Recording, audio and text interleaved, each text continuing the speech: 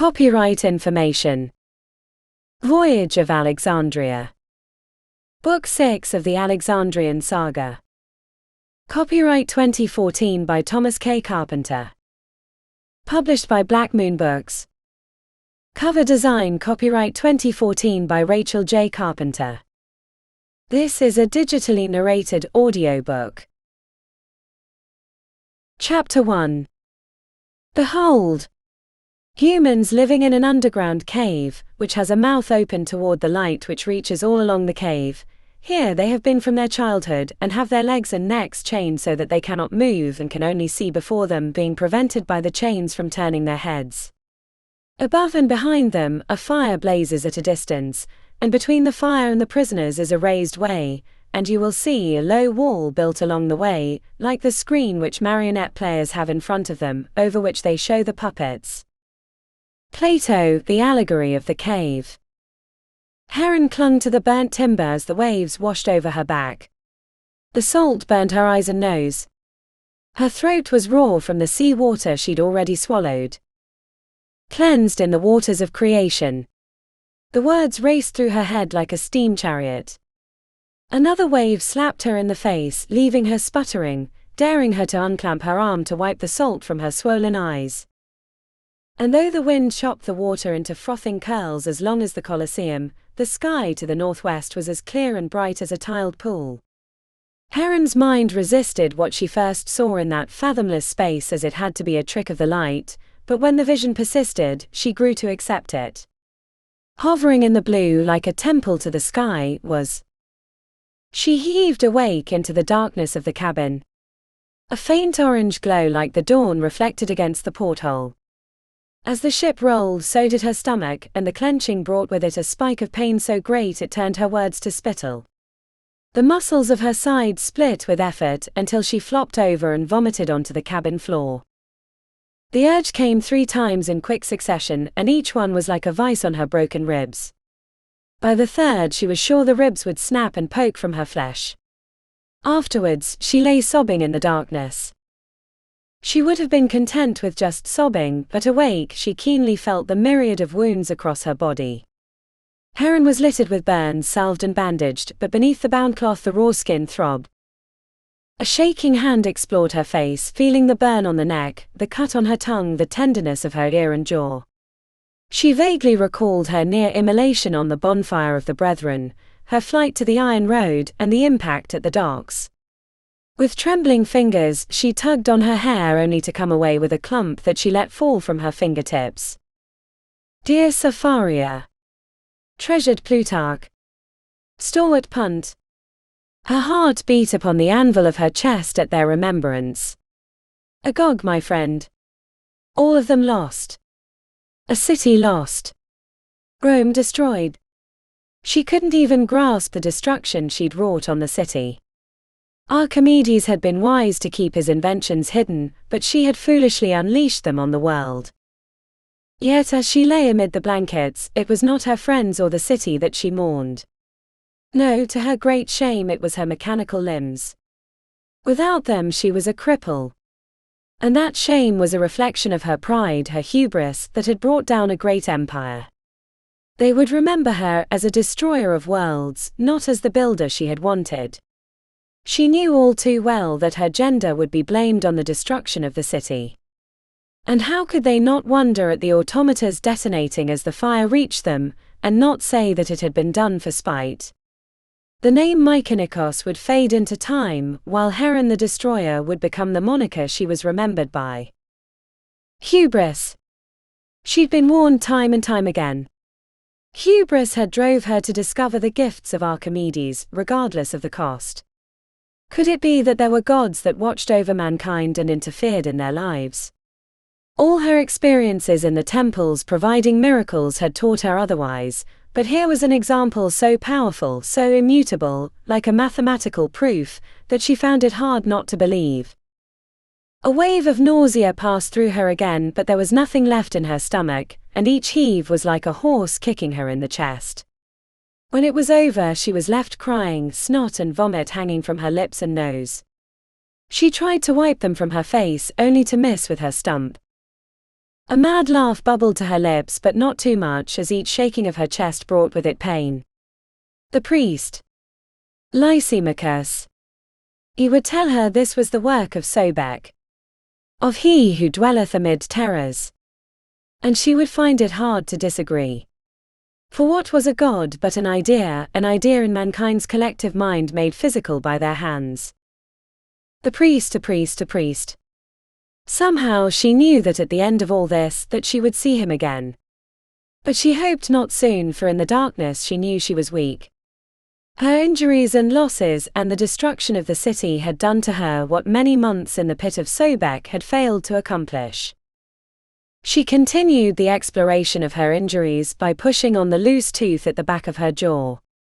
That looseness extended to her bones and skin and hair. She felt like a machine dropped from a great height, and all the gears and pistons were unconnected and the machine useless. Shivering in the darkness, a sudden thirst consumed her, like a tidal wave crashing over. Her lips smacked against her teeth, tugging at them in their dryness. She tried to form spit, but swore her mouth was a wasteland of dust. In the faded orangish light, which she'd come to accept as the great fire of Rome still burning, she spied a mug of water on a table across the room. The distance seemed like a valley 100 leagues long. With great effort she pushed away the thin blankets that could have been steel plates for all her strength. Like an infant making its first weak scrambles, Heron clawed her way to the edge of the bed over the course of what seemed like an hour. An exploration of the edge of the bed, in hopes of a gentle disembark, turned to brief terror as she slid over the side, fooled by the mass of blankets. Thump! She landed like a sack of wheat and lay there like one, reeling in the agony of her broken ribs. The wooden floor was cold and her breath formed into white mist before her lips. The table appeared to be a cliff, high above her. Too far, she decided. But so was the bed. Without the blankets to keep warm, her shivering roared back like a hurricane until her teeth were chattering. I can't, she whispered, and then feeling her shame, Safaria, forgive me. Lying on her side with her cracked pink stump held against her chest like a babe, Heron watched the flickering glow against the window. She quickly found it was not stationary. It seemed to push against the window, part reflected flame, part shadow, taunting her with its warmth and destruction. All gone, she whispered through cracked lips. All gone. And though thirst racked her burnt and broken body, she could not move even one muscle closer to the table, so she stayed on the hard wooden floor, cold and alone and awake. Chapter 2. The air smelled like death. Hoth was no stranger to it, but never at this scale. The fires of Rome raged beyond the bounds of the city. Even as the Jörmungandr churned towards the rendezvous, they couldn't escape the red glow on the horizon, a false dawn that could last weeks, judging by the fires burning unchecked. As they left Rome, the eye of the wind shifted, bringing a choking darkness. Coughing echoed across the deck as his sailors hurried to their duties with shoulders hunched as if that could save them from the ashy smoke. Hoth had not yet gotten used to the silence of the iron boats. Sails required tending, lines and sheets to be adjusted. Normally the deck would be alive with shouts and the joyful thump of footfalls. The iron boat required none of this, only dutiful feeding of the hungry maw of the furnace and the pumping of the bellows. The ever-present vibration made his teeth chatter when he stood on the rear of the boat, but otherwise made him feel like he'd tamed a great beast. This had not bothered him before, but the smoke made him feel like he was the boatman on the river Styx, steering them into the underworld. Since the stars were hidden by smoke, Hoth used the light from the burning coast to keep his direction. When the real dawn came, he would turn towards deeper waters, but for now it was enough to travel south. Hoth glanced to the guide lanterns they'd placed on the rear of the ship. The Freya traveled in his wake along with the Cleopatra and the Archimedes. When they reached the rendezvous, their numbers would grow to 12, and then he would decide what he wanted to do against the Roman fleet. The presence of the fleet confirmed that Rome had been preparing its betrayal since before its surrender. Hoth wished he knew what had happened. Heron was the only survivor that he knew of, and she was too injured to speak. It could be days before he knew anything, not that news would change his plans. Once he'd gathered his ships, they'd come back to the coast and pick up survivors, if there were any, before heading to Alexandria. "Admiral," said a voice directly behind him. "By the Jarl, Quadi, take care not to surprise me." "I might have put a knife in your belly on reflex alone," said Hoth. "And it's captain for now." Quadi shuffled into view with an odd cast to his expression, made even more severe by the shaved sides of his head, and the pale hair on top, pulled not into a Subian knot but braided into a rope hanging down his back. The priest of Lopter along with his brother Grim had come south with Agog, but when their captain started paying homage to the southern gods, Quadi and his brother joined Hoth's ship. Hoth never had any reason to mistrust them, his sailors loved them both, and they performed their assigned tasks with ruthless efficiency, but Hoth always felt like Quadi was looking right through him when they spoke. "The shapeshifter has fallen out of her bed," said Quadi, tugging on the frayed ends of bark rope that cinched his robes tight around his lanky middle. His robes were the color of grey skies and his shoulders speckled with ash from the fires. Hoth turned to move toward his cabin, but when he saw Quadi staring at him, he stopped. "You put her back?" asked Hoth. Quadi gave a slow, solemn nod. "My brother helped." Said Hoth, eyeing Quadi suspiciously. "Is she well?" Quadi's eyes reflected the fire glow, giving him a chthonic appearance. "She may not live another night." Hoth squeezed the steerage as a black cloud passed low enough to sting his eyes. "What's wrong? Is there some injury we cannot see? Can't you fix her?" The priest of Lopter's thoughtful pose was brief before he frowned. "Her mana is weak. Draining away to nothing. Your god is of the air, can't you do something for her?" growled Hoth, feeling hopeless. "She has wrought Ragnarok from her loins," said Quadi. "This is not Ragnarok." The twitch of a smile formed at the corner of Quadi's lips. "Are these not the flames of Surtur foretold?" He knew there was little point of arguing. "Even if it is, we still live, and so must she, unless you want me to throw you overboard." "I can do nothing for her," said Quadi. Swirls of grey dust, fallen from the cloud, danced on the deck behind the priest of Lopter. Hoth slapped the steerage with his palm. "Cannot or will not." Quadi stared back, and Hoth wasn't sure the priest would answer until he said with a grin, "How would you feel if your efforts had destroyed an empire and killed millions?" "It wasn't her, it was the betrayal of the Romans," said Hoth, though his heart wasn't in it. Quadi was right. Hoth knew Heron would feel responsible for the destruction, the loss of so many, including her daughter. And he realized he didn't know how anyone could live after that. "It doesn't matter," said Hoth, placing a finger against Quadi's chest. The priest didn't flinch. "If she dies, I'm holding you responsible.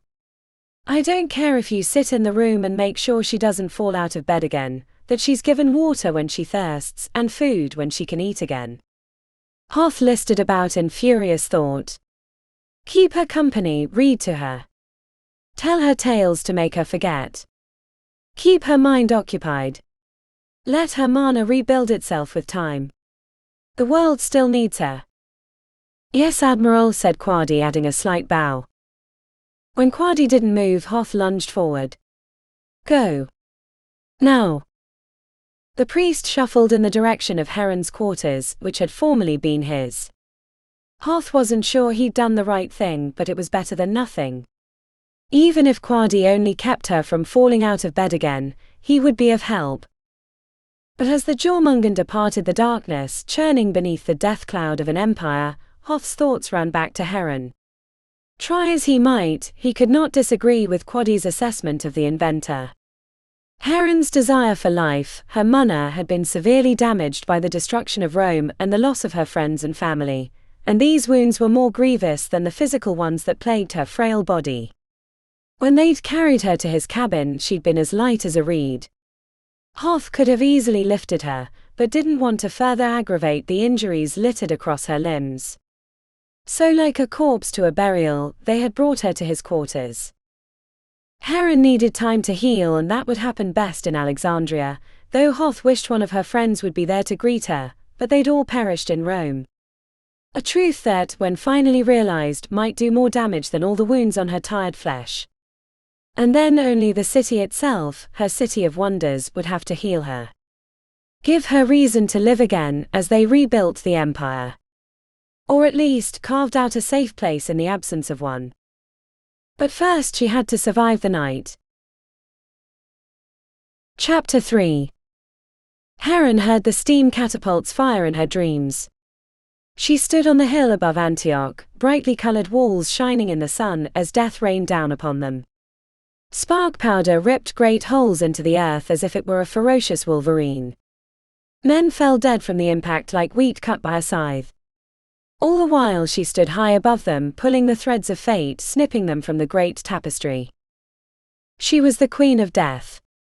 The Lady of Destruction. And she did not weep as men died for daring to oppose her. When she glanced to her left and right, she did not see her friends by her side in battle. The steam catapults were not attended by Northmen or loyal Alexandrians. Instead, deathless metal eyes gazed back at her as they loaded the tubes with spark powder. Her army of automators tended the destruction. Thump! Thump! Thump! A row of catapults fired, sending iron balls to arc high over the battlefield. Looking into the valley, she expected to see the colors of the Roman Empire, but instead she saw lines of Northmen and Alexandrians and Egyptians and Parthians and even Romans. All waiting to die. She tried to yell stop. But the automators took her motion for a signal to fire again. Thump! Thump! Thump! Stop, she yelled to no avail. Stop! She found herself sitting up in bed, daylight creeping through the windows but shadows blanketing any perceived warmth. A candle flickered on a table and behind it sat the Northman priest Quadi, his pale hair a shock of whiteness in the dim room. He had been reading from a scroll. Awake is the shapeshifter, he said, looking over the parchment. Heron couldn't tell if it was dawn or dusk, and before she could open her mouth, 3 noises in rapid succession startled her. Thump! Thump! Thump! She heard shouts on the deck and the Jörmungandr leaned. The vibration in the walls increased and the iron groaned with import. Who are we fighting? She asked, feeling groggy. The Romans. He was still staring at her. The thin line of his lips judging her harshly. She tried to sit up to get a better look at the Northman priest but found herself weak and she could only prop herself on one elbow. When is this? Evening, he replied. His gaze gave her no confidence. Why was it always the priests that she had to deal with? But when? Rome, she asked. 7 days ago, said Quadi. 7 days. It can't be. He shrugged. It can. How? He soured. Care for the shapeshifter, he said. Feed her and give water to her and keep her clean, he said. If the shapeshifter dies, then you and your brother go overboard, he said. Shall I explain further? No, she said. But why are you calling me shapeshifter? Disappointment was her answer as Quadi sighed and looked away. 7 days, she whispered. Then, realizing that she'd been unconscious and that he'd bathed her, she glared at him with whatever spite she could muster. You need not worry, he replied. You're not at all my type. Heron was confused. Did he mean like Plutarch or something else? She thought the latter, but that was no help at all. How many Roman ships? She asked. 20, maybe more, he replied. The Romans raced ahead their fastest ships to harry us. But why? Rome is gone. The empire over. He turned away, revealing the side of his shorn head, so smooth that he must scrape it with a sharp knife each day. A viper can bite even when the body is cut off, said Quadi with half-lidded eyes. Some say it is spite from beyond the grave, others that it's the echo of the creature giving its last death spasm, and then there are the mystics from the eastern steppes that believe that all life is a dream and the snake is merely waking up and we are in the dream. He smiled briefly. But does any of that matter while the poison courses through our veins? Then are we winning? She asked. Hoth the Black and his iron serpent seek to protect the other ships while they rescue Alexandrians along the coast, but the enemy have so many ships and we are few. Already we've lost the Archimedes and another that joined us on the second day. The Jörmungandr has destroyed 6 or 7 of the Roman ships, but Hoth cannot keep them at bay forever. They sat a while, and Heron listened to the sailors and the catapults. The throaty volleys sounded hollow, and she wondered what they could be firing after so many days. She couldn't imagine the Jörmungandr carried enough materials to sustain battle against a determined enemy. She did not hear him approach. Quadi was standing right beside the bed with a short blade in his fist and something small held tightly in his teeth. He grabbed her right wrist and she was too weak to resist. He held the wrist to the bed, exposing the palm, and quick as a breath, brought the blade across her flesh. The cut was shallow but went from the edge of her calluses to the meat of her thumb. Beads of blood welled up along the slice. Quadi squeezed her hand in half and she gasped as the blood pooled and dribbled through the valley he'd created. A brass vial appeared in the place of the knife, and Quadi collected the blood. When he was finished, he jammed a stopper into the vial and shoved it into his pouch.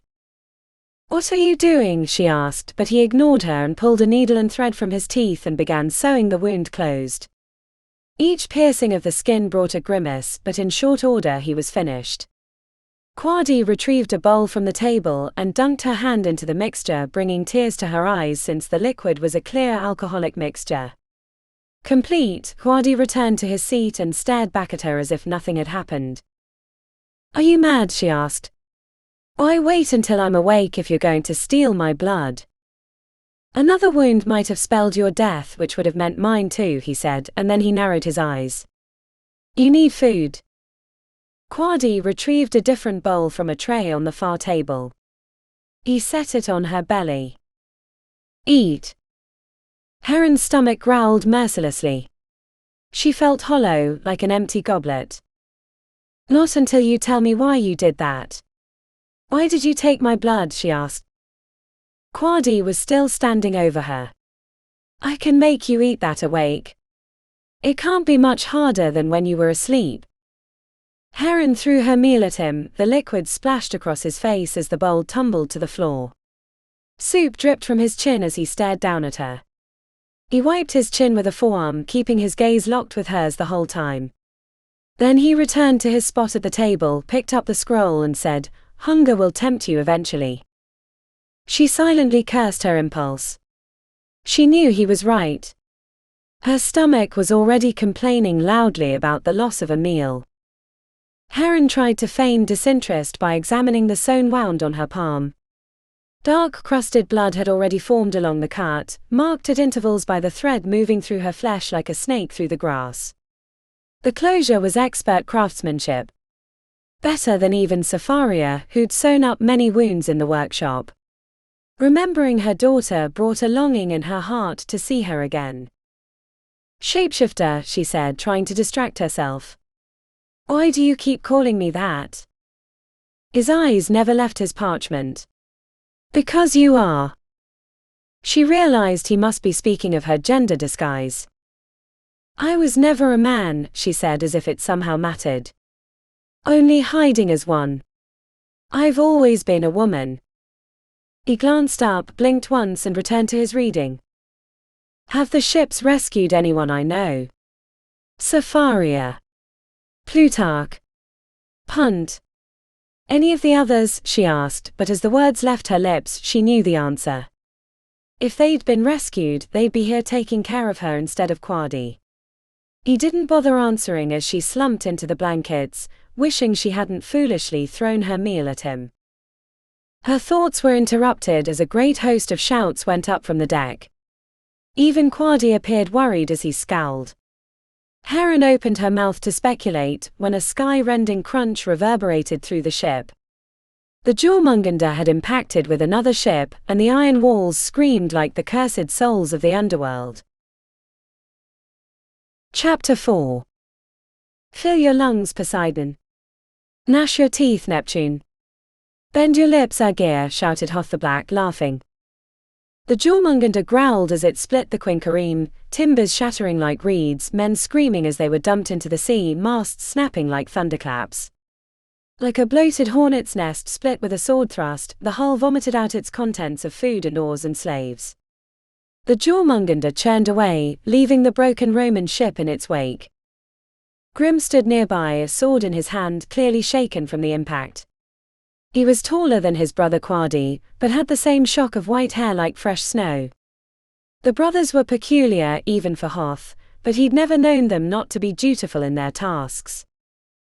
"Are you a Roman in your heart, Grim?" asked Hoth, laughing. Grim spit on the deck. "You'll send us to Agir's grave like this, using your ship like a battering ram?" "And why wouldn't I? My hull is impenetrable iron while theirs is wood," scoffed Hoth, and then leaning over his shoulder he shouted to his sailors, "Prepare the catapults. I see the Pontica to the port side." Hoth leaned into the steerage. The long connecting rod that ran to the back of the iron boat turned the rudder, and the Jörmungandr made noises like whales at the surface. His arms were tired from working the steerage, turning it required considerable leverage unlike the wooden boats. As the boat rotated, he felt the weight of it strain against the lever in his core-used grasp. He breathed deep, enjoying the crisp sea air. A few days ago they'd enjoyed a cold rain that washed the ash from the deck and scrubbed the sky of the stench. For days it smelled like burnt hair and stone. They were also further out into the sea as they chased the Roman ships down, giving the others time for a rescue along the coast. By morning tomorrow they were to meet the other ships off the coast of Syracuse before they headed to Alexandria. But first he wanted to take care of the Pontica. Once the Romans had realized the superiority of his iron boat, they'd scattered their ships and tried to board rather than fight ship to ship.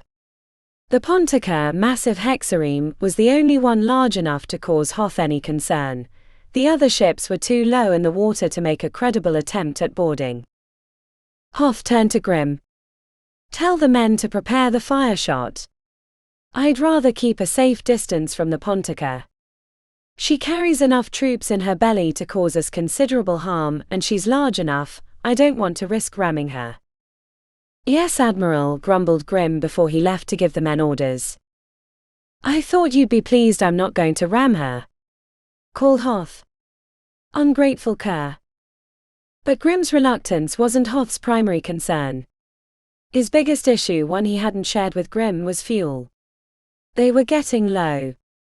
The last time he'd visited the coal room next to the boiler, he'd had to lean over the edge to see how much was left. Which was another reason he wanted to dispatch the Pontica, since he didn't think the others could cause the Jörmungandr harm, while if they ran out of fuel, the Pontica could easily unload its troops onto the deck and they would be overrun. It was also the reason he'd rammed that other ship rather than engage it with his catapults. His enemy was time, not the Romans. But once they rendezvoused with the Freya and the other ships, he'd reload his fuel bins, as that had been a secondary goal of the mission. Hoth pointed the Jörmungandr at the Pontica, which had tacked as he turned and was headed further out to sea. The hexareme had stayed out of harm's way during the skirmishes, but always seemed to be lurking within range of a quick strike. Hoth assumed its captain had determined that the Jörmungandr would eventually run out of fuel, and positioned himself appropriately. The story of Safaria's bet on the chariot race was quite famous, and Hoth didn't want to be the pilot that lost only turns of a wheel from the finish line. A maudlin mood settled on his shoulders with thoughts of Safaria. It seemed unfathomable that she would have survived the Great Fire of Rome. What few reports he received about the destruction was less than promising. Quadi's comments about Ragnarök weighed heavily, despite protests otherwise. His bigger concern was Heron and the effect of Safaria's loss on her.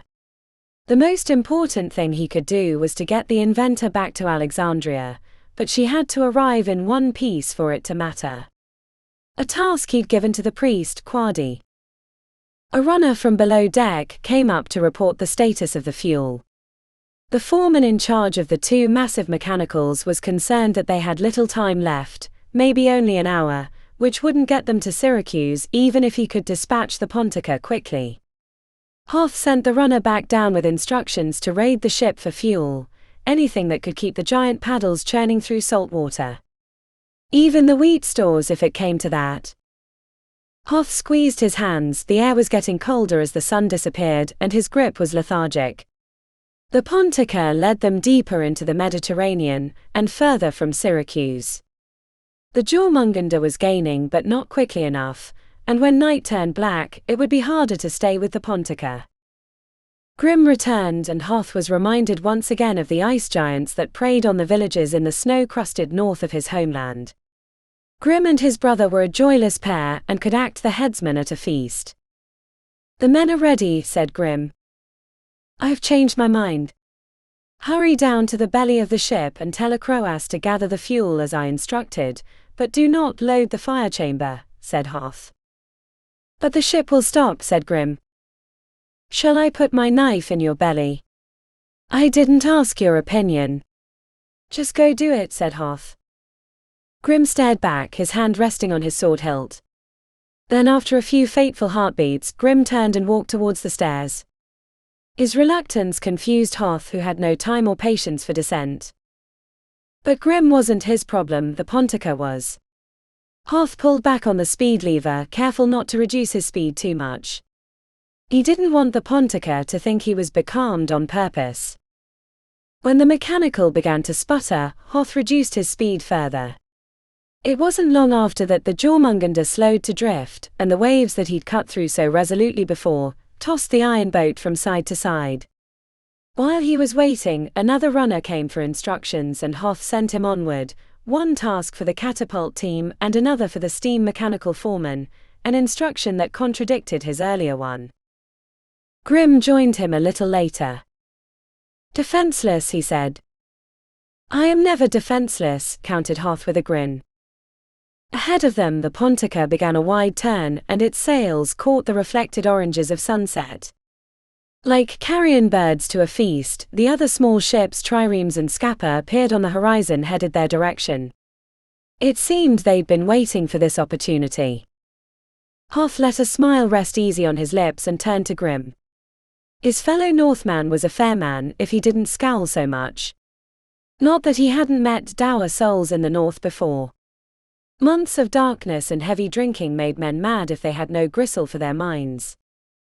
But his earlier reluctance bothered Hoth, and he wanted to know the meaning of it.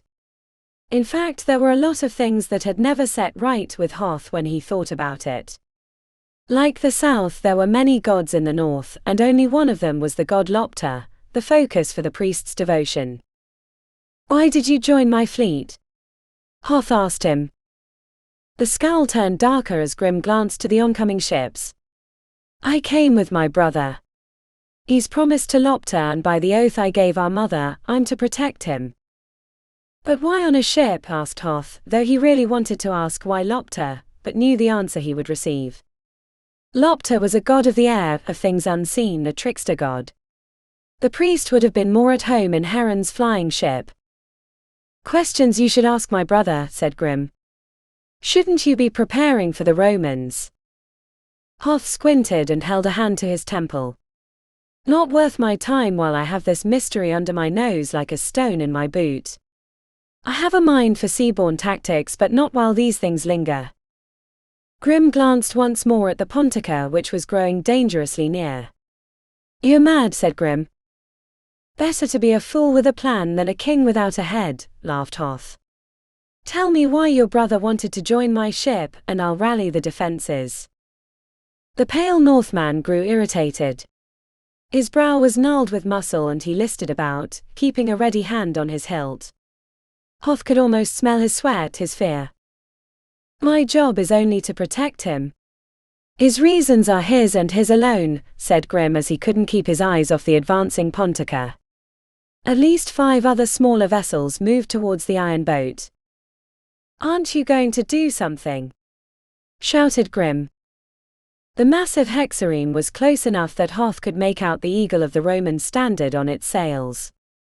To maximize its closing speed, its captain had ordered the oarsmen to triple time, and the frantic drumbeat traveled across the choppy waves. The Jörmungandr sat in the water parallel to the advancing ship.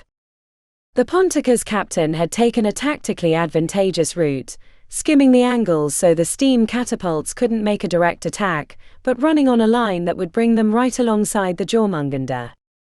Men with hooks stood on the Pontica's port side, which would come along his starboard. The hooks would catch the two ships in a deadly embrace, and then the soldiers on the Pontica would overwhelm the Jörmungandr's lightly manned crew. It was an inspired strategy, and one Hoth would have taken if he were the captain of the Pontica. Except for one minor detail, and those minor details in combat made all the difference. Hoth matched gazes with Grim. The shouts of the oarmaster could be heard clearly. What I needed to do has already been done. I'm spending the leisure time before my next action getting to know one of my companions better. I never like to go into a fight questioning the men on my side. Makes for an unnerving battle, what with all the swords and arrows you have to avoid already, one doesn't want to add a dagger to the back to that list. Grim's grip loosened from his hilt and his hand flattened until only the palm rested there. My brother's god told him to join your crew. That's it. Hoth sighed. Priests and their gods, Hoth trusted them less than men. He craned his head to the side. The Pontica was only 3 ship lengths from the Jörmungandr. The grunt of the slaves stroking oars through the water grew so loud he could hear the spit exiting the oarmaster's lips. Hoth leapt to the steerage, jammed the speed control lever into the upright position, and leaned into the rod that controlled the keel of the Jörmungandr. The boiler foreman had kept the fire chamber hot, and when Hoth actuated the lever, the gears engaged with the massive pistons. The whole ship shuddered in a violent embrace as if the kraken had it, but Nektam's craftsmanship held, and the cylinders grabbed the water with enough force to rotate the Jörmungandr into the path of the Pontica. With only a length to close the gap, the other ship had no time to change course, and instead of running alongside, it was positioned to hit at a bad angle. The energetic thrusting of the oars turned into a mad scramble to stop the ship. Help me, Grim, said Hoth, and the pale Northman jumped to the side and leaned against the steerage. Beneath his feet the iron boat cried out, and the steerage in his fist vibrated with such intensity he thought the piston might snap. The oars on the port side of the Pontica lifted from the water as the ship closed the gap. Prepare for impact, shouted Hoth. The Pontica hit like an avalanche. At first there was a thunderous clap and then a grinding series of snaps. The lever in Hoth's hand slammed to the side, hitting him squarely in the chest and throwing him to the ground. Something deep inside the Jörmungandr broke and Hoth prayed that it wasn't the hull. Men screamed like tortured animals and splinters scattered through the air. The mast of the Pontica launched over the side, crushing a steam catapult and the men on it. And then a great silence was cast upon them all as the two boats split apart. The damage to the Pontica was severe. The port side hull had been crushed and water flooded in. The ship was slowly sinking. The other smaller vessels that had been swooping in changed heading to support the Pontica.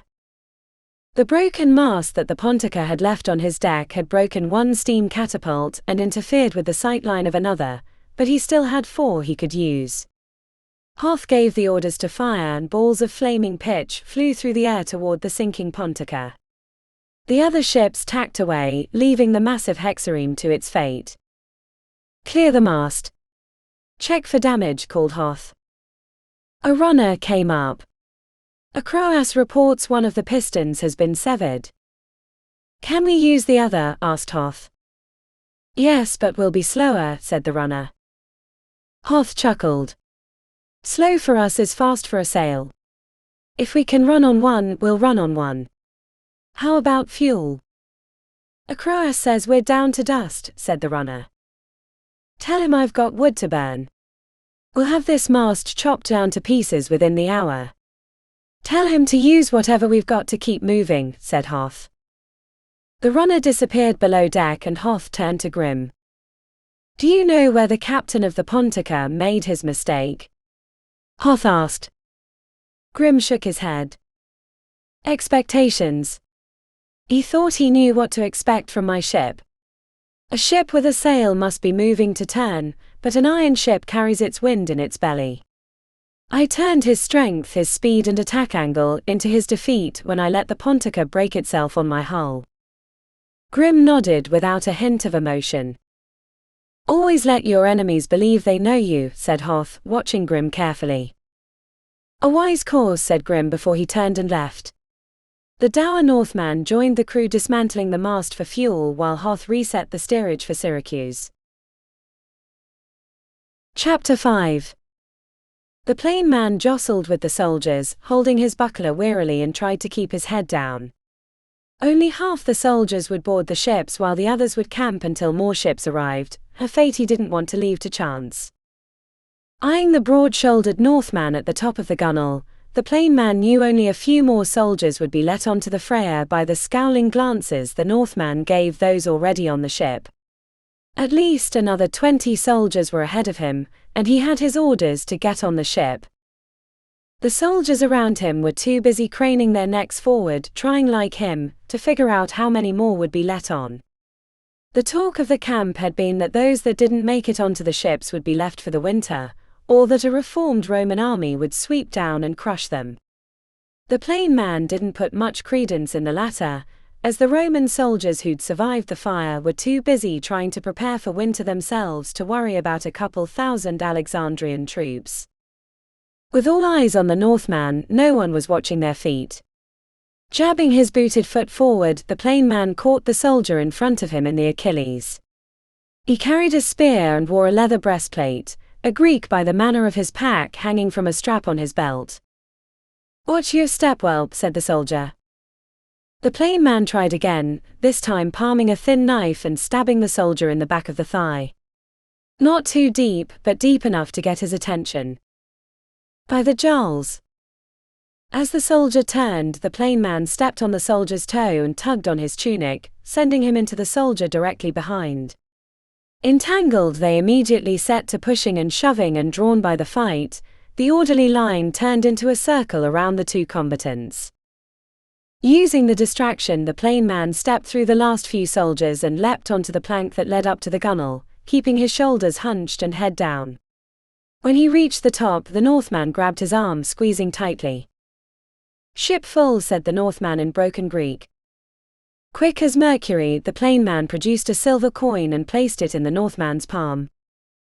"Room for one more."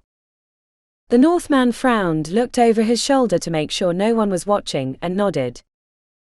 Cheers from the fight brought them both around. The two soldiers were slugging it out, throwing wild fists that were missing completely or bouncing off shoulders. "Undisciplined lot, aren't they?" The Northman narrowed his gaze. Name. The plain man hadn't given it much thought. These were the details he rather enjoyed making up as he went along. The ending to the story that he knew, as it was almost always the same. An expert thrust of a dagger and then hopefully a silent escape. Headlong running was not his specialty, and there'd be no place to run on a ship. But either way, an end. Name. It'd have to be an Alexandrian one. The city was filled with immigrants, and nearly every nationality could be passed off as appropriate. He'd never been to the city, but he knew enough about it through his contacts that he felt like he'd lived there. "Zeno," he said, liking the way the word sounded on his tongue. He thought it might mean graceful, which suited him fine. "Zeno," said the Northman. "Get on, we leave soon." Zeno ignored the disappointed shouts as the soldiers on the dock realized they were being left. The soldiers already on the Freya were crowded into the center of the iron boat, near a huge pile of bulging sacks covered in tarps. Zeno wondered what was in the sacks as he joined the soldiers, and right as he did, a well-dressed Alexandrian sailor with silver bracelets on his wrists moved to address the clumped soldiers. Zeno marked him as the captain's second by his fineries. "We sailed to meet the Jörmungandr," said the second. "But not all of you can enjoy the cool Mediterranean air. I need a few volunteers to shovel coal in the mechanical room. I can't promise much more than a few extra bites of stew." Zeno checked the greying skies and decided the smoke below deck was more palatable than rain-soaked clothes. He was the first to volunteer, followed by 2 others. The captain's second led them below to a cramped, steamy room that barely had enough headspace to stand upright. "Dark's the foreman," said the second, pointing to a soot-covered sailor with a belly the size of a drum. He had a certain Egyptian cast to his eyes, but lighter skin than most. "If you can't follow his directions, we'll feed you to the sharks and find another volunteer." Dark gave them a toothless smile as the officer left. The soldier behind Zeno mumbled his regrets for volunteering, and Dark leapt to his feet, unexpectedly quick for a big man. "Don't be having second thoughts," said Dark, who had as many hairs on his head as teeth in his uneven mouth. "I may work ya hard, but you'll find pays better than what you'll get above." He laughed at what Zeno could only assume was a private joke. Before Dark could say another word, a bell hanging from a string in the middle of the dim room clattered twice. "Time for work, boys," said Dark, and launched into a series of instructions. Zeno quickly found out that if he didn't move fast enough, Dark rapped him with his knuckles right into the meat of his arm, leaving a nasty knot. Zeno only had to get hit once before he attuned himself to Dark's needs, trying to anticipate the instructions before he said them. The other 2 were slow to follow, and Dark hit them multiple times during the course of the work. Despite the smoky air and the back-breaking nature of hauling water and fuel, Zeno found the work quite instructive. He'd never had time to examine one of the steam mechanicals up close, and the experience provided more knowledge than he could expect listening to a lecture in the great library. Between pouring buckets of water into the steam pot and shoveling black dust into the fire chamber, Zeno watched Dark move about the pipes, adjusting levers at what first seemed like random, and then Zeno began to unravel the logic behind it. The pistons, which Zeno found to be the most annoying part of the work as their ear-shattering cacophony provided little room for thought, were powered by steam, which in turn spun the paddles at the back of the iron boat by way of a long iron rod. Dark, it seemed, adjusted the levers to keep the whole contraption from getting out of balance. Zeno could easily see how an untended steam chamber could build up too much pressure and explode. Zeno had read a few papyri on the workings of the mechanicals, but had never truly understood until now. Once the iron boat was chugging through the water at a good clip, Dark gave Zeno a breather. One of the other soldiers complained, and Dark remarked, "He's outworked the 2 of your louts, so clamp your lips or you'll work the next shift too." Sitting in the hallway with his back against the vibrating wall, Zeno enjoyed a mug of tepid water and a bowl of chunky stew. Dark closed the door to the mechanical room, muting the worst of the clatter, and joined Zeno on the floor. "You're a quick study," said Dark, eyeing him over his bowl of stew. "I prefer not to be told twice," replied Zeno. "Alexandrian?" asked Dark. Zeno nodded and shoved another spoonful into his mouth. The stew was peppery and filled with chunks that had a fishy flavor. "I can always tell by the way you talk." "That library makes people talk different," said Dark. "What district?" Zeno took his time chewing, using the moment to formulate his response. "Rakotis." Dark narrowed his eyes. "I wouldn't have pegged ya there. Merchant's son or something. What did you do?" Like his name, Zeno found considerable enjoyment in coming up with his story. Should he be a beggar's son, or maybe a sewer worker? No. No one would believe that, especially since they'd already heard him speak. What about a craftsman in one of the workshops? That could work. Maybe even Heron's workshop. No, that was definitely out. Too many potential complications. Even as a worker in the Rakotis district, his disguise could prove difficult. He needed a plausible employment that allowed for his skills, but also related to his lower class standing. "You've heard of Black Omari, I presume?" asked Zeno. Dark needed not reply. The widening eyes and brief swallow gave Zeno the answer he needed. "How you end up here?" asked Dark. How did I? Ran afoul of the local magistrate, and Black Omari gave me leave to spend some time abroad so they might forget me." Despite Dark's size and general appearance, Zeno knew him for a calculating sort. The moments of quiet contemplation as Dark chewed on his stew, told Zeno that the mechanical room's foreman completely understood what was implied. "Well," said Dark with a conspiratorial nod, "if you're gonna do time in the Alexandrian navy, the Freya's as good a place as any. Especially with the burning of Rome." His eyes widened with interest. "Hey, did you see it yourself?" Zeno gave a solemn nod. For this moment he didn't have to draw on any of his acting skills, because it seemed strange to think the home of the Roman Empire had been turned to ashes. "I'll never forget it," said Zeno. "Dirty Romans got what they deserved," said Dark. "The gods spit on their corpses."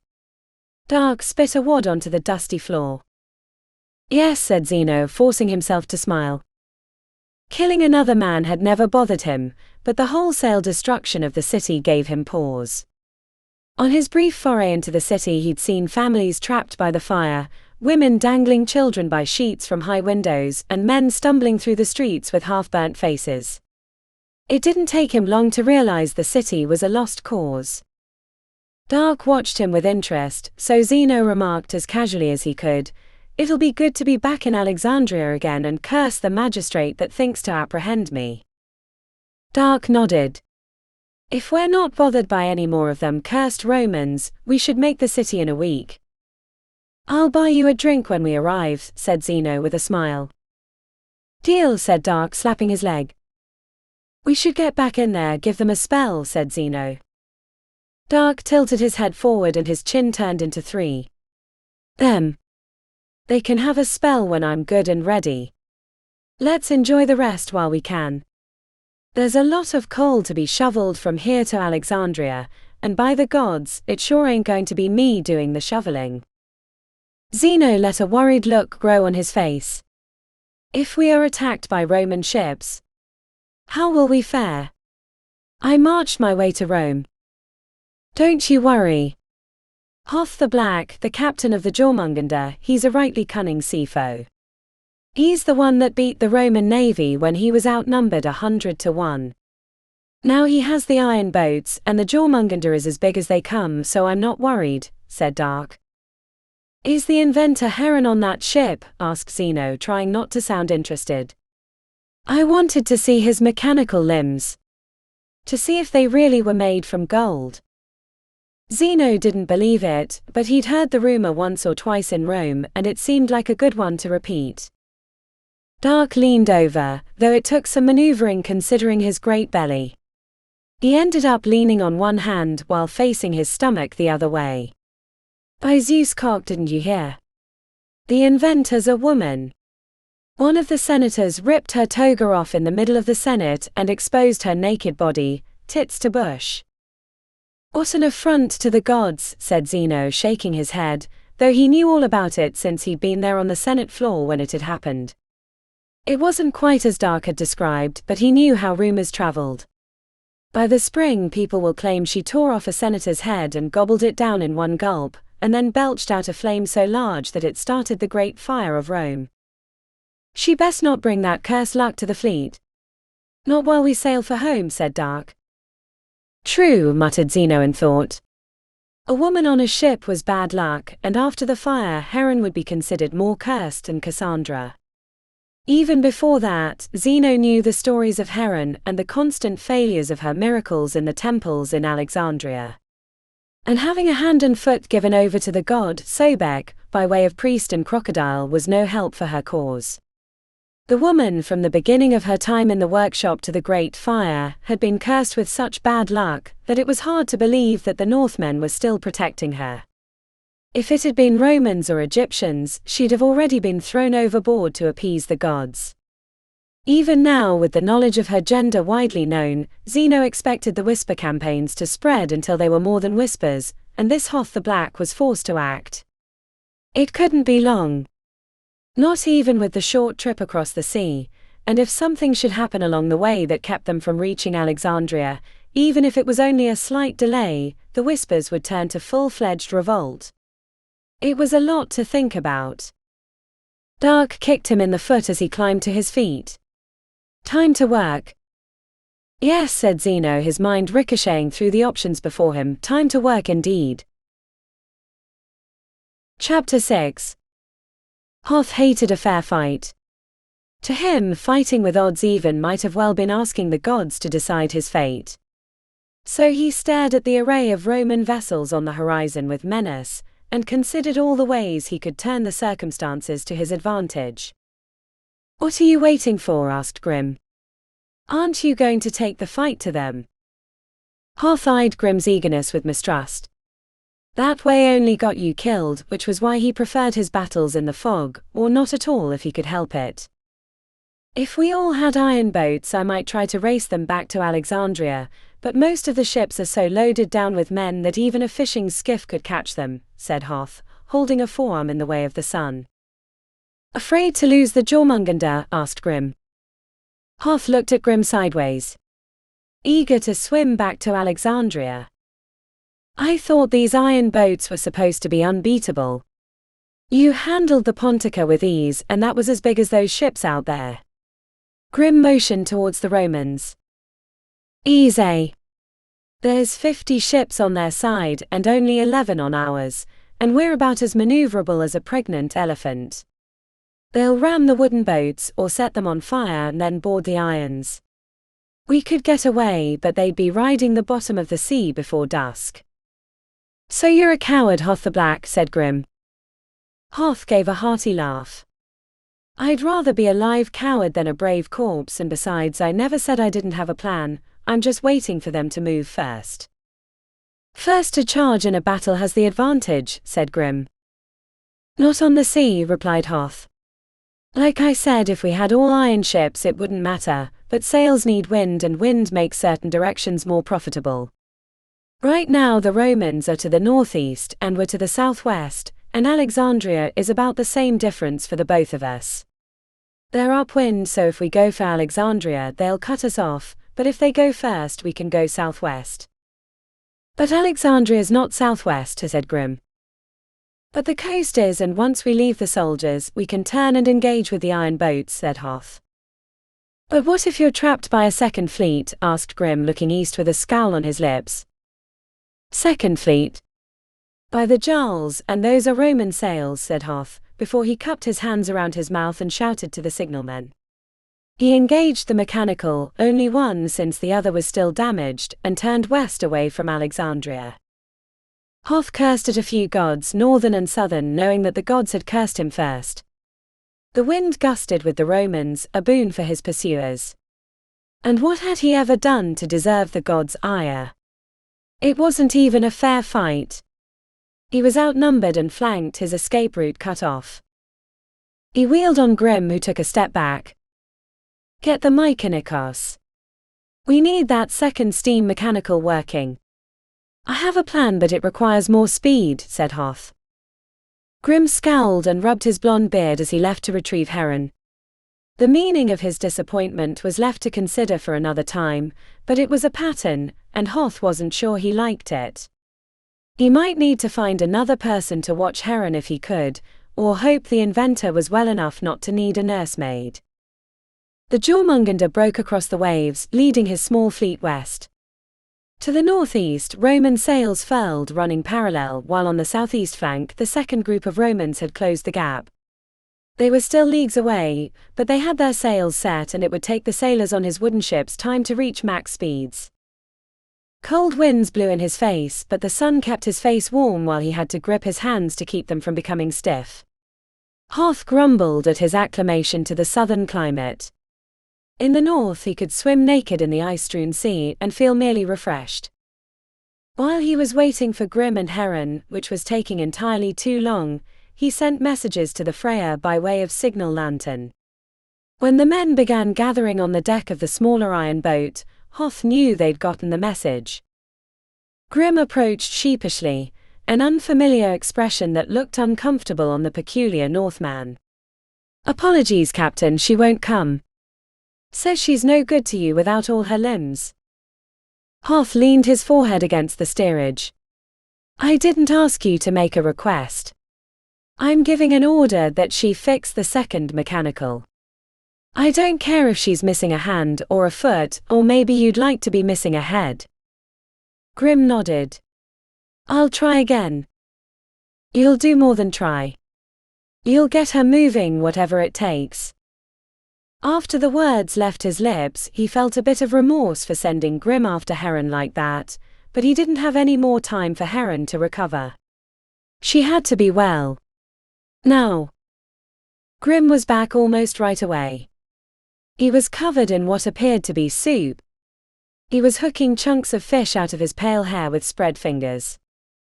One simple task, said Hoth, not even giving Grim time to speak. I'll do it myself. Take the steerage and keep us pointed west. Right before he kicked the door in, Hoth remembered that it was his door, since he'd given the captain's chambers to Heron for recovery. Pushing it open didn't seem to have the same cathartic response, so he set to barking as soon as he'd stepped into the room. I don't care about whatever you have to say, said Hoth. We need that second mechanical or we're all shark meat. It took a second for Hoth's eyes to adjust, and in that space of time he wondered if he'd be the recipient of a bowl of soup like Grim. No soup catapulted through the air, but there was a silence so sharp it could cut glass. A woman was sitting up in bed. Her pink stump lying across the white sheet like an offering, her skin almost grey and papery.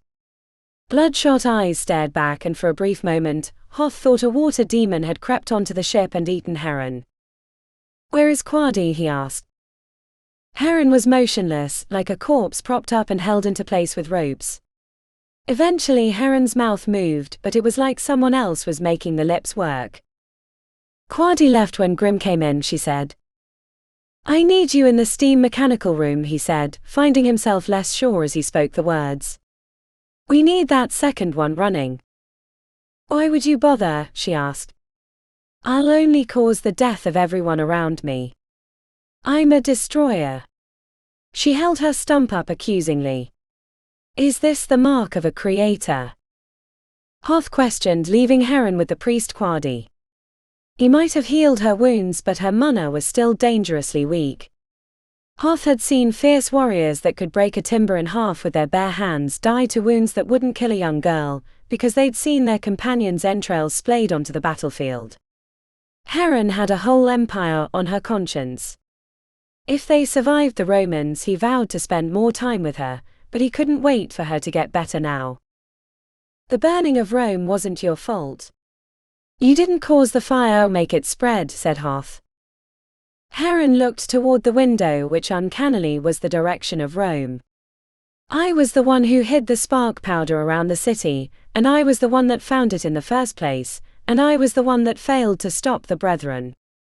I could have stopped it, but now they're all dead. I need you to listen to me, said Hoth, knowing exactly what she meant by they.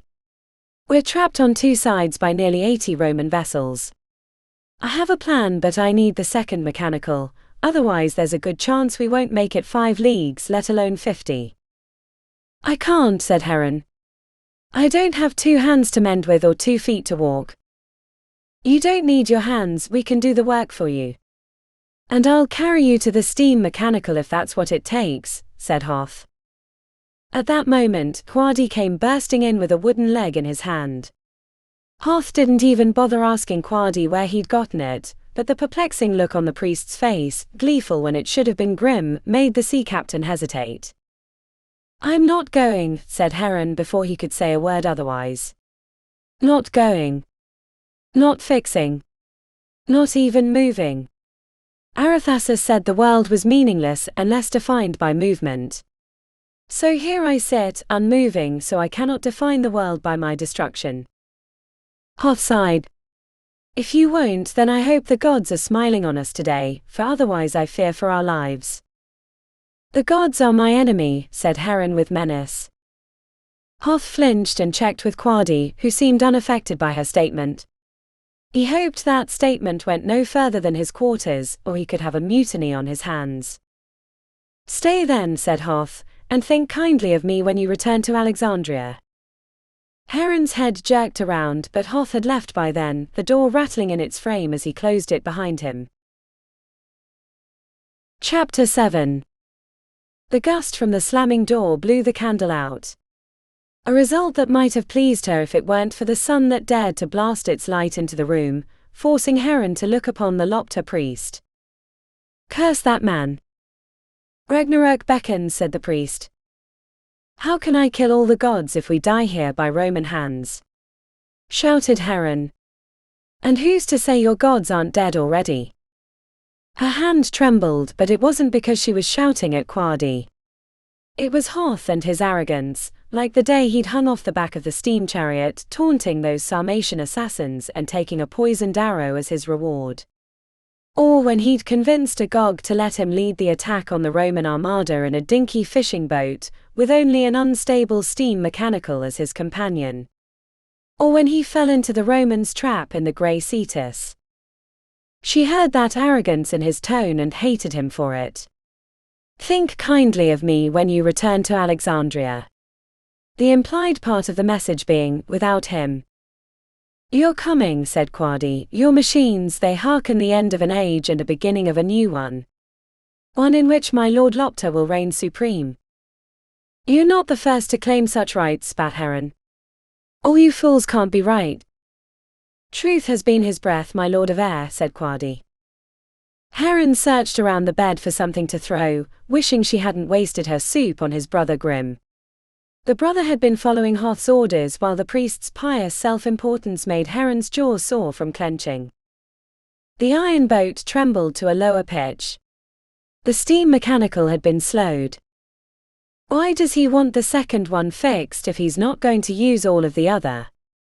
Heron slapped her hand against her leg and then threw her pillow at Quadi, who was still standing right inside the doorway with the wooden leg hugged to his chest. When she leaned back, her head smarted against the hard backing. Don't look at me like that, said Heron. Quadi said nothing. Fine, she said. If I have to stay in here with you much longer, I'll go mad, if I'm not already. And if it keeps you from lecturing me about Ragnarök, then all the better.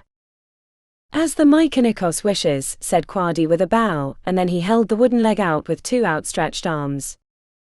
Heron crawled to the edge of the bed and took the leg. A quick review told her it was too long, but she didn't have the tools or time to fix it. After jamming it on her stump and clasping the buckles, Heron swung it experimentally over the edge of the bed. She sighed. And then she stared at the floor like it was a viper waiting to bite her. Placing the wooden leg onto the floor next to her bare foot, she tried pushing herself standing, but even before she got halfway up, vertigo overtook her and she flopped back onto the bed. Quadi watched with a half-hidden smile on his lips. I don't need your help, she said. As the Mykonikos wishes. It took 2 more tries to gain her feet, though it was an unsteady truce she came to with the wooden leg. Due to its excessive length, she leaned to the side, and unlike her mechanical limb, it had no foot. The wooden leg was really an extension of her stump that already wanted to slide out from under her as the iron boat listed from side to side. Take me to the mechanical room, she told him. Quadi left the dim room and Heron followed like a newborn foal. It wasn't 5 steps outside the room that she fell the first time, coming down hard on her right elbow, the pain like a bright burst on her vision. As she opened her eyes, she saw a sea of dirty soldier faces watching her. At least 30 men gathered around the center of the boat between the 2 rows of steam catapults, and much to her amazement, more were climbing onto the deck from a wooden ramp that went from the gunwale to a smaller iron boat below. The mystery of the ship's reduced speed was solved, but she had little idea why Hoth was transferring all the goods and men from the other ship. Wishing she still had her ivory cane, Heron struggled to her feet. Without a bed to lean on, she nearly fell again, but made it upright. The gazes of the soldiers were unfamiliar, but they watched with damning interest.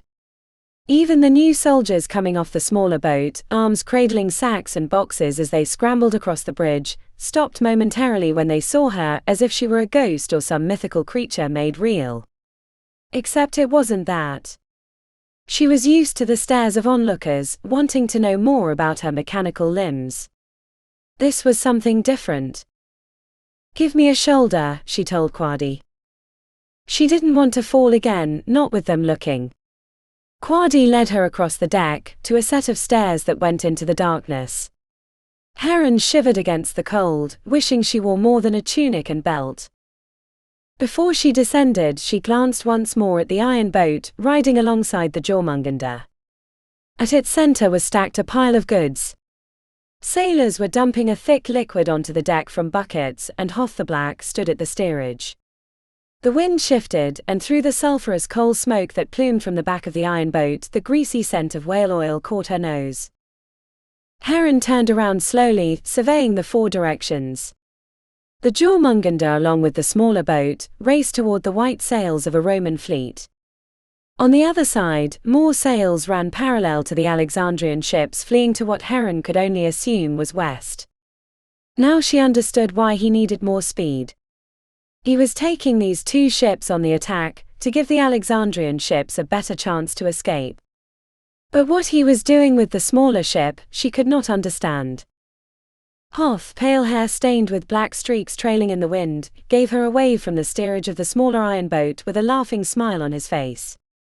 And much to her surprise, he was without his black-laced boots and leather wrist guards. She shivered for him, knowing the deck would be cold against his bare feet. "Take me down." Quadi led her into the belly of the Jörmungandr, down hallways taking her closer to the hammering thuds of the steam mechanicals. Along the way, she marveled at the craftsmanship of Nectam. This wasn't a ship, it was a floating building, or better yet, floating city with armaments on its walls. She wondered how large such a thing could be constructed, but her wonder was cut short when she entered the mechanical room. They stood on a platform from which stairs led down to the floor where men scurried like ants. The high ceiling room took up the whole back of the iron boat.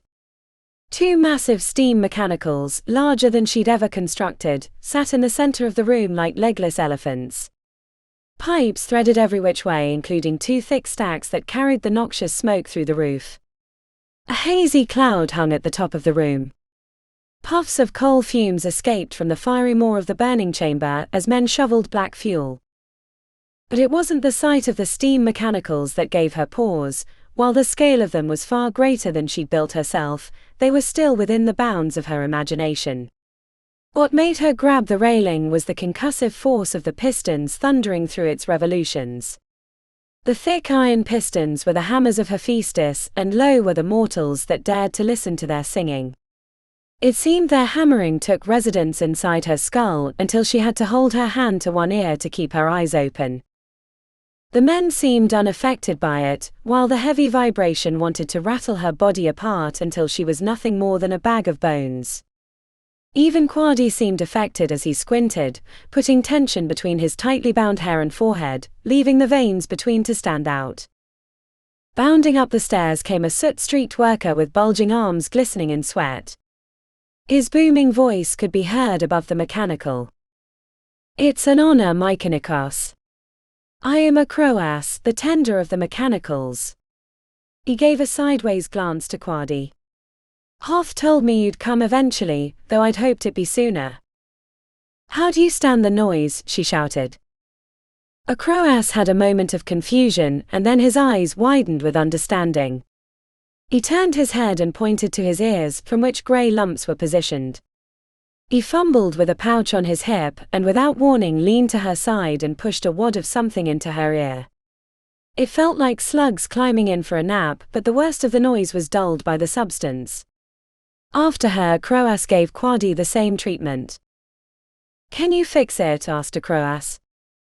Without the ear-shattering noise bouncing around in her head, Heron was able to take stock of the mechanicals. The one on the left was thrusting through its paces, transferring power to a pair of steel rods that worked back and forth, spinning the massive cylinders on the back of the iron boat. It was the same but larger design as the grey Cetus, except for one major detail. There were two mechanicals. And Nectam had cleverly designed the two not to interfere with each other. The working one powered the outer cylinders, while the other was connected to the two cylinders in the center. This kept a broken mechanical from cursing the ship to only move in circles, but left it without its full power. She saw the problem easily. She guessed even Quadi could see it. The steel rod that should have connected the pistons to the cylinders was hanging limply in the air. The spot that the rod threaded between a pair of interlocking gears was tangled like a giant had squeezed it in its mighty fist. Heron shook her head. Unlike the time on the Grey Cetus when she fixed the piston with the rod from her mechanical arm, she couldn't fix this. Even if she had her arm, which was in a pile of ash back in Rome, a simple piece of rod wouldn't fix it. She would need the full capacities of her workshop in Alexandria to even make an attempt. "Can you?" asked Acroas, his somberness reflecting her mood. "Not even the gods could fix this," said Heron, regretting bringing up the gods and turning her back to Quadi so she didn't have to see the smug smile on his lips. "Hoth said you could make miracles. Is this not worthy of such a feat?" asked Acroas. Never before had she hated the name she'd been given, Miracle Man, more than now.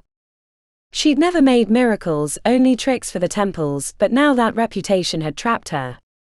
She could see in a crow's eyes the reverence he had for her, and knew how that would turn against her when she couldn't fix it.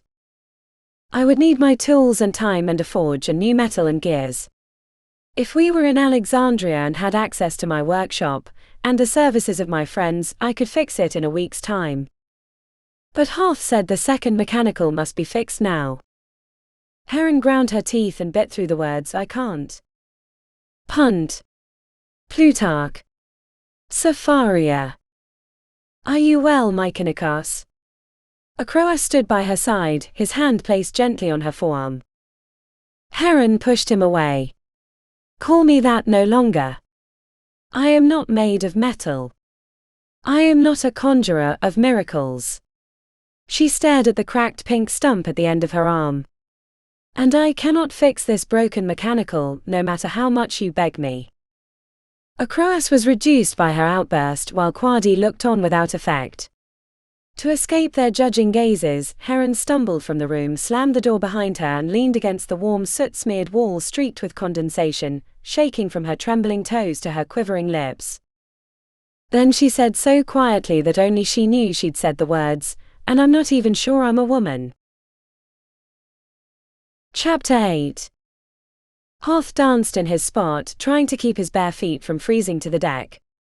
The wind had shifted and the spray from the Jörmungandr rained across the Freya. The water would only further complicate his plans, or negate them completely if the pile in the middle grew too damp, making it impossible for the spark powder barrels beneath to ignite.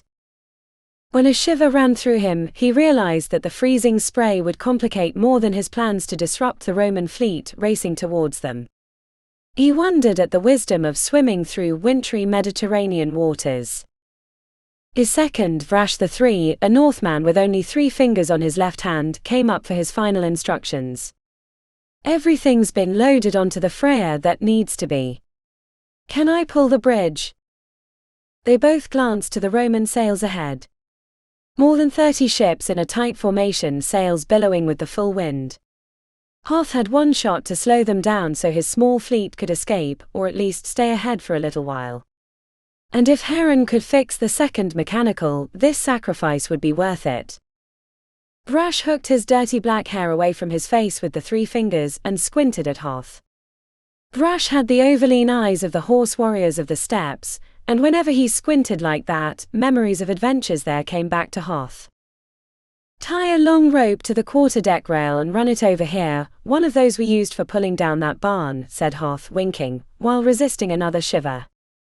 "Then once you've given it to me, pull the bridge. And bring me the torch too. Just be careful when you pass the pile." Vrash got that look a man gets when he doesn't want to ask a question but knows he must. "What is it?" asked Hoth, trying to keep a grin for Vrash's sake. "What if you don't make it? What if it doesn't work?" he asked. Hoth smiled, and this one wasn't for Vrash's benefit. It came from his chest. When most captains of the North picked a second, they picked men that were cruel and ambitious, that would run the ship on rails even when the captain wasn't there. Hoth had a different idea about picking seconds. First and foremost, he didn't want to pick anyone like himself. One of him on a boat was enough. Hoth had picked Vrash because he wasn't a Northman in full. His mother had been a goat tender on the steppes well east of the North Sea, while his father had been a Northman, but no one Hoth knew. Living in the grassy sea had taught Vrash a different set of values, ones Hoth envied from time to time. Then turn the Jörmungandr west and keep the Romans at bay with the steam catapults. You'll have to improvise from there, and then Hoth added with a wink, Captain. Vrash grew uncharacteristically angry. You'd better come back, Hoth the Black. And he stormed across the ship bridge. Hoth chuckled to himself. There was value in having a second that didn't want to be captain. Didn't have to worry about waking up in the middle of the night with a dagger in your belly. Small pleasures indeed. A little while later, a runner brought over a torch and the end of the rope. It had enough slack that there was a good coil at his feet. Hoth didn't have a firm idea of what he was going to do with the rope, so he didn't know if having too much slack was an issue, but there wasn't much time to decide. He was starting to be able to see the designs on the shields hung on the side of the ships. Half of these ships had been riverboats during the time of the Roman Empire, before they took Rome. The empire was full of rivers, and ships were a good way to move troops rapidly when roads were too slow.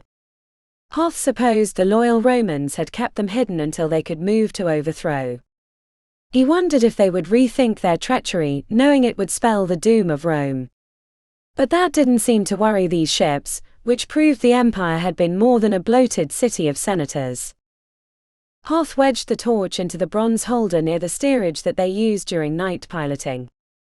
The wind had shifted again, stopping the spray, but there was a glaze of ice around the front of the boat and his arms trembled.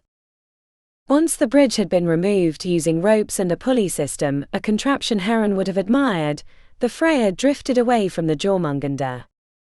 As the rope started uncoiling, Hoth steered the smaller iron boat alongside the bigger one. The Roman ships were arrayed in a loose formation, 2 rows of 10 ships, mostly triremes, trailed by a few larger quadriremes. The spacing between the 2 ships was too far apart for Hoth's purpose. He needed them to be clumped up, but any maneuvering on his part would mean leaving the larger ship's side, which would either spell his death or capture, neither one an enticing result. Hoth signaled Vrash with hand signals, and immediately the Jörmungandr began a wide turn that would face their starboard side to the Romans. Hoth matched it with the Freya, increasing the speed of the smaller boat to keep parallel through the turn. The Romans sped towards them, running perpendicular, and Hoth wondered if he'd misjudged the timing. If the Romans surrounded them while they were still in a turn, they could swarm the Jörmungandr and board with ease. But the Romans, rather than move to attack, split wide, staying away from the turning ships, which cost them speed and advantage. Hoth thanked the gods for his fortune. Rather than seeing his maneuver for the mistake that it was, the Romans thought it a trap and avoided them. One of the times his reputation as unpredictable ship captain proved beneficial. As the Jörmungandr and Freya came around, pointed west again, in the direction of the fleeing Alexandrian ships, the Romans were running parallel, 10 ships on either side and 4 more trailing. Freya's frozen tits, said Hoth, then realizing his location, patted the steerage. Apologies. I forgot where I was standing. But your tits are frozen. Seems the cold of the north has followed us south. Not that it's going to do me any good. My plan has turned into a bit of a mess. The Roman ships on his side started tacking closer. He could see archers on the nearest trireme, lining up to fire. Jörmungandr would laugh if he could see me now, said Hoth, glancing behind to the Roman ships surrounding them. It's no wonder I preferred my naval maneuvers in the fog. Only the gods knew then if I was driving my dick in the mud. Now everyone can see how I play the fool. Hoth gave an exasperated laugh as he turned to starboard. The Freya hit a swelling wave, and a sheet of spray came over the front of the iron boat, drenching him in freezing water. By the Jarls, said Hoth through chattering teeth, and as he realized that the wave had put out his torch, he could find no other curses worth speaking. Now his plan of luring the Romans in so he could light the spark powder barrels at the center of the oil-soaked rubbish pile was lost.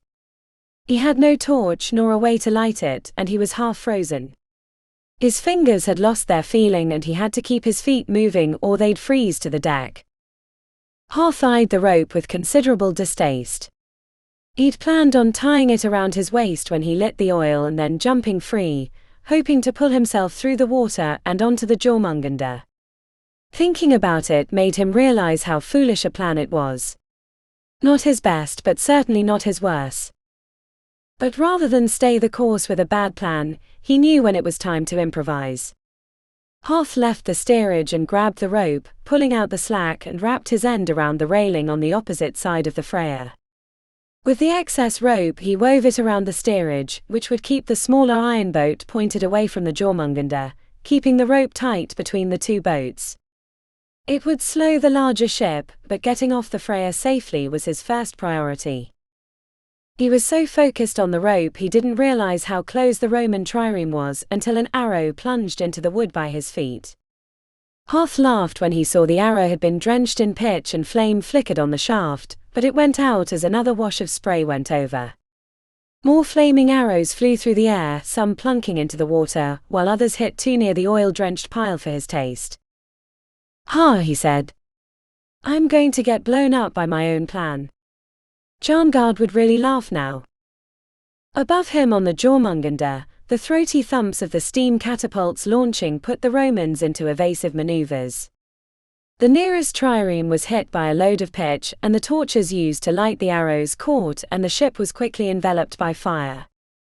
Men screamed and leapt into the freezing water, a choice Hoth was afraid he was going to have to make soon. With the rope taut between the two iron boats and pulling the steerage so it stayed that way, Hoth moved to the edge and prepared to pull himself across the rope. He placed his hands in his armpits, hoping to quickly warm them for the hand-to-hand climb across, but they were already too frozen to matter. There had been a time that the prospect of crossing the rope between two ships would have filled him with adventure. He might have even tried to nimbly run across with a laughing smile on his lips, but those days were long over.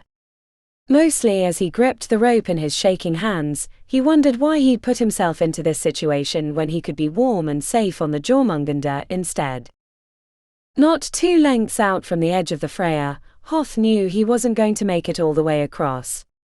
His hands felt like they were coated in ice, and the rope was slipperier than a whore drenched in buttermilk. Only his hooked legs kept him from sliding off, but he couldn't make it across with only his legs. Near the edge of the larger ship, the rope angled upward. He kept his hands moving despite the pain. Hoth stopped not even halfway across to shake life back into his arms one at a time. When he pulled the second hand away, skin stuck to the rope and he was left with a bloody mess. Hoth sucked away the blood and kept moving so he didn't freeze to the rope. Each time he pulled his hand away, it was a hot knife scraped across his palm. When the rope started vibrating, Hoth looked between his legs to see the Romans had boarded the Freya and were sawing on the rope with a knife. He only had time to squeeze his thighs tight around the rope when it fell away from the Freya. Hoth swung through the air and before he could even yell, slammed into the side of the Jörmungandr. Hanging off the side on a rope, Hoth knew he couldn't make the climb. His hands were too numb, and if he took one off, he wouldn't be able to pull himself up with the other.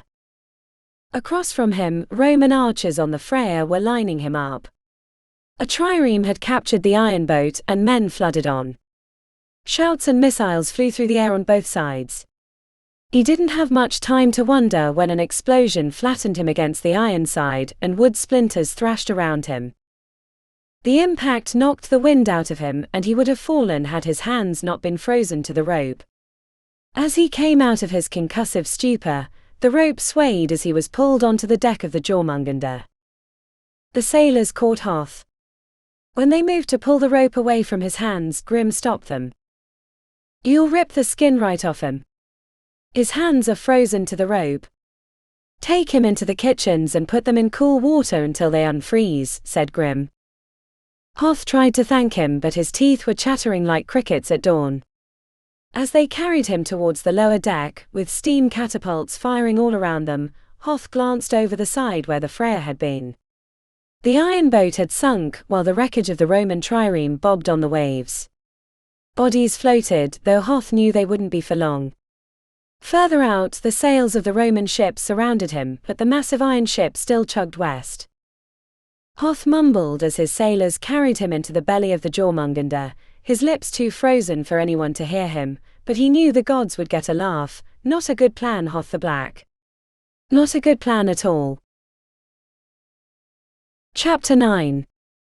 There were only so many ways something could be explained before the speaker gave up. When even the effort of denial wasn't worth the effort of speaking, the lips failed to move. So Heron hugged the cloak around her chilled body and stared blankly back at Hoth the Black beneath the grey skies that stretched horizon to horizon. "The Romans will take us eventually," said Hoth with cracked lips. A bruise marred his jaw that he probed with bandaged hands. Heron still couldn't believe the foolishness of the plan, even for Hoth. If she'd ever believed that Hoth had a wish to die, she thought it triply now. At least he dressed warmly at the moment, in a heavy leather coat and thick fur-lined boots. Heron had heard the fool had gone barefoot on the other ship, preparing to swim his way to safety after sending the spark-powder-laden Freyr into a clump of Roman ships. As if they would fall for that same trick. "I can't get any more power out of that mechanical, and I can't fix the broken one. I've done everything I can," said Heron, cursing herself for even bothering to speak again. Hoth gestured toward the sails following them west out of the Mediterranean. The Romans had kept nearly the same distance for 2 days, after Hoth had torched a trireme that had gotten too close with his steam catapults. "They're content to wait us out, knowing my ship can't go forever without sails. Eventually we'll run out of fuel and they'll close the trap. If you can get that other mechanical working for a little while, I can take the fight to them, give our ships time to make landfall safely, and then we can escape around them to go back to Alexandria. By the gods, you're the miracle worker." Heron hugged the cloak tighter, trying to keep the devious wind away. "I'm not that person anymore. That person died in Rome along with the rest of the city. And even if I was, the gearing is beyond repair. I'd need a fully staffed workshop to fix it, and all I've got is the few tools I had sent ahead, and this," she held up her stump, "to use the tools." Hoth shook his head disappointedly. "I'll have to think of something else. I'm not sure what, but as you can see, my plans aren't working out." "Yes, Admiral." 11 boats do not make a fleet," said Hoth. "The only word that fits us is pray." He blew a disgusted breath from his lips and turned away, headed back toward the steerage to where the ship's second, Vrash, was piloting. Vrash narrowed his eyes in her direction, so she limped away on the wooden leg that was still slightly too long, even after days of shaving it down. Heron knew Vrash did not approve of her being on the ship. She didn't remember much of the time after the steam barge had impacted with the docks, but she remembered Vrash's comment about her being a sorry piece of meat that he would have thrown overboard. Women were bad luck on a ship, and she was the worst luck of all. She made it all the way back to the door of her quarters, or the captain's quarters if she was truthful with herself, before she realized she couldn't go in. The priest Quadi was still in there, and she was sick of sparring with him. He seemed to take an unhealthy delight in telling her all the ways it was prophesied that she would bring about Ragnarök. Summoned by a rumbling appetite, she headed to the lower deck to find the dining hall. Heron stumbled through the lantern-lit passage, greasy whale oil smoke filling the tight spaces, and followed the sound of laughing at the front of the boat. She knew the aft well enough, having spent time in the steam room with a Croas, but these were unfamiliar territories. Heron expected a reaction when she opened the door to the dining hall, but she didn't expect the wave of silence that crashed into the room. The Jörmungandr was host to all the sailors from the Freyr, including the 30 or so soldiers they'd picked up on the Roman coast. It seemed they'd all chosen this moment for their mealtime, and every set of eyes in the room turned their gaze upon her. She was used to being stared at like a strange animal in a zoo, but not with hard gazes and thin lips. It felt like they were collectively banishing her from the room. She held the door half open, her wooden leg one step past the threshold. Quadi or this was not a choice at all, but she'd had enough of the sour priest, so she forged into the room, brushing off their gazes. Once they realized she wasn't going to leave, a quiet murmuring resumed, but nowhere near the cacophony of laughing and joking that had been going on before she stepped inside. The cook begrudgingly ladled her a bowl of fish stew, and she took the mold-eaten stale bread offered before he changed his mind. To her relief, she spied a croass in the corner with a couple of workers from the mechanical room. The soot-stained men left as soon as it was apparent she was headed for their table. The decision whether or not to flee passed across a crow's face, but he gave a little shrug and shoved another spoonful in his mouth. "Apologies," said Heron as she trapped the hunk of bread beneath her forearm to tear off the section of mold.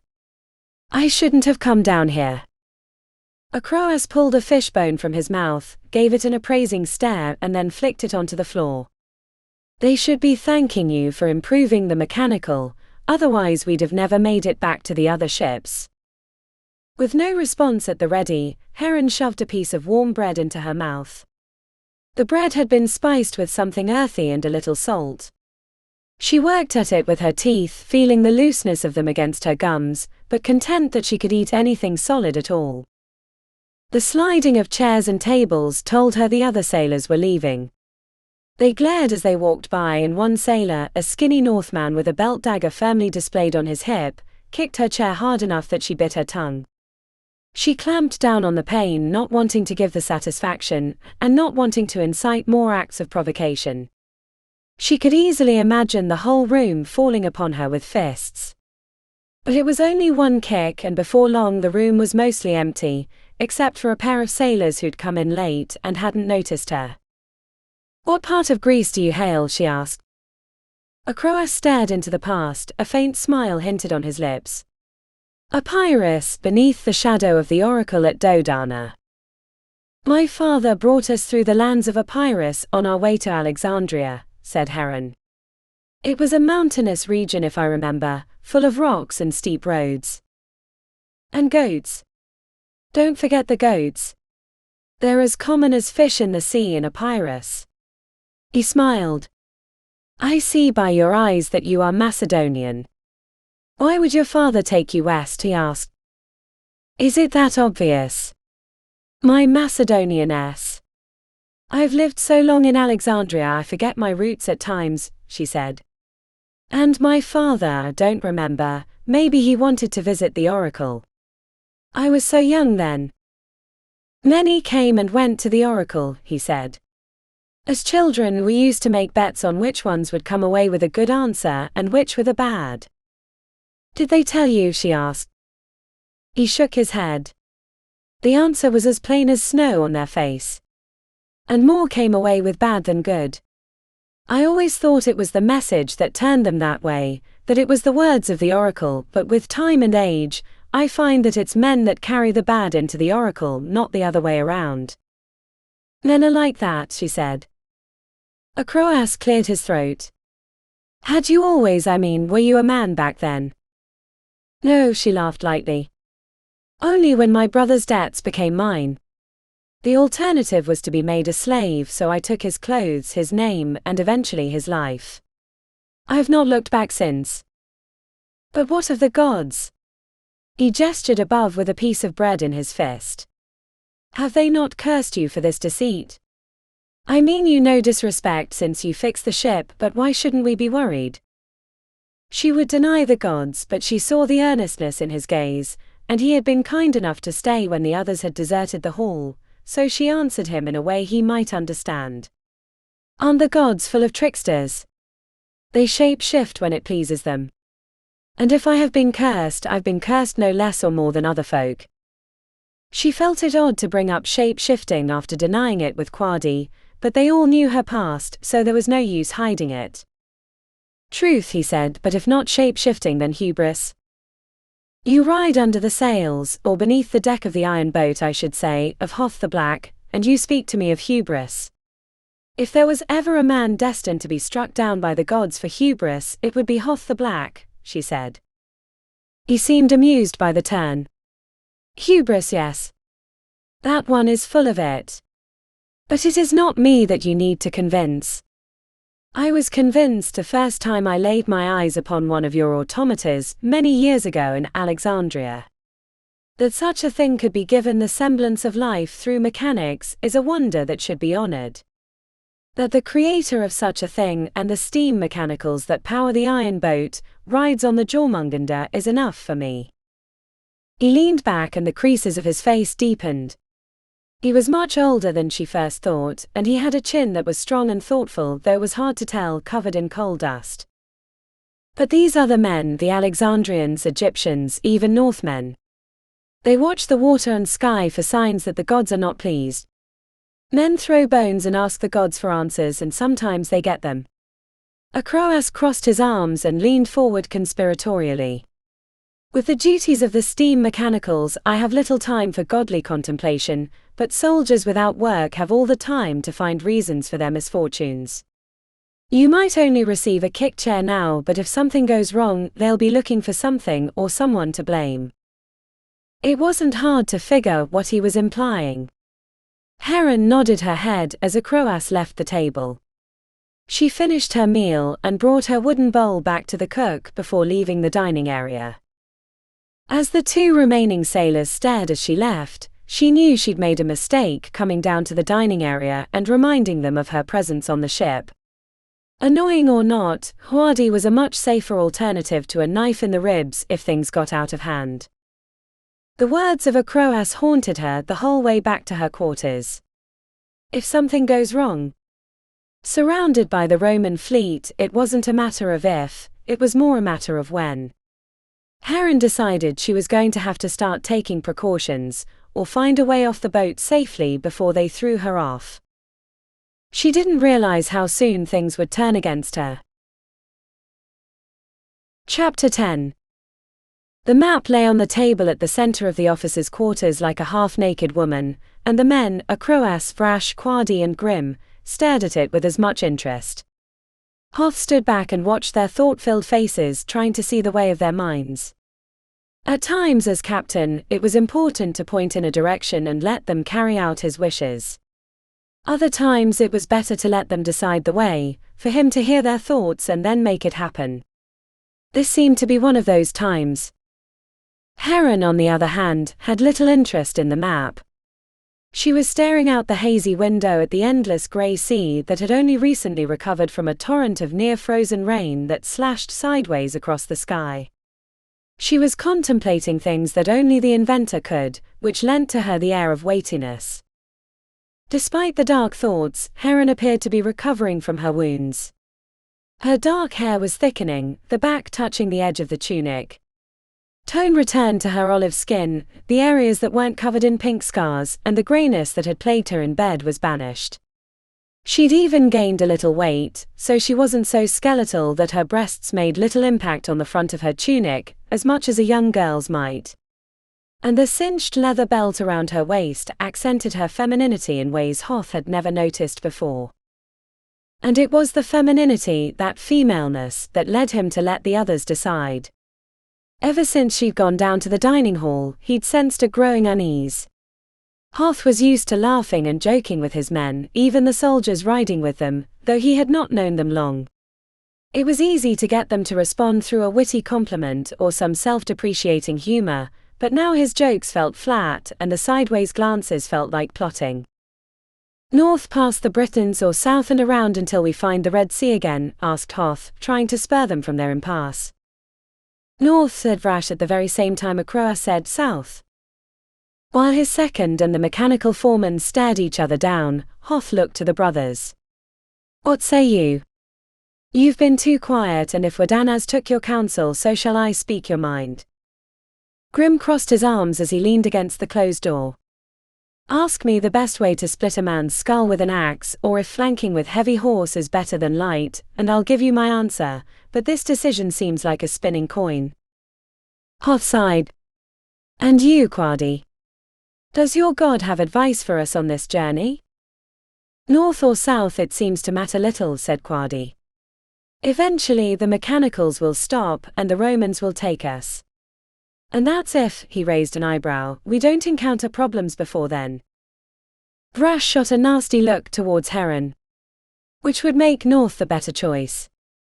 If the Romans are going to take us, better to move to shore and make our stand there, or strike inland and head home. We'll have better luck fighting on the run." He paused. "Assuming we get rid of our baggage." If Vrash hadn't saved his life on more than one occasion, he might have thrown him off the boat for suggesting Heron as baggage, but he owed the man a debt, and the men loved him. Punishing Vrash would only bring mutiny sooner. "We all survive or we all go down," growled Hoth. "We're going to need everyone. Every single last one of us." Vrash stiffened and the look of reproachment hurt Hoth's heart. He'd lasted all these years because he knew how to gauge his men, and he was as worried as he'd ever been. "South's the best chance," said a Croas. "If we go north, we're all but giving up on getting back to Alexandria. South may be a longer way, but it'll get us there eventually." A Croas was a newer addition to his officers, having joined when he took the Jörmungandr from the Alexandrian port. Nektam had suggested the man for his mechanical foreman, and Hoth hadn't regretted it yet. The men in the mechanical room respected a Croas, but those feelings went no further. The sailors he'd brought with him from the north didn't understand a ship without sails, nor their place on them. Suddenly Vrash was at the table, slapping his hand on the map that was held down with pewter mugs and rattling the plates picked clean of food. "South is a fool's venture. The land just disappears on the map, and we don't know what we'll encounter that way. I've not been south long, but when I was in Alexandria, I heard the stories from the ebony men that come from the lands past the deserts about the horrible 5-legged beasts that breathe deadly mist, or one-eyed giants that eat children, or the lands with trees so thick they'll choke a man to death 2 steps in. I'd rather go north, to the place we know, a place we can defend ourselves. If we have to turn inland going south, we'll be as good as dead." From across the table a Croas shouted back, "But going north is giving up. At least south, if the ships fail, we can make our way overland back to Alexandria. Across an impassable desert. You're afraid?"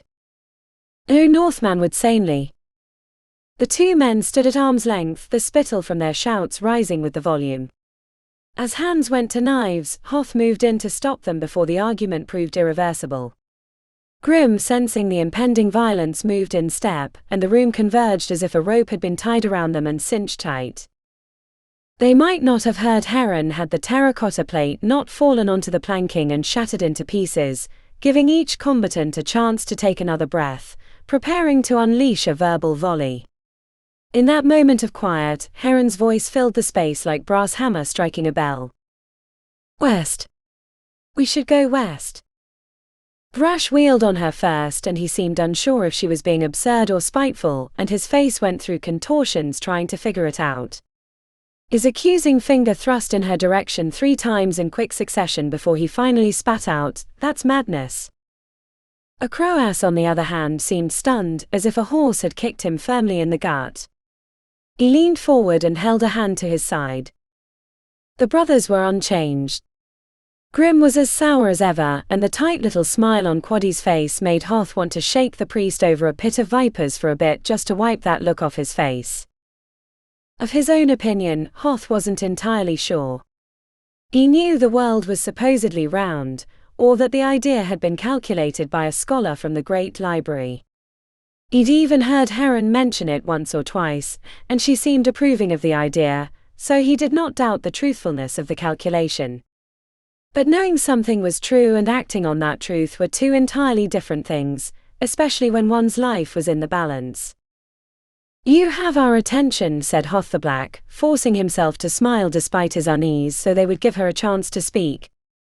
Vrash looked ready to launch into another denial until Hoth tilted his head and opened a welcoming palm. Heron's gaze bounced between them as if she hadn't realized they might listen to her. The hesitation was a sign of how much the revealing of her gender had wounded the inventor. "If we sail west," said Heron, "we can make the lands of Indus and eventually the Red Sea. It's the safer direction." "Safer? Are you mad?" spat Vrash. "We don't know what's out there except maybe sirens and great whirlpools to pull our ships in and crush them. Or maybe the kraken, or maybe something else as fearsome. You're a fool and a woman, and that counts for double." If he'd stabbed her with his blade, it wouldn't have affected her as much as the barb. Hoth spoke up before they dismissed her idea. Woman or not, remember that this is still Heron the inventor. The Mykonikos. Without her, this iron boat isn't possible, or the taking of Rome by an army 1/10 the size of our enemy. I've flown through the sky in a ship of her design and lived, a feat no man can lay claim.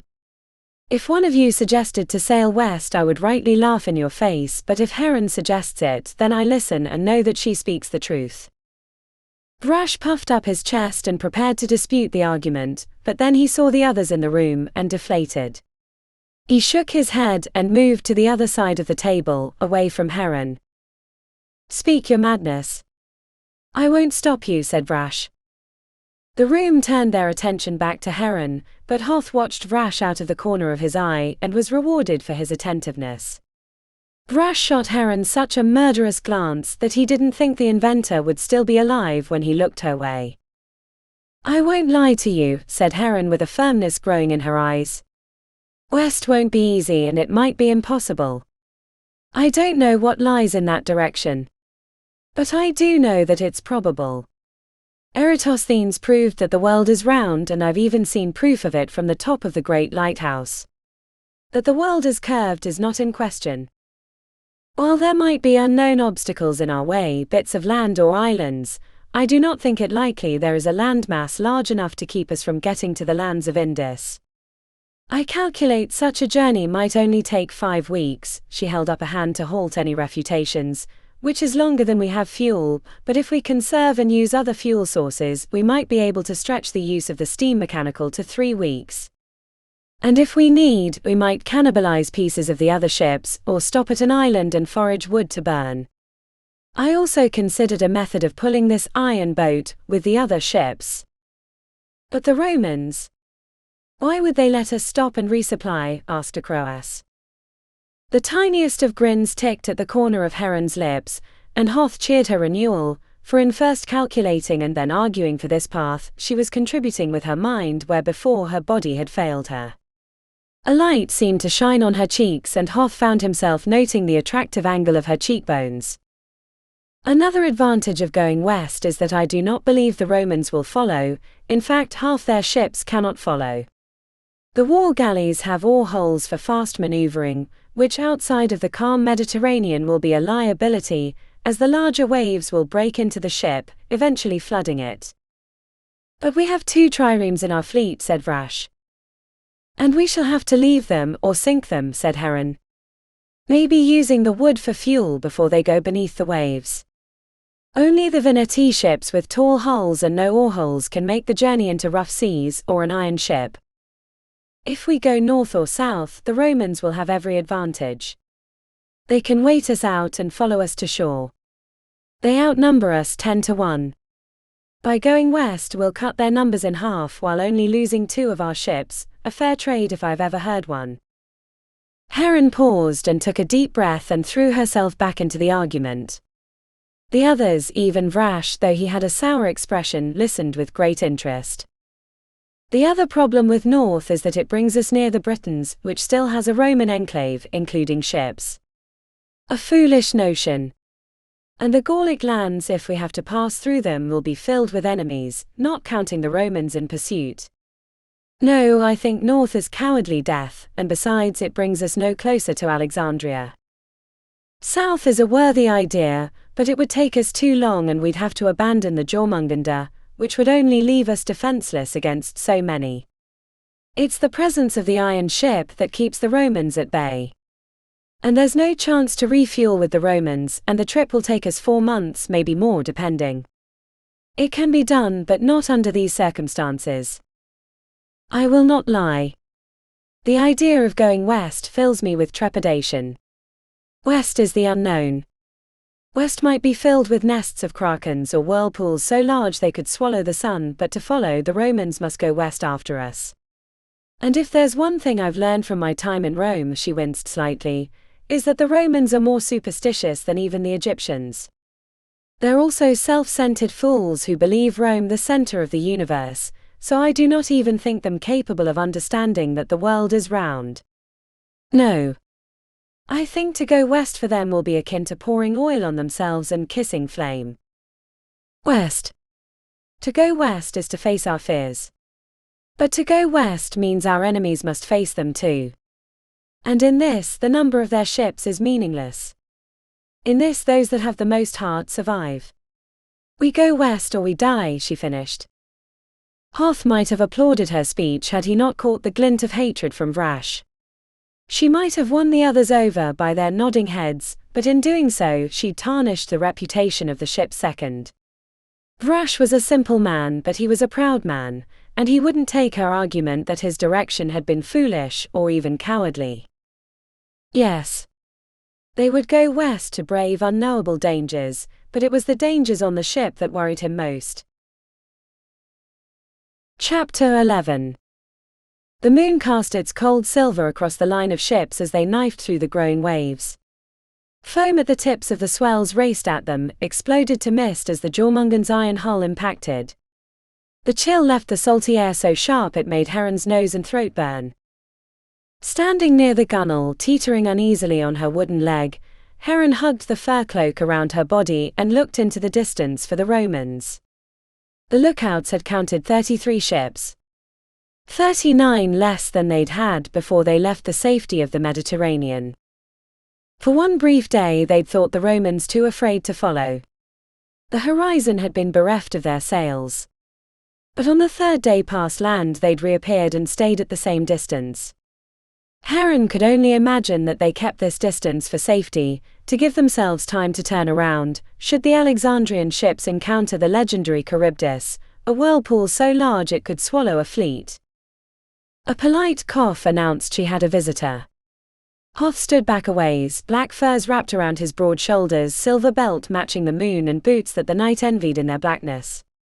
He had a question on his brow, or maybe not a question, but a thought so new that he did not comprehend. It was a rare moment of honesty on the Northman's face, even though she didn't know what it meant.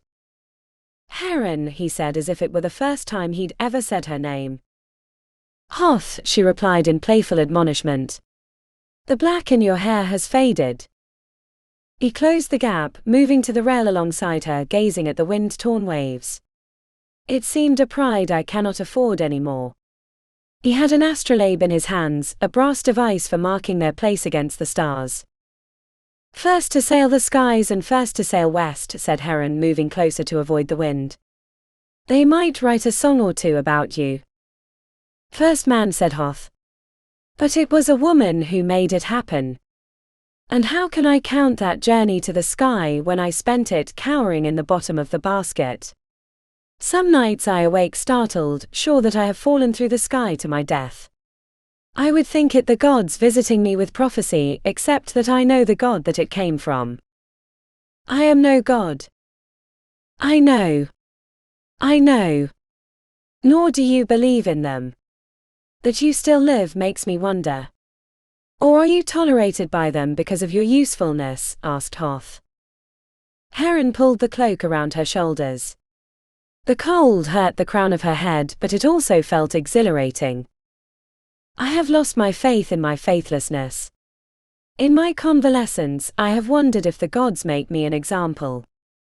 The ultimate hubris that I might make the world a place they are not needed, and so visiting upon me a tragedy so great that I'm sure I'm only alive so that I must have to suffer and think upon my transgressions. Oh, if only Lysimachus could hear me, he would titter and tell me how it is all a part of Sobek's plan, and in my weakness I might believe him, she said. Hoth was stunned by this revelation. Do not tell me that the great Mykonikos has given up on her inventions. Heron let a maudlin smile haunt her lips. The calculations still rotate through my head like constellations in the sky, but like them they feel distant and unachievable. If Lysimachus was here I would throw him from the boat to prove to you that his god has no sway over you, said Hoth. She believed him but not herself. She smiled to let him know she appreciated his support, but she would still find the priest and his crocodile god each night when she closed her eyes. Nor did she want to tell him about Quadi, and his accusations that she was the bringer of Ragnarok, the end of all things. She did not tell Hoth because even though she was well, she'd invited Quadi in so she could consider what he had to say about the gods and their designs on her. How do you reckon your life against the will of the gods? She asked. Hoth gave her a questioning raise of an eyebrow. This is not a question I ever expected from the great heron's lips. Shall I have you taken inside and leeched for illness? She laughed, feeling an unexpected tingle travel through her middle. Shut up and tell me. Always a contradiction you are. He shook his mane of hair to get the strands out of his face. She noted his strong jaw and how a smirk always seemed to lurk beneath the surface. But this is not something I can easily say, my understanding of the gods, because I have none. I only know that there are things outside my understanding, things I have seen and experienced that make me shudder in awe. Dragon fire in the sky over the ash-black forests of the east. Shape-shifting witches that can turn to wolves or ravens and eat the flesh of men. I even saw a hut striding through the swamps on the eastern edge of the North Sea.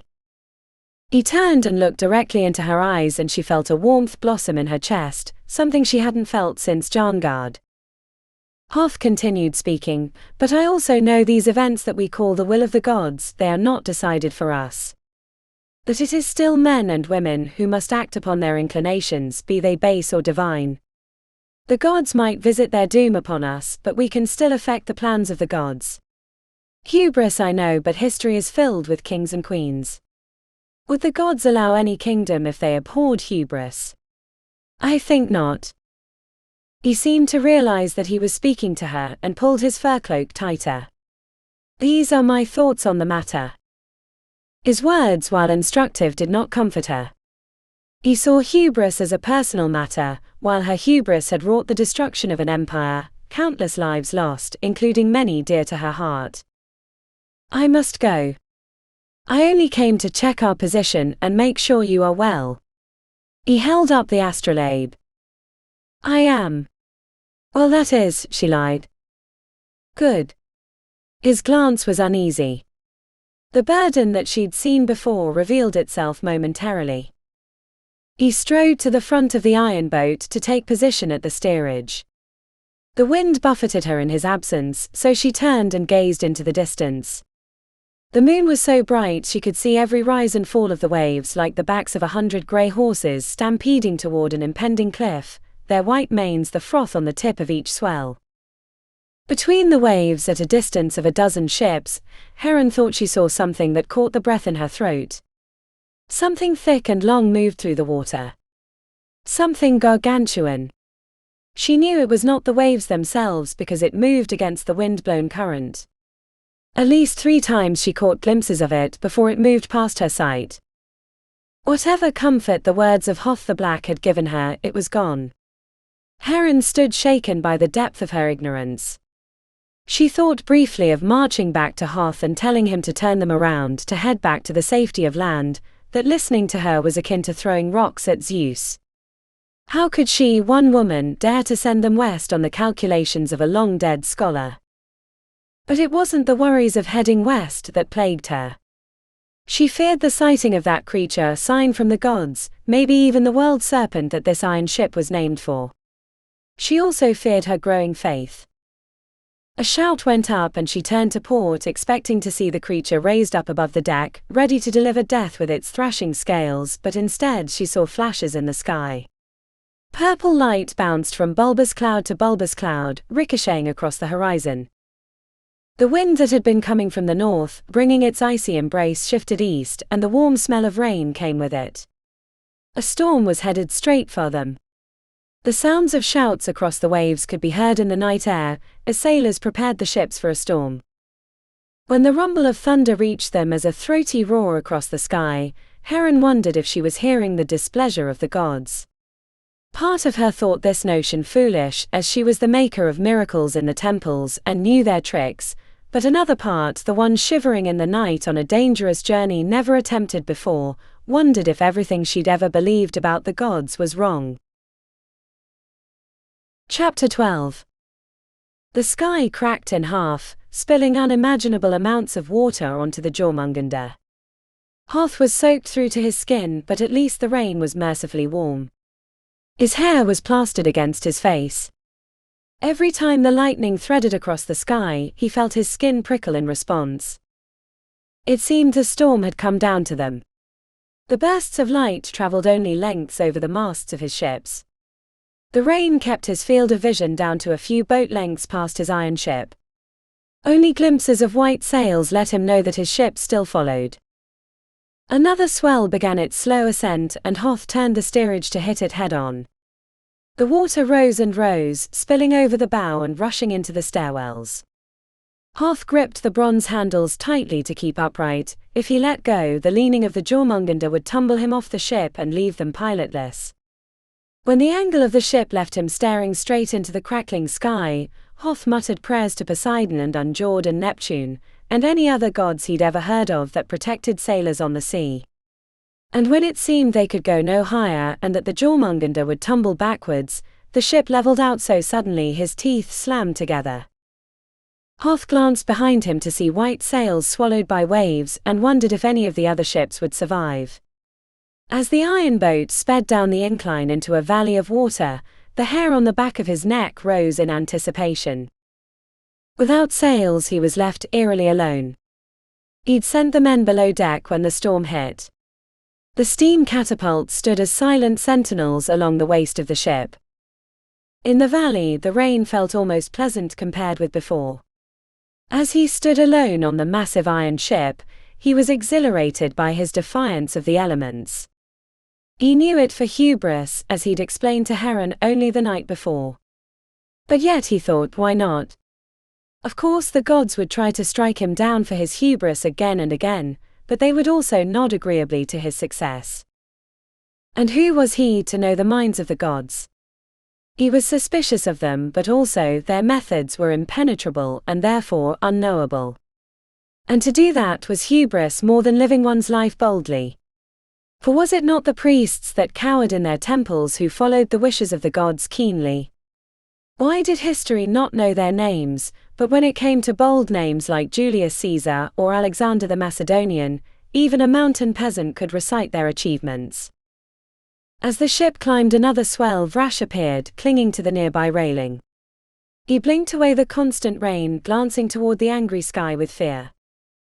"The hold is filling with water," shouted Vrash. "Then pump it out," said Hoth, as the rain tried to drown him at each word. "It'll keep coming," said Vrash. "And a Croas says the fuel is getting wet, we might lose the mechanicals if we take on any more water." These complaints were unlike his second. "Then fix it. The storm isn't going to go away because we want it to." Hoth set himself against the rising angle. This swell seemed larger than the last. The iron hull groaned as it tipped upward. Vrash wrapped his arms around the railing at the forecastle and his lips moved with prayer. His gaze was fixed upon the raging storm above. Hoth took one look into the valley behind. At least 3 sails followed, their shapes like toys at the bottom of a grey dune. "The gods punish us," shouted Vrash. "The gods test us," said Hoth. "Not any fool can earn the feat of sailing west." When Hoth didn't think the Jörmungandr could tilt back any further, it splashed upon the apex of the swell, jarring his shoulders as he tried not to get thrown forward. His second tried to speak, but the sky electrified over their heads, purple light sparking at the edges of the iron boat. The field of energy passed over and then sucked upward, and Hoth was certain he saw a pillar of flame burst out of the sky headed west. "It's her. The gods punish us for her presence," shouted Vrash. Hoth's chest turned cold.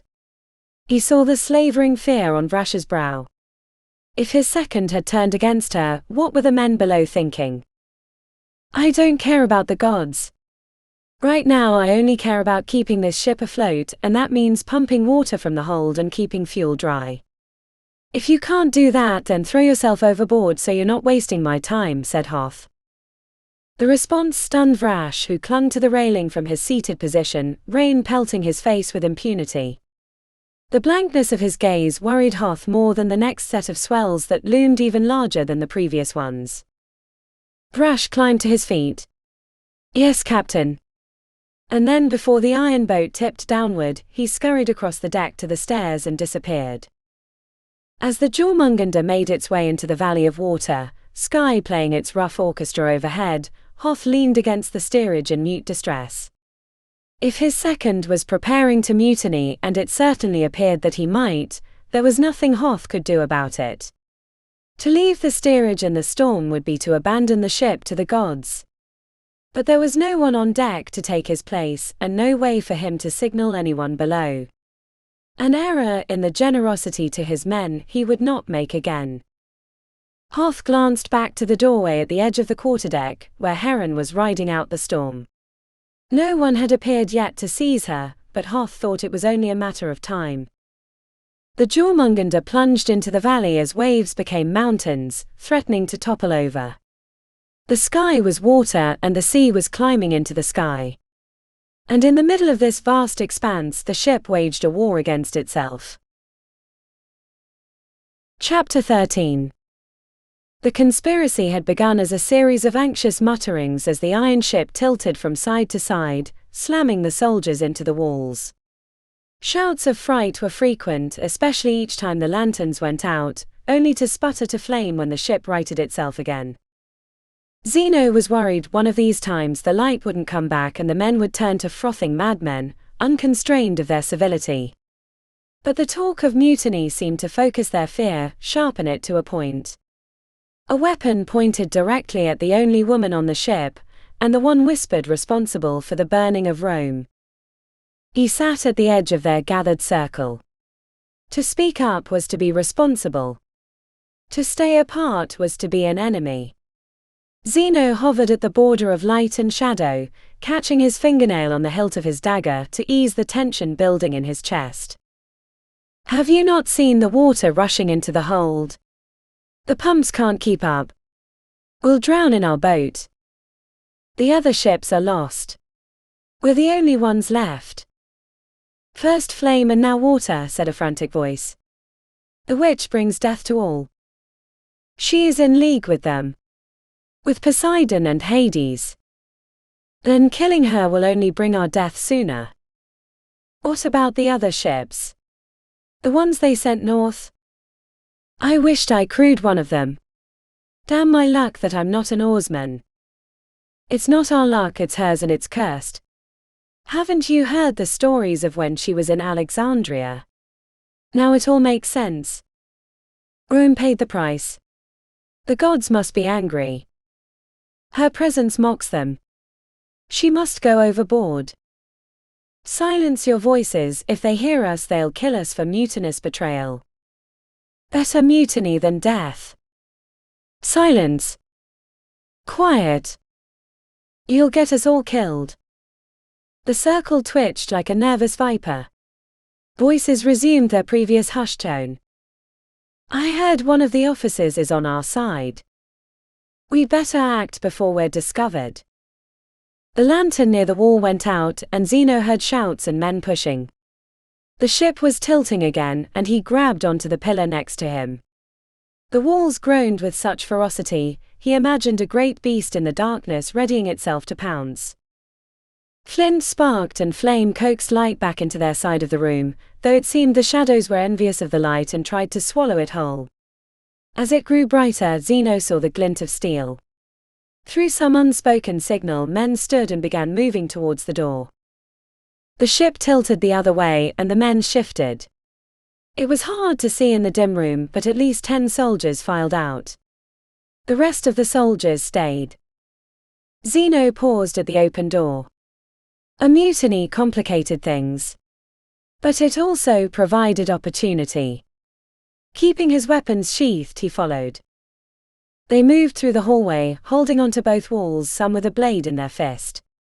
Drawn weapons were surely a way to stab oneself or a friend, but Zeno wasn't about to suggest otherwise and draw attention to himself. Another boom of thunder resounded overhead. The light from the lantern barely reached him, along with hushed voices. They'd stopped up ahead. Zeno glanced behind him to find the way shut. He imagined it'd be barred from the inside. One of the officers has joined us with men of his own. The message got passed down the line until it was repeated to Zeno. He'd heard it 3 repeats up the line, but it still made him nervous when it was his turn to hear it. They moved up another hallway. the whole time keeping relatively quiet except for the splashing of boots in water, the forced conspiratorial whispers, and the clang of the occasional steel against the wall. When the sounds of the storm grew louder and a fierce wind whipped into the hallway bringing water even from around the corner, Zeno knew the mutiny would not turn back. He heard the shouts ahead and the soldier directly in front of him shouted, "Kill the bitch." Moments later, Zeno found himself on the upper deck being assaulted by the storm. Through waves of water that splashed over the side, the mutineers raced towards the ornate wooden door that protected the inventor Heron. As a crack of thunder ripped overhead, the crack of the door being broken down followed right after. Zeno pulled his blades and raced across the deck, right as the ship tilted and a wall of water knocked him from his feet and spun him towards the watery edge. Chapter 14. "They're coming," shouted Grim with far too much enthusiasm for Heron's taste. Battle cries could be heard over the storm. Grim faced the doorway with axes in each hand, shoulders arched like wings. The Northman roared like a lion while the priest Quadi stood off to the side, arms hugged to his chest with a long sword leaning against his shoulder. He looked more like a flag bearer than a warrior. Heron stood behind the bed, the spear half held under her arm ready to withstand a charge. But who was she kidding? There were at least a dozen men coming to kill her. When they got past the brothers, her throat would be slit and her lifeless body thrown overboard faster than a bolt of lightning. An axe blade splintered through the door, the curved razor edge catching the flickering lantern. Boots slammed into the wood, cracking it further.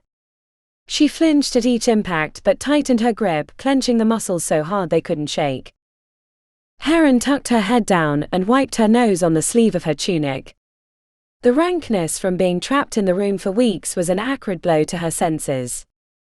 Not that it'd matter much longer. Another chunk disappeared from the door and a face peered through the hole.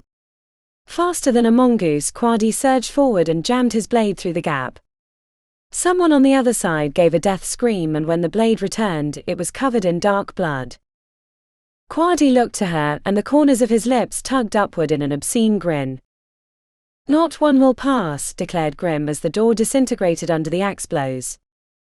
Heron pulled the spear tighter to her side to hide her trembling hand. A moment of vertigo made her reach for the wall with her stump, but it skipped off and she fell against the bed. Heron thought it might be illness until she saw the brothers leaning to the side rather than toward the bow of the ship. Lightning flashed outside, revealing a wall of water headed towards the side of the ship. Heron's heart sunk, knowing that it meant that they'd murdered Hoth at the steerage. The fools had sentenced them to drown. The mutineers broke through the door right when the wave hit, sending a wall of water into the room. The lantern on the wall flickered as the oil sloshed. Brief screams were swallowed by rushing water, and suddenly the room was filled with men scrambling to their feet with weapons drawn. Someone grabbed her arm, pulling her off the bed. She landed hard, biting her tongue but still holding onto the spear. Distracted, she almost didn't see the sword blade coming down from the other direction. Heron rolled to the side, avoided an impaling, and brought the spearhead around towards her attacker's ankles. The razor-sharp edge cut into his calf and he crumpled to his knees. Heron reared the spear back and plunged it into his chest. Sword blows clanged overhead, so she crawled to the corner of the room beneath the table. The battle had been reduced to 3 men on Grim, who protected Quadi, sitting quietly in a blood-stained robe. Judging by his paler-than-normal complexion, the blood was his. More men burst through the doorway, bedraggled and soaked. A few had lost their weapons when the wave hit. When the boat shifted again, leaning into the next valley, the lantern sparked, revealing an unexpected face amid the mutineers, a Croas. The steam mechanical foreman led the charge against Grim, who was badly outnumbered. Only the whirling axe blades kept them away, but he couldn't keep his defense up forever. When one of the men tried to flank Grim, Heron leaned on her back and kicked the table over. She'd lost the spear in the scramble and searched around for a suitable weapon. "I've got you now," said a rough, greasy voice. Heron spun onto her back to find one of the men climbing over the fallen table. He had a dirty beard and eyes that burned with the embers of hatred. She couldn't keep her gaze off the gladius in his fist. With her one good hand she started throwing things while he advanced deliberately, a murderous grin on his lips. The man easily swatted the objects out of the air. Heron reached back to grab another projectile when something bit her hand. A shard of broken glass the shape of a trapezoid had cut her. Heron snatched a hunk of damp parchment from the floor and wrapped it around the base of the shard. When she brandished the feeble weapon lying on her back like a shellless turtle, he laughed. He stood over her and scratched himself, his certitude so palpable she felt the blood drain from her face. Through a gap in his teeth he stuck his tongue through, as if he was considering how he wanted to kill her. Like a mule, Heron jacked out her legs, aiming for his knee with her wooden leg, but he deflected it with the sword. Heron kicked again, knee snapping out to catch him in the groin, but he was quicker by a hand and sliced down with his weapon, splitting the end of her wooden leg. The blade was stuck on the end. He yanked his arm back, freeing the weapon, but not before her hip had been twisted painfully. Heron scrambled backwards like a crab until she ran out of space and banged her head on the iron wall. Then the hull groaned and the ship tilted backwards and everything started sliding towards her, including enough cold water to cover her lower half. The lantern flickered again, throwing sparks and shadows. Her attacker glanced back to the other fight. Grim appeared injured. His axes moved at a torpid pace. A Croas standing at the back of the mutineers spoke, "Let us pass, Grim. We're not doing this for ourselves. We're doing this to save everyone's lives. The gods want her dead. Can't you see it by the storm?" "I'd rather die," spit Grim. A Croas shrugged and appeared ready to give the order, but Quadi spoke up from his spot on the floor. The cold tone of his voice cut through the room. "And what do you know of the gods? Do you speak to them as I do?" said Quadi. "We've no time for words, or soon we'll be riding the bottom of the sea," said a Croas. Quadi didn't so much laugh as gargle, but the effect made the others sour and adjust their weapons.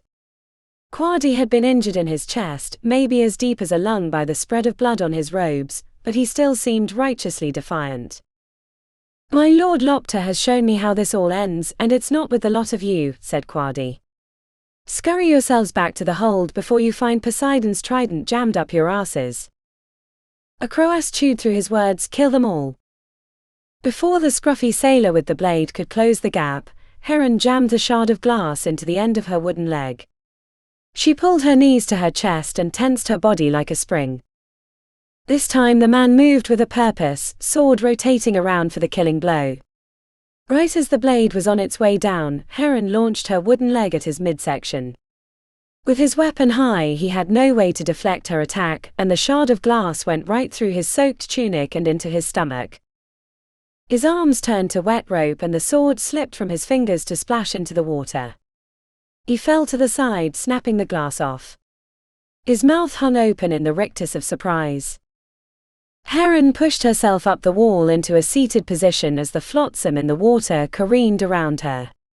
She knew her victory was brief and searched for another weapon to defend herself. A Croas narrowed his gaze and seemed to accept his newest burden. "I'll take care of her." Right as he took a step, splashing in the water, sliding back the other way while a candlestick bounced off his shin, shouts erupted behind him. Men fell away and in the distraction Grim put his axe in a man's back. A Croas looked ready to lunge at her when Quadi stepped in the way with a longsword in his fist. He held his midsection tight, keeping the sword between him and a Croas. Heron didn't think the injured priest could withstand even one pass of steel, but he didn't have to. The remaining mutineers dropped their weapons into the water, ending the battle. A Croas threw his sword down and tugged on his hair with both hands. To her surprise, she found the rescue led by Vrash and a group of sailors. As the mutineers were led away, Vrash kicked through the water. "What a waste," he said, glancing at Heron, and she didn't get the impression that he meant the destruction of the room or their wounds. Judging by the conflict surging across his jawline, he wasn't pleased to find that the steam mechanical foreman had led the mutiny. "Is Hoth?" He nodded. Standing at the steerage like the bastard he is. He saved your lives, you know. How? When he saw them storm your room, he turned the Jörmungandr so the wave went over the midsection, throwing half of them into the sea, said Vrash. And at the same time, one of the other soldiers from the hold had come to the sailors' quarters to let us know about the mutiny. And who was that? His name was Zeno, I think, but he must be leading the prisoners down to the cages. My thanks to him and you, said Heron, still sitting surrounded by watery debris. I don't want it, he said. I'm Hoth's man, and if he says that you're to live, then I'm not going to disobey. Nothing else. Vrash didn't give her a chance to reply and marched out of the room, leaving her shivering and cold, surrounded by blood and broken things. Chapter 15. The prisoner's hold smelled like death. Someone among the mutineers had developed wound rot. The stench haunted Hoth's memory from 1,000 battlefields. It wasn't the shit-filled sewer of pierced bowels, but the greenish-grey putrid that developed around untended wounds. If it started eating on a limb, it could be mercifully sawed off, but in the chest or upper thigh, only a blade's kiss to the neck would spell relief. Hoth paused at the top of the stair. He turned his head and whispered so they couldn't hear him. You don't have to come. I can speak to him alone. I need to know what he did to the steam mechanical or had other men do from this cage, or I can't fix it, said Heron, her lips pinched to paleness. And Plato have pity, you don't even know the right words to ask. It'd be as if you sent me to bargain with whores. Despite the dire circumstances, Hoth turned his head to hide his burgeoning grin. It had been too long since he'd received one of the inventor's barbs. He cleared his throat and spoke over his shoulder. I seem to recall you once claiming knowledge of a certain temple whore. And I seem to recall you once having more sense. This place rots of illness. Let's speak to a croass and be done with it, she said. If it weren't for the reek, he might have stayed on the stairs to spar with the inventor. Hoth pulled a perfumed rag from a pouch and shoved it against his nose, ignoring the tickle that made him want to sneeze. Hoth used his other hand to steady his traverse of the stairs. Without either of the mechanicals working, the sea was having its way with the iron boat. A pair of his trusted guardsmen moved from the shadows. Hail, Captain. Here to kick the dogs. We'll speak to them alone, said Hoth. When the last echoes of the guards' heels on the wooden stairs retreated above, Hoth tucked the perfumed cloth behind his belt and approached the cage. There were 3 boxes made from steel bars, but only one was full. It wasn't wider than 2 strides in either direction, leaving no room for the 7 prisoners to stretch out. 3 men sat on the hard floor while 4 were in various stages of standing or leaning, trying to stay upright. A croass stood in front, his broken hand like a twisted nettle root against his chest, his other hand gripping the bar so tightly the veins on the back of his hand stood up. His face was swollen and his lip was purple with a line of crusted blood down his cheek that he hadn't bothered to wipe off. Kill us and get it over with, you godless prig, said a croass. With hands clasped behind his back, Hoth pressed his thumb into the palm of the other hand to take the edge of his fury. The men in the cage would die eventually, but he needed something from them first. What have you done to them? Asked Heron. She shot an accusing glare not to a croass but to Hoth, and he found himself recoiling. Done to them? They're mutineers, said Hoth. If it weren't for the storm and then your request, they'd be dead already. No one deserves this. Her brows bunched and she gnashed her teeth. Her eyes were white with terror and her jaw pulsed with conflict, the muscle bulging painfully at the juncture of the neck. Hoth had seen similar behavior in animals ready to flee or bite. Would you rather I let them go? No. She swallowed. But you have no idea. No idea. Heron brought her trembling stump to her chest. The terrors of whatever had been done to her in the Temple of Sobek passed across her face, until it hardened into firm resolve. What would you have me do? Stop the beatings, said Heron with the tenor of command. Give them room. You have 3 cages. Use them. Hoth felt a crow's gaze upon him. He wore a mask of indifference, except for the eyes that burned through the holes like a fiery furnace. If this one, Hoth nodded towards a crow, speaks truth, then I'll consider your request. Her nostrils flared. Then forget my help in fixing the mechanical. By the Jarls, spat Hoth, who are we interrogating? I brought you down here to speak to the prisoners, and all we've done is argue. He slapped the wooden pillar that separated two of the cages. The sound was hollow and meaningless. And you wouldn't, he said, turning on Heron. You need the ship to sail as much as I do. Where before emotions had raged across Heron's face like a summer storm, now it was as calm and deadly as the high desert. We don't need the Jörmungandr, she said. 3 ships survived the storm. The Helios, the Memnon, and the Ptolemy. We can move the crew of this ship to those 3 and continue west. The ships aren't large enough to take all the men from this iron ship. And west? I'm done with west. We lost the Romans, so there's no more need to go west. But we need the Jörmungandr if we're going to get back to Alexandria, and we need it to be fast with both mechanicals working, so we can avoid the Romans once we get back to the Mediterranean, or fight them if we need.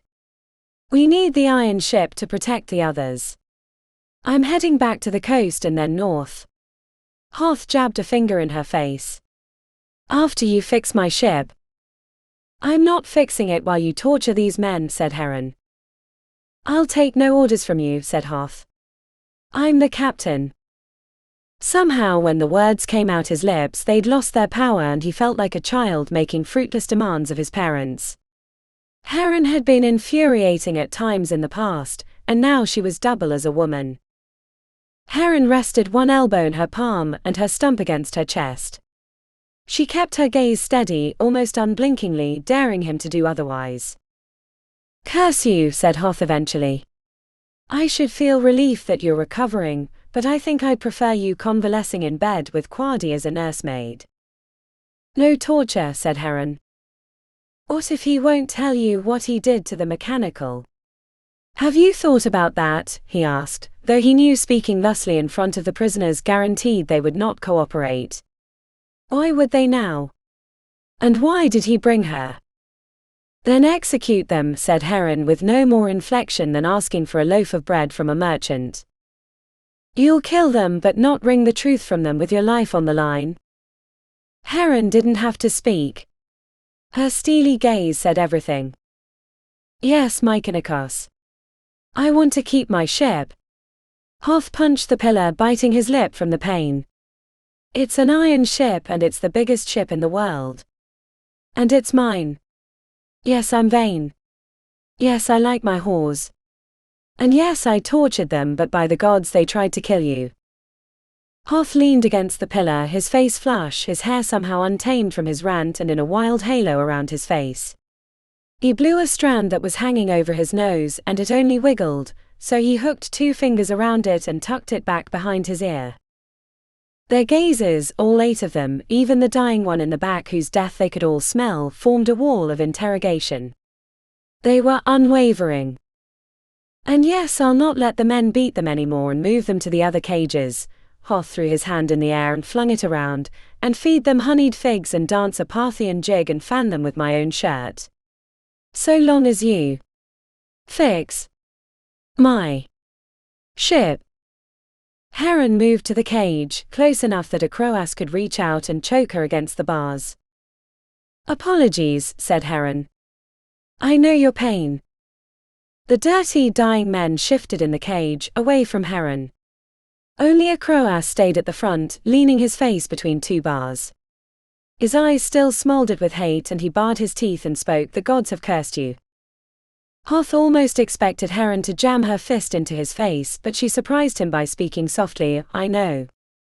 Heron looked back with a guilt-ridden expression. Her face was at war with itself. Hoth didn't understand the root of this confession, nor did it seem Heron herself understood. Hoth silently cursed himself for letting Quadi care for her. It had to be something he'd done. Tell me what you did to the steam mechanical, she said. How did you silence it from your cage? We are becalmed by your treachery. Tell me why you continue to defy the gods, he replied. Her chin sunk lower and her arms constricted around her chest. She seemed so small, frail. Hoth's arms ached as he wanted to shake the old heron back into her bones. Then her head bobbed up. What choice do I have? You could have stayed in your place as a woman. Before, her voice had been as light as a lute string and introspective. At his suggestion she bristled and her tone changed as if a rock had been dragged across that taut string. The gods, whatever they are, I have no power against, but men, I defy you as I please. Do not dare to speak to me as if you know how the world works. Akroas leaned away from the bars, his face lined in shadow. The storm was all the proof I needed. And now that storm has passed, you are in a cage and I am still alive, said Heron. Tell me what the gods say now. Maybe the storm was for you, for your insolence, that you thought yourself smarter than they. Conspiracies in the dark. Tell me, why did you greet me before so amiably and then lead them to attempt my life? The rods of defiance that had held up a crow's expressions fell away, and his surety was dashed against the rocks. The disgraced foreman's gaze flickered from place to place, trying to find purchase, looking anywhere but upon Heron's anger-filled face. Heron slammed her hand against the metal bar, and Akroas flinched away like a mute animal. Tell me what you did to the mechanical. Let the gods have their fun, but we are only men and women. We make our own decisions. Help us fix the ship. Your captain is right about one thing. We need the ship to get back to Alexandria. If we abandon the Jörmungandr, then we're vulnerable to the Romans. Curse us to the underworld, but do not curse your friends, your fellow sailors. They cannot live without this ship. West or north, we need the Jörmungandr. Akroas sunk further into the shadows until his form was swallowed whole. His voice limped through the dim light as if the darkness was acid, eating the strength from his words until they could only barely breach the cage. I told the men before I left, said Akroas, and do not place my doom upon them. They did not understand what I asked, only that it must be done. I told them to fill the water chamber with seawater rather than the pure water we carry and reclaim from the rain. Heron leaned her head against the bar. And the salt has clogged up the pipes. You're a fool, Akroas. What does that mean? Asked Hoth. The inventor's lips were white with fury. It means I cannot fix the ship. One mechanical is broken, its gears snapped and bent. The other is clogged with salt and will need complete disassembly to fix. But it can be fixed, he asked. It can, she laughed derisively, but not easily nor quickly, and not without equipment I don't have. How long would it take if you had the right equipment? He asked. 2 weeks, maybe more, assuming I had my workshop. I have a few tools on the ship, but nothing for the likes of this. And while I work, the ship would be vulnerable to storms. Another one like the last and we'd be sunk. Dread drained the warmth from his face. So we need to get to land to avoid the storms so you can fix the ship, but we can't get to land until you fix the ship. I'll make a scholar of you yet, said Heron dryly. The door to the prisoner's hold swung open and lantern light burst into the room. Brash's brash voice called into the room, Captain, are you still down here? Yes. I'll think you'll want to come to steerage, he said. The steerage?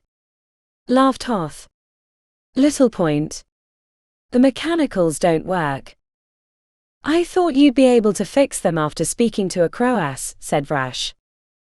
Hoth glanced to Heron, who clung to one of the bars in thought. Not quickly. Why? Brash paused and the hair on the back of Hoth's neck went up. His lips smacked dryly and he tried to ready himself for whatever new challenge was coming. The sky to the north is black with rain. Another storm is coming, said Brash. The gods sorely test us, said Hoth. That's not the problem, said Brash, doubt racking his face. Or not the biggest problem. Hoth massaged his temples with both hands. And what could that be?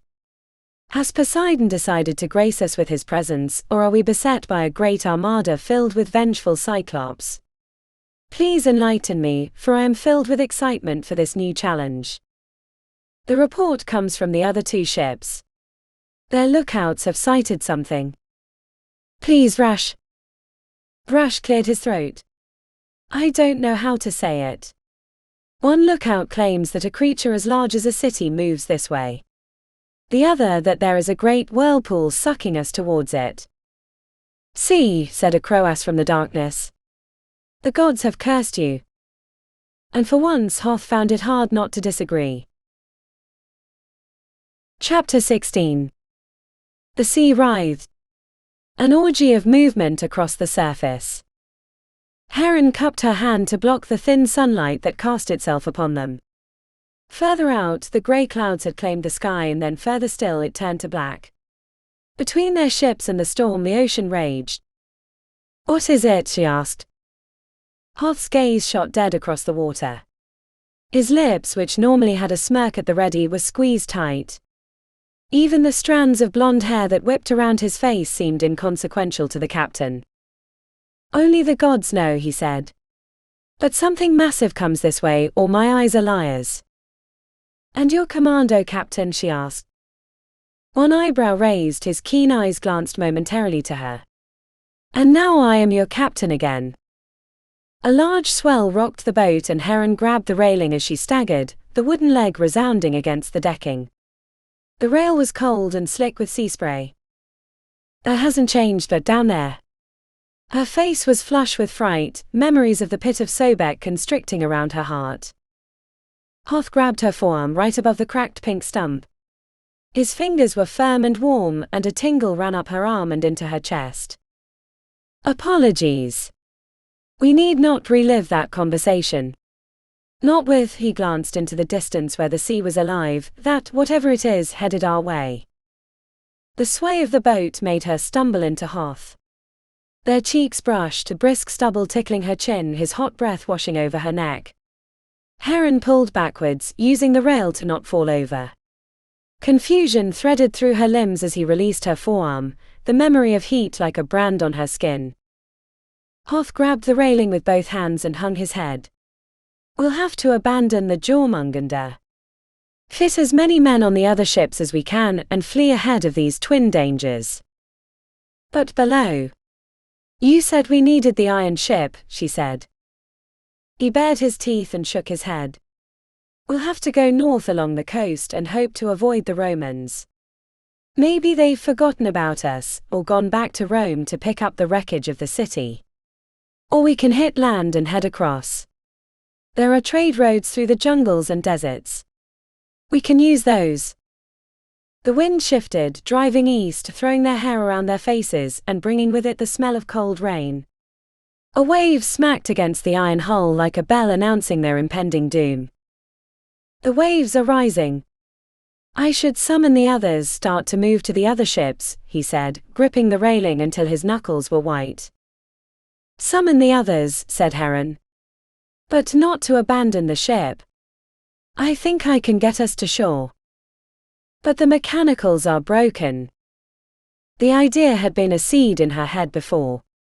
An inkling, like the first tentative sketches on a yellowed papyrus. She hadn't given it much thought because it was only that, a barely formed idea. And her mind had been filled with other things, Quaddy's lectures about the gods, the mutiny and betrayal of a croass, the burning of Rome, memories of friends and family who haunted her thoughts, and even the touch of Hoth's rough hands. Now the coming twin dangers sharpened her focus like a keen blade, and her chest heaved with the thrill of slicing through this Gordian knot. Send your men to the holds.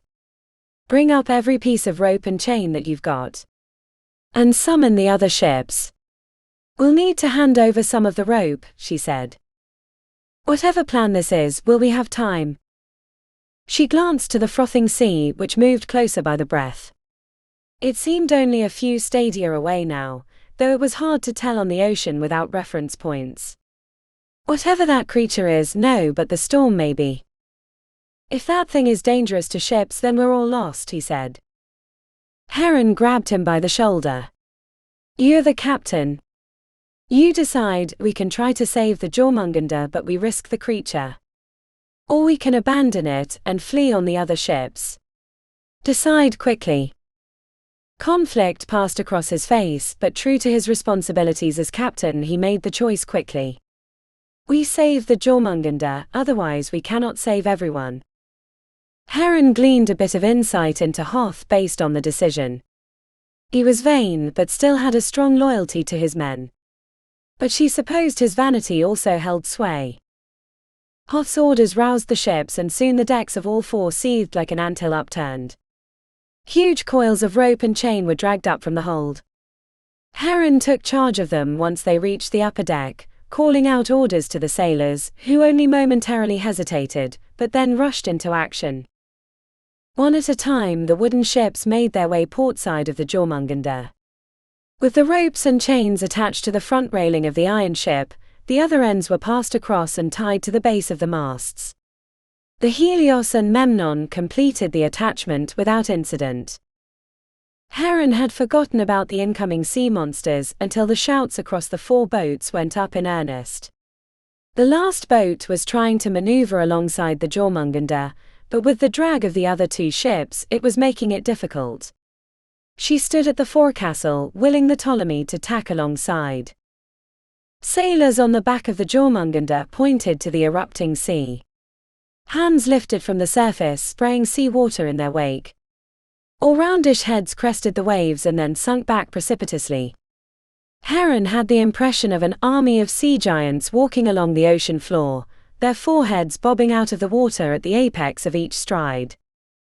Breath seemed to flee from her lungs, and her head grew light at the sight of this monstrous army of sea creatures. Her spine was as taut as the ropes between the ships as the first wave of creatures reached the Jörmungandr and the Ptolemy. Much to her surprise, the riotous ocean split around the two ships. Leaning over the railing, she squinted, trying to see what manner of creature passed below. As one particularly large bluish-white shape moved out of the wave and blew a geyser of spray from a dark eye in the middle of its forehead, Heron knew what creatures toiled. Whales. So many whales, it seemed the whole population of the ocean had descended upon this spot. The surface of the sea moved like a blanket of whale flesh, tails slapping and geysers spraying, annihilating even the waves by their bulk. The sailors had grown silent, and she wondered what they made of it. Motionless figures dotted the decks, too scared or awed to take action. Even Heron found it hard to move, as if the air above the sea of whales had been turned thick like oil. And in the ball of one foot and the sensitive pink flesh of her stump, a strange vibration found itself there. The sensation tickled, but not steadily. It rose and fell in song. Heron closed her eyes and swayed against the railing, listening with her skin to the whale song. She'd heard tales that such creatures sung, but she thought it a myth. And now beneath the waves, 1,000 whales sung to her in an alien language. She felt her breath catch the rhythm of the song, following it as it climbed to an apex far above the sea and even the sky. She was one note on the whale song, rising with them, singing with them. Delirious with joy, she wanted to leap into the waters and join them. Such purity had never touched her before, and she vibrated with an orgasm of the soul.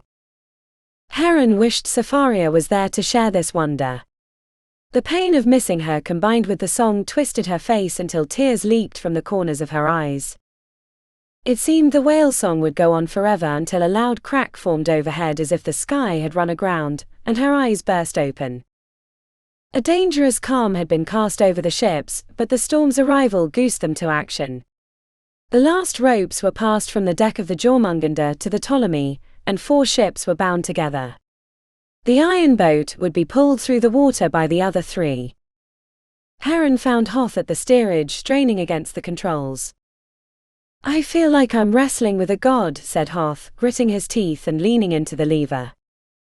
"Without the mechanicals, we're at mercy to their drag. Keep us pointed east with the wind, the other ships can't tack with us attached, so we're going to have to fly downwind," said Heron. At that moment the rain battered into them, and quickly Heron was soaked and chilled by the storm. As the storm tide rose around the iron ship, the hull groaned in response, even pushing it forward until the ropes and chains grew slack. Then the surge hit the wooden ships and the slack snapped back and one of the ropes broke. "We can't let any more of that happen," shouted Heron. "How am I supposed to stop that?" said Hoth, spitting rain from his lips. She thrust her hand out in the direction of the ropes. "You have to keep the ropes tight, even if that means to fight against them. We attached extras, but if we lose too many, the others will surely snap, and will be set adrift." "Maybe this was a bad idea," groused Hoth, shaking his rain-soaked hair out of his eyes. Heron reached over and deftly hooked the remaining strands and pulled them back over his shoulder, as Hoth's arms strained with effort. "I don't regret it," said Heron. "If we'd fled, I wouldn't have known what that was, those whales." Hoth squinted through the rain at her. "What were they doing? Why so many together?" "How should I know? At first I thought they were sea giants coming to drag us under the water," laughed Heron. Hoth nodded. The sky threaded with lightning overhead, ripping from one cloud to the next. The rain continued its steady assault with cold, stinging rain that made Heron tuck her chin to keep the water out of her eyes. "You should go in where it's warm and dry," said Hoth. Heron shook her head, realizing how much her hair had grown in the last few weeks. She was used to cutting it when it grew too long lest she give away her gender. "I was in sore need of a bath," she grinned. He laughed. "I wasn't going to say anything. And I'd prefer to stay out here with you." The words were out her lips without a second thought. He seemed at first surprised and then he nodded, a strange smile hiding on his lips. "Together against the gods," he said. "Together," she said. She moved near and took one half of the steerage from him. And together they fought the storm. Chapter 17. Hoth lifted his fist to rap against the door of his quarters, but instead of swinging his fist forward he hesitated, sighed and then put his arm down by his side. At first he thought his hesitation came from the absurdity of knocking on the door of his own quarters, repurposed as Heron's when she was ill. He'd wanted only the best care for her. But then he wondered if it was his agitation, because he was stuck with the officers, which included Quadi and Grim, making for a dour air that sucked the light from the room. At least when a Croas had been present, he'd someone to talk to, if only to learn about the man's homeland before he'd come to Alexandria. Such strange times that traitors are more interesting to converse with than one's officers. Which led him to the door of Heron the inventor. She was infinitely more fascinating than his humorless companions of the officers' quarters. But the inventor was also a she, a thoroughly confusing revelation sprung upon him a year ago to goad him onto a flying ship. Hoth checked the black fur cloak that lay comfortably on his shoulders. It had taken a good 20 minutes to set it just so, in a way that made him look magnificent, as a sea captain should, but also in a way that the cloak appeared to be tossed onto his shoulders haphazardly. A good captain shouldn't be seen as narcissistic. Looking down, he admired the laced bare leather boots, midnight black, cut and dyed by an Odi shaman from the eastern steppes. It had taken him 3 months of hunting and foraging herbs from the grass-strewn uplands to gain the shaman's trust. The boots were supposed to protect him from evil spirits. He lifted his fist once more, hesitated, and then after a big breath, pushed his way into his old quarters. Framed against the light filtered through the opaque windows, Heron's naked back was shown to him. The scent of perfumed oils was thick in the room. Heron was using an ivory striggle to scrape the lubricant from her shapely leg, extended out that she might reach her calf. The sweet curve of her smallish breast was exposed briefly as she flicked the oil into the pot around her foot. Hoth was not unused to a woman's form, but the words stumbled out of his mouth as if he were, leaving him flush. "Apologies. I forgot for a moment I'd given these quarters to you." Keeping her back to him, Heron finished scraping the oil from her calf, wiping the curved device on a cream cloth after each pass. She finished the cleaning without comment, leaving Hoth to stand inside the open door. Waiting in the pregnant silence, Hoth felt like a fresh recruit summoned to the captain's quarters for the first time. Heron pulled on a tunic, exposing the ribs along her side as she stretched upward. She'd put on weight since he'd first rescued her from a burning Rome, but was still as slight as a reed. Without a belt, the tunic hung on her like a sheet as she stood, carefully turning, keeping her good hand on the table for balance. She was a contradiction of womanly grace and hard edges, the pink stump and wooden leg the most obvious indication of her struggles, though they seemed not to diminish her. "Thrash at the helm?" she asked, the lines of her face without the troubled valleys he'd grown used to seeing. "The going is slow as the winds have reduced, but we still make progress easterly," he said, trying to present a rakish smile but faltering in the attempt. "My doubt grows that you came to report such news to me as if I were the captain. Especially with you in your fineries." She waved her hand flippantly in his direction. Hoth scoffed. "Merely for warmth. While the sun grows warmer, the wind still blows cool from the west." She slid the belt from the top of the table and hung it from her good hand like a dead snake. "Would the captain mind helping me with my belt? I can do it myself, but it takes some contortions and writhing along the wall like a confused nymph, and I assume you've come to talk to me about something important and would like my attention." Hoth made 3 quick strides across the room and snatched the belt from her hand. The impish smile on her lips as he stretched his arms around her made him bite his lip. She smelled sweet, which ran contradictory to the sense of metals and fire he was used to in her presence. Cinching it tightly, Hoth attached the clasp, feeling her firm belly against the back of his hand. A warmth traveled up his arms and into his groin. Hoth stepped back and appraised her. "You're in a good mood." She tapped her fingers against her lips, gaze askew. "Not good. Content. This journey has thus far exposed mysteries I had not considered as worthy of inspection. So far from the great library, yet here we stand as if you never left it. Clarity, inventor." "Clarity," said Hoth. Mention of the great library summoned form from her shape, and she moved to clasp her hands together, only to find one hand missing. The shock, like the spark of greeting on dry days, was brief, and she instead grabbed the elbow above the stump. "The whales," she said. "I am well acquainted with my former role as inventor for the temples, turning scientific principles into illusions to liberate the masses of their coin. But the revelation that the whales were not sea giants strolling across the bed of the ocean reminded me that for all my wit, I am still as susceptible as the common worker." "And this turns your mood?" he asked. Her smile was split in two, the first part calm introspection while the second was gilding over cracked pottery. "I am used to knowing what others do not. This arrogance, this surety, maybe even hubris, can be a boon and a curse. For once I know something, it is an immutable fact, etched into unbreakable stone." Her gaze traced some invisible object in the center of the room, a construction of her mind, he supposed.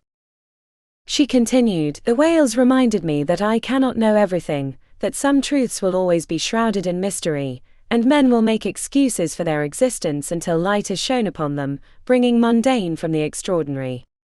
Knowing my fallibility, do not look at me that way, gives me hope that I might be wrong about those I left in Rome." Her eyes rounded, glistening with fear and hope and concern so dense it was lead on her heart, dragging down her smile until it was flat. Like a string pulling him forward, Hoth stepped closer, the room suddenly warm, his hands reaching out. He saw all the odd scars across her arms and neck. The white line across her cheek that marked her flight from Rome. He saw them like a map of her experiences, the pink stump, the crocodile-bitten leg. Here was a woman more storied than he, a tale more heartbreaking than even his. He felt his lips part in anticipation and hers responded in kind. Her tongue rested against her teeth. The primal urge in his loins reached out through his hands, and all the world had focused onto the two of them, until a voice rung out from the upper deck. They hesitated, only a breath apart. The voice rang out again, and Hoth could not ignore its message.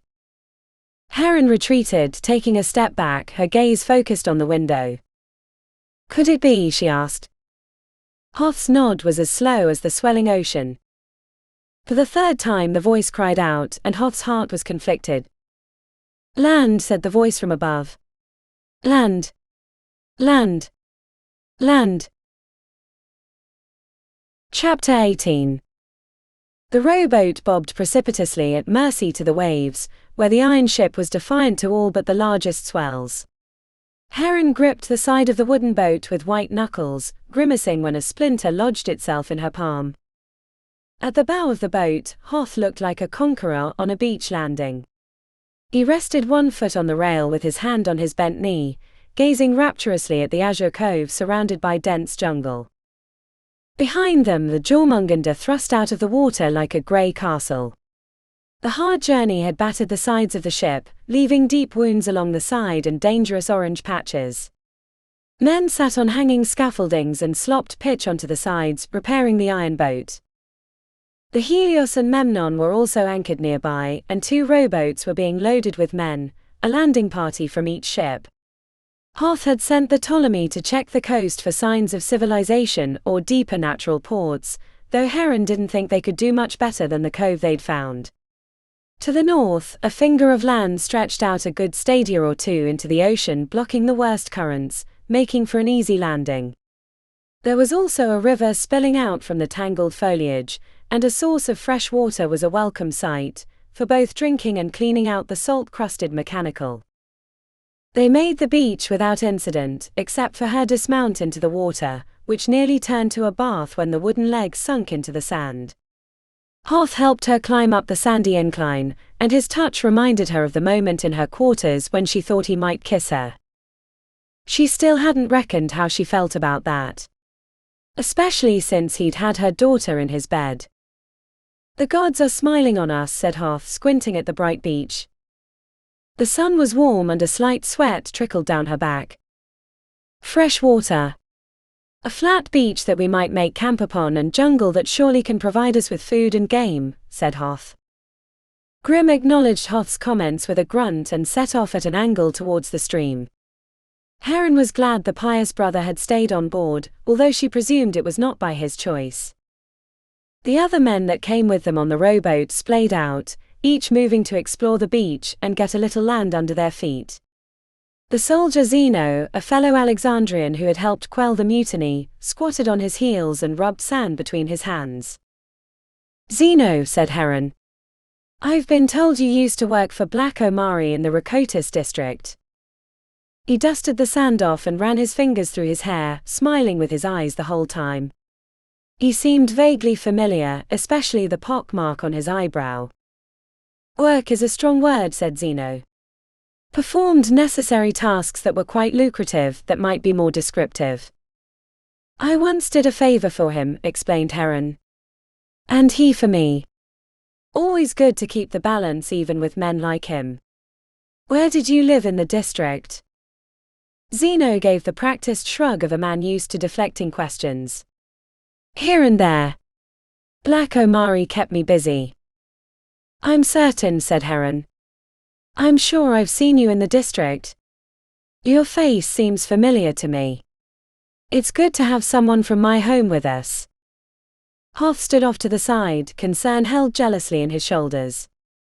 "Who is this Black Omari?" Zeno seemed unwilling to speak, a sign of a professional, so Heron filled in the silence.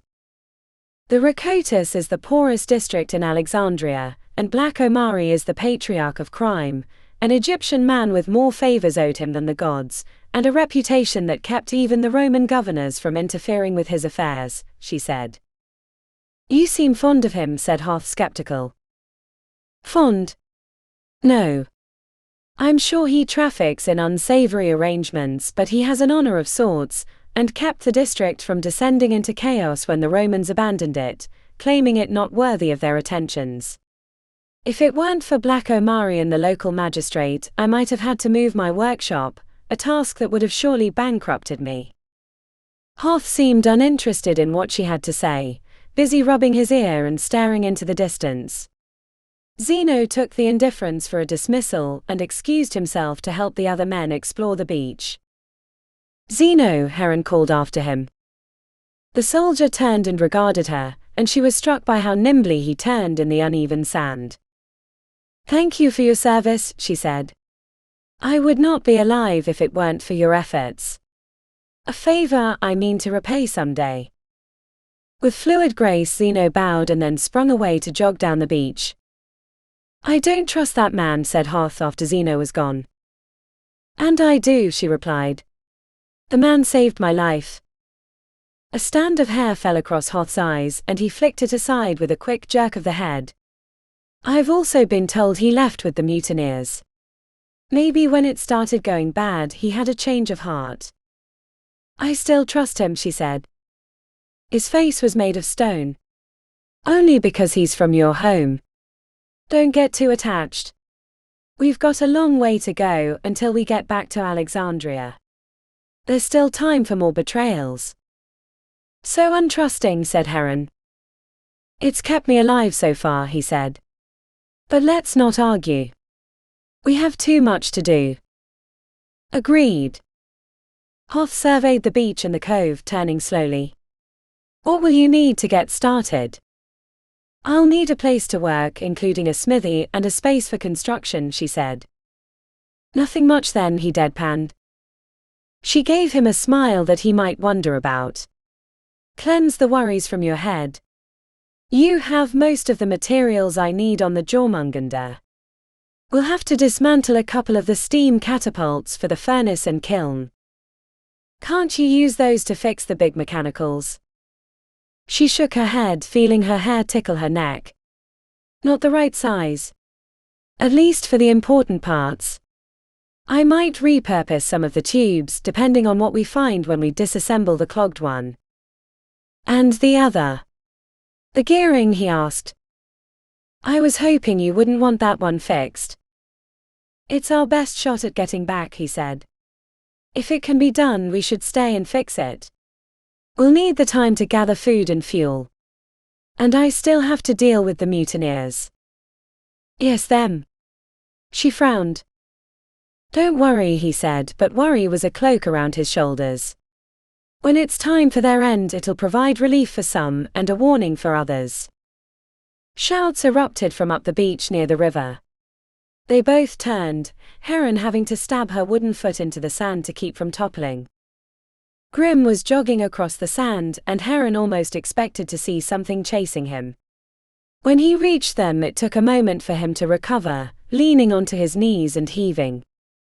Between breaths he spat out, "Too much time on the ship has left me. Less than battle ready. Your fitness is of less concern to me than your hurried shouts," said Hoth. "By the cold winds of the north, yes," said Grim, finally able to stand upright. "Along the river I found tracks." "Tracks?" "Men?" asked Hoth. Grim nodded with hesitation, indicating there was more to the story. "Man tracks," said Grim, holding one side with a pinched hand. "And something larger. Much larger." "How large?" Grim blew out a breath. "Giant-sized, I suppose. And something with a tail, a big tail." Heron recalled her little speech to Hoth about the whales and the sea giants, but it provided no solace. They were far from the world they knew, and other lands were populated with nations and creatures unknown to them. It was one thing to see such things from the safety of an iron ship, but another to stand defenseless on a beach. "Men and beasts together," said Hoth. Grim shook his head. "The tailed beasts and the giant men first. The tracks are clearly marked in the mud. Then the men afterwards. Their tracks go over the larger tracks without fail. I don't know how much time between, but I can guess the tracks are a few days old since it had rained before that." The three shared their silence in thought, but Hoth broke it when the other rowboats landed and the men were wading ashore.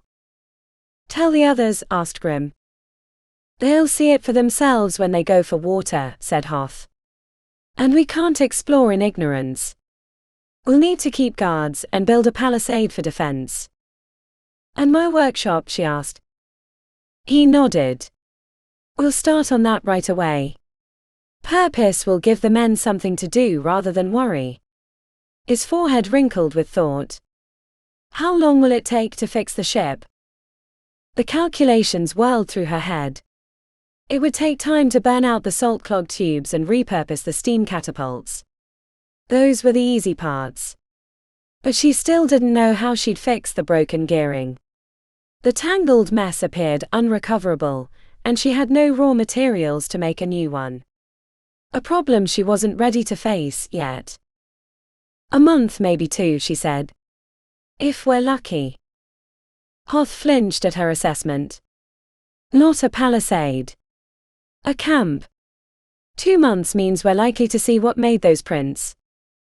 2 months, said Grim with an incredulous tone. "That's a long time to defend a beach." "Yes it is," said Hoth, his face lined with purpose. "Work quickly, inventor. Work quickly." Chapter 19. The night was his friend, so Zeno set off well after dark when the men were firmly in their drinks, and the campfire lights blinded all those seated around them. He crouched in the underbrush past the river and checked back to the camp to make sure no one had followed him. In the 2 weeks since they'd landed, 4 buildings had been constructed. The largest and sturdiest was the workshop that currently glowed with whatever kept the inventor awake at all hours of the night. The other 3 were roofs to keep the rain off the tents. Further out into the cove, lights flickered on the 3 ships, 1 iron and 2 wooden. The third, the Memnon, was taking its turn exploring the coast. Zeno thought the naval expeditions were more to keep the men busy with tasks, rather than drink their remaining stores of alcohol. Men moved around the camp, but not outside the palisades which ran alongside the jungle. The wooden poles stabbed into the ground wouldn't keep a determined intruder out, but could slow any large attack, giving them time to escape into the boats anchored on shore. The crafty Northman had forbidden deeper expeditions into the jungle on account of the footprints, but Zeno had found a hidden trail and didn't like being told no. The head of the path was cleverly hidden in a grove of tangled brush. He'd only found it by following a large lizard, one as long as his forearm. When it had skittered under the bush, he crawled after on his hands and knees to find distinct footprints in the mossy soil. On the path, Zeno found the orangish light from the campfires hidden by the overlapping foliage, so he dared to bring out his lantern. Starry night on the beach meant pitch black in the jungle, so Zeno moved carefully on the path. The markings were weeks old, but he didn't trust his assessment.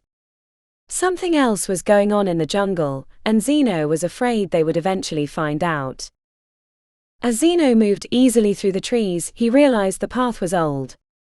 The slender trees had been pruned back to allow passage. Zeno guessed the moss had been cultivated so undergrowth wouldn't claim the space.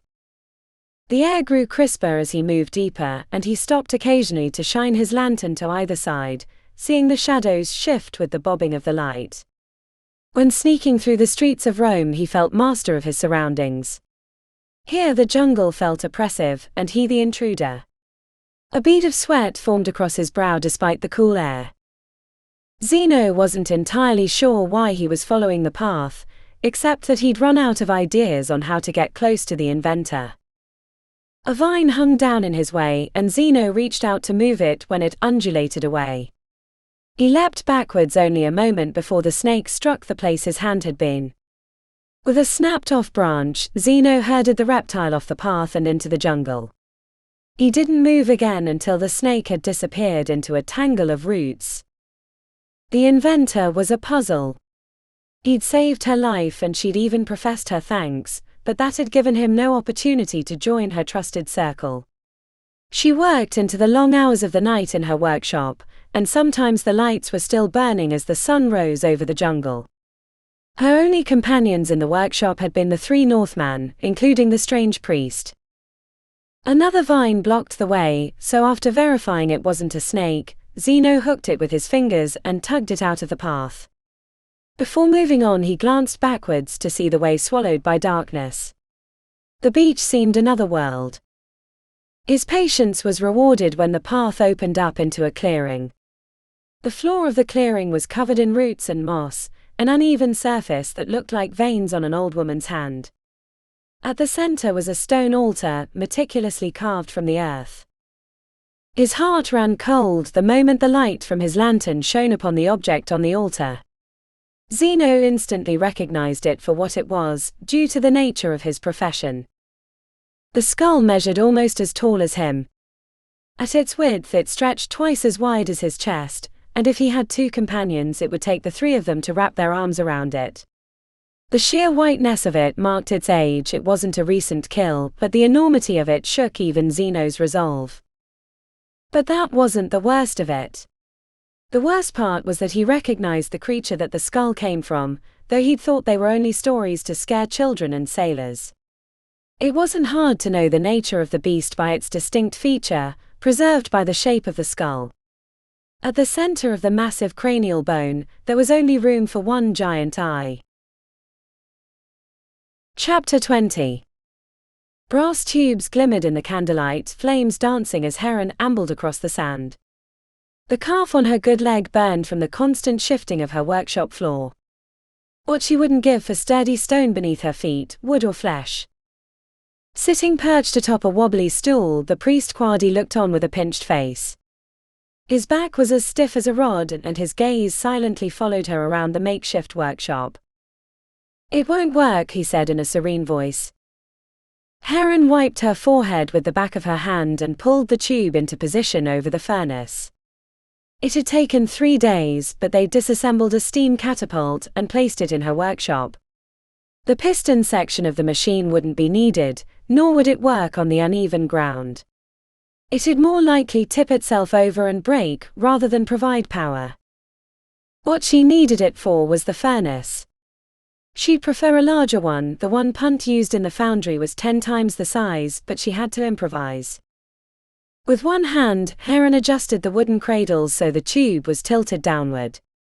Picking out appropriately sized chunks of wood, she threw them into the fire and leaned forward, the heat so fierce it made her squint, and blew into the flame until it crackled to life. "My lord Lopter," said Quadi, "tells me that salvation comes. We only have to wait. Only he can deliver us from this place." Heron straightened and smoothed her black hair away from her face, wishing it was long enough to tame with a piece of cloth. Maybe soon. Its excess was distracting when she was trying to think. "I recall that the gods needed me more than I needed them when it came time to make miracles in the temples," she said. His grin sent a twitch into her arm. "The gods were using you for their desires." "The gods are boring," she said.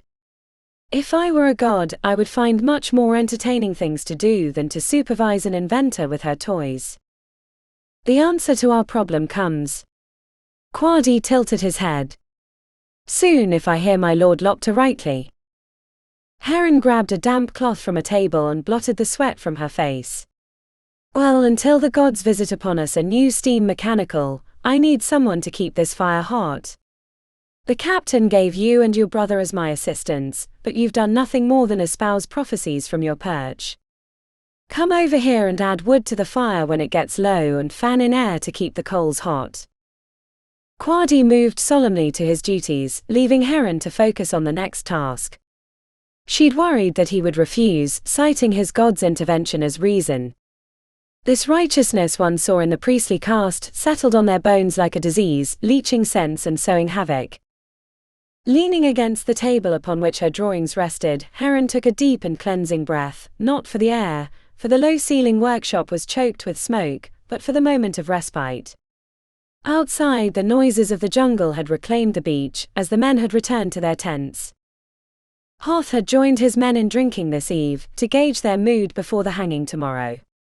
Though the alcohol stores were low, the captain had let them partake liberally, hoping to douse any smoldering resentments beneath a debilitating hangover and uneasy gut. A bird sung its trill right outside the workshop. Heron recognized it for a bird of the morning, a sound she'd heard far too many times these days, without a pinch of the violet dust to flog her tired limbs. She moved to the entrance flap, gazing upon the warmish light on the horizon. Heron stretched her jaw and pinched her cheeks. A grumble in her belly reminded her she'd forgotten to eat again. Mustering the will to return to her table, Heron was struck by the sudden silence. The constant dirge of the jungle was absent. The air seemed hollow. Heron tugged on her ears to make sure nothing had been lodged in them. A faint vibration revealed itself in the pillar of the door, followed by a crash, the sound of wood splintering. Sparks erupted from the furnace as something massive hit the side of the workshop, shaking every timber. The priest stared stunned at the glowing coals. He looked back to her, jaw hanging open. "Get away from there." Her words of warning preceded the splintering impact with only a breath between. A cloud of sparks enveloped the robed priest, setting cloth aflame. Quaddy's screams filled the shuddering building. Grunting sounded right outside the wall, and then a section split as easily as the parting of papyrus. Heron dove to the sand as a timber flew across the workshop and narrowly missed decapitating her. Something or someone was outside the workshop, smashing into it with what Heron could only imagine was a massive fist or a club, the size of a tree trunk. The ground shook again, and metal shrieked as the wall collapsed upon the furnace. Scrambling beneath a table to avoid being crushed, Heron caught a glimpse of a leg the size of a marble column. The creature slammed into the building, and half the ceiling collapsed. Nearby, Quaddy screamed, and Heron feared he'd been impaled by falling timbers. Outside, the camp seemed to be coming alive. Shouts erupted. As Heron pulled herself across the sand to reach the fallen priest, the earth rumbled. Quaddy was trapped by a mess of brass tubes, and the ones in the flame were burning his leg. Heron pushed them off him, wincing at each burn, and tugged on his robe to get him to stop screaming. Flame was alive in the fallen building, billowing suffocating smoke into their faces. Between fits of coughing, Heron led the priest out by crawling under the tables and fallen timbers. They made the cool outside and flopped onto their backs, sucking in salty air. Hoth appeared out of the darkness, disheveled and signs of recent vomit on his tunic. "What happened?" "The men are saying we were attacked by beasts." Heron rolled onto her stomach to watch the fire consume her workshop. The loss would set them back at least a month. "I saw it," said Heron, clawing the sand away from her neck and climbing to her knees. "It attacked the workshop, and judging by its leg it must be as tall as 3 men. "You jest." His head flinched back slightly. "I wish," Heron said softly.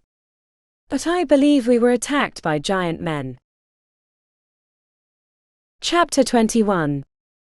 The sunlight was a spear pressed firmly against the corners of his eyes. Even squinting only seemed to move the dull throbbing ache from the spot between his brow to a place at the back of his skull. Hoth swallowed a bit of bile and took a deep breath, though that only seemed to awaken the need to vomit again. With shaking hands he sucked on the water pouch and threw it in the sand when it was empty.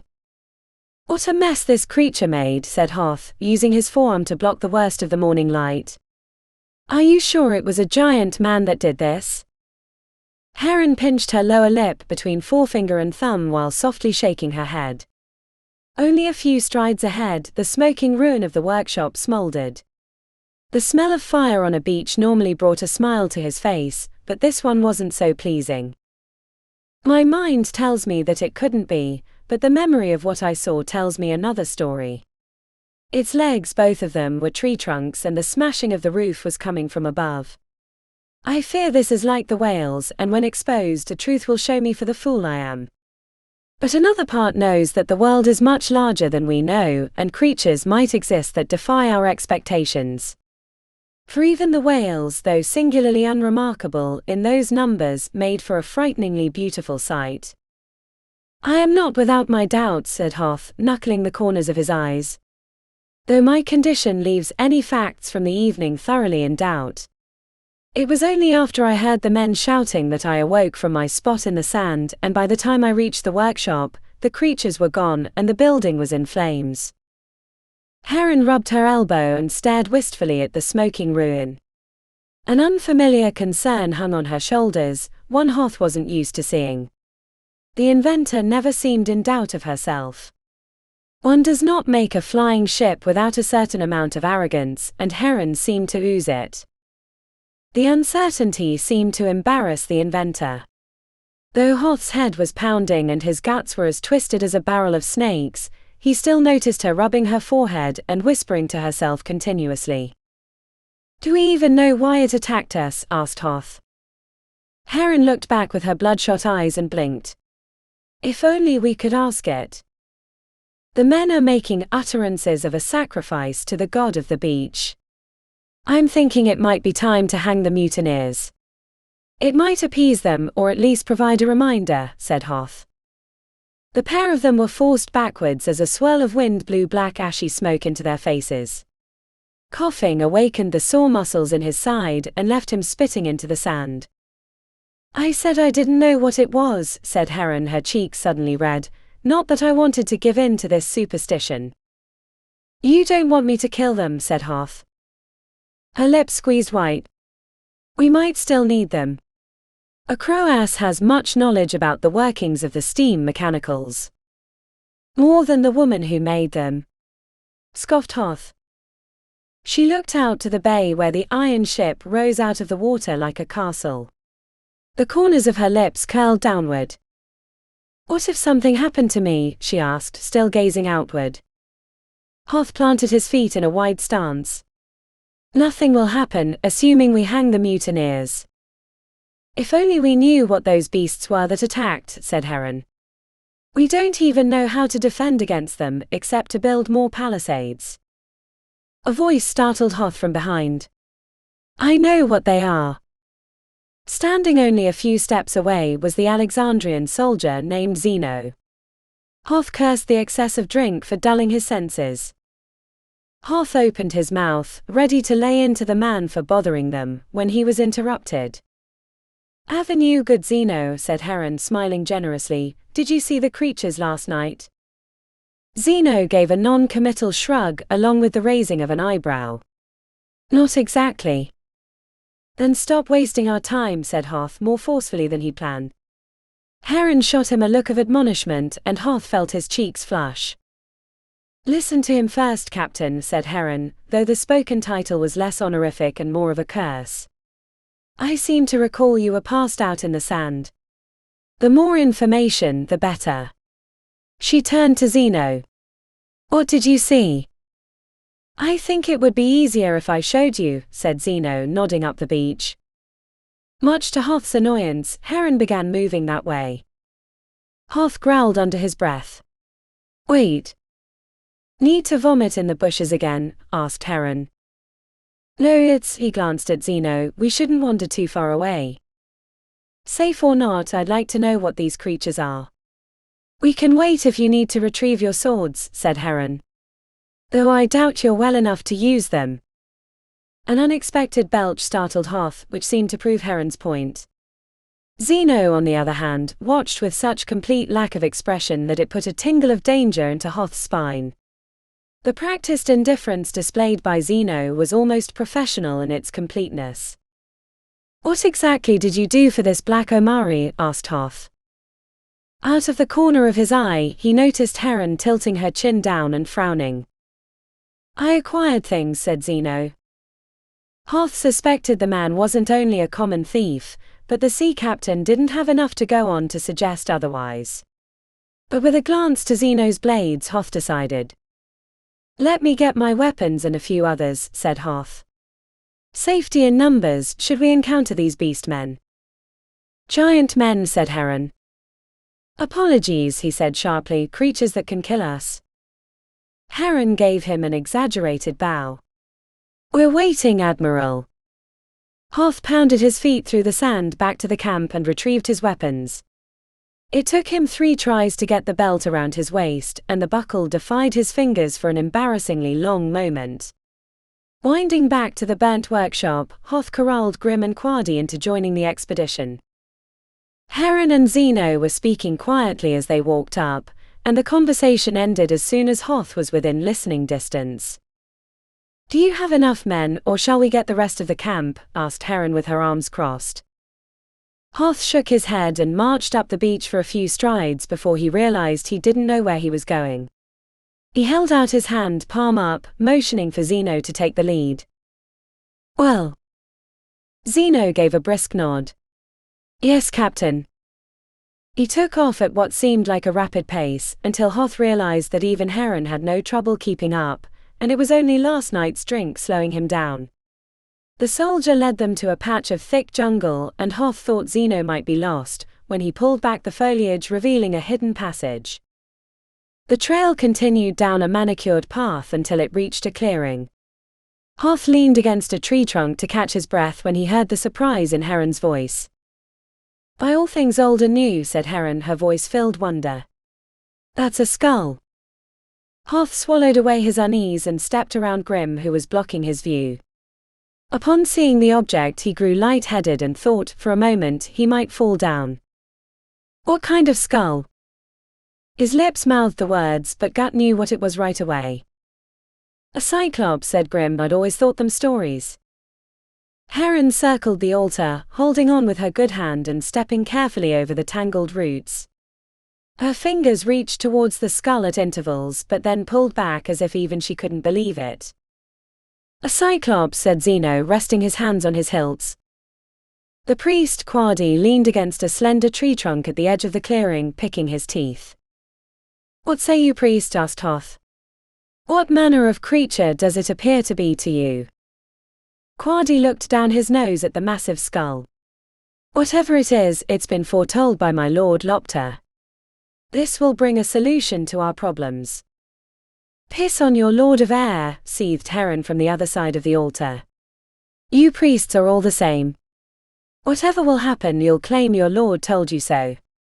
I accept the world might be full of strange things I know nothing about, maybe even a cyclops, but stop rattling your teeth about, 'My lord told me this and my lord told me that.' I spent a lifetime making miracles for you fools, so you could claim divine interference. I'll have you not take this simple act of nature and call it yours." The priest's cheeks turned red as his eyes tightened. He walked stiffly from the clearing and down the path. Hoth's stomach turned with the uneasy thought that Quadi had been mortally insulted. When Quadi was long gone, Hoth caught Grim's attention. The gruff Northman held up his hands. "I lay no claim to his god nor his constant prophecy. He's my brother, yes, and I'll defend his life, but I don't speak for him. And I, for one, know how much he can babble about the gods," said Grim. "Apologies," said Heron, slowly shaking her head. "I should have held my tongue, but the long weeks of care from the priest and his constant proselytizing has made me ill-tempered." "What's said is said," said Hoth. "No reason to burn down a mead hall. But more importantly, could this be the skull of the creature that destroyed the workshop?" It wasn't so much of a shrug from Heron, but more a reluctant hesitation. "It's possible, but one of the other scholars from the library would be better suited to know. One who might cut upon animals and beasts for knowledge. Might know soon enough if it or they attack again," said Zeno. Hoth held his tongue, though he wanted to speak on the matter. The soldier Zeno was far too comfortable, far too relaxed around them, speaking in a manner that indicated he was more than a simple thief. He vowed to keep an eye on him, or maybe ask Grim. Further discussion was interrupted by faint shouts coming from the camp. Everyone froze, and when the shouts increased in fervor, Hoth took off running down the path. The jungle whipped at his face and arms as he stumbled over the exposed roots and eventually crashed onto the sand. Up the beach towards the river, nothing moved. As he turned back to camp, he expected to see a pair of cyclops towering over a clump of his men with raised clubs. He didn't see that, but he did see something stranger. Past the camp where his men had assembled on the beach looking south, came a host of men riding giant birds. Chapter 22. How the meeting of the two groups hadn't resulted in full combat was a mystery to Heron. The newcomers carried spears and short bows and swords, good workmanship by the look of them, while the Alexandrians were still armed from the attack by the cyclops or beasts or whatever it had been. She supposed it had been the heavy night of drinking. To her left, Hoth looked as stiff as an axle, and his frequent belches stunk like a swamp. Grim was less affected, and his clear gaze lay steady, but he seemed to be checking Hoth's assessment of the situation with regular glances. The rest of the men leaned on weapons, their gazes haggard and clothes in various states of dishevelment. Or it was the men riding huge land-striding birds. The creatures had long necks, round bodies, powerfully lanky legs. The dark-skinned tattooed men riding them wore colorful loincloths and carried banners of a bright green with a crimson circle in the center. Not all the men rode birds. Only a small group of them, but by the reactions of her fellow Alexandrians, the whole world had ridden up on them. Slack jaws hung open like rain catchers. The rest of the newcomers marched behind the bird-mounted men.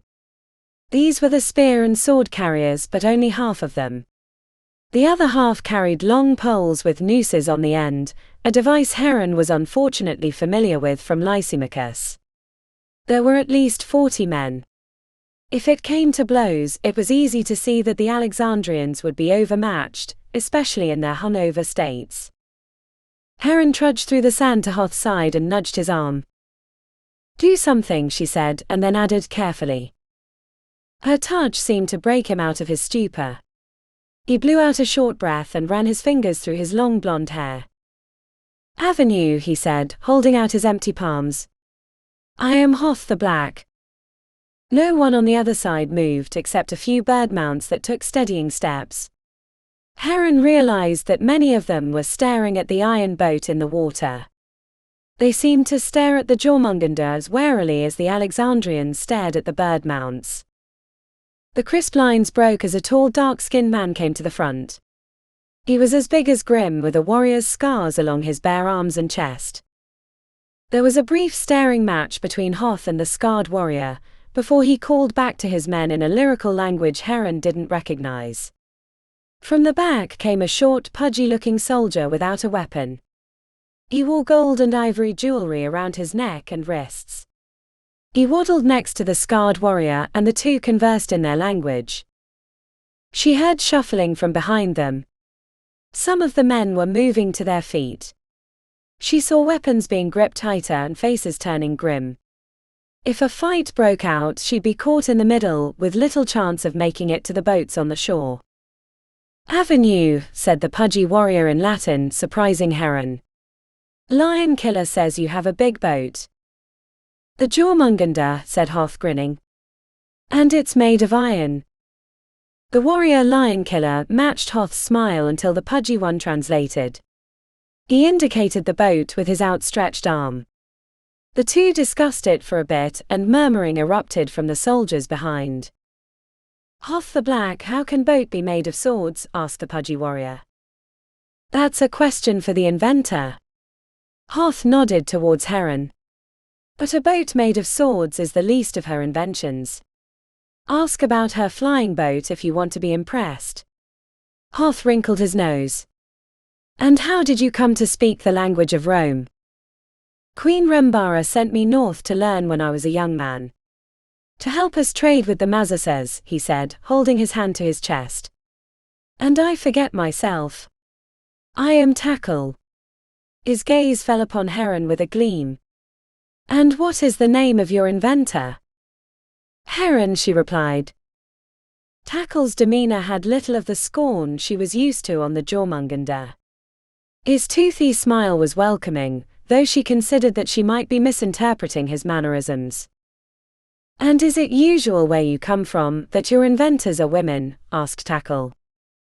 Heron grit her teeth even before Hoth began to speak. "Not usually," said Hoth, a twitch forming at the corner of his lips. "What brings you to this humble stretch of beach? You look like men on a hunt."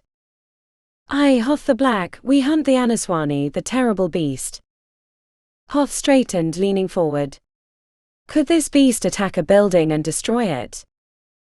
"It could, among other things," said Tackle.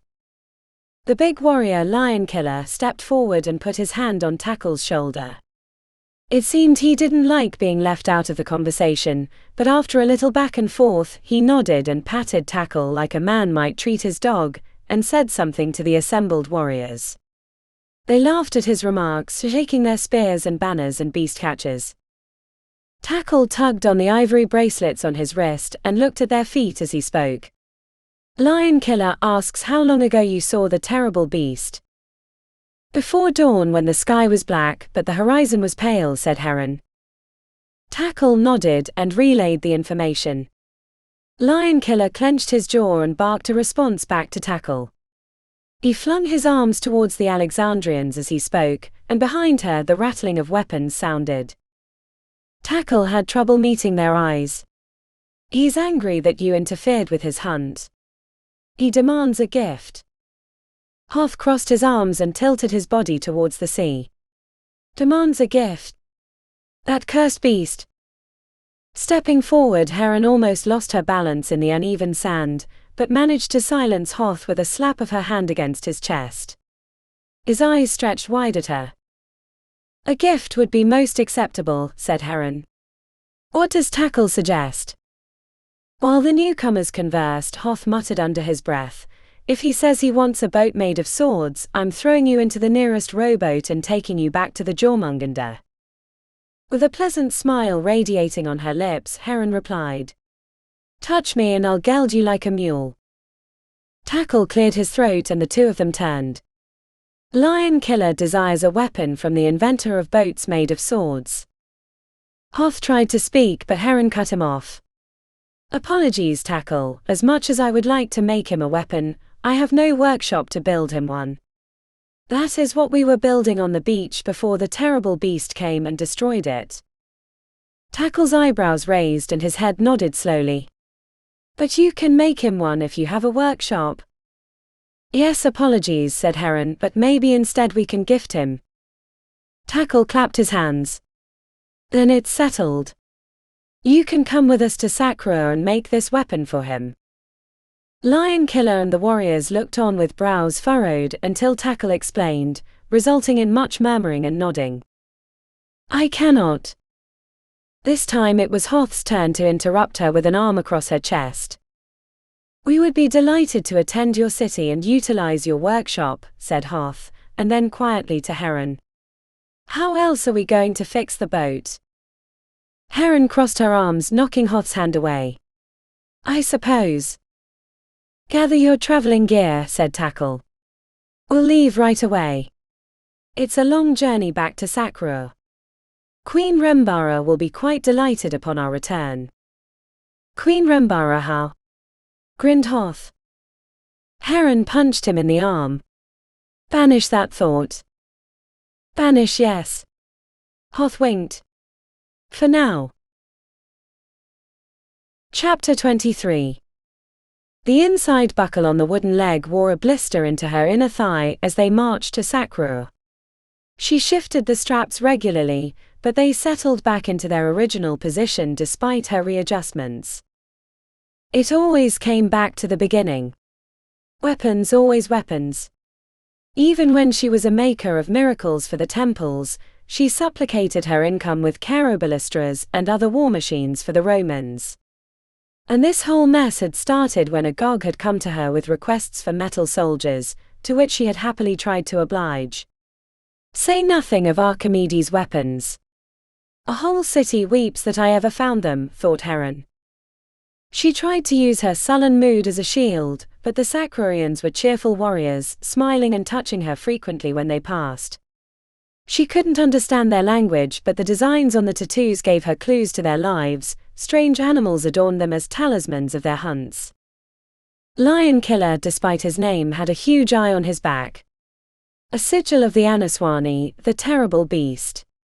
He also had a thick, rope-like scar on his chest from his shoulder to a spot past his nipple from when an Anaswani had attacked him. Tackle took up position next to her. He touched her on the elbow, right where the hem of the tunic ended. My people want to know why you're sad, said Tackle. Heron flinched and glanced back to the others. Hoth had brought Grim and 6 other Alexandrians along, including Zeno. Only when Heron had reminded Hoth that he thought the soldier had initially sided with the mutineers, had Hoth allowed him to come. Better to keep an eye on Zeno, than to risk him freeing a Croas and the others. Is it because of your wounds? He asked. Heron wiped the sweat from her brow with the back of her hand. No. Not my wounds. My wounds are rewards for spreading destruction, she thought. In Sakura, he said, eyes shining, such wounds are treasured. It means the gods have tested you and you have lived. This is why Lion Killer leads the hunting party, because only he has survived such a blow from the Anaswani.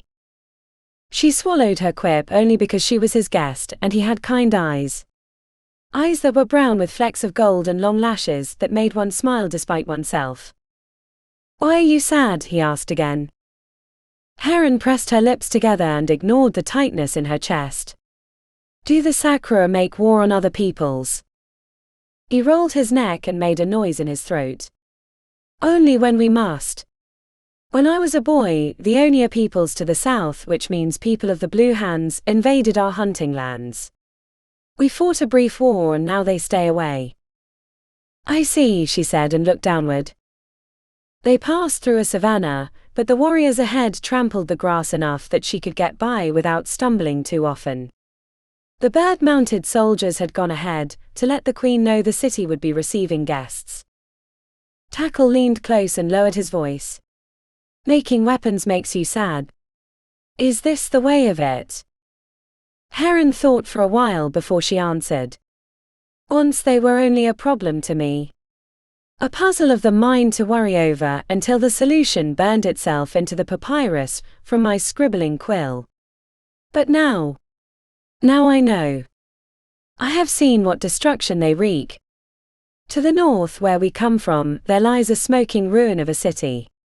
A place destroyed because of my weapons. She looked to him and expected disgust, but he only smiled, his hypnotic white teeth without a hint of animosity. You must be very good at weapon making then, he said. A spark of warmth blossomed and spread throughout her chest. She wanted to stamp it out like an ember escaped from a ring of stones, ready to ignite a great fire, but it only made her arms ache and her eyes to grow watery. The very best, she said eventually. His smile took the sting from her own self-loathing. When we reach Sakura you should speak to Queen Rembara. He laughed suddenly at himself, eyes alight with humor. Of course you will speak to the queen, but I mean alone. You should make an audience with her. She is wise and will surely be able to help you. She will understand your pain. You will see. I suppose, she said, feeling an ache in her hip from the long march. Tackle excused himself and took position at the head of the party with Lion Killer. Hoth was by her side immediately with a staff of wood in his hand.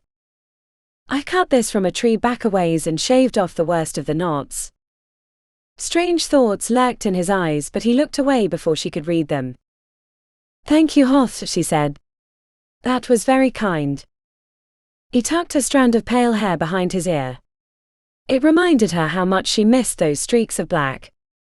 Seeing you hobble across the world without your mechanical limbs reminds me of how hard it is for you, said Hoth. Hobbling I can take, just let me know when I start to waddle, she said with a faint smile. But I don't need your pity. Not pity. He twisted his mouth, biting the lower lip with one side of his teeth. I see your pain and I want to help. If only we had a cart or a chariot. Or a steam chariot, said Heron. Or why don't we wish for a flying machine while we're at it? He winced and she knotted her forehead and squeezed the bridge of her nose with her fingers. Apologies.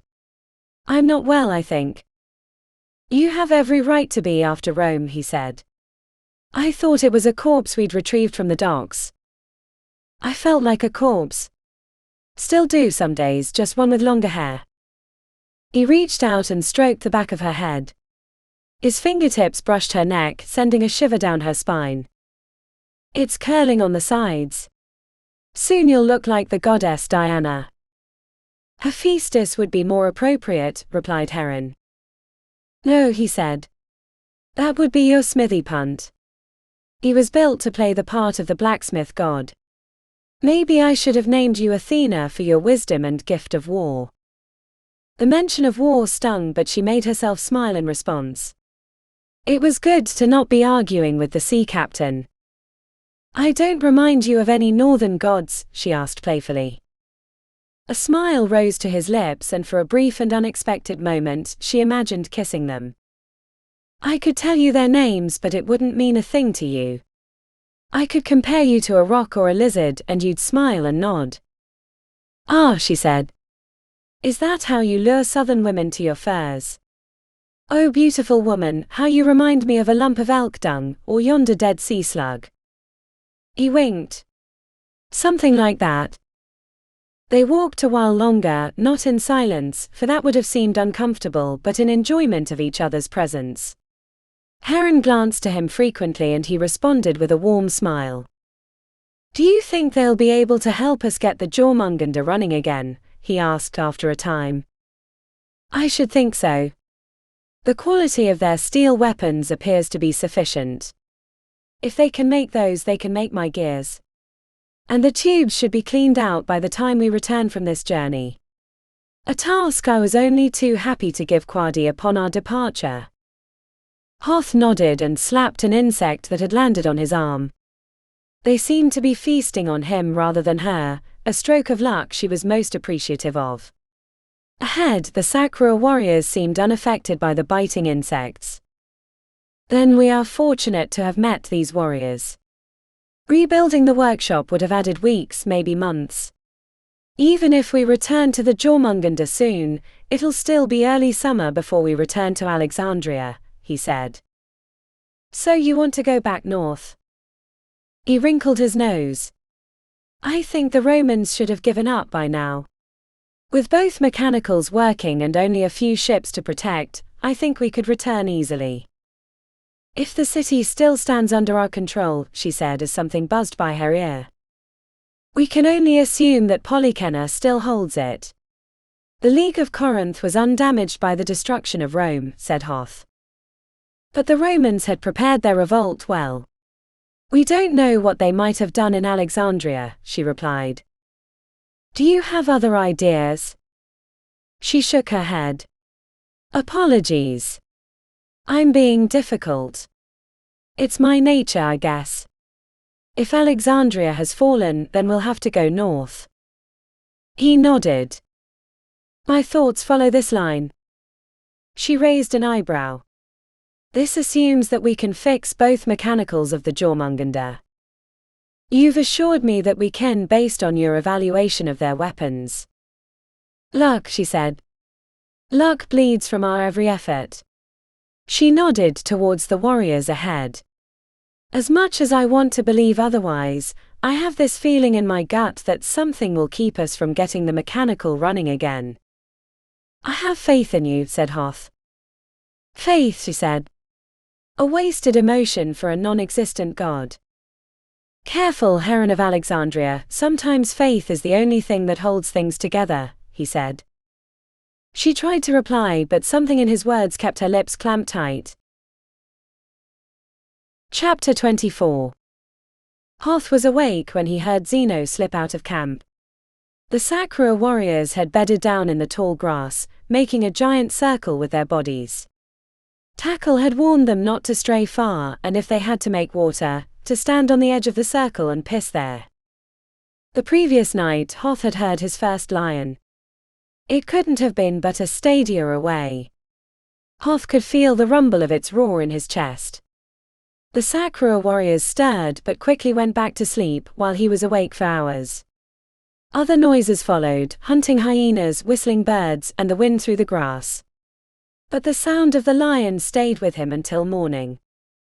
Hoth didn't like Zeno leaving camp alone, so he strapped on his weapons and moved to follow, when one of the warriors grabbed his arm and shook his head. Hoth mimicked squatting and grunting, so the warrior let him go. He made it about 20 paces away from the camp, hoping to catch sign of Zeno when he remembered the wild noises from the previous night. Deciding that if Zeno was stupid enough to brave the savannah, then he would let him. As he prepared to return, Hoth caught sight of someone moving along the outside of the camp. The moon was a sliver and a hazy cloud layer dulled the light, but he could make out the shape crouched near the edge staring at the sleeping people. Hoth took a step in that direction when he heard a rustling sound beneath his sandaled feet. Something was moving through the grass and it bumped against his calf. The creature, what he assumed to be a snake, slid over his foot and then stopped. He took a steadying breath and prepared to kick it away when it curled around his foot. Silently he cursed the creature, but mostly he cursed himself. Now he was stuck in the grass until the snake moved away. The man lurking at the edge of the camp hadn't moved either. He couldn't identify the person, though it only made sense that it was Zeno. The snake around his ankle curled tighter. Hoth knew little snake lore. The snowy north allowed for few such reptiles, and what he did know were only stories. But Tackle had warned them that the snakes of the savannah could kill a man in minutes. Not all of them, but enough to make avoiding them a wise choice. Hoth gritted his teeth and growled at the reptile. If he were even half the distance, he could see who was lurking on the edge of the camp. Now he'd have to wait until the snake slithered away. The other issue was that he wasn't standing in an ideal position for staying upright. He'd quarter-turned and his left pivot heel was slightly raised. Even after a few minutes it started to ache, but he knew he didn't want to risk being bitten. Glancing back to the camp, the man was gone. Now he'd never know who it was. But the identity of the lurker seemed less important than the visiting reptile. As carefully as he could, Hoth pulled the sword from his left hip, as to not disturb his right leg, the warm post the snake was wrapped around. He tried to get to the right sword with his right hand, but he didn't have enough room to pull the weapon out without moving his leg. So he reached his left hand around the middle and across his stomach, and slowly worked the weapon out of its scabbard. When it was high enough, he could grasp it with his right hand. Once he had the blades out, he didn't know what to do next. The darkness around his feet was thick enough, he couldn't see the snake at all.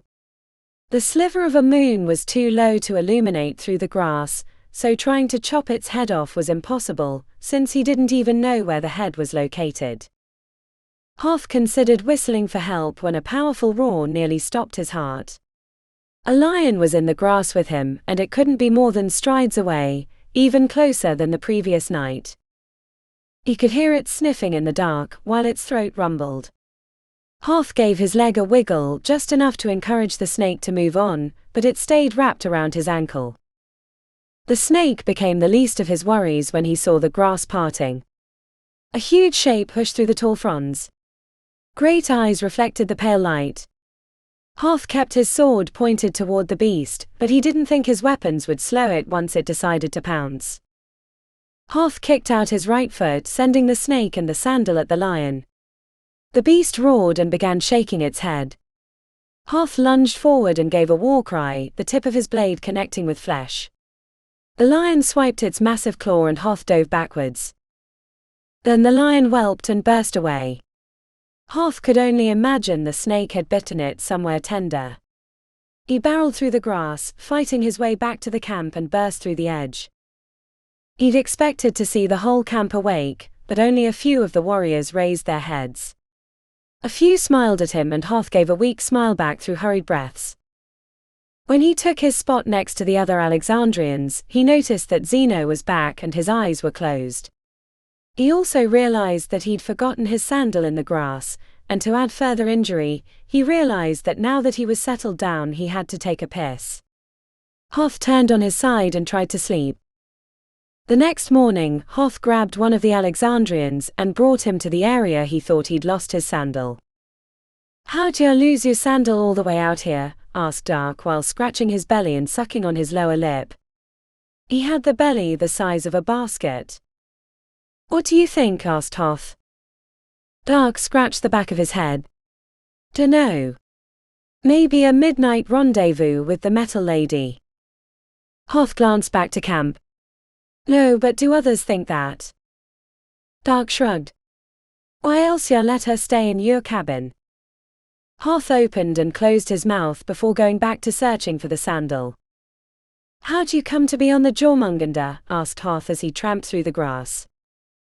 "The steam room was my home on the Freyr before ya sunk it."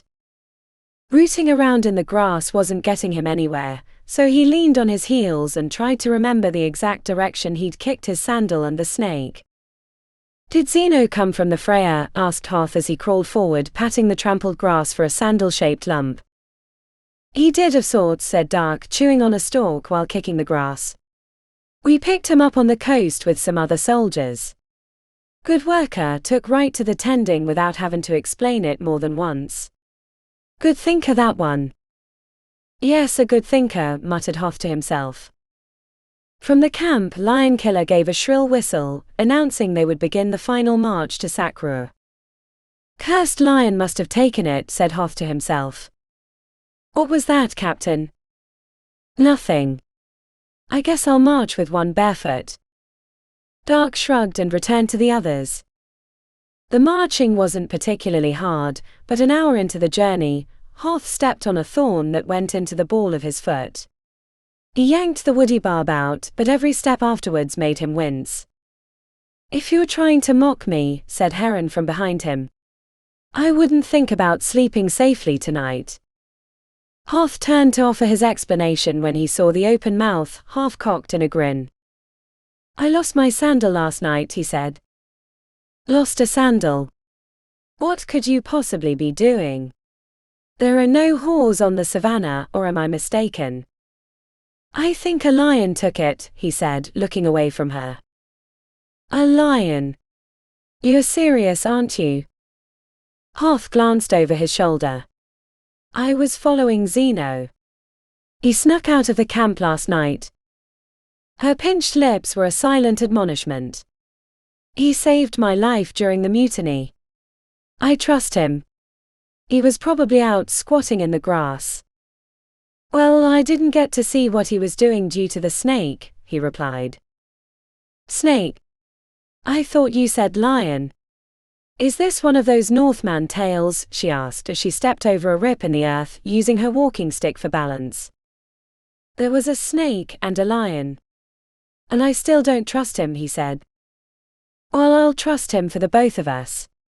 And if I believed in the gods, I might think they were laughing at you. Getting your sandal stolen by a wild beast. A man-eating lion. Really, Hoth, this little story puts every other one you've told me to shame. How can I ever respect you again? I seriously doubt you ever respected me in the first place, he replied. She scratched her head as if she was seriously considering his comment. Excellent point. Hoth had the urge to reach out and tuck a strand of her dark hair back behind an ear. She wrinkled her forehead at him and the eyes creased with an implied smile, but she said nothing. They walked in silence for a long time until the sun was drifting towards the horizon and Heron asked, Do you think it's strange how these Sacrarians have treated us? What do you mean? Heron raised her stump. Barely a mention of my missing hand or foot. I spoke with Tackle, but he made it out to be a boon. Said it was a sign of survival. Would you prefer the opposite? No, she said, not at all. They don't look at me strange. Not like people in Rome or Alexandria. I'm used to open mouths and pointing. It might be an insult to do so, and they do not wish to offend. She gave a tight little shake of her head. It's not that. It's something else. Hoth's answer was cut short when shouts erupted ahead.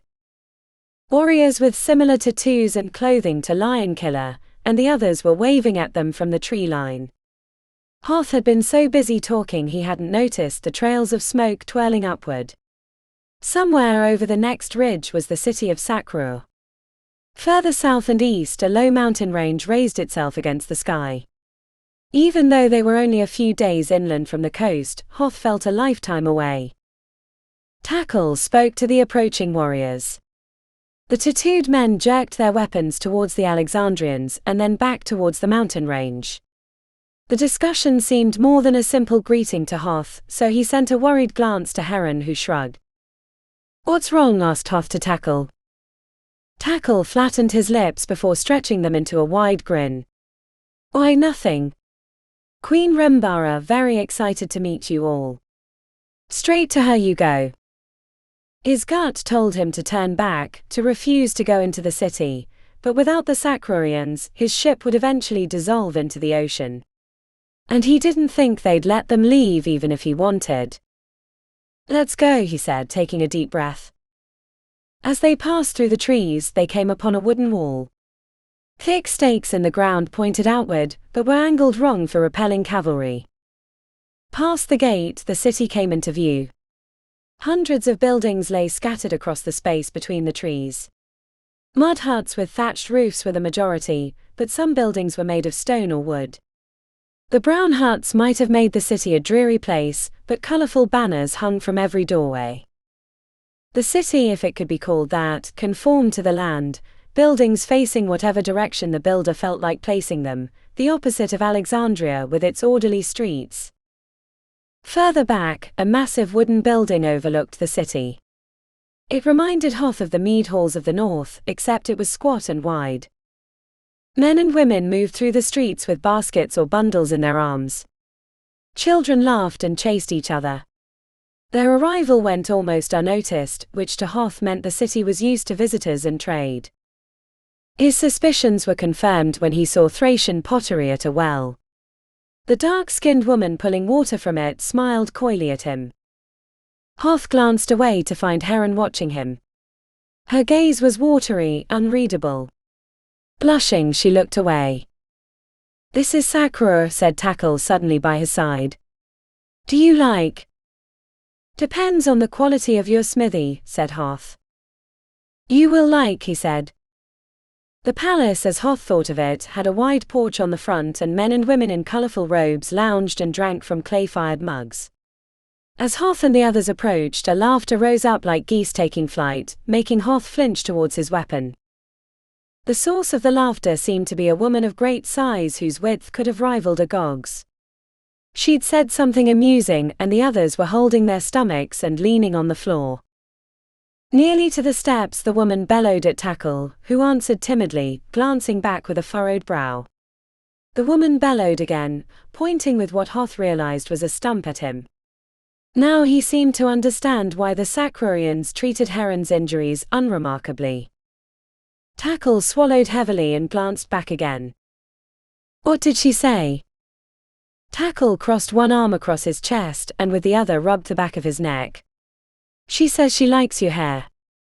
Right away the woman spoke again in her booming voice, causing Tackle to flinch. The others on the porch broke into another round of laughter, slapping the wooden planks. Hoth shared a glance with Heron. "What did she say there?" "Your hair," said Tackle with a pained look on his face. "She likes it." In a thick accent the woman said in Latin, "That's not what I said." "Tell him, Tackle." Tackle looked at the ground while he spoke. "She wants to bed you.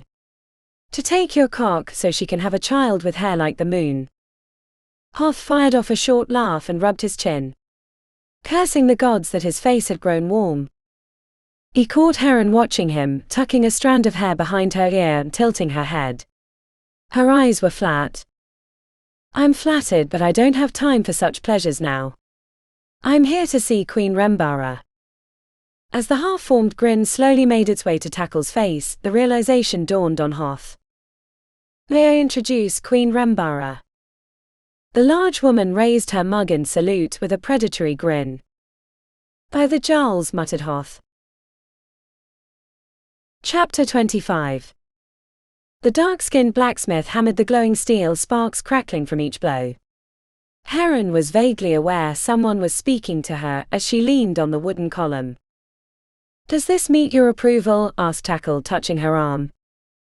"What?" She glanced around. It was a smithy and the blacksmith appeared capable, but something bothered her. She shook her head. "What again did Queen Rembara want to speak to Hoth about?" she inquired. "She want to know about snow and men who have moon hair." Then he grinned a blindingly toothy grin. "And she want moon hair child." "Right now," she choked on the words. Tackle leaned his head back, his belly shaking with laughter. "No. But tonight we feast, and after drinking and dancing she would take him if he is inclined." Heron stared at the ground while her hand made a fist. "Hoth's always inclined." Tackle narrowed his gaze. "Are you and this Hoth?" She shook her head violently. "No. I cannot." Jörmungandr's memory floated up from the depths of her pain. He scratched his jaw. "If you say as such." He nodded towards the smithy, who had plunged the iron bar into a bucket of water. Steam hissed out, turning the metal dark. "Can you make Lion Killer his weapon?" He is most curious. "Will it be a sword or a spear?" he asked. Yes. I mean no. Neither. I'll make him something he can hunt the Anaswani with, said Heron. Tackle's eyes rounded. This will be most pleasing. The blacksmith placed the bar back into the furnace, and in moments it was glowing orange again. Wait, she said, moving up to the smithy. He startled at her sudden approach, eyes rounded and full of white, but Tackle spoke to him and the man bobbed his head. Heron wet her finger and touched the black end of the metal rod, only to yank her hand away. She stepped away and put a hand to her chin. Is something wrong? Asked Tackle. Do you get your weapons in trade rather than make them? He nodded. Is this a problem? Your steel is weak. Good for well wenches and hobnails, but not for weapons or hardened gears, she explained. Tackle held a palm up and spoke to the blacksmith. They exchanged words for a bit, and then Tackle nodded slowly. Yes, he says the steel is weak and he is most impressed with your knowledge. Her fingers tugged at the back of her hair. And it's a recent problem. Since your other weapons are well made. Tackle's eyebrows raised. I am impressed. Yes, we cannot access the good ore now. It is a most troubling problem, he tells me. And what keeps you from the ore? She asked, somehow knowing she wasn't going to like the answer.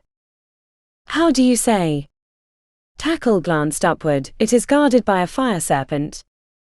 Do you mean a dragon? She asked. Tackle nodded. Yes, that is the one.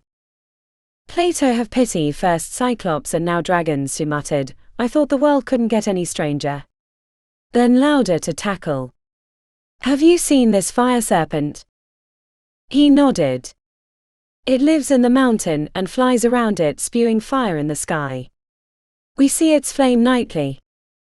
Heron leaned out from the wide roof of the smithy and gazed to the south. It was nearly dusk, but the upper half of the mountain basked in golden sunlight, not at all sinister as Tackle suggested. I would like to see this fire serpent, said Heron. Tackle flinched and made a sign with his fingers. The blacksmith, upon seeing the direction she was looking, matched the translator's warding motion. You must give your request to the queen, said Tackle. But the last time men were sent to slay the fire serpent, the savannah was set to flame and many strong arms were lost. I do not think she would agree to this. Then I cannot make your weapons, said Heron. I need strong steel. Tackle's face tightened. Ask you may, but the grasses are dry and an attack from the fire serpent could lay waste to our city. She flinched despite herself. If we go, we will take great care. But our ship made of swords cannot leave until I can make Lion Killer's weapon and our gear, so we need the good ore. His eyes were weighted down with thought. They returned to the others who had stayed with the queen. The Freya's foreman Dark was telling the queen about Hoth's ship battle with the Romans. Walking up, she realized how gifted a storyteller the pot-bellied Alexandrian was. But the queen wasn't entirely enthralled by the story. She lounged on the cushions, mug in hand, facing Dark, who had taken up position on the stairs. A faint smile rested on her lips, but her eyes clearly watched Hoth the Black, who stood with his arms crossed on the far side of the deck. The others were situated across other cushions, drinks in hand, except for Zeno, who wasn't on the palace porch or anywhere she could see. Heron stood by the side and waited for the story to end. By the time it was over, her jaw ached from clenching it. The captain was suddenly by her side and she sucked in a startled breath. Even though they'd marched all day, he smelled of pine forests and the wind swept north. Can you make my gear? He asked. She glanced at her feet. A booming voice interrupted them. Yes, Heron of Alexandria. Weapon maker. How the queen was standing so quickly surprised Heron. The queen moved like a warrior to the edge of the porch and leaned on a structural pillar. Do you approve of our facilities? Your forge and blacksmith are excellent, she said. I would be happy to have them in my own workshop. I hear the but in your tone, said the queen. Do not coach your words with me, for I will hear your lies. When I was a young girl, my father sent me east to the land of Kush, so I know your speech as well as my own. Heron gave a brief nod. Your oar is weak. Not worthy of a blade or even a simple paring knife. Queen Rembara moved down the few steps, and it was at this moment Heron realized how tall the woman was. She stood a good hand higher than Hoth, and in spite of the missing hand, she radiated a deep sexuality. If good ore is what you need, we can send traders to the north. Though it might be a few weeks or months until they can return. She smiled at Hoth. Until then, we shall have to busy ourselves. I'd prefer not to wait, said Heron, finding her voice more cutting than she would have liked, especially when there's good ore at the mountain. The Queen's withering gaze whipped at Tackle. Then he told you about the fire serpent. I do not fear such beasts, said Heron. She glanced at Hoth, whose brow was knotted and lips were pulled tight. The Queen turned to the assembled and translated, resulting in an eruption of laughter. Heron let a smile creep upon her lips. At first the corners tugged upward, and then her cheeks dimpled in warmth until she was grinning mercilessly. Since you've been to Kush, you should know of the water serpents of the Nile, asked Heron. The brief flash of recognition preceded a nod. Heron sensed Hoth trying to warn her away by bunching up his lips. I do. Heron turned to Tackle. Translate for them. The Queen's lips went flat, but she nodded to the trader, who explained the discussion thus far. Among these water serpents is a god, Heron continued, lifting her chin and holding out her stump, a water serpent larger than any other Petzachos. He took my hand and foot, but I took his life and sent him back to the waters of creation. The Queen's eyebrow went up while Tackle translated. The Sacrians gasped at the explanation, and then broke into quiet murmuring. Queen Rembara flattened her gaze, and Heron felt a cold wind blow through her. Revealing all her teeth, the Queen stretched her lips into the rictus of a smile. One water, one fire.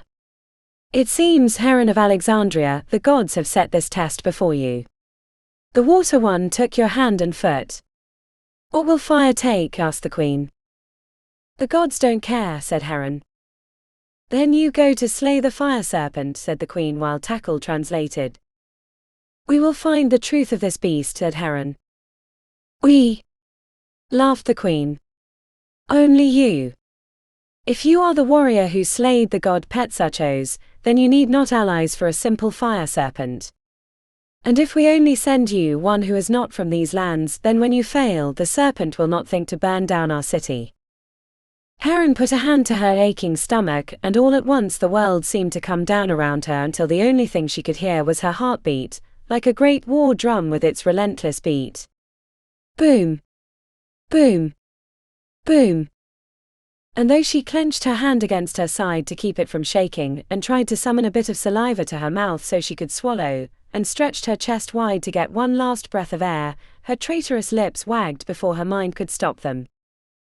I accept this challenge. Chapter 26. Are you mad? Hoth asked Heron after the Sacrians had left to prepare their feast. Heron rubbed her temple and blinked a few times. She couldn't quite get the taste of bile out of her mouth. Why would you accept that challenge? He asked. It wasn't even you who slayed the crocodile. It was Jörmungandr and Punt. She wanted to reach out and brush her fingers against his strong lips, but the mention of Jörmungandr sent confusion threading through her limbs. She shook her head. Because I don't believe there's a fire serpent. He crossed his arms. What makes you say that? Their warriors have seen it. It may not be a dragon as we speak of it in the north, but is not the water dragon you said real? The great Nile crocodiles can still eat a man whole. I don't know, she said. I think to the whales and what I thought they were until I saw them. Hoth's voice threaded with worry.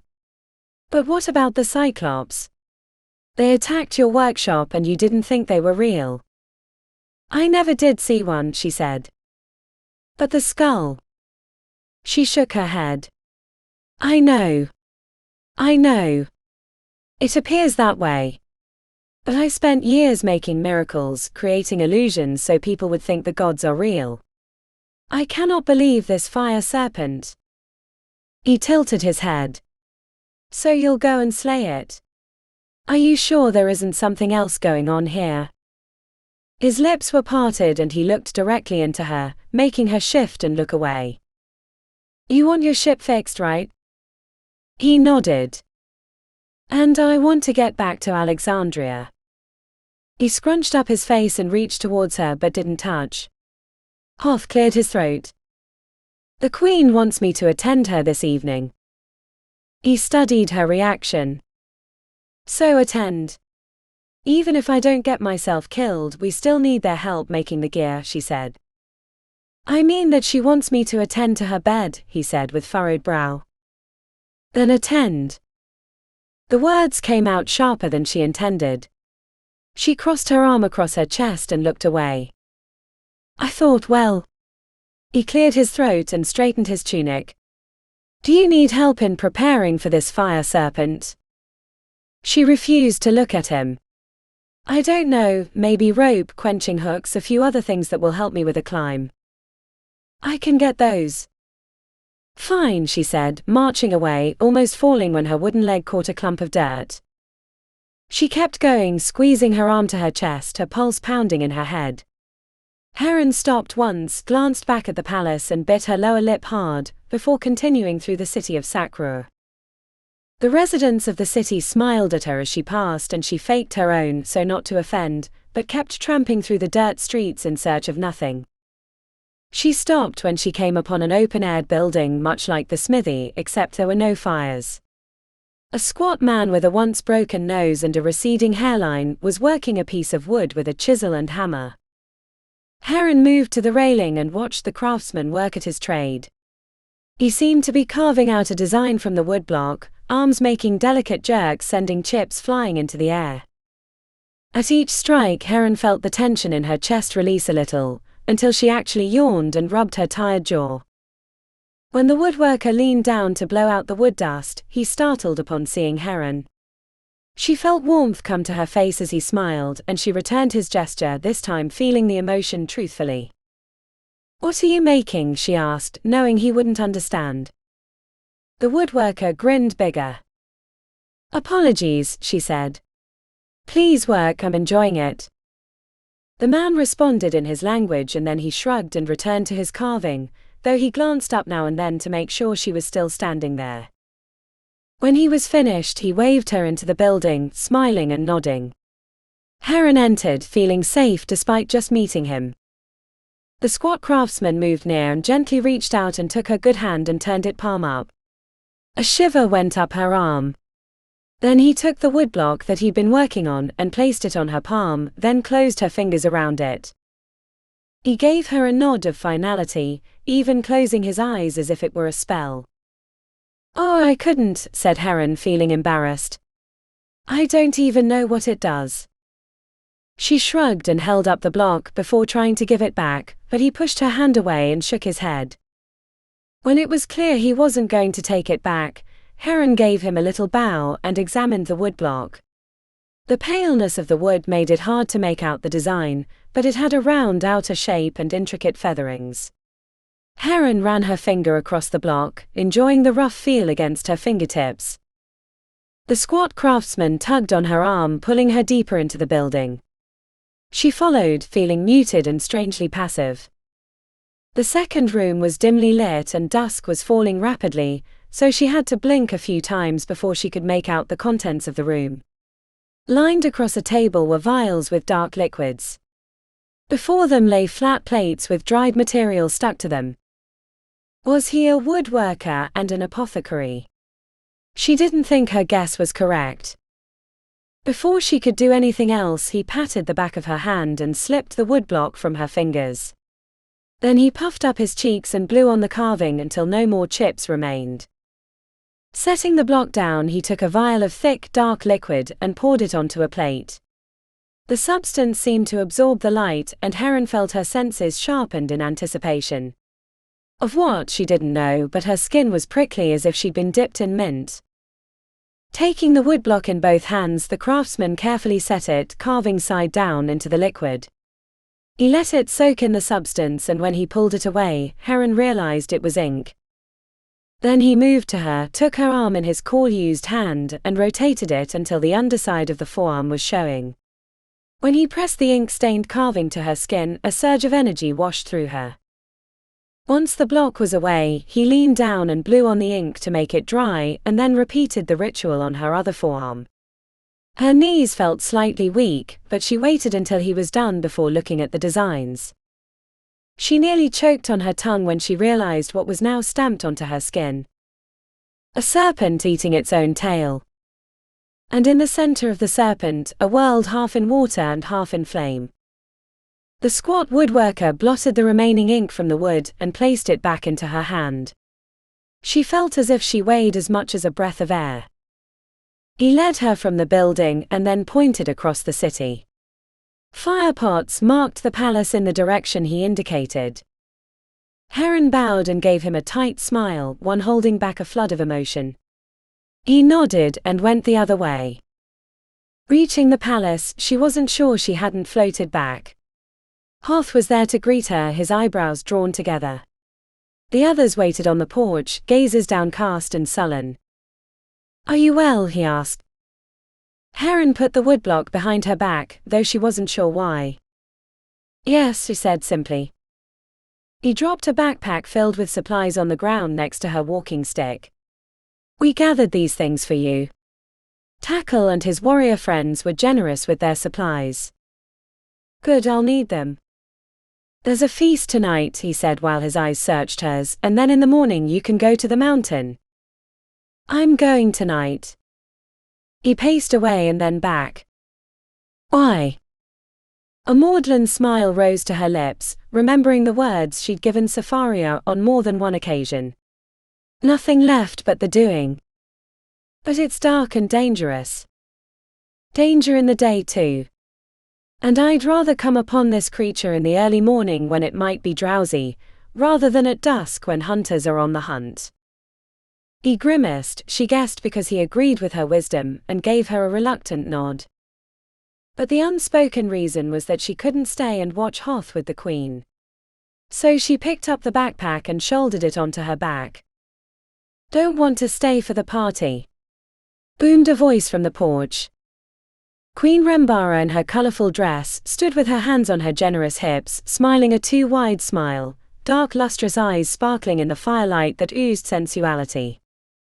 Heron glanced to Hoth, who seemed diminished in her presence. Normally he was the hunter, but now he was the prey. Not that she begrudged the queen.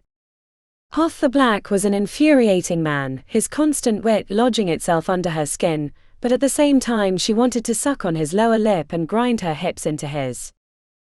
"Queen Rembara," said Heron in a loud voice. "Tonight you can have him to make your moonhair child, but tomorrow when I return with your fire serpent slain, he's mine, and so are the wares of the city, so that we might fix our boat made of swords." The queen broke out into a melodic laughter. "Deal, Heron of Alexandria, slayer of gods." Heron stepped forward to the stunned Hoth, and keeping her gaze locked on his, crushed her lips against his mouth. At first he didn't respond, and then his forehead briefly bunched before he kissed back. She never once closed her eyes and then pulled away, leaving Hoth the Black stumbling forward. Heron marched out of the city, stabbing her walking stick into the ground at each step, feeling the eyes of the Hoth and the queen and her friends upon her. Before long she was past the wooden palisades that marked the boundary of the city, and then into the forest. And then she was truly alone. Chapter 27. Outside the city, the dirge of insects formed a blanket of sound around her, hiding the crunch of each step through the undergrowth. Nightbirds trilled their song, passing messages through the high trees. She imagined the messages as warnings for whatever creature lay ahead, for the darkness was a fertile ground for her imagination. Between the trees, dappled moonlight from a half-formed moon spread faint blankets of light, but it was only enough to illuminate 3 or 4 steps ahead. So her other senses filled in the lack of information. The smell of foliage hit her first, the verdant growth from rich loamy soil intertwined with the crisp night air. Once she thought she caught the scent of something dead, but it was brief. She imagined if she could see that, she would have found a small furry creature dead and bloated with insects billowing out of its insides. The back of her right hand became her eyes, brushing away the leaves and branches hanging in her way. With her stump, she sometimes swiped at the darkness to make sure no webs lurked out of sight. Once the cracked flesh of her stump made contact with a sticky strand and she stopped, using the faint light to judge that the web stretched across a large space between the trees. Heron moved carefully around the web, trying not to imagine the size of the spider that must have spun it. Her hearing had the worst of it. Each step, especially her wooden leg, echoed from the trees, and she hesitated often, thinking she'd heard something following her. When she was a good ways from the city, Heron stopped in a clearing and used the light to examine the supplies they sent with her. There was rope and 2 quench hooks as she requested, plus food and water. A belt knife was a welcome addition, and she hooked it to her right side.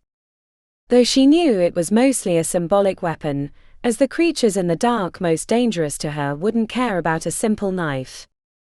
Other odds and ends populated the backpack, including the woodblock that she'd stuffed there when she left. Running her fingertips across the carving brought back shivers. She held the underside of her forearms to the light to make sure the ink stamps were still there. Slayer of the gods, the queen had called her. That's where the queen had gotten it wrong. All her efforts in Alexandria had only spread their influence. Even Philo and his cult of yore had acknowledged that truth. She took a sip of water. First lies and then destruction. Her inventions had been misused, treated poorly. No, she shook her head. They'd been used as intended. She'd made them that way. Made to destroy and deceive. She had only herself to blame. Heron let a heavy sigh cloud her heart. If she failed to return, becoming a meal for this fiery beast, wouldn't the world be better off? Gritting her teeth, she shoved odds and ends back into the pack. Whether or not the world would be better off without her, she wasn't ready to give up. She continued her march up the slope, not knowing how much further she had to go to reach the mountain, but her legs complained with shooting pains up the thighs, having already completed days of travel. A knot formed between her shoulder blades, and it was almost a welcome penance for her thoughts. Lost in her thoughts, Heron didn't hear the commotion ahead until it was almost upon her. She froze, holding the walking stick before her like a ward, as something big crashed through the forest directly at her. Something bounded right past her, knocking leafy limbs into her face. She spit out the bark moments before a second creature blew past, sleek and dark, and Heron had the impression of forward-facing eyes briefly regarding her before moving on after its prey. She waited until she could no longer hear the frenzied chase through the forest before moving again, stopping frequently to confirm that it hadn't decided to come after her. The higher she climbed, the more obstacles the mountain put in her path. Ravines had to be circumvented, boulders avoided. Sometimes she had to double back when the path turned to impassable brambles. Deep into the night, Heron wiped her forehead with the bottom of her tunic. She considered bedding down for a few hours to get some rest, but didn't want to risk reaching the caves at daylight. Tipping her head back to suck at the water pouch, Heron saw the gout of flame stretch across the trees high above her.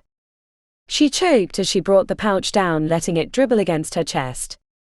Was that the dragon in the sky? It couldn't be true, she decided.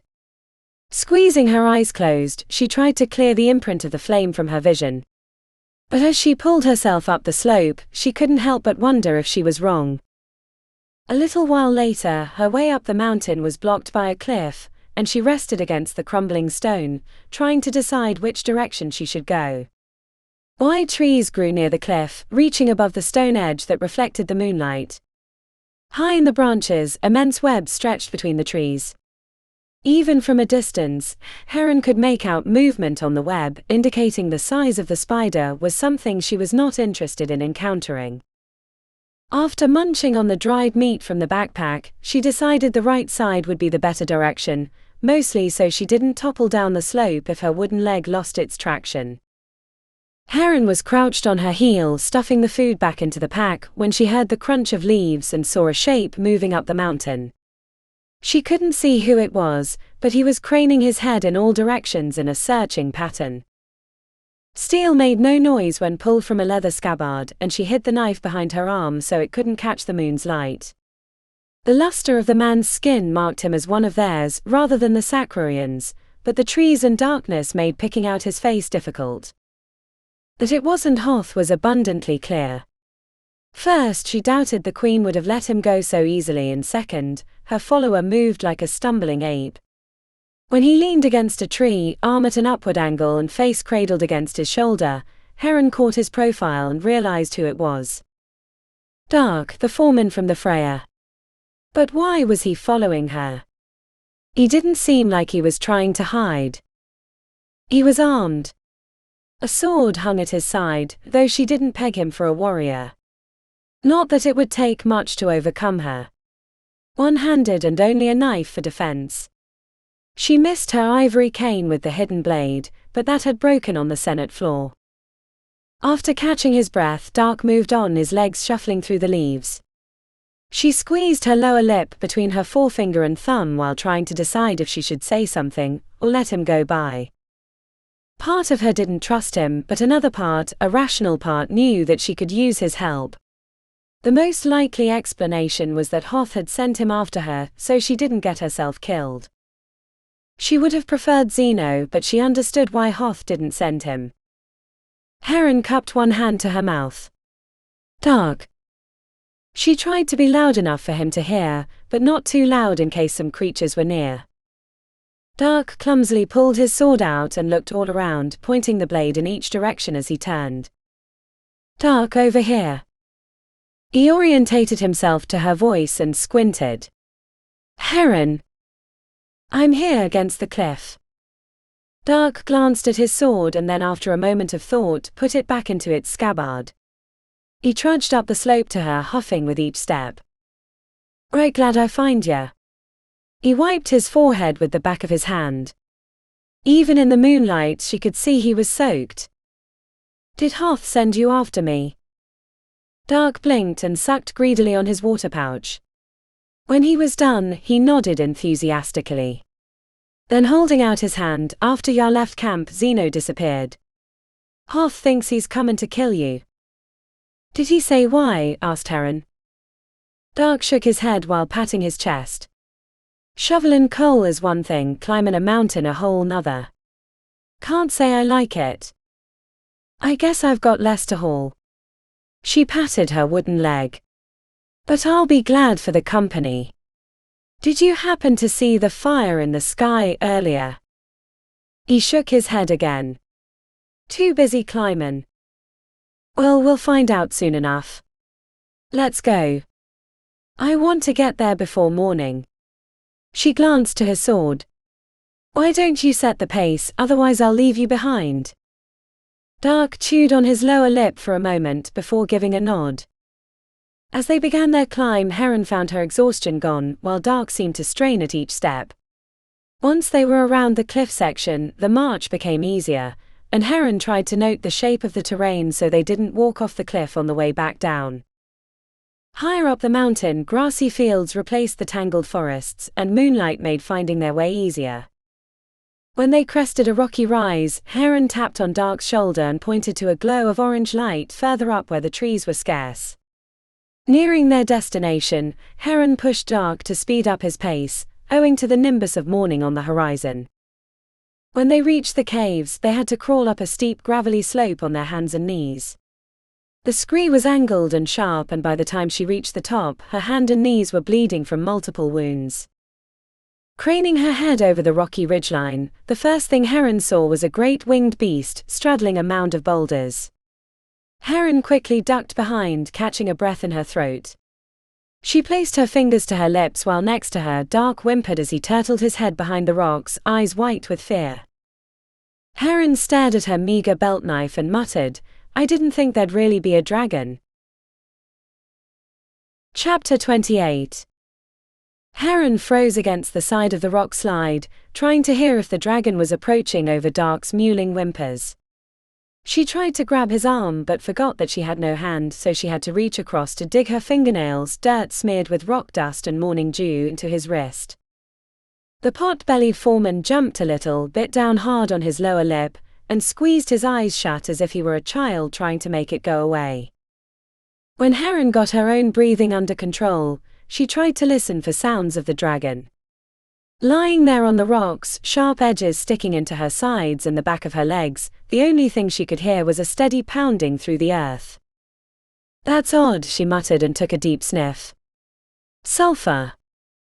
She searched her memory for anything she knew about dragons, but the animal kingdom was not her specialty.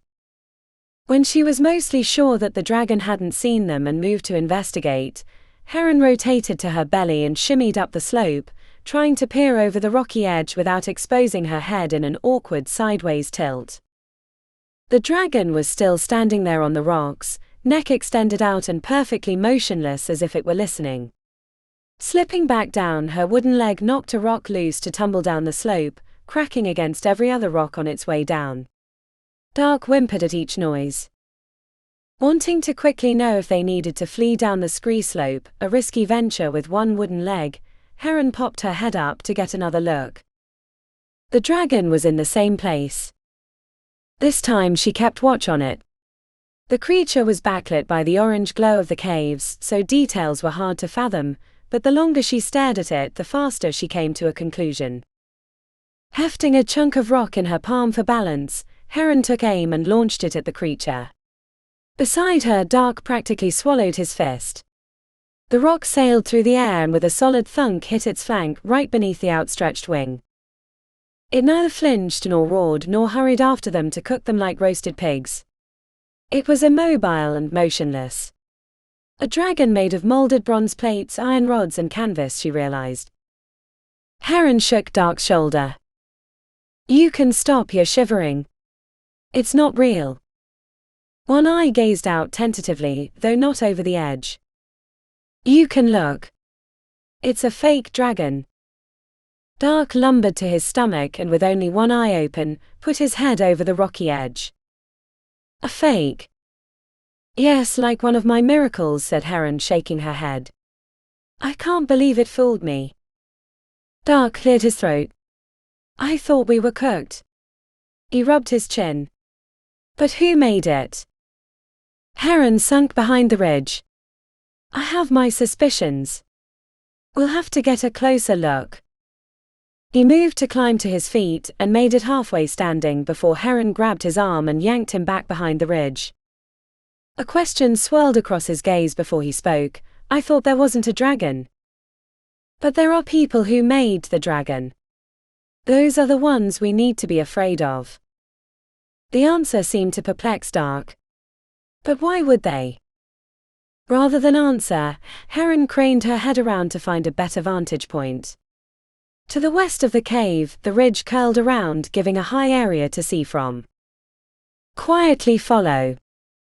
Slip crawling across the face of the rock slide and ignoring the little knife-like edges of the scree, Heron made her way to her destination. She didn't have to look behind her to know that Dark was following, since he mumbled curses every other step. Heron might have admonished him if it weren't for the storm of falling rocks that descended from her own feet.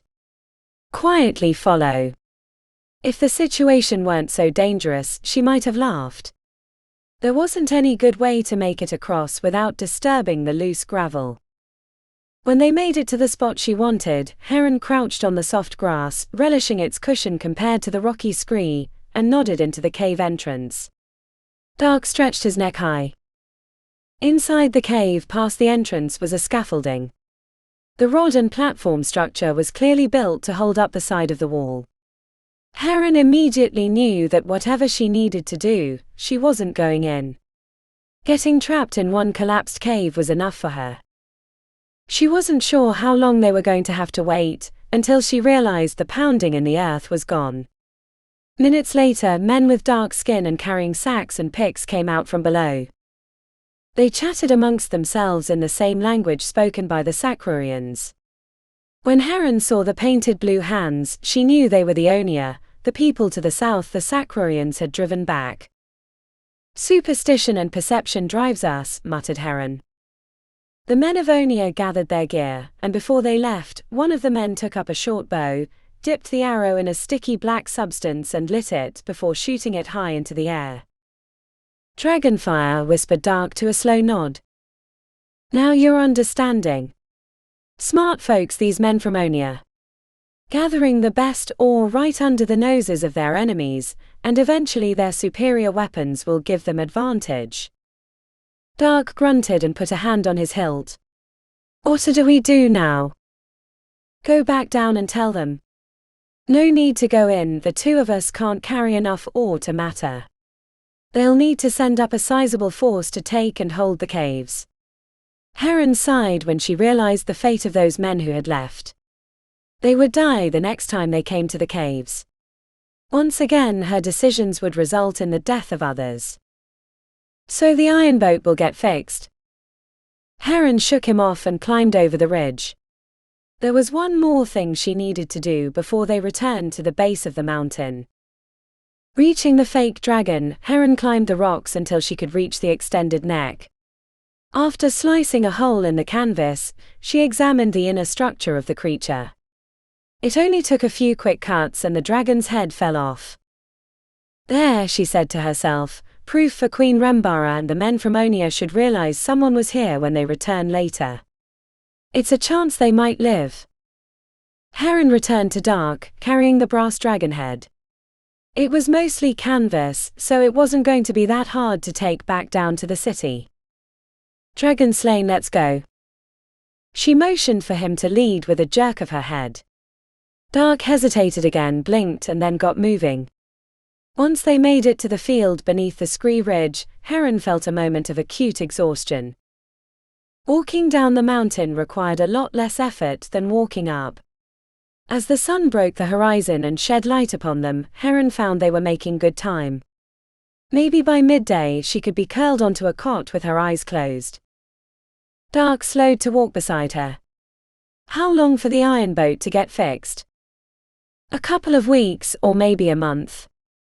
Depending on how quickly they can convert the ore, but it shouldn't take long. After that, the gear will have to be cast and then hammered into shape specified on my drawing. It's not an ideal method for making it, but under the circumstances, it's the best we can do." "So really you're not needed anymore?" asked Dark, looking at her sideways. "No, not really anymore," she said, and as the words left her lips, a chill went down her spine. The pot-bellied foreman cleared his throat and looked away when she glanced over. Heron noted the beads of sweat on his forehead. Heron couldn't think of a reason not to trust Dark, but a churning in her gut told her not to. As they walked, Heron noticed Dark glancing over from time to time, and when she caught him at it, he smiled and looked away. When they reached the top of the cliff, Heron paused to catch her breath and get a drink. She kept a half-dozen steps between her and Dark. Leaning her head back, she caught movement out of the corner of her eye. A small bird had flown into the webs that were stretched across the trees.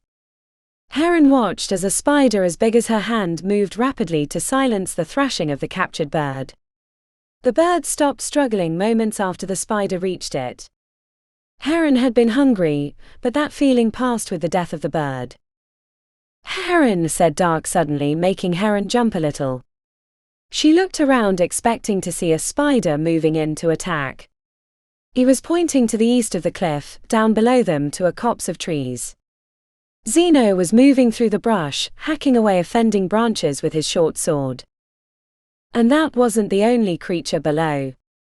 Behind him, about 20 paces, crept a sleek black creature in the shape of a large cat. Her heart skipped a beat as she remembered the creature that ran past her after the antelope in the night. Heron opened her mouth to warn Zeno but then closed it.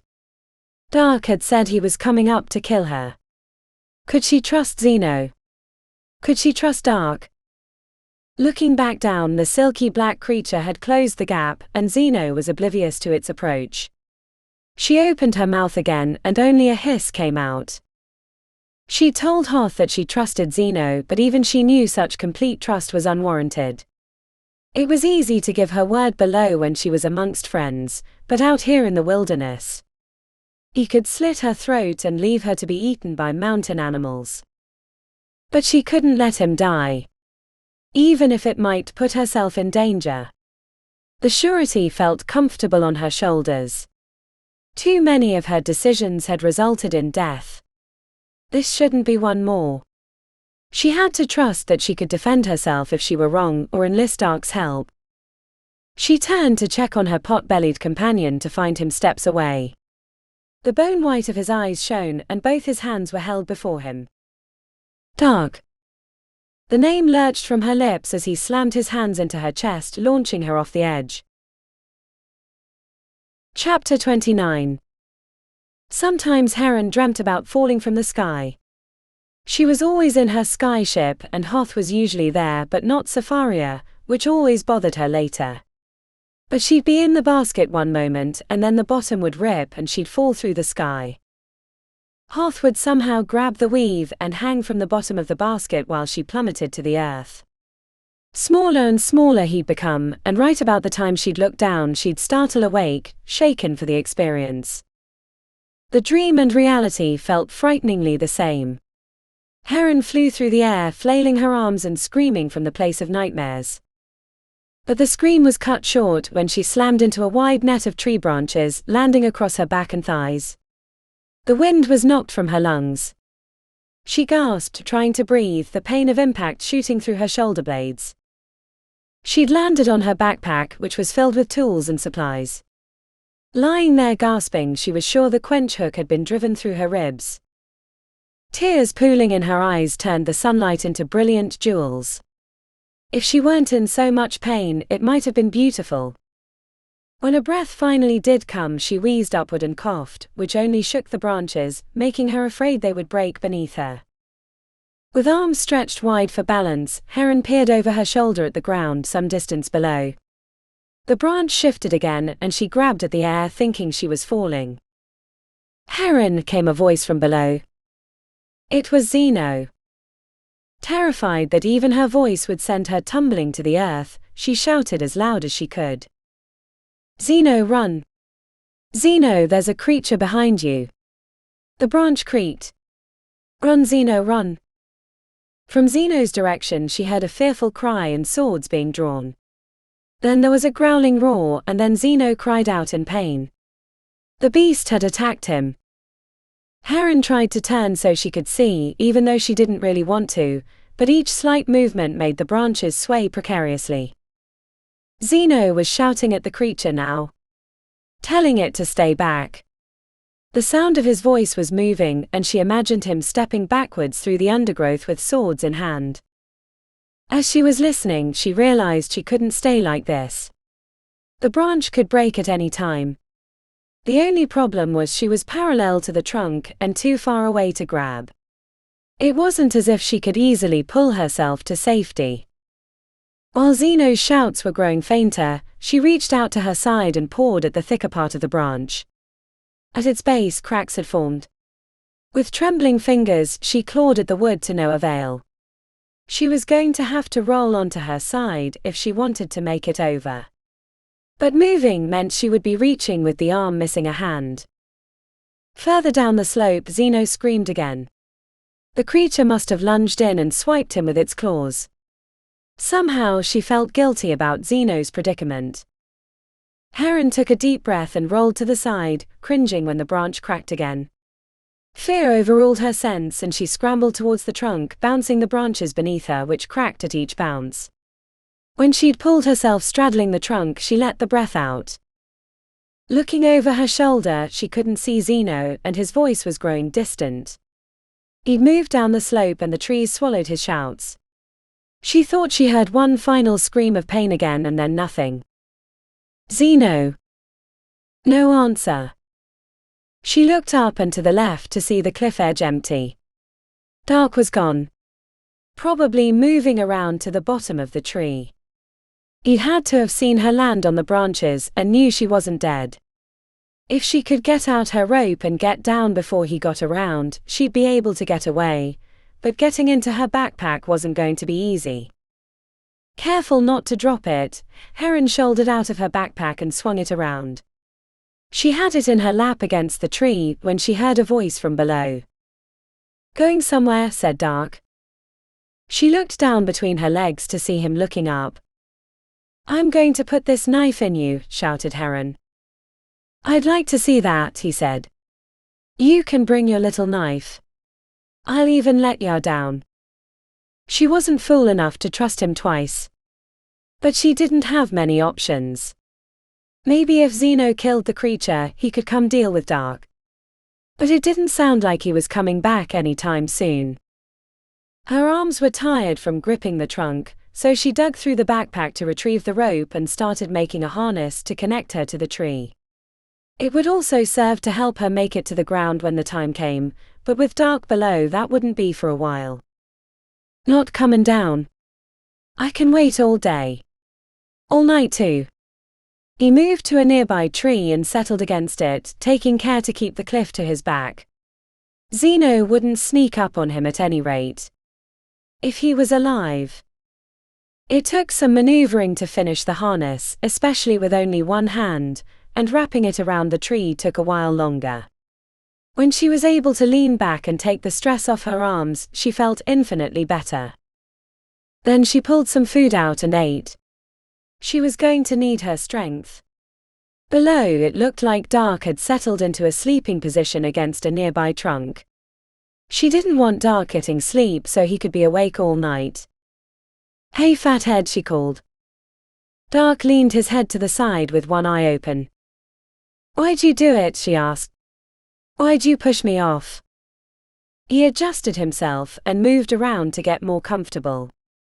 "Because you're going to get us all killed. No woman should ever sail on a boat, not even an iron one." The reason felt like a slap to the face. And she knew he wasn't the only one who thought this way. "Going through a lot of trouble to keep a woman from the boat," she yelled down. He didn't bother opening his eyes this time. "Like I told you before, your captain sent me along 'cause he thought Zeno was out to kill ya. And maybe he is. But old Dark ain't gonna ignore orders. Now your captain didn't exactly say that I couldn't kill you.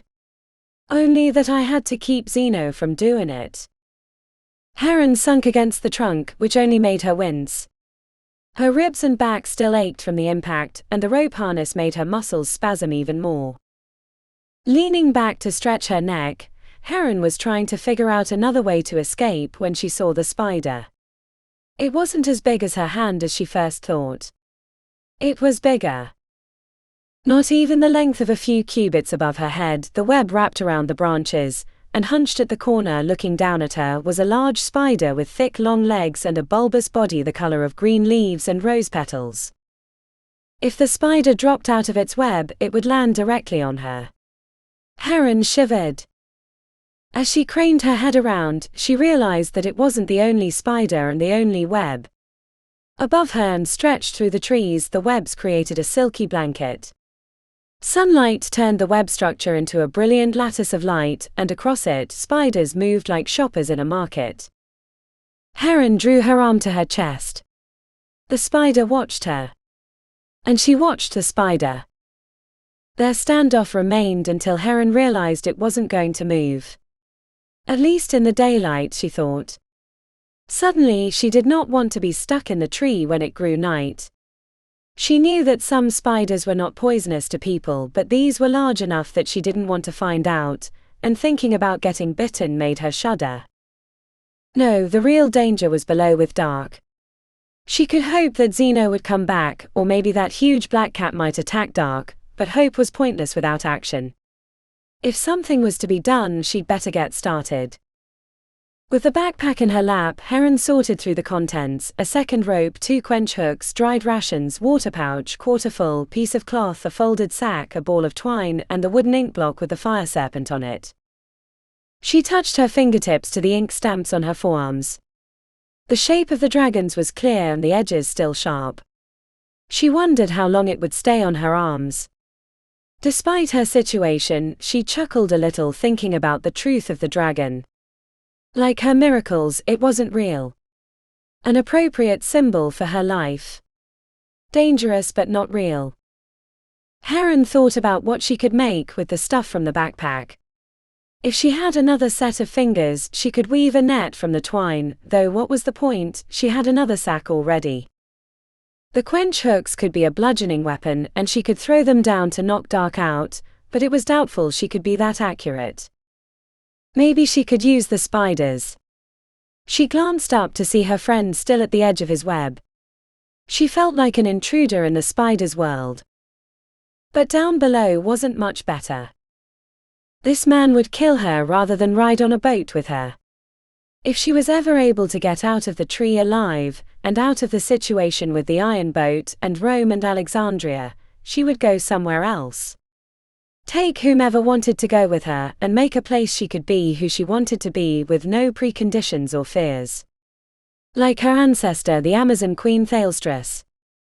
She rubbed the pink cracked stump at the end of her other arm. The flesh there was always peeling, and this made her think of Lysimachus. Stuck in a tree with a killer waiting below, it was somehow easier to admit that he was right about one thing. Fear and danger changed us. It pushed us to do things we might not have considered before. Her conviction that she would find another place to live if she returned to Alexandria was so unshakable and solid that it felt like another part of her. Something that she'd been thinking for a long time, but had only just admitted to herself. But unlike Lysimachus and his god, he who dwelleth amid terrors, she did not think one had to introduce these fears, these dangers, to evoke creativity. The world was dangerous enough without men trying to think of new inventions with which to kill each other. Inspiration could come from anywhere. Archimedes had gotten his thoughts on buoyancy while taking a bath, and when he had his eureka moment, he didn't even bother putting on his robes before running to his desk to write them down. A smile quirked at the corner of her lips, thinking of the terrified assistants of the great inventor, seeing the shivering and naked old man hunched over his writing table with the light of invention on his brow. He was inspired by what was available. And what was available to her? She looked up at her spider friend, and the idea hit her like a thunderclap. Heron dug through the backpack again, taking inventory and calculating. "Give me a lever long enough and I'll move the world," she muttered. She kept her movements small. Even though Dark was feigning sleep, she didn't want him to get any ideas to what she was doing. When it was dark, she could work with more purpose, but for now she spent her time making a sling. As she worked, the pains of her fall, the bruised ribs, the back spasms, and the cuts on her legs fell away. In the moment of creation, she felt so alive it was like light bursting through her limbs. Or like the sun's rays through a tree filled with spiderwebs. But those feelings fled as night fell. A band of clouds had moved over the mountain, hiding the moon. The darkness served her purpose, but once sightless, the host of spiders above her head resumed their inevitableness, leaving her skin prickly. Below her, Dark stirred, enough that she could hear him crunching around her tree. But if she couldn't see him, then he couldn't see her, so she set to work. The harness took a couple of tries to get right, and then she made sure the knots held the quench hooks. It wouldn't do her any good if they unraveled. With the hooks in her lap, she realized they needed to be spread apart, so she reached behind her and snapped off a tree limb the length of her arm. The piece of wood worked perfectly to keep the two quench hooks separated. She bound them in place with twine and then tested all her knots again. When she was done, she maneuvered in her sling so she could throw the hooks. She needed to get them over the branch that stuck out from a nearby tree, and she needed to make the throw the first time, or Dark might realize what she was doing. With the hook harness dangling from her hand, Heron took a deep breath and calculated the throw. She was swinging it back and forth when she saw the spider again. He'd moved down the tree, halfway between his web and her position. She'd only seen him because of its glittering eye clumps that seemed to glow of their own accord. Unease filtered through her. The spider was near enough it could leap onto her face with a thrust of its legs. She wrinkled her face, trying to get the feeling off and concentrate on throwing the hooks. If the spider hadn't attacked before, it wasn't going to attack now, she told herself, though it did little to ease the itchy feeling. The faster she threw the hook, the faster she could get out of the tree. With a tortured breath in her throat, Heron launched the hooks through the air. They sailed up and over the branch and swung around without even once making a noise. The extra time to make sure they didn't clang together had been worth it. With the hooks hanging, she started untying her trunk sling. One hand wasn't going to cut it when she needed to get down to the ground, so she tied the sling to the end of her rope. But this meant she was perched on the branch again, using her stump to steady herself against the tree. If the spider leapt now, both of them would make a short journey to the ground below. With the rope in her hand and the sling around her waist and thighs, she tried to find Dark in the darkness. She could vaguely see his form wandering around beneath the tree. Slowly she lowered the hook harness until it hung about man-height from the ground. A dark-sized man to be exact. Then she waited. It was like fishing, she told herself. Except the fish wasn't going to bite the hook, she had to snare the fish with her hooks. There were so many things that could go wrong. He could walk into them from the opposite direction, so the curve of the hook would slide off his arms, or he'd see it and yank her from her perch. The longer she waited, the more she was convinced it wasn't going to work. He wouldn't walk willingly into it, even if she could yank it under his arms. He had to be distracted somehow. If only the large black cat would come back. Or Zeno. Or the spiders. She shivered. Heron pulled the hook harness higher and tied it off so she could free up her hand. Then she took out the bag and placed it over her hand. She could use it like a glove, she hoped, though the canvas felt thin enough that the spider could bite right through it. Climbing unsteadily to her foot, while the wooden leg hung off the side, she prepared to capture the spider. Reaching out with the bag over her hand and ignoring the quivering of her knee, Heron snatched the spider from the tree. It was much stronger than she expected, and the initial scramble to pull the bag around it almost unbalanced her and sent her off her branch. Eventually she got the top of the bag around the creature, but it didn't seem happy. She could feel every part of the spider, its 8 legs, the coarse hair covering it, its bulbous body, right through the bag. Using the twine she made a slip knot, and once she was done she threw the spider in the bag over the branch, careful not to tug too hard. Before she started fishing again, she maneuvered herself sitting and prepared her trap. Again the waiting seemed interminable. Sometimes Dark sat back down against the trunk. But other times he wandered around. Never near the hooks and spider. Waiting, her eyes grew more used to the darkness, which only worried her that he would see the dull iron hooks hanging in the air, so she kept them slightly higher than head height, preparing to drop them down should he walk near. Her other senses bloomed in the absence of sight. She could smell the woody bark of the trees, the faint sulfur from the caves on the mountain, the crisp breeze shifting through the upper canopy. The branch had worried a knot into her rear. She would give about anything to sink into a warm bath. She'd almost dozed off, which would have been catastrophic, when she heard Dark get up and move again.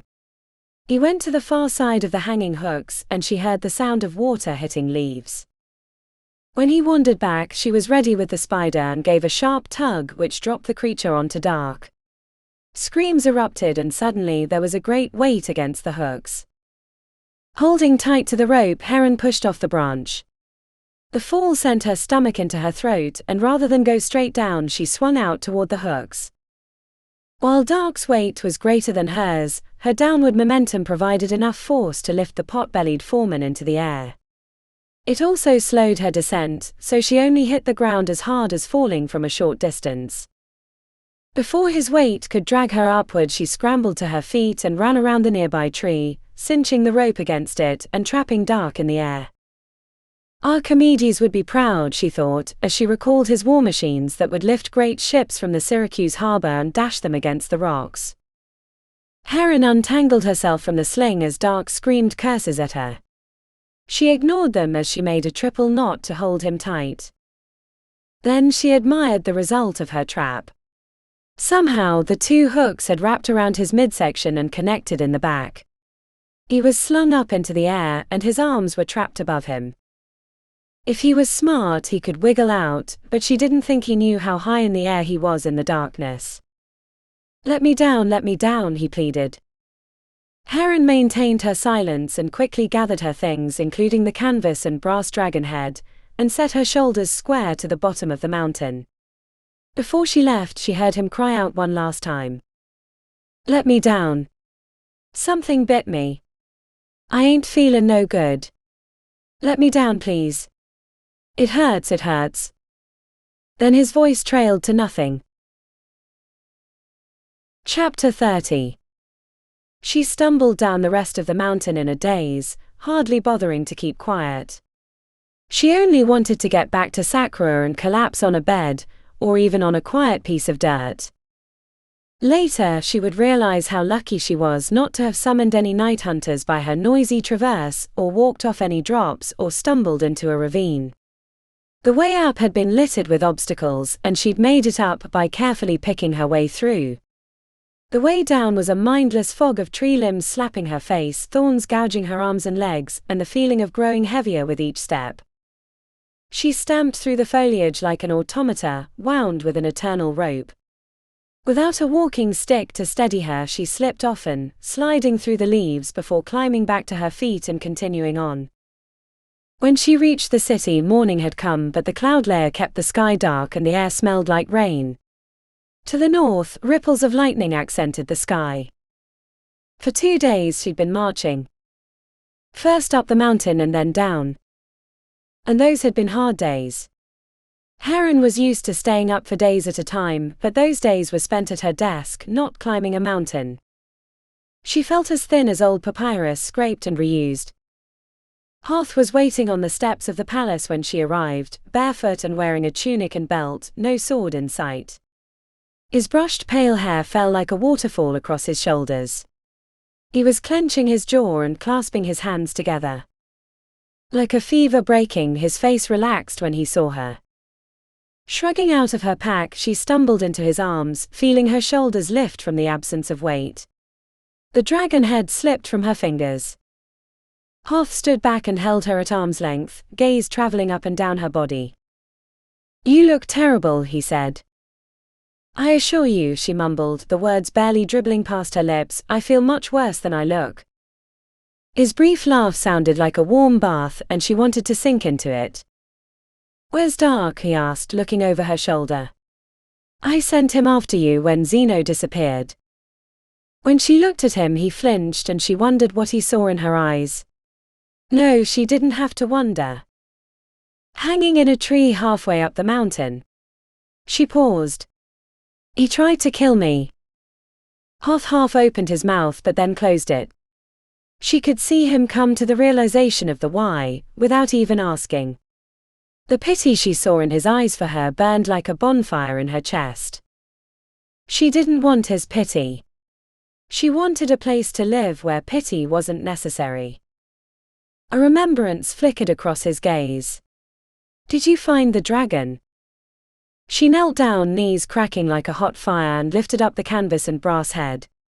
Slain with my trusty knife. Tell the queen that her friends, the Onia tribe, have been mining right under their noses, using the myth of dragon to hide their efforts. Tell her to send a war party up the mountain to gather the ore. No need to tell her, said a deep, melodic voice from the porch. I heard every word. I'll have my warriors up the mountain before the end of the day. Queen Rembara leaned against the wooden posts that held up the porch, looking like a goddess straight from a bath. She wore a colorful dress that held tightly to her large but shapely body. The ember of jealousy Heron had felt before the trip up the mountain was quenched by exhaustion. And what should we do with your friend should we find him? Asked the queen with a smirk. Whatever you want, as long as he never comes down the mountain, said Heron, and she was surprised at the hardness in her own tone. The queen smiled a predator's grin, and Heron almost had to suppress a shiver. Almost. A crack of thunder startled Heron, turning the hairs on her neck on end. A warm rain burst down upon them. Heron leaned her head back and relished the water washing down her face. Seems the gods approve of you slaying the dragon, said Queen Rembara, making no mention of its actual construction. While you stay in my city, you shall have no wants, and will make sure you can get this boat made of swords working again. Thank you, said Heron, leaning her weight into Hoth. Is there anything you desire? Asked the queen. A bed. I think I'll sleep for a few days. The queen nodded. I think your captain knows where your bed lies. With the hint of a smile lurking on his lips, Hoth hooked his arm around her waist and led her into the palace. At each step it seemed her weight doubled, and she knew that when she reached the bed, she would collapse into it unceremoniously. Before the exhaustion consumed her, thought burst to her lips: did Zeno ever return? The corners of Hoth's eyes creased and his forehead knotted. Sometime in the night, with wounds from a beast. Said he was out collecting herbs when the creature attacked him. His jaw was set square. Do you believe me now about his danger? She wet her lips. I don't know. But I don't trust him either. Good, said Hoth, nodding. It's a start. She didn't have the energy to argue, nor the reason to, and once he led her into a wide room with a low bed set into the corner, it was all she could think about. To Hoth's surprise, she slipped her tunic off and strode naked to the bed and climbed under the blankets. Above, the thunder crashed through the sky and rain beat a lovely rhythm against the roof of the palace. She was asleep before she could pull the blankets all the way around her body. Sometime on the second day, Hoth was there waiting for her to awake. Feeling like a kraken coming up from the depths, Heron pulled him under the covers and before long had her thighs wrapped around his naked body. When they were done, they were both slick with sweat, steam rising from their bodies. Hoth tried to speak, to ask questions, but she pushed him away, turned over and went to sleep. She could hear him pad out to the door, stand there a while, and then finally leave. She slept for another day and a half, waking occasionally to take food and water before succumbing to slumber. When she ate, the breads they served her were warm and reminded her of Alexandria. They had a touch of spice, sage she thought, that made the muscle at the base of her jaw cringe with delight. And each time she awoke, Hoth was there and wanted to talk, but she shushed him and ate in silence. She could have stayed in the bed a year. It was honestly the first time she ever remembered wanting to sleep. Normally, she couldn't wait to get down to the workshop and begin work. But there was nothing for her to do. She hadn't lied when she'd told Dark they wouldn't need her. They had the drawings for the weapon and the gear, and now that they had access to the ore, it was only a matter of time. And that ember that had awakened in her on the mountain, that she wanted to find a place without fear of being murdered for her gender, it smoldered with a deep but sustaining heat. She didn't know where or how or any of these things, but she knew it to be true. Queen Rembara came to check on her occasionally, to make sure Heron was kept in comfort. Each time the queen thanked her for the rain, as if that had been hers to give. But Heron said nothing of it.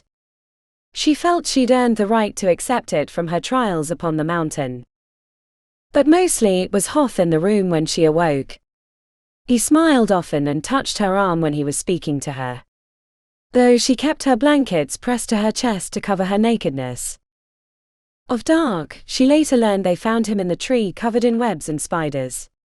They left him hanging because none of the warriors wanted to risk the spiders. But they said he'd been alive when they left him. It gave her shivers even to think about it. On the sixth day they brought the blacksmith. She'd been sitting in a chair near the window, watching the rain splatter against the leaves of the marula trees. A wet fog rose from the ground, and for once the stump on her left arm didn't feel itchy. Tackle came with the blacksmith to translate. "Honored guest Heron of Alexandria," said Tackle. The blacksmith spoke with his hands, making big sweeping motions. "The drawings you supplied were excellent, honored one, as were the instructions for smelting the ore," translated Tackle. "But the description on the quality of the fire, white-tipped coals that must boil a thumbful of water in less than 20 breaths, these we cannot achieve. How should we proceed?"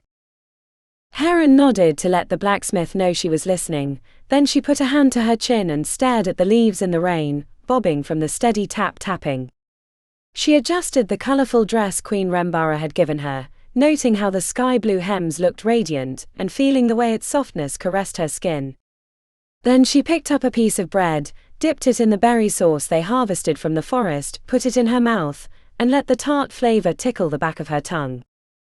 Tackle and the blacksmith looked on, but she felt no compulsion to answer. Just yet. It seemed her thoughts were more quiet here than anywhere she'd ever lived. Was that a product of her exhaustion? Or was it that in Alexandria or Rome, she was forced to be so alert? She rubbed her lips with her fingertips and smelled sex on them. The bed lay at a haphazard angle from her earlier efforts with Hoth. When she spoke, she felt her voice was distant, as if someone else was speaking through her. If the fire's not hot enough, then we'll have to build a new furnace. Come back tomorrow and I'll have new drawings and a list of supplies to get from the Jörmungandr, she said. Once the furnace is built, we can smelt the iron. Before they left, Tackle paused as if he wanted to ask a question and then left. Not long after, Hoth burst in, covered in a light sweat and slightly out of breath. He and Lionkiller had taken to sparring on the grounds before the palace. The children of Sakura would come and watch, cheering either the moon-haired visitor or Lionkiller as they pleased. The queen watched when it fancied her, and afterwards she would often take Lionkiller to her bed. Building a new furnace. Why didn't you say that before? Now we're going to be stuck here longer, he said. The mantle of sereneness weighed softly on her shoulders. She let him catch his breath, and then with no more inflection than listing off ingredients for making bread, she spoke. To make the iron we need from the ore, we must have a hot fire. Until the blacksmith attempted to make the iron, I could not know that his furnace was insufficient. Therefore we need to build him a bigger furnace. Hoth crossed his arms. Tackle said men would have to be sent back to the Jörmungandr. Better to get the supplies we need from the ship, rather than trying to make them too. Plus I assume we'll need to make plans for a longer stay, she said. He lowered his voice. How much longer? A month, maybe 2. Hoth turned his body towards the window and ran his hand through his hair, tugging on the top and grimacing. I wanted to be on the water soon. Maybe if you took care of your ships these things wouldn't happen. She raised an eyebrow. 2 months. Are you sure you can't do it any faster? She shrugged. It'll take as long as it needs to take. These sort of things can't be rushed. I don't even know what kind of building materials they have. I shudder to think if they don't have bricks that can withstand that kind of heat. We might not get out of here until the fall. Hoth almost physically choked. He rubbed his temples with his fingertips in circular motions. Heron stood up and shrugged out of her dress. Naked, she strode to him and wrapped her hands around him, pressing her erect nipples against his chest. Already, she anticipated the feeling of his rough mouth sucking on them. Don't worry, Captain. I can think of plenty of things to do while we wait. She kissed the frown from his lips and quickly made him consider a different kind of waiting. Chapter 31. Heron usually didn't miss her estimates by much. But quickly she realized that 2 months would come and go before they even had a furnace made. The Sacrians were master weavers and woodcarvers. They made spears that would make Alexander the Macedonian proud.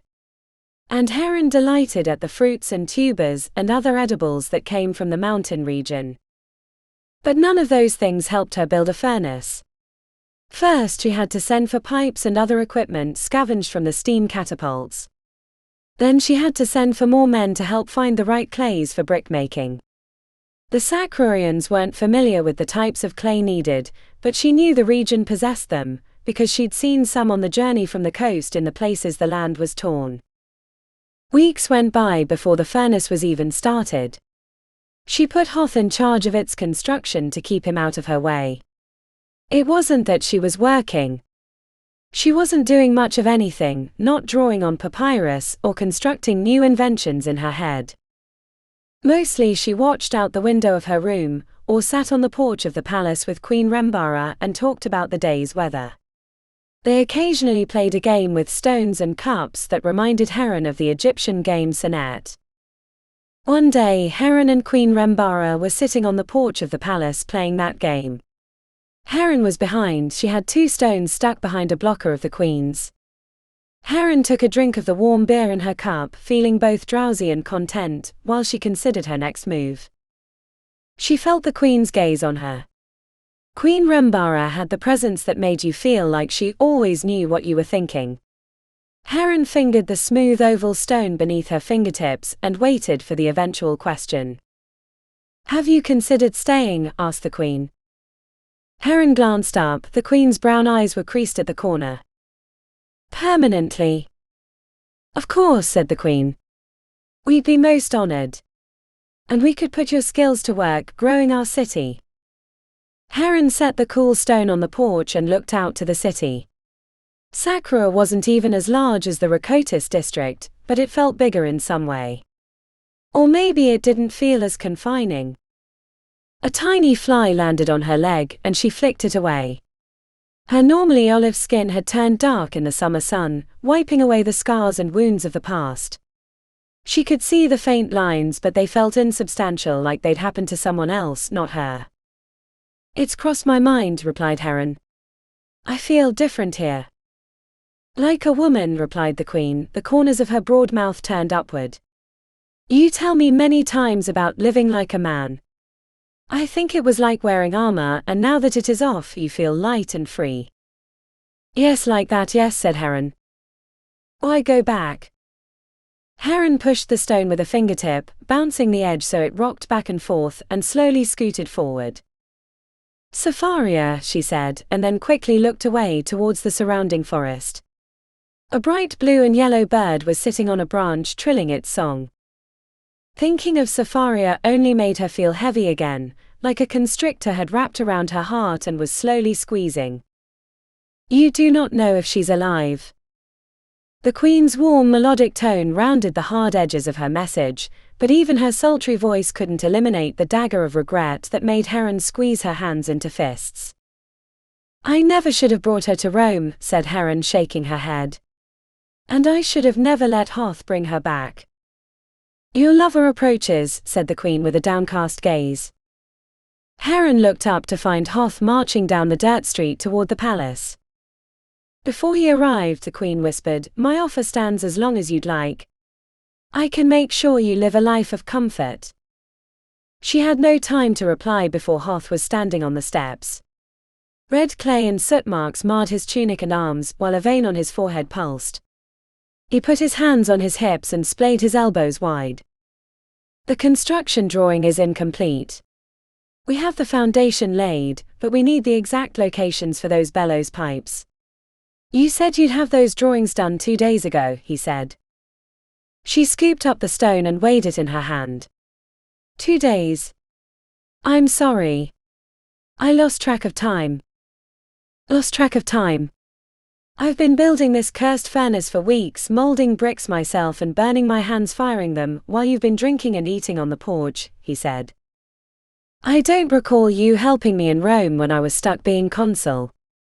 He threw his hands up and walked away from the steps before turning back around. "I was keeping the sea clear of pirates and Romans," he said, crossing his arms. "And not doing a very good job of it," said Heron, raising her voice more than she'd intended. "Nor do I recall you taking Safaria to Alexandria like I requested, no, instructed, at the time. She might be alive if you'd done your job." Hoth reacted as if he'd been slapped. "You don't know she's dead." "I don't know she's alive." He turned his body to face away, and his chin sunk down to his chest. "Apologies, Consul," he said, not looking at her. "I'm a terrible captain, it seems, and a worse foreman. But we need to get back on the water. Don't you want to get back to Alexandria?" "I do," she said. "But I told you these things take time." "Too much time," he said. If you don't want to go with us, don't keep me hostage here. Help me fix my boat. When he glanced up, his eyes were bloodshot. Another time she might have felt pity, but she didn't. Instead, a heat rose in her chest, one that she condensed into words and let them vent from her lips. If you want to leave, leave. Run back to your boat made of swords. I'll supervise the furnace and the gear, and I'll send back instructions how to fix your boat. You go back. Get your men ready, collect your fuel, food, I don't care. Find something to do. Maybe they'll all be dead from the Anaswani anyway. I don't care. I'll do that, he said. Tomorrow I'm headed back to the Jörmungandr. I can't be so far from my ship for so long. It seems that way, said Heron without a hint of inflection. Goodbye, said Hoth, I'll send runners to bring back your things. Don't bother, she said.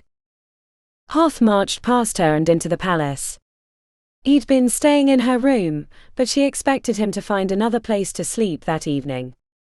Part of her ached for his touch, while another part relished the idea that she was going to stay. When Heron looked to the queen, she was smiling, her broad dark face stretched wide in a rosy glow. Heron returned the smile gingerly, like a runner testing a bad ankle. Then she placed her stone on the board. Your move, said Heron, drinking the rest of her beer. Chapter 32. On the entire way back to the coast, it seemed the land was against Hoth. The waist-high grasses beat at him mercilessly, his shirt grew torn from unseen branches, burrs collected on his legs and ripped hair when he removed them. On the third day, Hoth stepped on a thorn that went through his sandal and into his foot. The barbed end lodged between muscle and bone, requiring both Lionkiller and Zeno to yank the sandal off. He limped the rest of the way back, cursing Heron's name the whole time. He travelled back with a party of 10, Lionkiller, Tackle, Zeno, and the other Alexandrians. Not one Alexandrian except Heron had stayed in Sakrur, which meant that Heron had essentially abandoned him, though she still had the furnace and gear to complete before the Jörmungandr could leave. Hoth didn't think she'd be on it when it came time to go. Nor had he decided what it meant that Zeno had come rather than stay with Heron. When he stepped foot on the sand, Hoth found men lounging under grass lean-tos and swimming in the shallows. Even from across the bay, Hoth could see the orange rot along the waterline of the Jörmungandr. Hoth kicked the first man he found in the ribs. By the jowls, I'll hang you all if you can't be trusted to work while I'm gone. The man's tan face turned pale and he scrambled to his feet. Apologies, Captain. We were done gathering for the day. It gets so hot in the afternoon. To the snows with your heat. I don't care if Vulcan himself has put his hot poker up your ass, you should be gathering fuel and food, barked Hoth. With his hands on his hips, he surveyed the beach. The men were noticing him now, climbing to their feet or wading to shore. His men were scattered, not even bothering to post sentries in case the Anaswani came back, or by the jowls, the Romans in their wooden ships. Marching through the sand, Hoth found Vrash beneath the rebuilt workshop.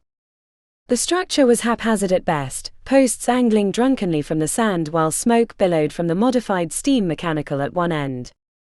Half the smoke stayed in the workshop while the other half slowly rolled from beneath the grassy edges, giving the impression the whole thing was one spark away from conflagration. His second was pumping the bellows using both hands, since his fingerless right didn't give him much grab. He hadn't noticed Hoth, but his assistant, a short, broad-shouldered Egyptian that reminded Hoth of Punt, stopped and stared. The bellows wheezed and blew sparks up from the orangish coals that had a woody smell rather than the sulfuric coal they'd used before. When Vrash finally noticed him, he spun around and wiped the sweaty smears from his forehead with his forearm. Captain, you've returned. Do you have the new gear with you? Asked Vrash. The volley of insults readied at Hoth's lips seemed misplaced when he saw the bloodshot eyes of his second. While the state of the men was deplorable, he couldn't quite blame it on Vrash, who was a man without land legs. No gear, said Hoth simply, and it might be a month or more before we get it. Vrash visibly deflated, the tongs in his grip drooping. He blinked and shook his head. I wasn't made for this kind of work, Captain. I know, Vrash, I know. No worries, your work has come to an end, said Hoth. We're leaving, asked Vrash. Not quite. The Jörmungandr's still stuck without an engine, but the other 2 ships need to be put to sea. Plus, we have food and fuel to gather and a ship to ready. As soon as that mechanical is fixed, I want to be on the water. Vrash scratched his neck with his half hand. What are the other ships going to do? Scout north, said Hoth. We need to give these men purpose. 1 ship at a time to head north along the coast. First the Helios and then the Memnon. And while they're doing that, you need to be on the Jörmungandr getting it in sailing shape. Vrash wrinkled his forehead. But we don't have a sail. You know what I mean, said Hoth. I don't want a speck of rust on it. Get those men down to the waterline and have them scrub that off and apply pitch. We can't have the hull failing in a time of need. Yes, Captain, said Vrash, but his eyes said different as he danced from foot to foot. The men have been asking. And I've been wondering. What are we going to do with Akroas and his men? Hoth grabbed the hilts of his weapons and looked to the iron boat. A boat made of swords, eh? Then to Vrash, get some men and a rowboat, I need to return to the Jörmungandr. He left the Sacrarians on the beach, promising to return before nightfall to discuss trade. Crossing the bay proved uneventful as the tide was out and the waves were as gentle as a whore. Hoth stood in the center of the rowboat the whole way back, feeling the motion of the sea and the stroke of the oars tugging on his gut. He stood 1 foot in front and 1 in back like a dancer posed. He felt Vrash's gaze upon him and could feel the questions worrying into his back. There'd be answers soon enough, though not all from him. During the climb up the knotted rope ladder, Hoth paused frequently to inspect the iron hull, picking at flecks of orange pepper. He shouted down instructions for Vrash, who at each one responded, Yes, Captain. Ah, how he'd missed the joys of command. In Sacra he'd been a subject of the Queen, but on the Jörmungandr he was a king. Hoth found himself at the entrance to the jail with Vrash on his heels. Entering the room brought bile up his throat, and he had to swallow it back. Akroas and his fellow mutineers had been imprisoned for months, and they smelled like it. Hoth approached the cage, resisting the urge to cover his nose. It smelled like rot and urine and feces. A shape moved in the shadows. Akroas, said Hoth. Remembered me? Laughed the Greek foreman, a sound tinged with madness. If it weren't for the regular meals, I'd have thought you'd forgotten us. I've had other things on my mind than justice, said Hoth. Justice? If the gods would have granted us justice, I'd be shoveling coal into the great belly of the mechanical, while the Jörmungandr was sailing the seas, said Akroas. To mutiny against your captain is to forfeit your life, said Hoth. Unless you're successful, and then it's just a change of ownership. The laughter that exited his lips was something of a cry. He could hear the uncertainty beneath the surface, which only put doubt in Hoth's plans. Akroas pressed his face against the bars. Come to taunt me one last time before you stretch my neck. A kernel of this idea had formed on Hoth's trip to the coast, but now that he was standing in front of the cage he had doubts. Heron's arguments came back to him in the darkness, while Akro's sunken eyes regarded him carefully. Hoth felt naked, considering his choices before the mutinous foreman. He wished he'd taken more time to think it through, but there was no chance for that. He couldn't show weakness now, especially not in front of the mutineers. Only Vrash could be trusted for absolute loyalty. It wasn't an easy choice, but it was a choice he had to make. His right and duty as captain made it so. I've come to free you, said Hoth. Behind him Vrash coughed while the men in the other cages clambered to their feet. Akroas had stepped back from the bars and into the shadows. I've finally gone mad, said Akroas, shaking his head. No. Not mad. Just lucky. Fate has turned and you now possess skills I need, said Hoth. The woman is dead. Hoth gave a tight shake of his head. No, but it seems she will be staying on land. Akroas stepped back into the light.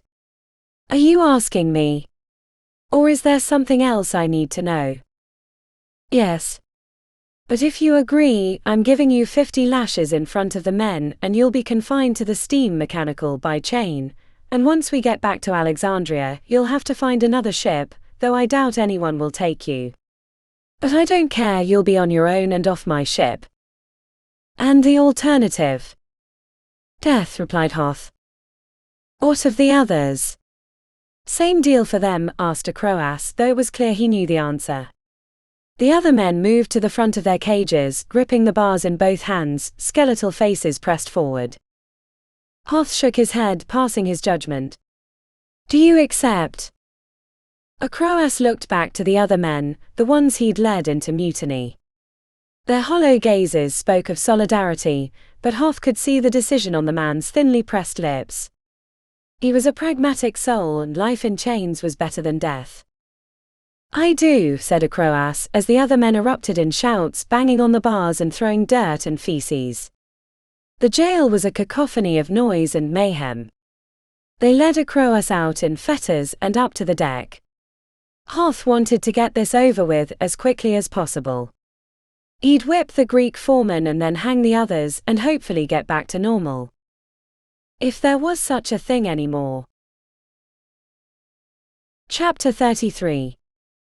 Heron woke to the sounds of crickets chirping their morning song, which wasn't so different from Alexandria. The music of insects mimicked the cacophony of enterprise, of wheeled carts and merchants, of hooves and steam mechanicals, of voice and laughter. The blanket of sound became a tapestry upon which she lay her thoughts. But something else was quite different in Sakrua, and that had been bothering her for some time. Heron threw the thin sheet from her naked body and rolled off the bed, cringing from the way the wooden legs smacked against the floor. Normally she took it off before crawling in bed, but not last night or the night before that, if she recalled correctly. The last 2 nights she'd spent drinking with the Queen. She probed her tired ribs with tentative fingertips. The muscles were sore from laughing of all things, which brought a favorable crease to the corners of Heron's lips.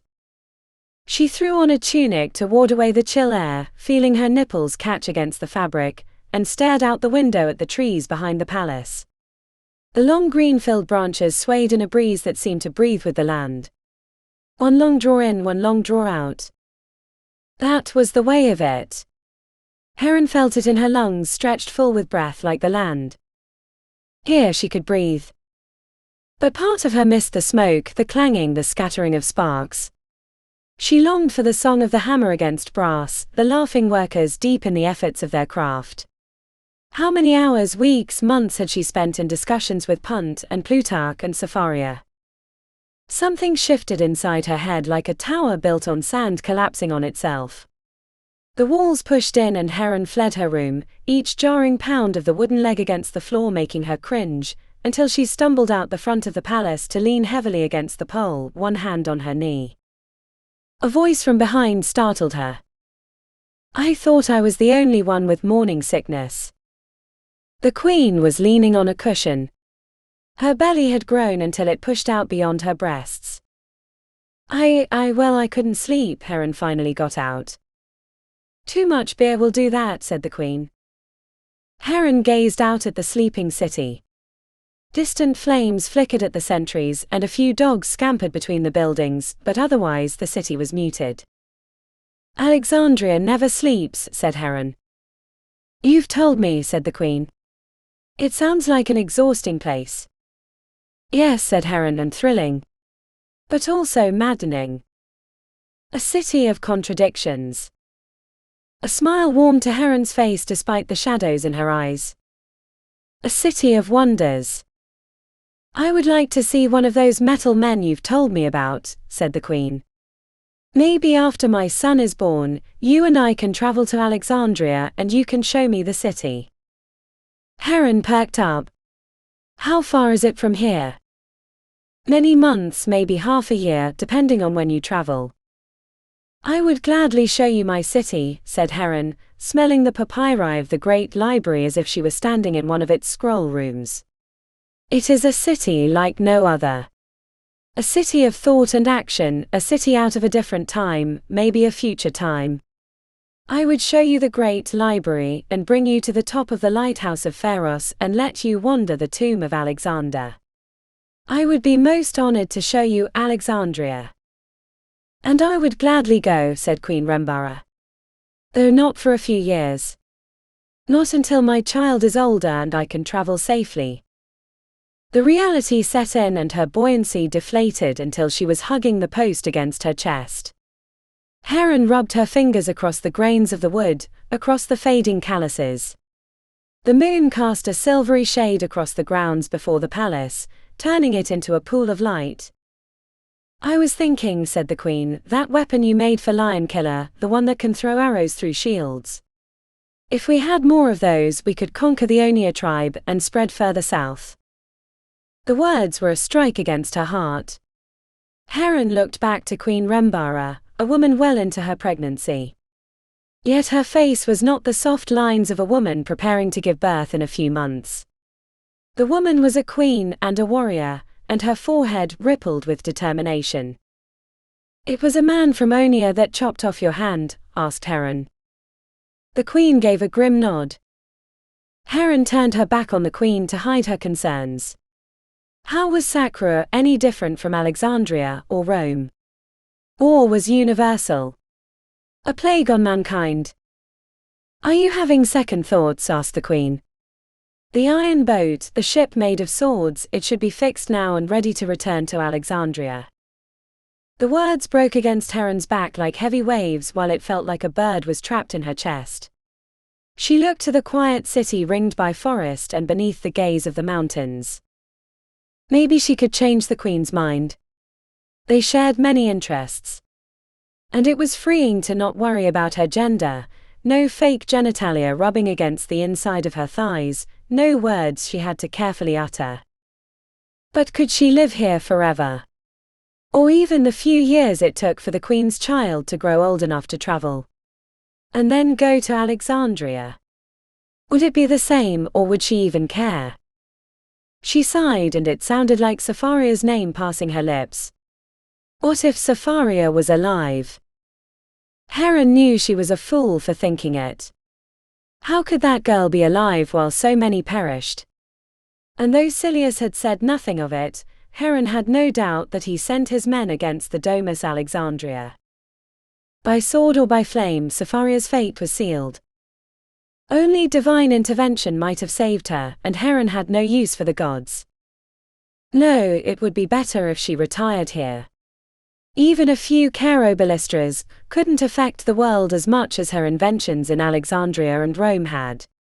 The world was safer without her meddling in its affairs, unleashing inventions, hers and Archimedes, on the unwitting world. Knowledge was power, but in the hands of fools it was deadly. The priest Quadi's taunting words about her bringing Ragnarok, the end of all things, rang true in her heart. Her weapons had leveled an empire, which would certainly set the world back by centuries.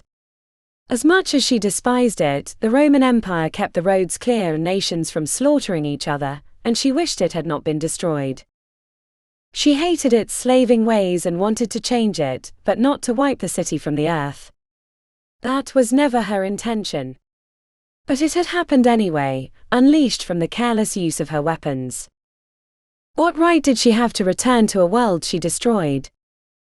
This truth sunk deep into her heart, like a well in the desert dug past even the hardest layers of the earth's crust, until pure water bubbled up, strikingly cold. And though her fingers itched with the desire to create, to squeeze the quill between her fingertips and bring forth creations from her mind, she also knew it to be a dangerous act. Was this not her penance to spend her days far away from the city of wonders? If she did not return, then she could not bring about new destruction. No. Not only must she not return to Alexandria, she should no longer create. Already the queen desired new weapons to make war. Better to stay and be silent, make bricks and furnaces, make buildings and wells, but not weapons. It had been her era, again and again. I will stay, said Heron, turning to Queen Rembara. Her eyes were as big and radiant as the moon, shining at Heron with all the promises and threats a queen can make. If you'll have me, I'll stay in the city of Sakura. But I will make no more weapons for you or any other. I vow from this day forward that I have made my last weapon. No more. My weapons are like a scar upon the earth. If my hands are asked to create, they will lift up humanity rather than throw it down, they will shape rather than destroy. I am done destroying. I must not. I cannot. I will not. Not even if Zeus himself came down would I listen. My will is set. Chapter 34. Hoth the Black was pissing off the front of the Jörmungandr when the messenger arrived. The sky threatened rain and grey-black clouds circled north as if to cut off their eventual journey. Even the air felt stilled by the implications, the hesitation before the outbreak. The Helios had returned, 3 days earlier than anticipated. The Memnon was anchored nearby, its men spilled upon the shores gathering fruits and tubers from the jungle. The messenger was breathing heavily, one eye listing to the side as he waited for Hoth to finish with his business. Hoth recalled that the lad's future had once been filled with promise, until a swinging boom left part of his skull caved in. Hoth tried to figure out which eye to look at but gave up. What's the message? Ships to the north with strange flags chasing, said the messenger between breaths. Neptune's breath. By the Giles, the Neptune's breath. I sent that boat north when we left the Mediterranean. What was it doing this far south? Hoth growled at the messenger, wishing the Helios's captain had come over. The lad looked like a dog waiting to be hit, so Hoth relaxed his pose. What happened to the Neptune's breath? Is there anything else in the message? The boy's mouth hung open. While he couldn't do much else anymore, he seemed to have a superior memory, which was why he was a messenger now. Neptune's breath destroyed by other boats. Helios on the near side of point, so strange ships not see Helios but they are coming south. And what are these strange ships? Asked Hoth, feeling his stomach twist. Iron ships with new flag, said the boy. Iron ships? Why, those could only come from Alexandria. Hoth suddenly felt cold and rubbed his arm absently. But they destroyed the Neptune's breath, which can only mean the Romans have taken the city. The messenger bobbed his head in the affirmative, but his words said otherwise. Captain said not Roman flags. Not Romans. Not Roman flags. Unknown flags. Couldn't see. But iron ships coming south. Captain said 6 iron ships, each with 6 steam catapults. He requests orders. They be here soon. Hoth couldn't help but look to the sky. Were the gods testing him? He was used to being the one in control, the one with more knowledge. It was why he preferred to fight in the fog. Who were these other ships? They could only be Alexandrian, but why would they destroy the Neptune's breath? Ring the alarm, Hoth said to the messenger, but forgetting the boy wasn't of the Jörmungandr. Wait, no, go back to the Helios and tell them to get ready to sail. The boy ran off and Hoth went to go find Vrash in the officers' quarters. His hand hesitated on the handle, remembering that Heron was no longer on the ship, and these rooms were no longer his home. He'd moved back into the captain's chamber, but it felt like someone else's room. He went into the officers' quarters to find the brothers and Vrash sitting down to eat. Vrash was ladling a spoonful of broth into his mouth with the bowl held under his lips. Ring the alarm, said Hoth. We sail within the hour. Captain, asked Vrash with the spoon against his lower lip. Ships. Iron ones, and I don't think they mean to rescue us. The 3 at the table glanced amongst themselves. Only Quadi didn't act surprised, but Hoth guessed it was his normal pious act. We'll go, said Hoth. Vrash dropped his bowl, splattering soup across the table, and ran out of the room. Outside, shouts erupted and men were sent scurrying to their posts. If Hoth didn't feel the rumble of steam mechanicals in the floorboards in less than a minute, he'd have a crow-ass whipped. The brothers continued to stay seated. They had no real duties in a time like this, but Hoth hated to see unused resources. Grim, said Hoth, take the rowboat to the shore and grab anything we left on the beach. I want every last bit of food and fuel. We don't know how long we're going to be at sea. Quadi quirked a smile to his brother, a priestly smile. Lopter blesses your efforts. His brother shrugged and left the room. Quadi looked to him. You must wait for Heron. She made her decision a long time ago. You'll see her no more, said Hoth.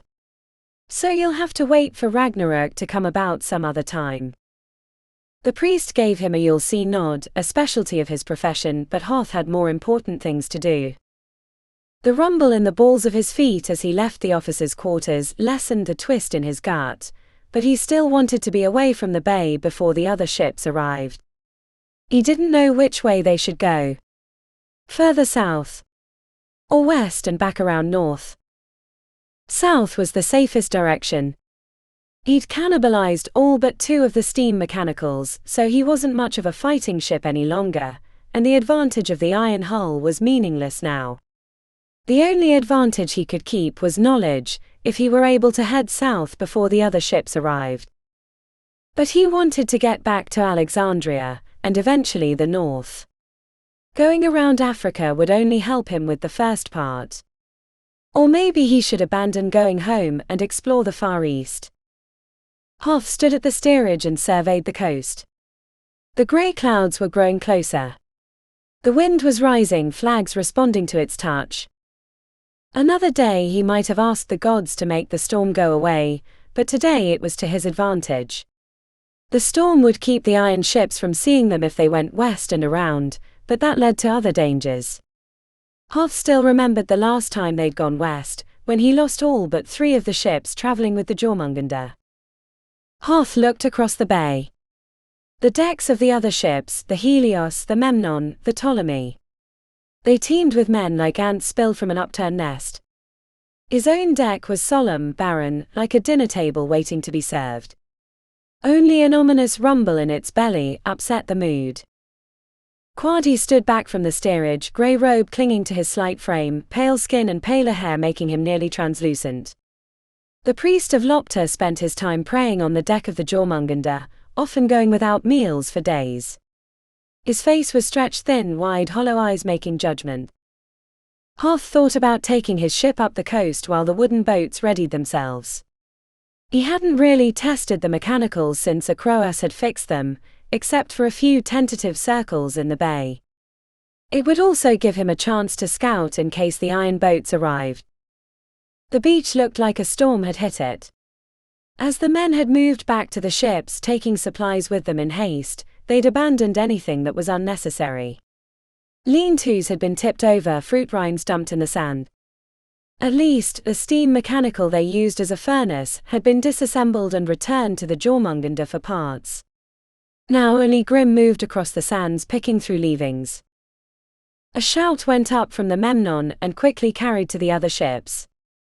The alarm bell was rung and every muscle on Hoth's back tensed as he turned to the north, knowing exactly what he was going to see. Coming around the point was the high prow of an iron boat. Hoth muttered under his breath, hoping the ship was only a scout, but those hopes were dashed when a second iron boat appeared. Hoth motioned to Grim to return and sent a runner below to notify them that they would be leaving soon. By the time Hoth looked back, Grim was back in the rowboat, making his way across the choppy bay. To the west, sheets of rain fell from the sky and lightning threaded there. Somehow the storm had skipped over them, but it made fleeing that direction less viable. The iron ships would move easily through the storm while his wooden companions would be at risk. The decision was clear: south was their only alternative, unless he wanted to risk negotiations, but every bit of his being told him that it was a poor option. If they destroyed the Neptune's breath and flew strange flags, then that was message enough for him. Hoth signaled the other ships to head south, while he waited for Grim in the rowboat to come alongside. Glancing back, Hoth noticed Quadi staring at him. As much as he hated to admit it, the priest gave him shivers, though he'd never let him see it. The priest held his chin high and looked out at the jungle as if he expected something there. Hoth knew what it was and part of him wished it too. "Go get your brother," Hoth said to Quadi, and the priest nodded and moved to the rope ladder. While he waited, Hoth found himself glancing towards the jungle, expecting Heron to appear. It wasn't even that he missed her in his bed, it seemed wrong to be leaving her. Heron's inventions had made his iron boat possible, and to abandon her on this foreign coast seemed treasonous. A hand touched Hoth on the shoulder. Grim. Up from the excursion with a sack of supplies over his shoulder. Last man on board, Captain, said Grim, glancing north. We should get going, whatever your plan is. Yes, said Hoth absently. We should. He placed his right hand on the speed lever, feeling the rough texture of the brass handle beneath his coil-used fingertips. He looked back to the beach twice before he pushed it forward. The moment should have been joyous. The feel of power from the steam mechanicals thundering under his feet. Yet he felt hollow. Like the whole exercise was meaningless despite the impending danger. The Jörmungandr churned to speed slowly, but once there it was as if he'd chained Poseidon to his hull. The white sails of his other 3 ships had left the bay already and were tacking south, using the crosswinds from the storm. The beach passed by the Jörmungandr like an hourglass draining onto the floor. Hoth checked behind him to see the iron ships in pursuit, the full 6 in view. As Hoth the Black steered around the rocky outcroppings at the edge of the bay, he took one last look at the jungle. Not a leaf parted, not a tree bent. So he steeled his gaze forward and set his mind to the task of outrunning the strange iron ships. Chapter 35. A swarm of tiny flying insects descended upon Heron as she passed beneath the carbuncle tree. She slapped them off, feeling comfort that they weren't the biting kind. Lion Killer broke into a gut-bending laughter, while the rest of the party of 20 Sacrorian warriors continued to march towards the coast. Tackle paused to translate when Heron scowled. With a laughing smile, Tackle explained, Lion Killer says the coconut flies, we call them that because they like to feast on coconut flesh, are confused, thinking you are a coconut. Even though she had a tightness in her chest, Heron inclined her head and propped her smile up, hoping it wasn't too much of a grimace. She wanted to get to the coast and see the grey hull of the Jörmungandr sticking out of the water, and until she did, it was hard to relax. Lion Killer slapped her on the back and they continued marching. Most of the bugs had faded away, but she had to spit a few out that had flown into her mouth. Are we far? Heron asked Tackle, leaning on her walking stick at each step. Her muscles had grown soft in the palace, drinking with Queen Rembara and sleeping the days away. Not far, said Tackle, if you're still sure you want to go back. She could see the disappointment in his gaze, the way the eyes softened at the corners, the way his smile was hesitant. Apologies, Tackle friend. I must go back and find Safaria. Even if I do not like what I find. I cannot spend a lifetime wondering. It's not my way, she said, gripping the walking stick tighter. Then you will come back, said Tackle, and bring this Safaria with you. It would bring me great joy, she replied, touching her stump to her chest.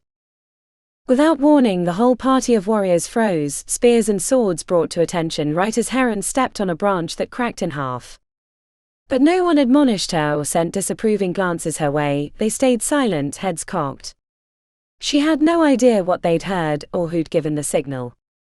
Heron tried to get Tackle's attention, but he was looking ahead in anticipation, his forehead furrowed and his face ticking through the motions of listening.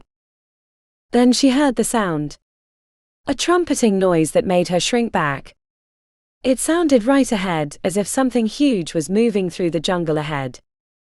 Tackle whispered, Anaswani, the terrible beast. She thought they might turn back, but Lion Killer motioned them forward. She crept as quietly as she could, using the walking stick to keep from crunching against the leaves, noting the enraptured faces on the warriors. They did not fear this terrible beast, yet they were wary. The warriors let her pass through until she was shoulder to shoulder with Lion Killer. He pulled back a frond the size of a hut, revealing a stretch of scattered brush and then a thin slice of beach, and beyond that, ocean. All at once the salty air hit her.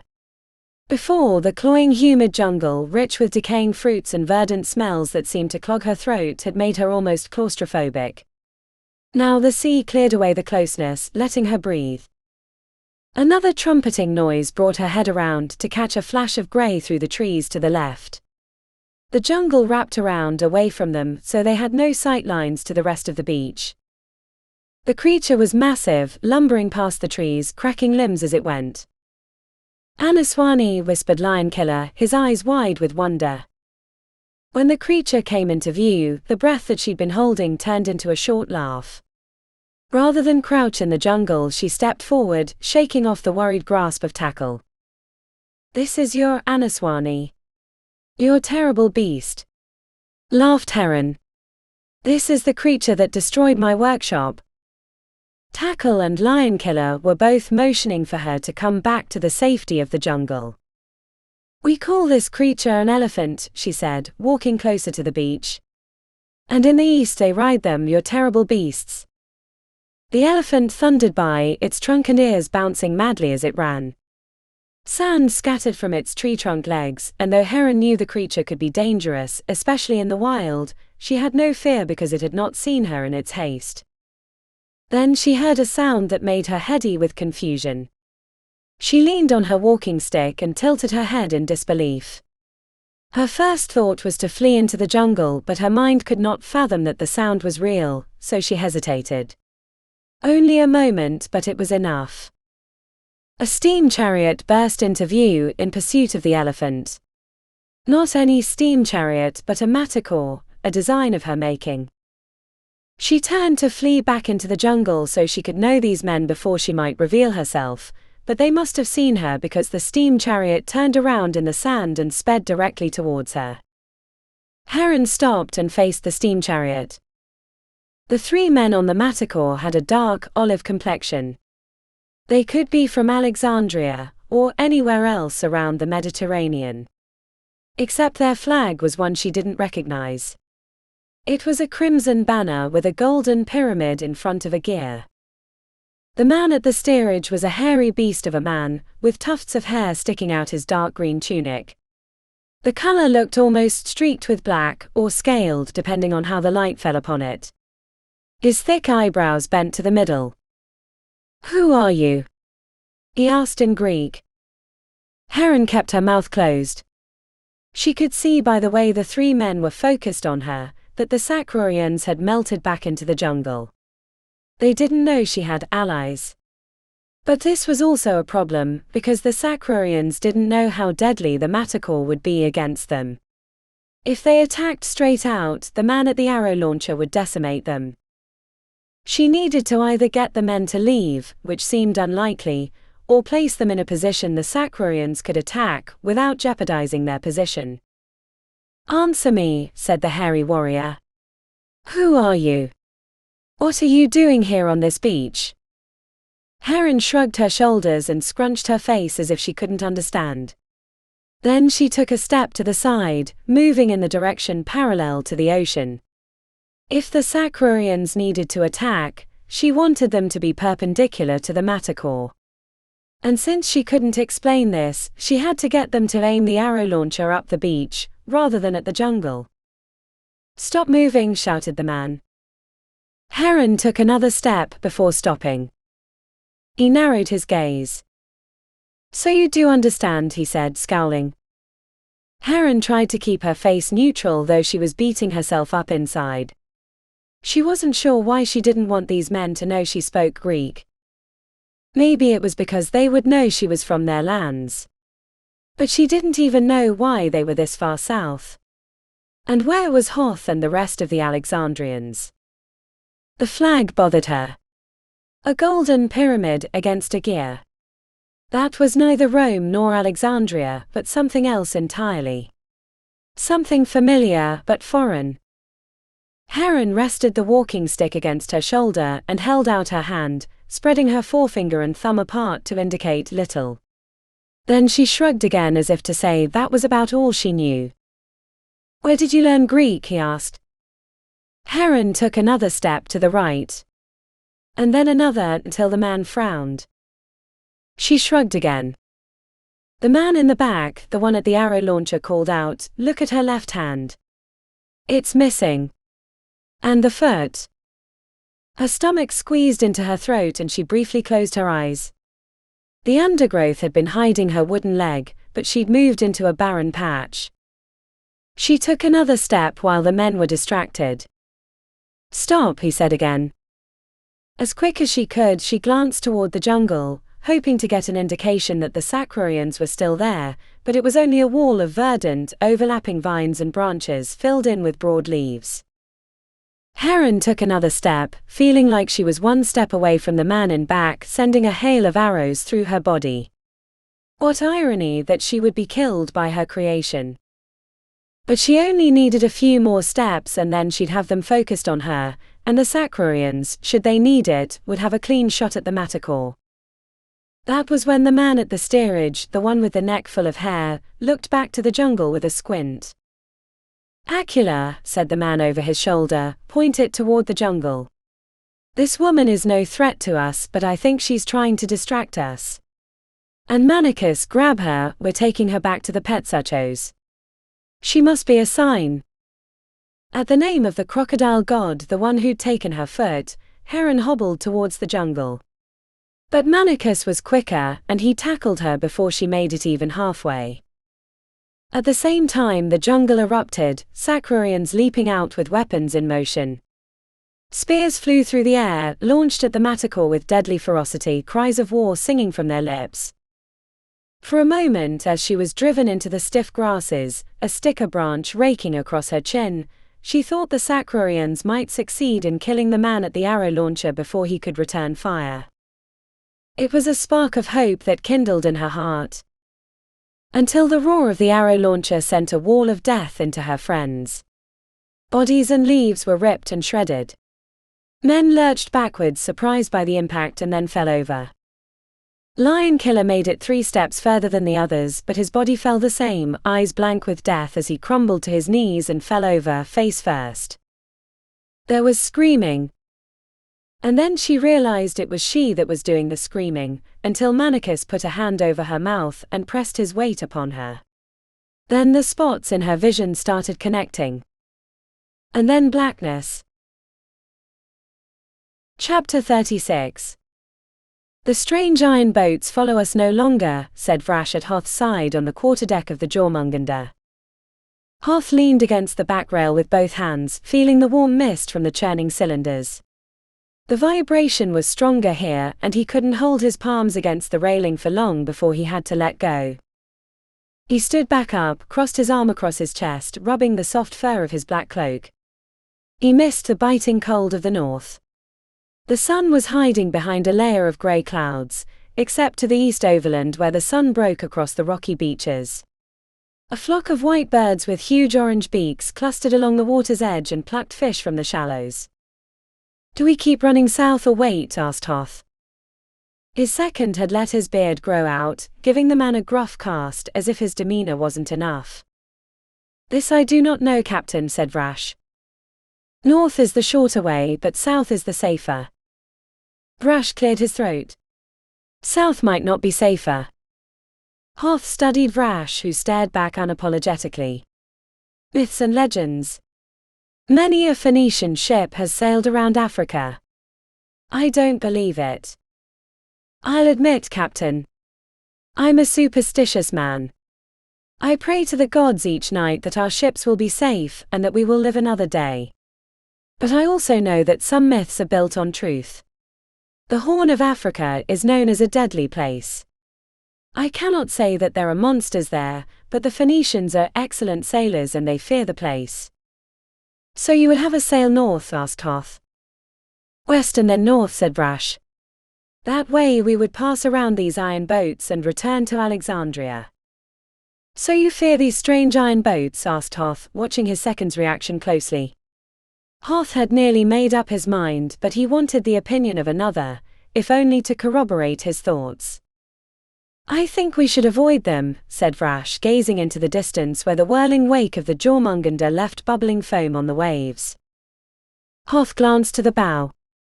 The wooden ships could not be seen ahead as the coast bent around, and Hoth had been hanging back hoping to catch sight of the iron boats, but it seemed they'd stopped for fuel or food. He wasn't sure if he should feel disappointed or lucky. I agree that we should avoid them, said Hoth. If we're forced to do battle, we have no chance. Our only defense is to flee. Vrash gave him a dry stare. You mean to go south, don't you? Hoth laughed, cutting and sharp. And why would you say that? You want the challenge of doing the thing that few others have done, said Vrash. And you want to forget. Hoth quickly looked away lest Vrash catch his reaction. I do want the challenge. And it seems safer to go south. There could be more than the 6 iron ships. I think it a safer course to go around Africa, leave the men who want to return to Alexandria when we get back, and then I plan on heading east to the lands of Indus and beyond. Do your gods approve of this plan, Vrash? As long as the wind is in my face, I'm content to sail forever, said Vrash. Hoth chuckled. Maybe we can find the secret of immortality and you and I can live that dream. I would follow you to the end of the oceans, Captain. Hoth put a hand on Vrash's shoulder. I know you would. They stared a while into the distance.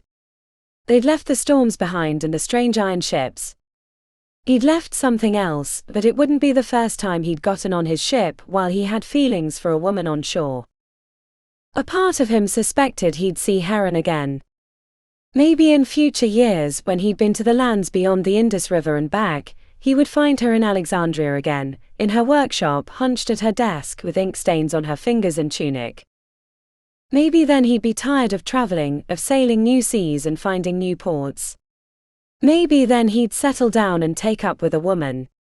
Heron, if she hadn't found anyone by then. It was a comforting thought. But until then he had new shores to explore.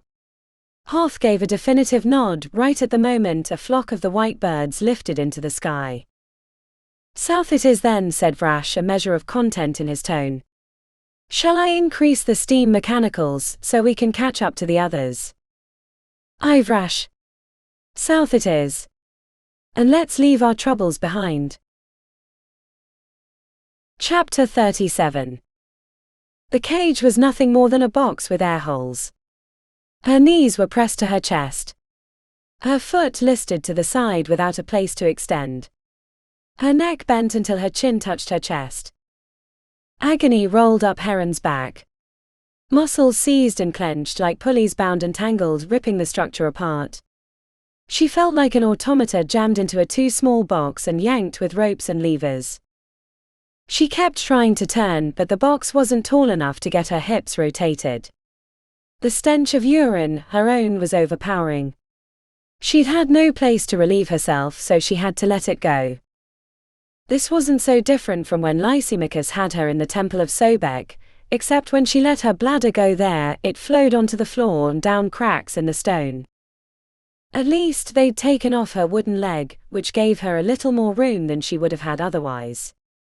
If she weren't in perpetual agony, she might smile at the thought that her missing leg was providing benefit. The box was in a room in the bowels of the iron ship. She knew it was iron by the vibration she could feel on her back and in her teeth. Lying in the darkness, she could tell the steam mechanicals needed adjustment. The gearing on the cylinder wasn't perfectly matched to the piston, and would eventually wear down the teeth until it failed. Heron thought she was hallucinating spirits hovering near her face, when the top of the box was flung open and lantern light flooded upon her. She held her stump over her eyes to block the light. Then she was doused in cold water and rough hands hauled her from the box. Shivering and leaning on her captor, she wiped her eyes clear. "Are you ready to talk?" said a voice that was familiar. She blinked away the water and light to find it was the man who had captured her. The one piloting the Mattercore.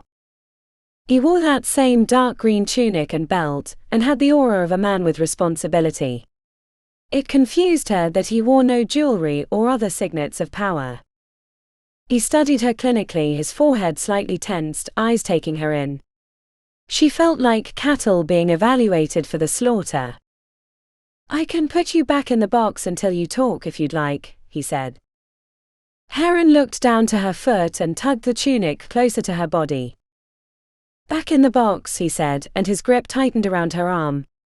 He had powerful hands. As he shoved her forward, a primal white fear erupted in her mind.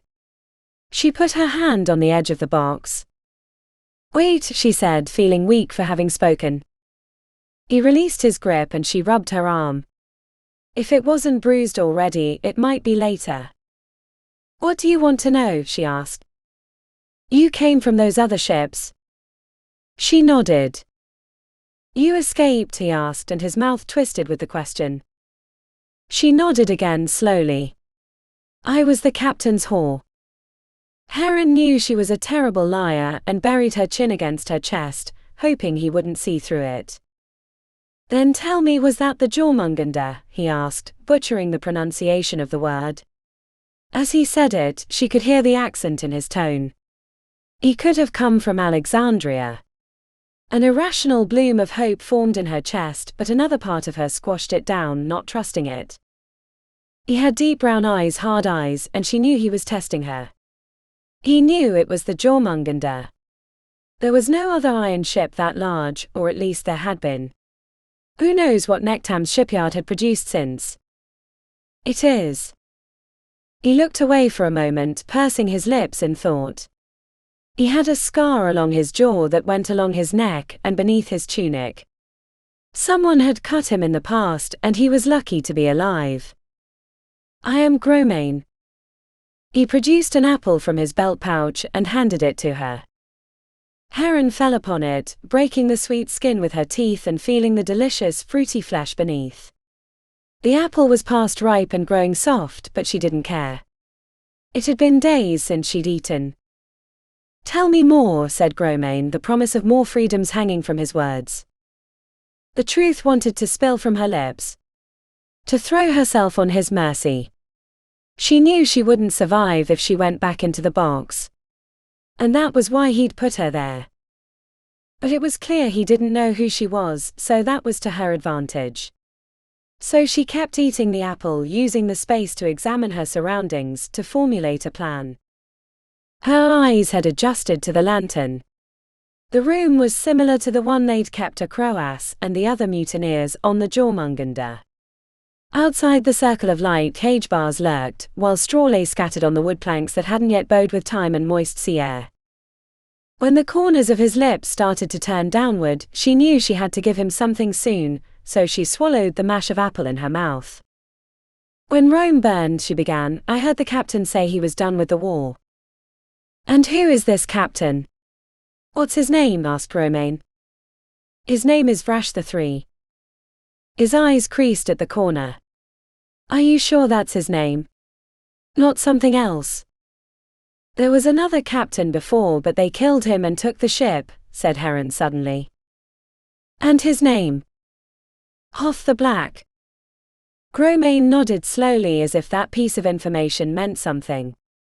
I see. Why did they kill him?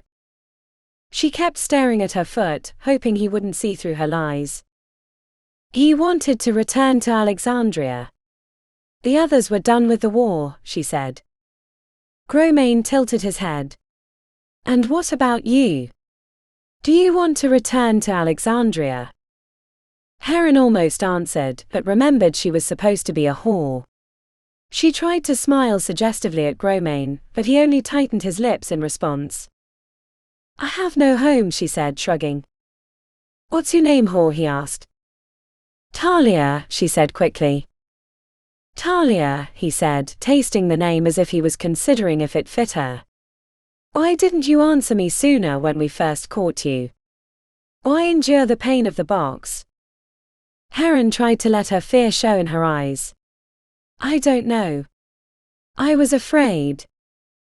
Gromane opened his mouth as if he was going to ask another question, but he closed it instead and tilted his head. I have to go, but I'll be back later, he said. I have more questions for you, and I expect next time that you answer them all. Is that understood, Talia? She almost hesitated, covering her mistake with an enthusiastic nodding. Gromane smiled, which only stretched the scar on his neck awkwardly.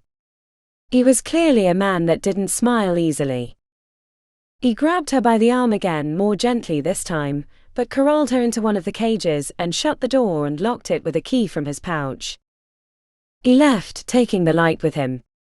Heron hobbled to the back and slumped against the bars. The half-eaten apple was still in her hand, so she finished it, carefully eating around the seeds but otherwise leaving nothing. When she was finished, she stretched out on the wooden floor. It felt good not to be compressed by the box. She spent time twisting and adjusting, trying to remove the kinks from her body, though some pains would never come out. As she felt herself drift off to sleep, she pondered the meaning of the ship's name of Petzachos. If it hadn't been for the name, she would have told Gromane who she was in hopes that he was an ally. Why would it be named for the crocodile that took her leg? The more she thought about it, the more she realized that she needed to get off the ship. Eventually, Gromane would penetrate her lies, and if the ship's name had the meaning she thought it might, her time in the box might be the best part of her journey. Heron startled awake as she felt hot breath on her leg, the promise of teeth. In the darkness, she had to remind herself that she wasn't in the Temple of Sobek any longer. It had just been a dream. She turned to her side and rested her head on her hand, trying to convince herself it was safe to sleep again. But the thought that wound through her head was that she had to escape. She had to get out. And soon. Chapter 38. The darkness had a flavor she knew well. She was slow-cooked in her own thoughts. Without sight, the space grew infinitely and anything seemed possible. Only her ripening body odor and the scratching of rat claws on the wood passed the time. They brought her food and water at seemingly random moments, but those times were so brief, so ephemeral, she hardly recalled them. It seemed more likely that the bowl appeared magically on its own, summoned by her own hunger, a hallucination to pass the time. Of course, if she'd gone over to madness, she knew she'd dine on richer fare. The bowl that was brought was filled with what had to be the leftover morsels from the kitchen. Often tough pieces of meat threaded with gristle that she had to work down with steady grinding and saliva. Water was another bowl, slopped onto the floor, spilling half the contents. She was not too proud to lap it up like a dog, knowing she needed every drop to survive, tasting the grit and salt on the wooden floor. Of Gromane she saw nothing after the first visit. The steam mechanicals that drove the Petzachos kept a steady pace, either south after Hoth or north back to Alexandria. Gromane must have decided that she wasn't worth interrogating again, even though in her mind, she picked apart the performance she'd given him.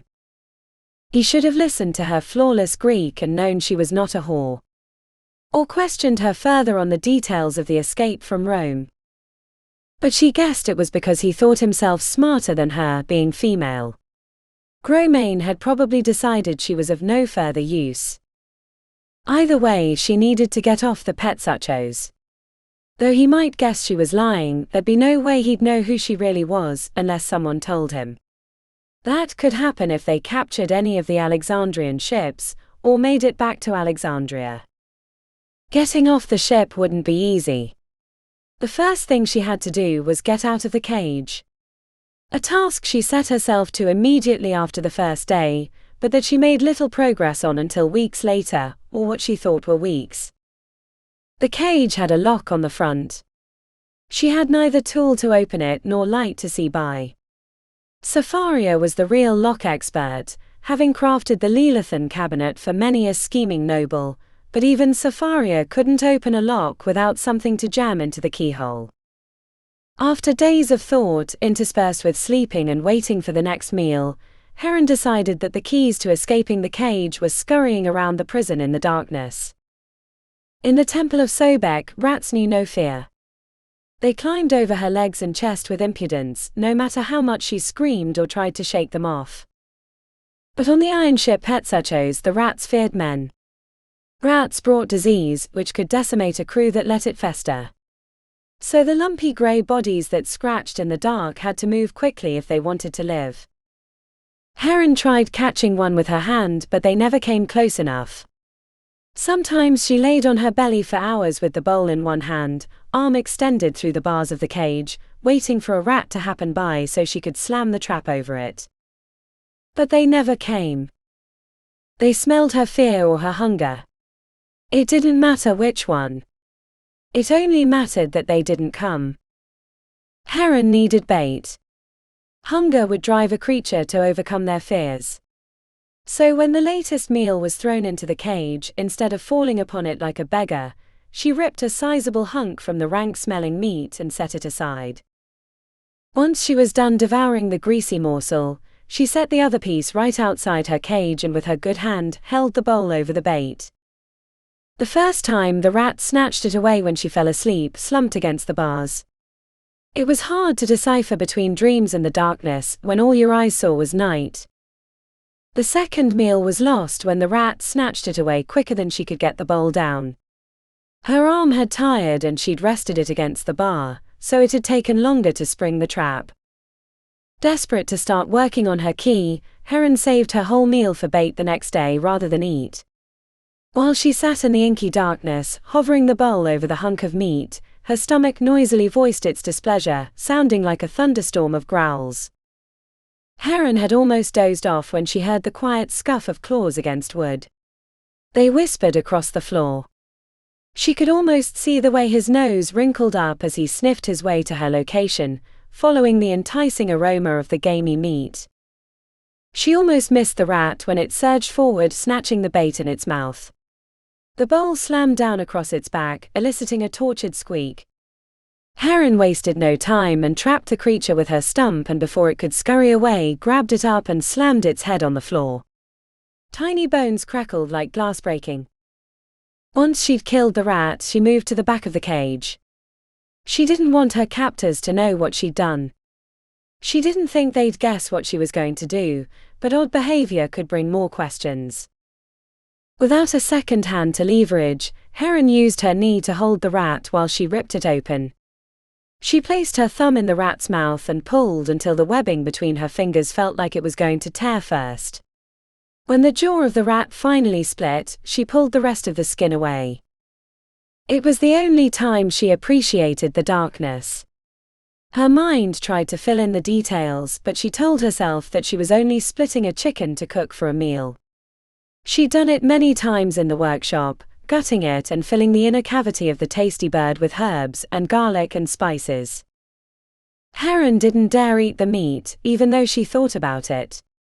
Her stomach disagreed continuously, but she knew it had only come right back up. Tearing away the bones took time. She had to hide her work when the food and water came. But they barely looked at her anymore. She huddled in the corner with her arms held to her chest until the light was gone. Then she ate lest the rats get it and returned to her work.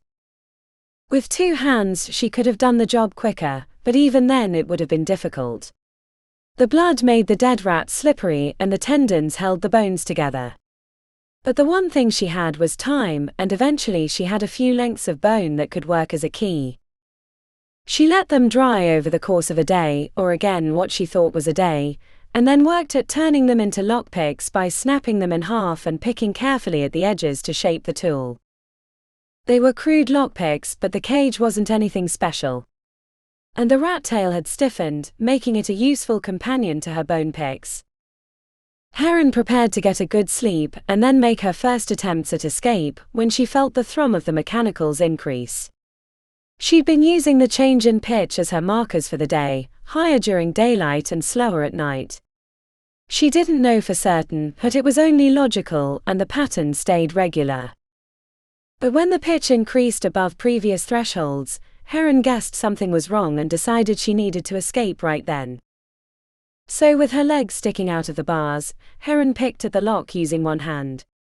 She used her stump to steady her good arm, but it quickly grew tired.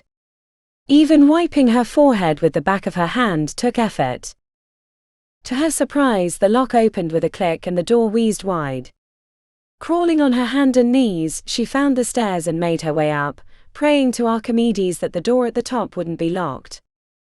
When it swung open, she slumped on the floor and tasted the delicious air in the hallway.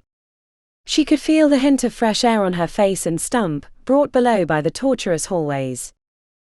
Without a wooden leg, Heron found it safer to crawl. She didn't know if she was headed in the right direction until she found the stairs. On the next level, she bumped into a door and crawled in. Right away she realized she could see. The opaque window let in hazy moonlight, and to her light-starved eyes, it might have well been the sun. The room was filled with 4 cots, and in the center was a round table. Her eye was immediately drawn to the dishes. She could practically taste the remnants of soup coating the bottom. She licked her lips in anticipation. Moving towards the table, she paused. A man was snoring lightly from one of the cots. Heron spied a knife on the table. She grabbed it and, after elbow crawling, made her way to the sleeping figure. She lifted the blade to plunge into his throat when she remembered Rome. What was one more? He'd do the same to her, she thought, if he had a chance. She let the knife drift down, then lifted it high again. She held it until her arm tired. Eventually she decided that he wasn't in her way, so she could leave him, fearing in her gut that this decision would haunt her. With the knife in her teeth, Heron gathered a few supplies from the room. A half-filled water pouch, the hunk of bread, a pinch of which she shoved into her waiting mouth, and a sack she filled with bedding so she could use it as a flotation device. It was an idea she got from her ancestor Alexander, who once used straw-filled tents to cross a swollen river and surprise his enemies. She left the room and crawled towards the upper deck. Night was her ally, and she needed to get off the ship while they couldn't see her. Heron made it halfway up the stairs and realized a man stood at the top with his back to her. He wore a heavy cloak and had the stiff stance of a warrior at the ready. A blade hung from his fingers. He was watching something on the deck. A guard, she decided, and he'd have to die. This time it wasn't hard. The guard looked over his shoulder and Heron tried to shrink into a ball. He turned his head back when someone on the deck shouted something. Heron thought about crawling back below deck and finding a place to hide, but once her absence was discovered, they'd search the boat. Holding her breath, Heron crawled up the stairs, while the heavy thrum of the steam mechanicals hid the squeak of wood as she put her weight upon it. She made it to the last step, the one right beneath the guard, and took the knife from her teeth and prepared to strike. She'd have to plunge the blade into his calf, and when he fell backwards onto the stairs, silence him with a cut across the throat. Heron summoned her courage. Even with surprise, he still outweighed her by double. And his cries could bring others, especially if they were near. She would need to get to the edge of the iron boat and throw herself from the side if she wanted to survive. Better than another day in a cage. With a steady hand she raised the blade and prepared to strike when she heard the warrior call out in a hushed whisper, "By the Giles, Grim, you're slower than a dead horse." Chapter 39. Hoth, said Heron, rising to her knees. The Northman captain leapt into the air in an ungainly twirl, trying to bring the sword around to defend himself. His feet tangled and he slammed onto his backside. Heron lifted herself from the stairs, leaning against the side. Grim stood paces behind Hoth's prone form, axe at the ready. His expression went from aghast to confusion to wonder. By the end, his jaw scraped against his chest. Hoth scrambled to his feet like a newborn foal. The moonlight fell across their faces, stilled by her sudden appearance. "Heron," asked Hoth the Black. "By all the gods old and new, what are you doing on this boat?" "I might ask you the same," she said. "I was captured by these men." Grim had not spoken. He seemed to regard her as a spirit from the underworld. "It's me, Grim. They took me from the beach.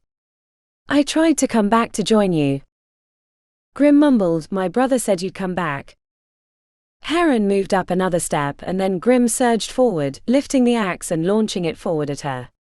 The act was so sudden she froze, seeing nothing but the silvery blade spinning through the air at her head. Time solidified into 3 separate moments: throw, spin, and death. Even Hoth had no time to react. Heron squeezed her eyes shut as the axe flew towards her. When she heard a sickening thunk and a bloody gurgle behind her, she opened her eyes to find one of the men from the boat, probably the one she'd let live on the cot, falling backwards down the steps with an axe in his chest. "Thank you," she told Grim as he moved past her to retrieve his weapon. "But what are you two doing here?" Hoth jerked his head to the side of the boat. White sails poked above the rail. Hooks hung on the side, probably connected to a rope ladder. Heron took a moment to take in her surroundings. The coast was on the left, they were moving south or north on the far side of the continent. They might have rounded the Horn already, and she wouldn't know it. On the ocean side, a cloud layer covered the sky. But the other half was brightly illuminated by a half-moon. Heron put the pieces together. "You hid the Memnon in a cove and boarded her when the moon was covered by clouds," she said. "And now you have the Petsuchos under your control." "Never let it be said that Heron the inventor wasn't quick of thought," said Hoth. "Though our control will only last as long as it takes to stuff a barrel of spark powder below deck and blow it up." "Why destroy it?" she asked. "Too many men to fight. And the destruction will bring the others, but by then we'll be back up the coast." "We found a river the iron boats cannot tread," said Hoth. "Are the other iron boats near?" she asked. "Ahead, but far enough we'll be gone before they can turn around." Heron craned her head, but she couldn't see anything upon the sea except the curve of the coast, silvery beach ringed by jungle. "I have a better idea," said Heron. "How many men are on the Memnon?" Hoth shook his pale hair away from his face and stabbed his blade into the deck. "You're not trying to get me killed for leaving you, are you?" "It crossed my mind, Rogue," she said. "I decided I couldn't waste away in Sakrua without knowing what fate befell Safaria." "Then put me to work," said Hoth. "Get your men and take the ship. Kill any you find except for the one they call Gromane." "I need to speak to him," she said. "I make no guarantees." She gave him a half shrug. "If you can. You'll know him by the brutal scar that goes from his jaw down his neck." "And what will you be doing?" he asked, leaning casually on the hilt of his blade. "Catching up to the other iron ships," she said. "Help me to the steerage." His gaze narrowed. "We can't take them 1-on-5. "Let me have my surprises," she said. "Take the ship. Do it quickly, before they awake. I want to catch the others before dawn." Hoth wet his lips and took a tentative step forward, shaking his head in reluctant disbelief, before giving a resigned nod. He offered his shoulder and helped her limp to the steerage while Grim retrieved the other men from the Memnon. His masculine scent brought a brief tugging on her nipples, but she was too exhausted to let herself feel that way. To her surprise, Zeno stood at the steerage guiding the Petsuchos through the dark seas. He didn't seem surprised to see her. "I'll be relieving you now," she said. "You can put those swords to work." Zeno bowed and moved after Hoth. As soon as they left, Heron pushed the lever fully forward. The whole ship vibrated. She could feel it in her teeth. She wondered if she'd made a mistake increasing the speed right away. Gromane might guess something had changed and come up to investigate. She hoped they were too deep in their sleep cycles to notice. With the rest of the men from the Memnon, Hoth went into the bowels of the ship. They went with lanterns and weapons drawn. Once they were gone and with no one on deck with her, Heron realized how tired she was. She shoved the bread she'd stolen into her mouth and noisily ate it. Before long her good leg grew tired. She tried to lean against the steerage, but it still required muscles to stay upright. Heron kept glancing backwards expecting to see Hoth return, but the stairs were a black hole, not a shred of light showing. The Petsuchos rushed across the ocean. The water was calm, only scattered whitecaps illuminated by the moonlight marred the surface. Soon she saw a grey shape ahead. One of the iron ships. Like distant ghosts, the other ships could be seen beyond. They were on the trail of the Jörmungandr. Heron glared at the moon. It was much too bright. The Memnon had left her side, but she felt like they would know the Petsuchos had been taken when she neared. When light first appeared in the stairwell, Heron clenched her stomach. Then she saw Hoth saunter from below, swords back in their scabbards. He threw an object at her feet and she knew what it was when it thunked against the deck. "I found your leg below." "Take the steerage while I put it on," said Heron, scrambling to the ground and fitting the wooden leg back on her stump. She hadn't realized how much she'd missed it until it was back. "Did you find Gromain?" she asked, taking back the steerage. He gave a terse shake of the head. "I checked all the corpses." At mention of the dead, she had a moment of doubt, an echo of her earlier reluctance to kill that sleeping man. But she'd had no problem giving the orders for those men to be killed. It made her jaw ache to think of it. No matter. He probably moved to one of the other ships. The other Alexandrians had come on deck. Grimm joined them at the steerage. "Zeno stayed below with a team to keep the mechanical hot," said Grimm. "What shall the rest of us do?" "Man the catapults," she said. "I hope we don't need them, but better to be ready." As Grimm left, Hoth took up position next to her. His musky odor made her bite her lower lip. "What now, inventor?" "We give them a nasty surprise," she replied, wiping her chin against her elbow. The night was warm and sweat had run from her temples. "Are you well?" asked Hoth, his fingers lightly dancing against her arm. His gaze was narrow, soft. "Well, as one should expect, having spent the last few weeks in a cage." "How long until we pass the Horn?" "The Horn?" Hoth raised an eyebrow. "That was weeks ago. We near the Red Sea and in less than a week we'll reach land. Alexandria lies within our grasp." The realization brought a sudden bout of weakness and Heron slumped against the post, spots swimming in her vision. Hoth caught her and pushed her up.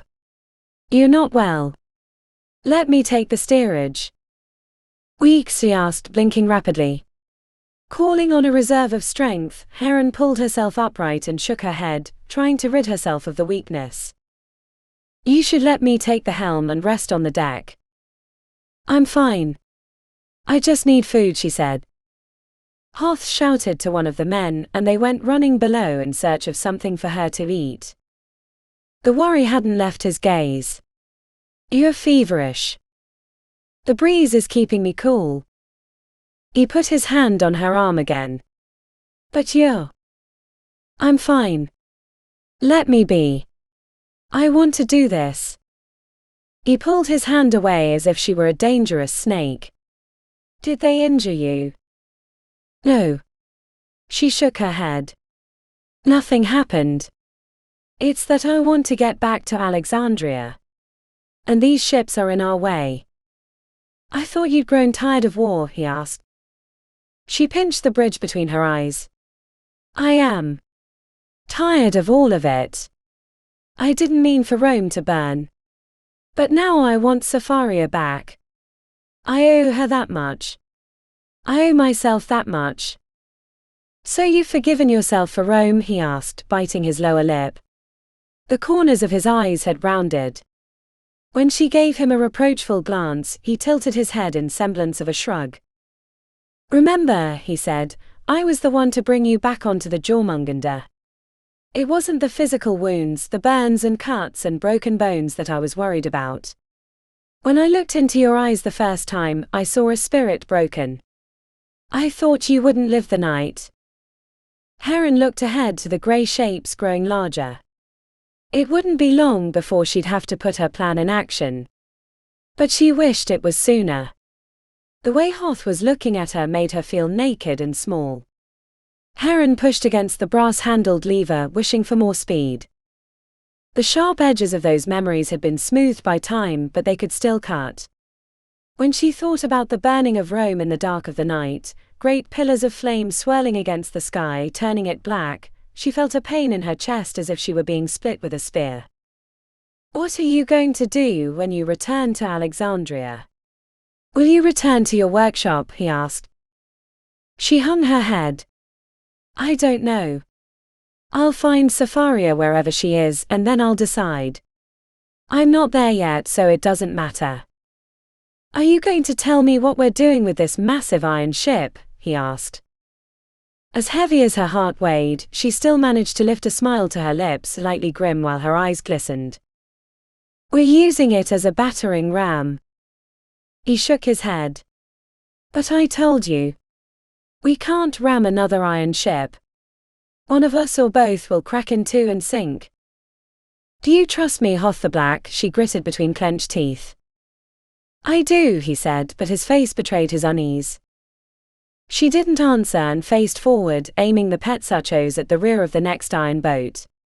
The ship churned through the water, and even at a distance of a stadia or two, mist from the cylinders floated through the air and moistened Heron's face. The whole scene was serenely beautiful. Moonlight reflected off the water, making it into a silvery fountain. It could have been a contraption in Neptune's garden. From the back of the next ship, Heron saw men waving her off. They didn't like how close she was getting. Even though she was running at max speed, Heron pushed on the lever, hoping for a little bit more. As the gap between the petzachos and the next iron boat rapidly reduced, Heron wondered what Lysimachus would think of her new toy. Would he approve of her using his pet's namesake? She had to assume that these ships were somehow in league with the old priest. The last distance disappeared faster than she expected. One moment the spinning cylinders seemed far away. The next she heard the crunch of wood and iron shattering like glass struck with a hammer. The hull of the petzachos gonged with the impact, and Heron had to hold onto the steerage or be thrown to the deck. Hoth, who was less successful holding his balance, was flipped onto his back for the second time that night. The cylinders of the petzachos suddenly slowed, and churning more water than expected, reverberated that unspent energy throughout the ship. The ship slammed against the other iron boat again, this time less forcefully, but still enough to put a crack in the back of the boat. Heron leaned to the right, letting the petzachos skip past the other boat, which was only coasting through the water. The cylinders had been shattered, and men poured from below deck. Shall I have the men fire on them? Asked Hoth. No, save it for the others. This trick might not work more than once, she said, resuming full speed and pointing the petzachos towards the next iron ship only a few stadia away. Hoth chuckled. Destroying their method of movement. I should have thought of that myself. Less dangerous than a head-on collision. I'm getting far too good at destruction, she muttered. Heron steeled herself for the next impact. The second ship in its confusion had slowed, right when Zeno came running up from below deck. Heron, stop. The hull is cracked. We're sinking. Chapter 40. Heron didn't even need to see Hoth's glance to know it was filled with "I told you so." She hadn't planned on hitting the other boat that hard. She still wasn't thinking clearly. It was like her mind was sticky with tar. She took her hand off the steerage before she remembered what the petzachos was about to do. Hoth jumped over and grabbed half of the steerage by the handle as she reached out to the other. They fought against each other for a moment, each trying to turn the other way, until she growled and he joined her. But it wasn't enough, and the petzachos slammed into the other iron boat, clipping the cylinders, but still hitting the solid hull on a glancing blow. Wood and water scattered like a mini cyclone across the front of the ship. A piece of wood like a giant splinter went sailing over their heads and broke against a steam catapult, forcing the men attending it to scatter. The petzachos ground past the other ship, and then they were free. Ahead, the other boats were turning, and in the distance the Jörmungandr was still racing away. How bad is it? She asked, fearing the answer. Zeno showed her his palms. I'm not a shipbuilder. I don't know. But there's a lot of water coming in through the side, and that second impact couldn't have helped. Heron bit her lip and pounded her fist on the steerage. Curse these iron ships. She looked to Hoth. You take the helm. Take out their cylinders if you can, and don't slow down whatever you do. Head to the coast if you think we're going down. Hoth showed her a rakish smile. I've sailed more ships than you've made steam mechanicals. Go fix our leak. I'll be fine. Before she left, Heron checked their situation one last time.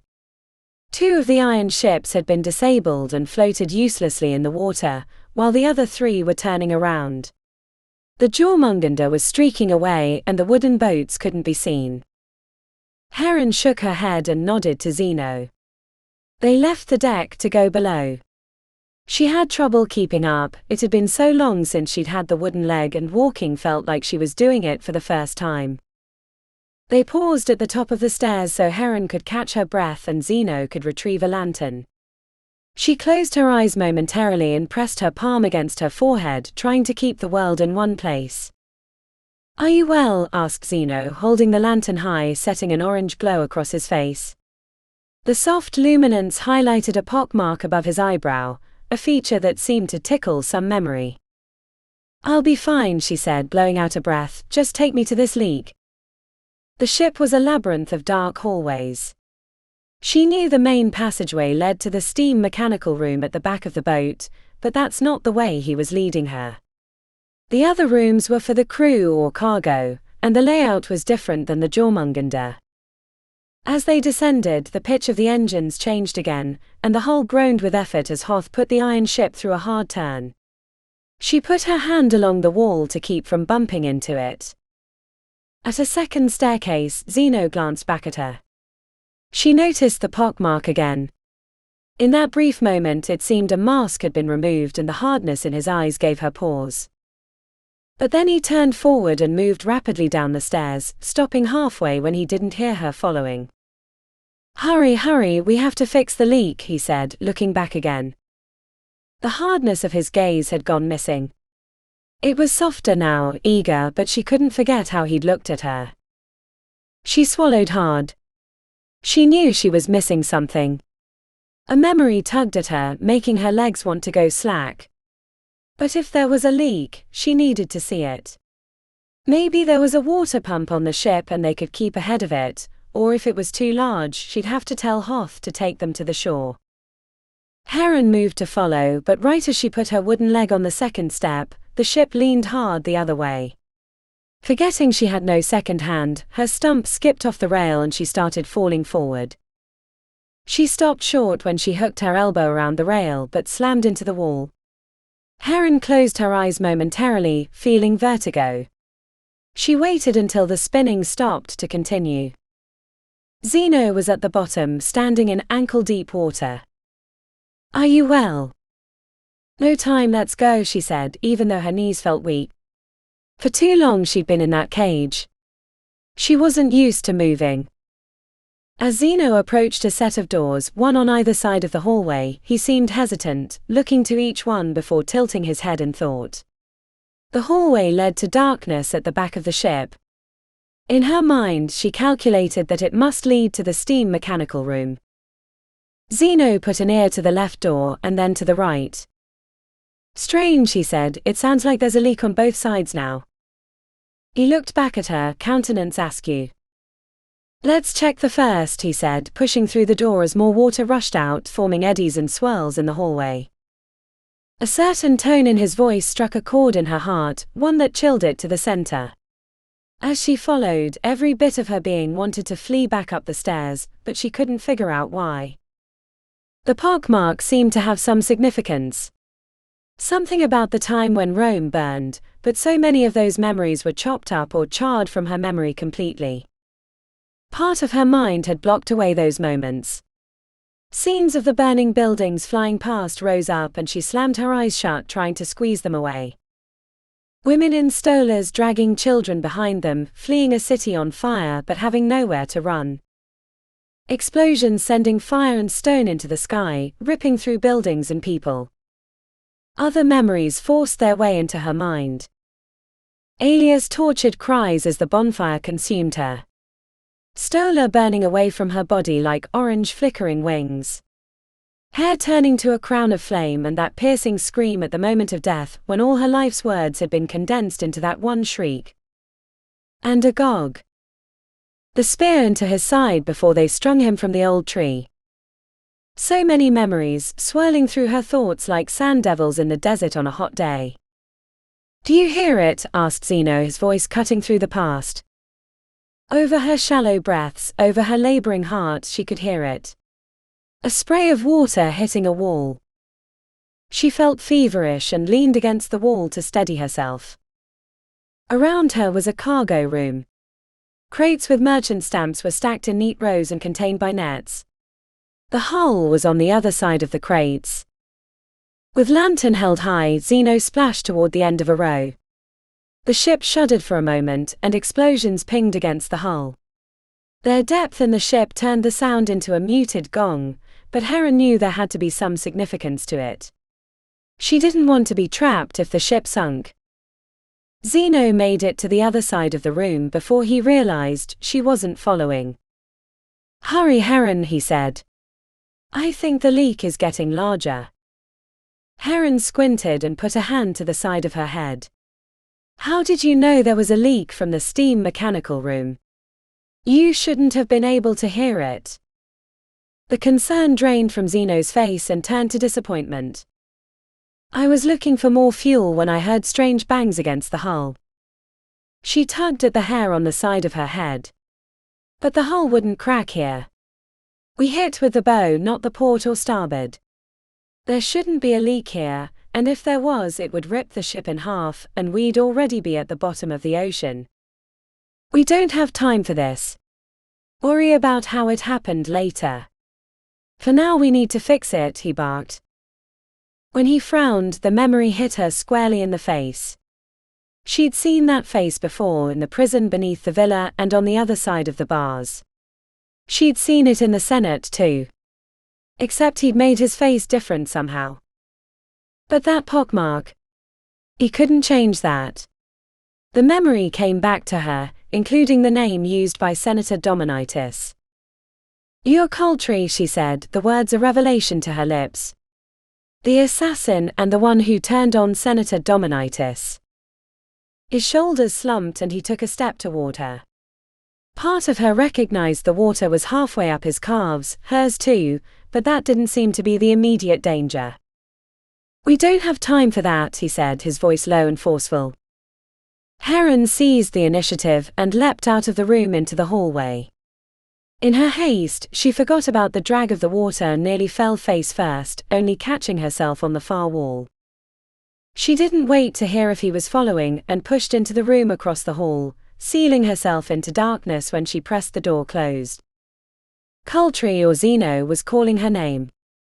Did he think she was that stupid? She splashed into the darkness with her hand and stump out. She bumped into a crate, the smack sending a shock up her arm. A leak somewhere beyond the crates flooded the room. Stronger. Its throaty roar hammered the crates as the sea rushed in. The water was right below her knees. Heron struggled through the water, using the crates to find her way, until she made the end of the row. As she slipped behind the rows, light flooded into the room. "Heron," he yelled. The concern in his voice gave her pause, but then again he was a spy and a practiced liar. Why wouldn't he be able to make it sound that way? She fled further into the maze of crates. Maybe she could lose herself, or circle around and escape. She turned down rows, wading forward in the water. Her wooden leg gave her balance an awkward gait. The muscles around her hips ached from effort and her imprisonment. Heron found herself in a space along the hull. The grey metal curved up and away from her into the darkness. She'd found the leak. It was a hole not longer than the length of her forearm. The water sprayed mercilessly from the thin hole. The ship shuddered again, and Heron's stomach flipped. She eyed the hull nervously. If they were rammed on this side, she'd have no chance of survival. Then she realized why she could see. There was another lantern lit, and on the far side of the leak. Had someone already reached the leak and tried to stop it? Heron moved closer, wading through the water that had passed her knees. The noise from the spray cancelled out all other sound, even her heartbeats and breath. Only the ticking of the hull, the thrums and gongs, made it through the torrent of spray. As she neared, the mist reflected from the crates hit her in the face. The sting was slight, but she knew she wouldn't be able to get near the leak. On the crate, which served as a table for the lantern, lay an axe. As soon as she saw it, she knew how the leak had been formed. The pieces fell into place. Zeno had created the leaks to lure her below deck. But why had he made two? And why had he been confused about the second one? Was there another assassin? "Heron of Alexandria," said a voice from behind her. Standing only strides away was the man in the dark green tunic, the one who'd interrogated her. Gromane. Her exhaustion was palpable. All the wading through water, all the fighting against the steerage to ram the other boat, all the effort in escaping came back to her in full. She blinked away the spots in her vision. Gromane had a sword in his hand. A short blade with simple iron guard. Not a gladius, but simpler and thinner. A cutthroat's weapon. She recognized his accent now. It was peculiar to the Repercussions district of Alexandria. "You made the leak," she said, trying to back away. The spray stung against her back. She was trapped. "Bait," he said, his grin turning grotesque as the scar on his neck and jaw twisted the smile. "I didn't realize I'd catch such a prize. How did Heron of Alexandria come to be lost on a beach so far from home? Did the Jörmungandr leave you there? Is that how you escaped Rome? I did not believe the priest when he said you still lived." "The priest? Lysimachus? Is that who you mean?" The breath caught in her throat. He shrugged away her question and advanced, sword pointed at her chest. She moved backward, though it was a struggle. The water was halfway up her thighs. The leaks had grown. The water felt like a blade against her back. If she tried to move through the leak, she thought it might cut her in half. She was trapped. But maybe there was a way out. "He wants me to live," said Heron, having to shout now. "He who dwelleth amid terrors has marked me. Do not defy the gods."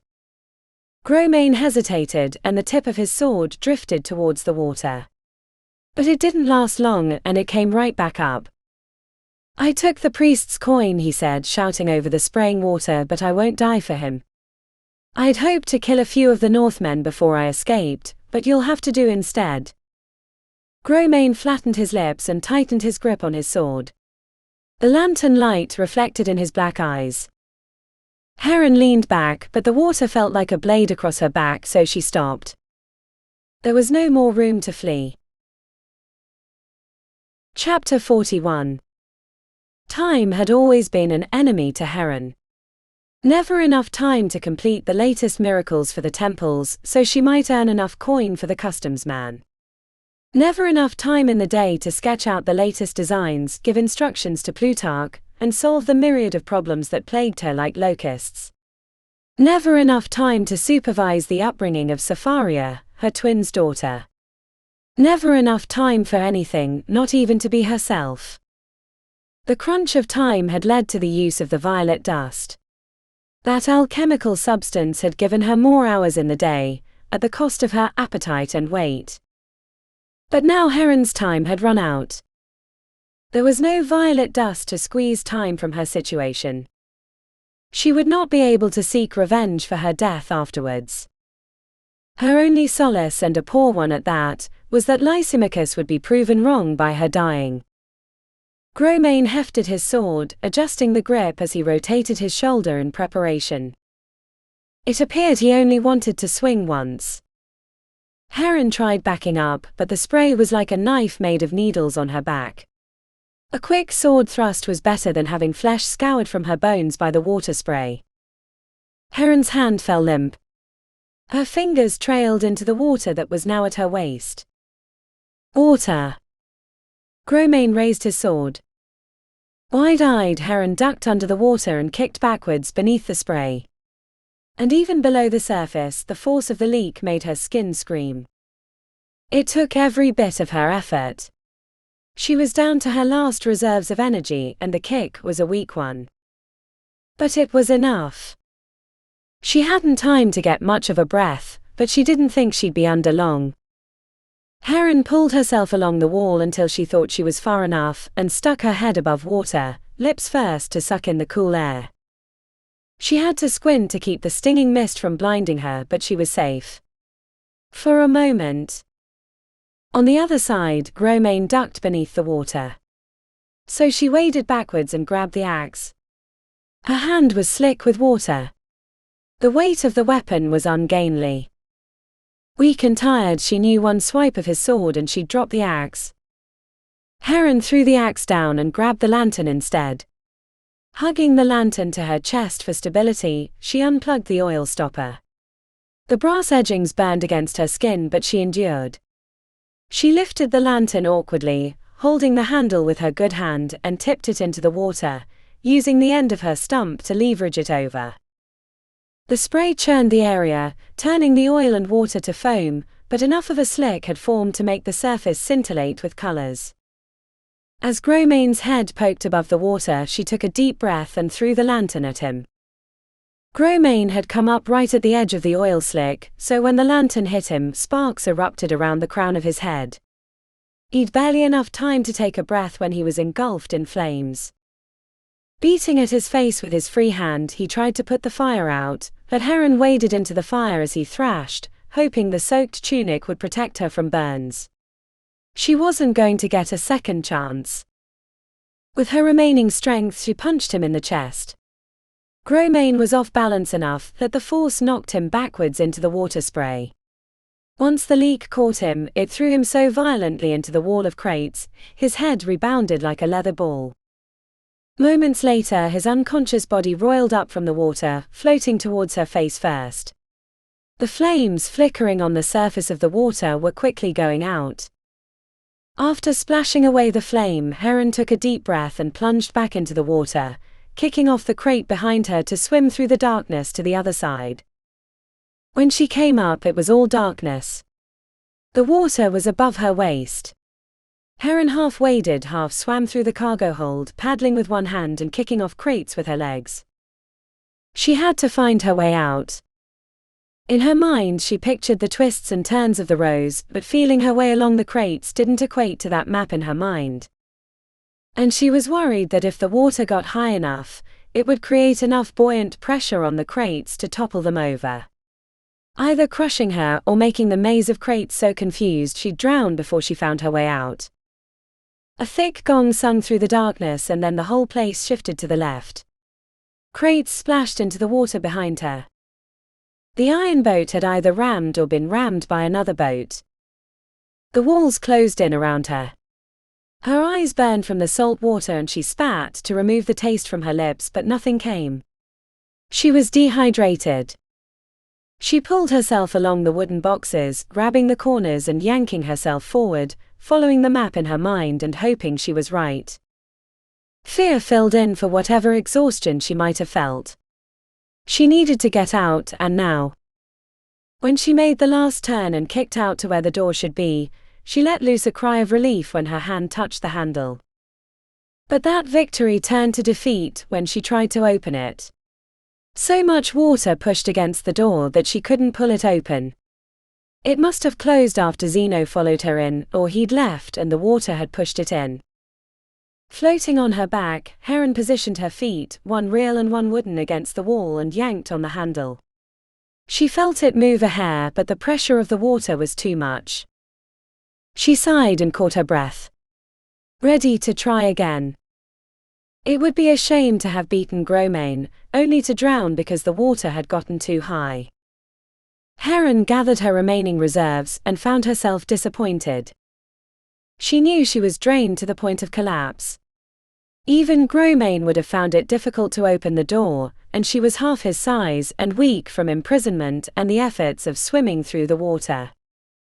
Her arms trembled and she felt so light-headed that it was almost delirium.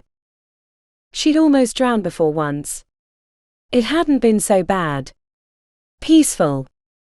Better by water than fire. She remembered Lysimachus's words in that moment, that fear was the inspiration for her inventions. The waters of creation. But fear would not help her here. Fear only had so much to give. And there was no invention that would help her now.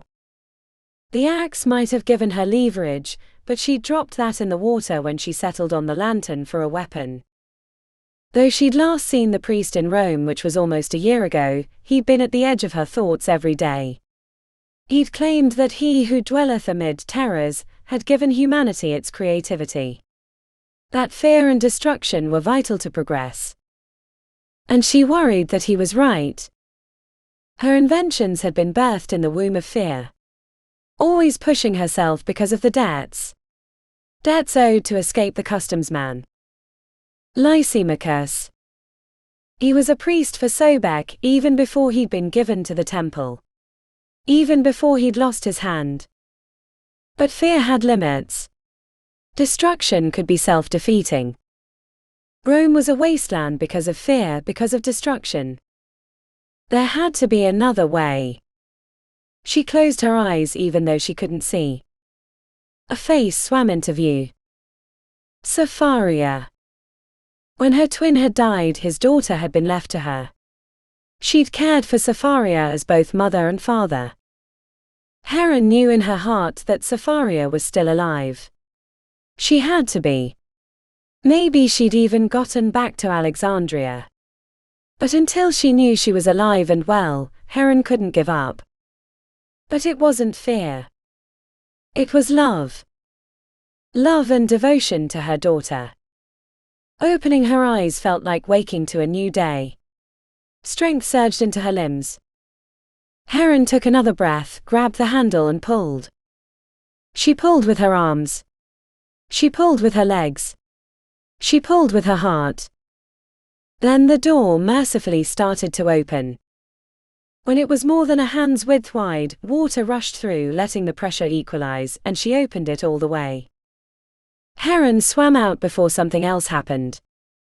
In the hallway, floating in the darkness with her hand on the water, she oriented herself towards the stairs, when another loud impact sounded through the ship. Except this one was deafening, and right after, the sound of iron bending followed as one long teeth-shaking groan. Before, the Petzachos had been sinking slowly, but now Poseidon would claim his prize with great haste. She struggled through the water, pushing against the walls to keep her momentum.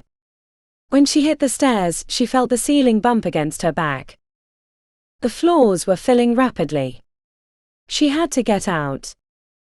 Standing brought stars to her eyes, but she shook them off and charged up the stairs, wooden leg thumping against each step. It wasn't until she reached the top that she realized the ship had stopped vibrating. The mechanicals had been drowned in seawater. On deck, the moonlight was a goddess that she wanted to worship. Her light-starved eyes saw everything at once. Men were running everywhere. Shouts filled the air along with iron groans and water churning. The Petzachos leaned to the port side, held up by the Jörmungandr. Planks had been thrown over and men scurried up, leaning forward as the distance between the two ships grew. Hobbling to the plank, she spied Hoth at the bottom, hastening his men up the ramp with shouts and encouragement. His face broke into a smile when he saw her. "Zeno said you'd been lost," he said. She didn't have time to explain. It felt like the Petzachos might collapse into the ocean at any moment. When the last Alexandrian fled up the ramp, Hoth offered his shoulder and they struggled to the Jörmungandr as the angle had tilted skyward. Right when they stepped over, the ramp fell away and a great popping sound filled the air. Heron turned her back on the assembled crowd to watch the sinking ship. Massive bubbles exploded onto the surface as the ship tilted, listing into the water like a drunken sailor. Then it disappeared beneath the waves, replaced by moonlight-colored foam and more bubbles roiling from the deep.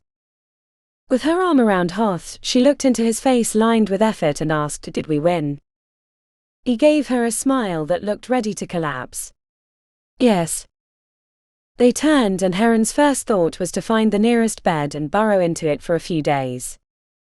Except the way was blocked by Quadi in his grey robes. His pale hair sprung from his head in a Subian knot. His eyes were hard as steel and his lips a grim line. The men around him matched his stare, and Heron felt a coldness in her gut. "You could have lived if you'd stayed in Sacra." But Lopta told me you would return, so I made myself ready, said Quadi. By the Jarls, growled Hoth. Priest. Stop your babbling and get back to the officers' quarters. We'll speak then. The rest of you back to your stations. Heron could see their situation balanced on a thread. The men used to Hoth's authority almost broke and left. Some had half turned while others, bolstered by the priest's squared shoulders, stayed. If the Mykonikos returns to Alexandria, she will bring about Ragnarök, said Quadi. Do you want that on your hands? The leaving men stopped and returned ranks. Hoth stretched out his hand, pointing back to the center of the ship. Back to your stations. I'm your captain. The last one to move, I'll hang you myself. Heron saw the movement a little too late. It came from the left. She didn't even have time to get the words out. Hoth didn't see Zeno. The assassin stepped to Hoth, sliced a blade across his neck, spraying hot blood across Heron's face, and shoved the sea captain overboard. Heron stood stunned until a fist caught her in the temple, knocking her down. She didn't fall unconscious right away, which would have been a mercy, because they kicked and punched her dozens of times before they tied her up. And then she closed her eyes and let the oblivion come. It was safer that way. Chapter 42. As the Jörmungandr cut through the waves, the spray from the bow of the ship made Heron squint, though it didn't keep the salt water from burning her eyes, nor the punishing sun from blinding them. She was tilted at a 45-degree angle facing downward, tied to the bowsprit on the front of the ship. The timber stuck out and over the edge of the iron hull. It was part of the inner structure that kept the hull from collapsing from the water pressure. On a wooden ship, the bowsprit was sometimes carved into a woman or mythical creature, but the Jörmungandr had been rushed into use, so there'd been no time for accoutrements. Now she served as the spirit of the ship. Her right eye was swollen from the beatings, which made squinting even more difficult. No matter how she tried, it wouldn't quite close all the way. Her lip was cut in a couple of places, and the ribs that she'd broken in Rome seemed injured again. Bruised if not separated, and every slap of the iron boat against the choppy wind-throttled waves pressed her chest against the ropes, bringing a steady agony. By Quadi's decree, they'd tied her to the bowsprit. He'd gone on to explain that only the gods could kill her and other such nonsense, but she'd passed out during his speech, only to wake during the day when the sun had climbed to the midpoint of the sky. She silently cursed that there wasn't a cloud in the sky to hide the sun, and she might have begged for shade, but the ropes were bound too tightly. What she could do was move her arm. Quadi had conveniently left her good arm untied, hanging beneath her. He'd also tied a knife to a string that hung from her robe. It didn't take long to figure out what use Quadi expected of the knife. When she tired of her mortal existence, she could cut the ropes and let herself fall into the sea. Certain death from either drowning or bleeding out from her wrists. Quadi had left fate in her hands or the gods. She worried at the problem for a while, but quickly concluded there was no way to escape. With only one hand, she wouldn't be able to cut the rope and hold on. Nor did she have the energy to pull herself up. She barely had the energy to hold her head up. With cracked lips and swollen eyes, she watched the waves pass beneath. Turning her head, she could see the shoreline, a rocky beach that sometimes turned black with stones and other times white with sand. She didn't recognize the trees beyond the beaches. But it didn't matter. She'd never walk on land again. Other times, she watched dolphins zip through the water ahead of the Jörmungandr, bouncing through the waves until they tired of play and returned to the depths. She briefly wondered what would happen if she lived long enough for them to make it to the northern tip of the Red Sea, east of Memphis. Would they let her live, owing to the blessing of the gods? She laughed feebly at this, thinking it ironic she might have to rely on their beliefs to live. But she didn't think she'd make it that long. Weeks of imprisonment and lack of food had left her near death, while dehydration was making its presence known with a pounding headache. She dozed for a while until her neck spasmed from the constant jarring. When she awoke, the sun was setting, sending brilliant oranges and yellows across the sands to the west, like a river of molten gold banked across a furnace fire.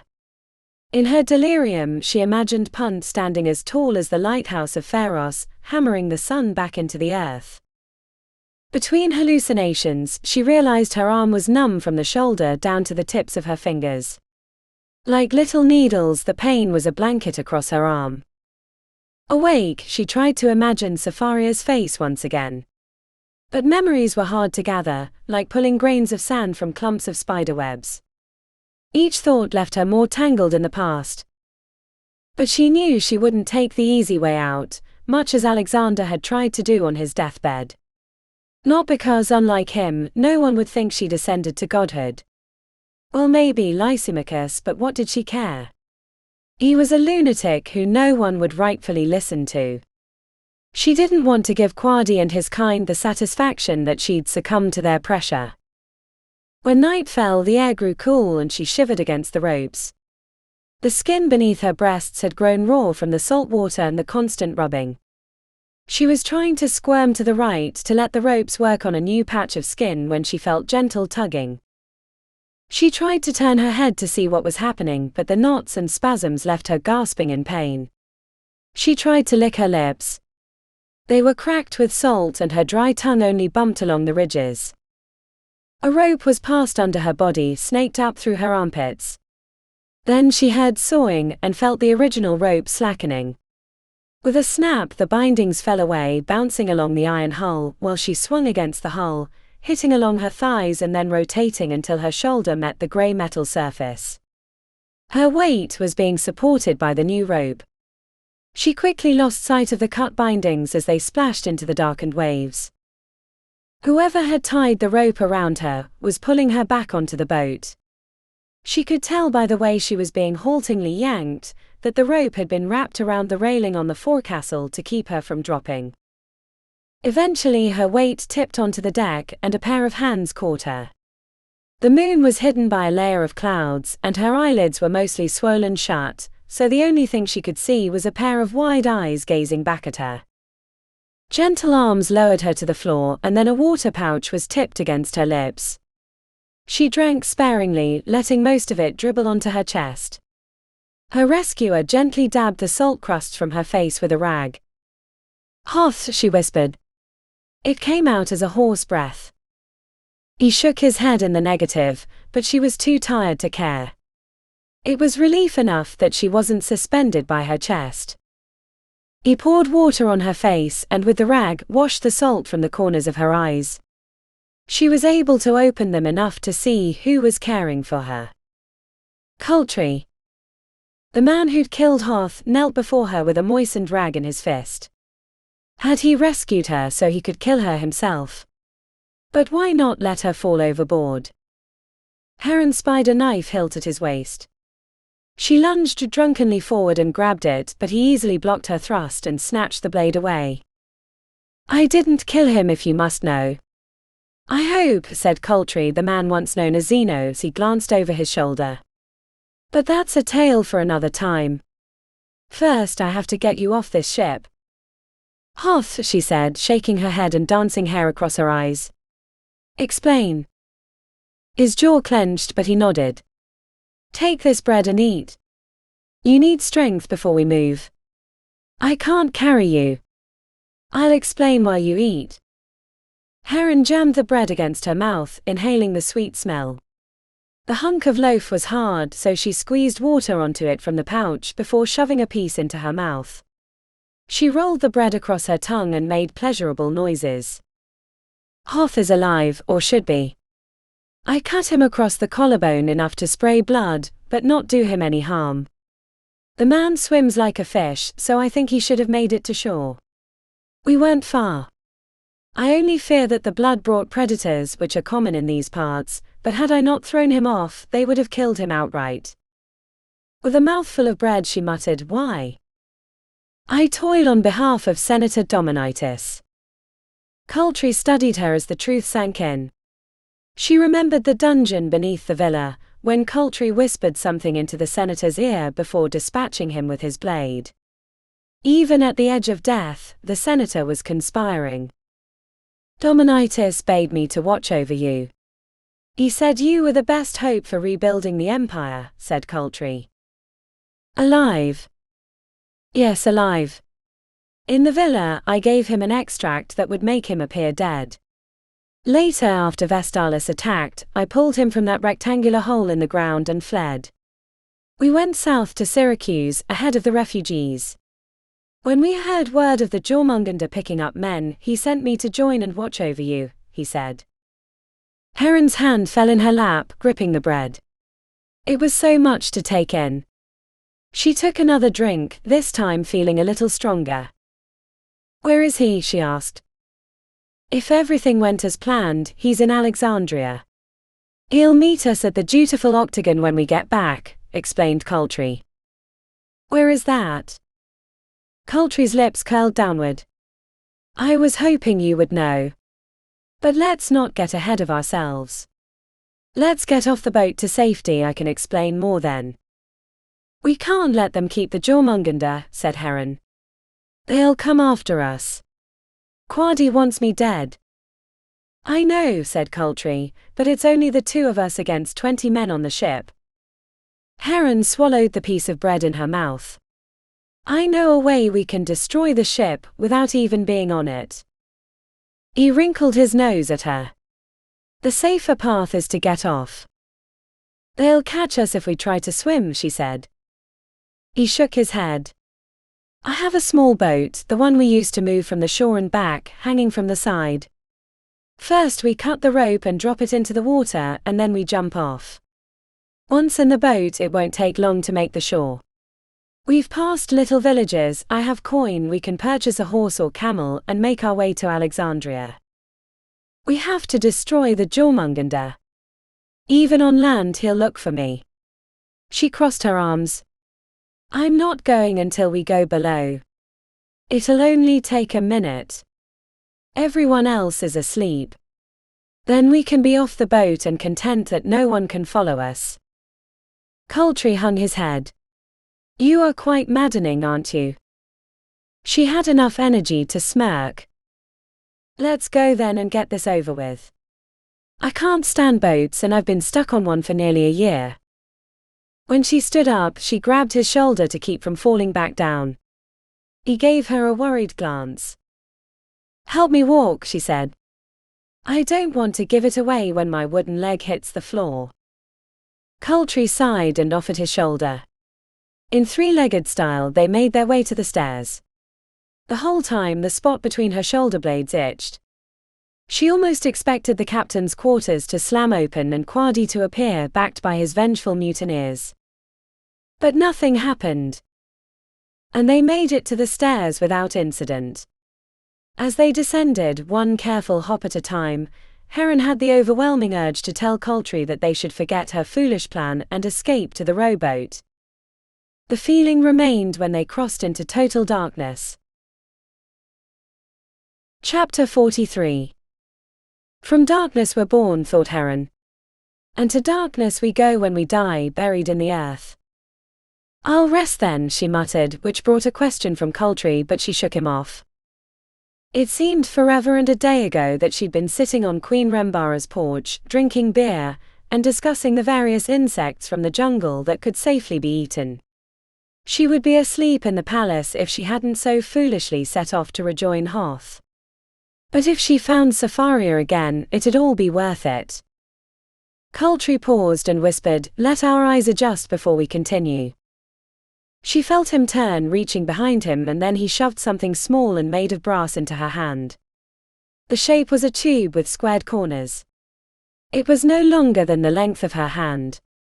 The one end was open and something sharp pricked her finger when she explored the space with a fingertip. The other had a hard button on the end. It's a pugin. A spring in the end can throw the blade across the room and stick it hilt deep. In case we have to fight. Let's hope it doesn't come to that, said Heron. I can barely lift my arm to aim it. She sensed him smirking in the darkness. Enough moonlight made its way down the stairs that his eyes glistened. The wrinkles at the corners creased with silver. With their eyes adjusted, they continued deeper into the ship. On the lower level, enough light crept beneath the door at the end of the hallway, they could see quite well. The source of the light was the steam mechanical room, and in the belly of the ship the vibration made her teeth chatter. Heron led them to a cargo hold. Coultry lit a lantern hanging inside. Chaos reigned here, unlike the room on the Petsuchos, stacked with crates held in place with nets.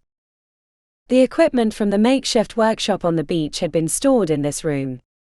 Crates without lids had tubes sticking out like bushels of wheat. Buckets of gears from disassembled steam mechanicals sat around a heavy table. One bucket had tipped over and spilled its contents across the wooden floor. It looked like one of her automata had vomited. As the ship rose and fell with the sea, the discs of metal shifted like fish gasping for air on shore. Heron scratched the back of her head, biting her lower lip. Plutarch would faint if he saw this, said Heron, holding onto the wall for stability. What are we looking for? He asked. She glanced to the left, searching her memory. A trunk made of darkwood. It'll be chained to the wall in back, I think. Is it locked? He asked. Yes, she replied, but I have the key. Coultry grabbed the lantern from the wall and, holding it up, led the way deeper into the hold. Shadows bent and jumped across crates as they passed. Near the back, they ducked under a row of pulleys suspended from the ceiling. They'd been used to haul the heavier equipment back onto the deck. Heron kicked something small with her wooden leg and bent down to pick it up. The tiny gear fit into the center of her palm. The teeth were scarred with use and black smudges made concentric circles around the middle. She threw it into a bucket, making a rattling sound and startling Coultry, who turned with a blade magically appearing in his hand. Sorry, she said, I forget myself. Let's get this done and leave. I don't like hanging around in the home of my enemy, he said. There's the box, she said, pointing with her stump. It was exactly as she said, a darkwood box chained to the floor. Etchings of the god Vulcan standing before Mount Vesuvius caught shadows in their valleys, and made the mighty deity appear to flex his muscles. Coultry leaned forward to examine the lock. His eyes were flat when he looked back to her. You have the key. Otherwise we're not getting into this, he said. Heron made her way to the box, the beat of her wooden leg echoing against the steady vibration of the steam mechanical. She reached to the back and pressed a hidden button. Pull on this handle, she told him. He was skeptical but followed directions. At first tug, the center of the chest pulled outward, leaving the outer structure in place. What was left looked like a grain barn with its doors open. The open box held dozens of glass globes filled with black powder. Coultry gave a light whistle. Archimedes' weapons, he whispered. She indicated a barrel and a net behind a few crates with her outstretched stump. Roll that barrel over here, but be careful. We want it to explode after we leave, not before. His eyes rounded with worry, which seemed out of place for the professional assassin, but then she remembered he'd been witness to the destruction of Rome. Even hard men knew limits. While he moved it to the location she designated, she eyed the pulleys. She needed a way to delay the explosion, and the design formed in her head as she glanced around the room at various implements. While Coultry assembled the device, taking direction like an expert craftsman, she ate bread and dried meat, washing it down with more water. The rest and food made her feel better than she had in weeks, but she tried not to get too complacent and kept watch on the door to the cargo bay. When work was finished, Heron surveyed the device. A net containing the barrel of spark powder and the dozens of glass globes hung over a crate with the lid removed. Inside the crate, straw and oily rags had been dumped. The rope that held the net suspended wrapped around a support pole and was stretched across the space between the open crate and the net. So we light the fire and eventually it burns through the rope and drops the spark powder into the fire. Hopefully not until we're off the boat, she said. He raised an eyebrow. You don't know. She rubbed the back of her neck and gave a tight shake of the head. Then when it's time to go, I'll carry you on my back so we can go faster. "Let me tighten the straps on my wooden leg first," she said, and knelt down to manipulate the buckle with her finger. She had to set the pugin by her foot and used her wrist to trap the leather strap so she could adjust it. Kneeling blocked the light, so she pulled the lantern close to get a better view. "Heron," said Coltree, his voice suddenly cold. She froze in place and, carefully as she could, grabbed the pugin by her foot. Her back was all prickly. When she stood and turned, the assassin was standing with his arms and legs spread wide, while the priest Quadi held a blade to his throat. "Shapechanga," said Quadi, the vein in his forehead pulsing. "Priest," she replied as neutrally as possible. "What a surprise," said Quadi. "My dreams were filled with the battles of the gods, so I got up, restless, to check on the steam mechanicals, and an open door led me to this traitor here. Don't listen to..." The words didn't make it out when Quadi squeezed Coltree's neck and pressed the blade further into his neck, drawing blood. The muscles on his forehead were bunched with pain. "Why do you care, Quadi?" she asked. "Let us go. You have the ship. Go west to Indus or some other lands and peddle your god there. Leave me be, I want to return home and find my daughter." Quadi's eyes creased at the corner. He licked his lips. "I can't. I know what you are. You're the god killer. Ragnarök.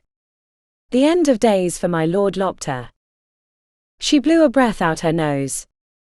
"I wouldn't worry about that. Not in our lifetime. Your gods will have dominance over man for as far as I can see." Quadi squinted and his lips drew thin. "You and your machines seek to replace the gods. Put man above them. Don't you see why they want you dead?" She'd heard this argument beneath the temple of Nekbet so long ago. The cult of Yor was not alone in its thinking. "No," she said, feeling the anger in her voice. "It's not the gods. It's men. The men who use them to rule others. That's what you fear above all. Priests like you fear reason and thought, and what are machines but thought made real?" His gaze drifted to the object in her hand. "Whatever that is, you'd better drop it, or I'm sticking the blade through his face." Another rivulet of blood ran from the tip of the blade that was piercing Coltree's flesh. She hesitated, wishing she had a better shot at the priest with the pugin. "Put it down." "Don't do it or he'll kill us both," said Coltree before Quadi clamped a hand over the assassin's mouth. "If you don't drop it, he'll have to die. I'll give you 3 breaths and then I'm putting the knife through his skull." Quadi's leering eyes told her that he'd do it. She gripped the pugin harder and bit her lower lip. If she set it down, he'd kill him and then her. But if she didn't, then Coltree would die, but maybe she could kill Quadi. She gripped the pugin harder. It wasn't right. She couldn't sacrifice another person, especially one who had risked so much for her. Sacrifice was the lesson she'd learned in war, but it was a lesson she wanted to unlearn. She couldn't keep leaving bodies in her wake. Eventually it would break her inside and she'd be a shell of a person. She wasn't sure she'd really ever recovered from the burning of Rome. And that was why she had to go back for Safaria. She couldn't hide in Sakura. Not with so much undone. She'd created the problem, but now she had to go back and fix it. After she found her daughter. "Drop it now or he dies," said Quadi, his forearm flexing with intention. "Okay, I'll drop it," said Heron to Coltree's muffled head-shaking protests. "Apologies, Coltree. I can't sacrifice anyone else. I can't. I'm setting it down here." "No. Throw it to my feet. Now." Heron gave one last glance around the room and then tossed the pugin to bounce and land against Quadi's foot. The smile of victory on his face was a dagger to her heart. Chapter 44. Heron had never intended to war with the gods. In fact, she thought they should owe her some measure of gratitude for providing the miracles that turned their followers' indifference into frenzied awe. The priests should be as grateful for the way the miracles separated coin from their followers. The gods, if they existed, should be her friend and ally. And a distant part of her smirked, thinking that maybe they had been, and that she'd only survived this long because of them. It was a fleeting thought considering the circumstances, but one that brought a parting of her lips and made the corners curl up in spite of themselves. The gods were on her side, she decided. But not these weak gods that the priests held to the throats of their followers like swords. Not these gods that they imagined in the sky sitting on gilded thrones, or that ruled lava-strewn caverns beneath the earth, banging their scepter made of bones. Not when she'd seen with her own eyes how fear could taint perception, turning ordinary whales and elephants and statues into the kraken and marauding cyclops and jealous dragons. No, her gods were reason and science. Her gods were the mathematics of the circle and the efficiency of the lever. Her gods were steam mechanicals and spark powder and boats made of swords. She worshipped at the altar of the great library. And while her creations could destroy, they could also do great things. Weaponless, she stared at Quadi with what could only be an irrepressible grin. The bold expression knocked the priest to his heels, despite having the advantage. "What are you smiling at? You've lost." "I've won," said Quadi, gaze darting around the room looking for what he must have missed. She could see his mind working through the options until his expression hardened. His pale hair made a severe line across his forehead. He was coming to the conclusion that she was bluffing. In one smooth motion, Heron grabbed the lantern by her foot and launched it into the air. The spinning light threw shadows across the walls, turning Quadi's face into a grotesque mask. The lantern landed soundly in the crate and fire burst forth. The smell of burnt straw and oil tapped into a primal fear in her gut. In seconds, flames licked at the bottom of the rope and the net. The glass globes had been positioned on top of the barrel and held in place with rags, but it would only take a tiny amount of flame to ignite one. "No," screamed Quadi. Cultree knocked the knife away from his neck with a backhand, while simultaneously shoving an elbow into the priest's gut. Quadi doubled over while Cultree pulled a knife from his boot. The blade went into the priest's jaw right beneath the bone, and the death gurgle filled the room. Blood bubbles formed on Quadi's lips and his eyes were pure white. Heron was moving to grab the pugin when she heard a ferocious scream from the doorway. Grim had entered the room right as his brother slumped to his knees. The Northman raised his axe over his head and ran at Cultree, who spun the dead priest away from him and threw 2 daggers in quick succession. The blades went hilt deep into Grim's chest, but it no more slowed him down than a light breeze.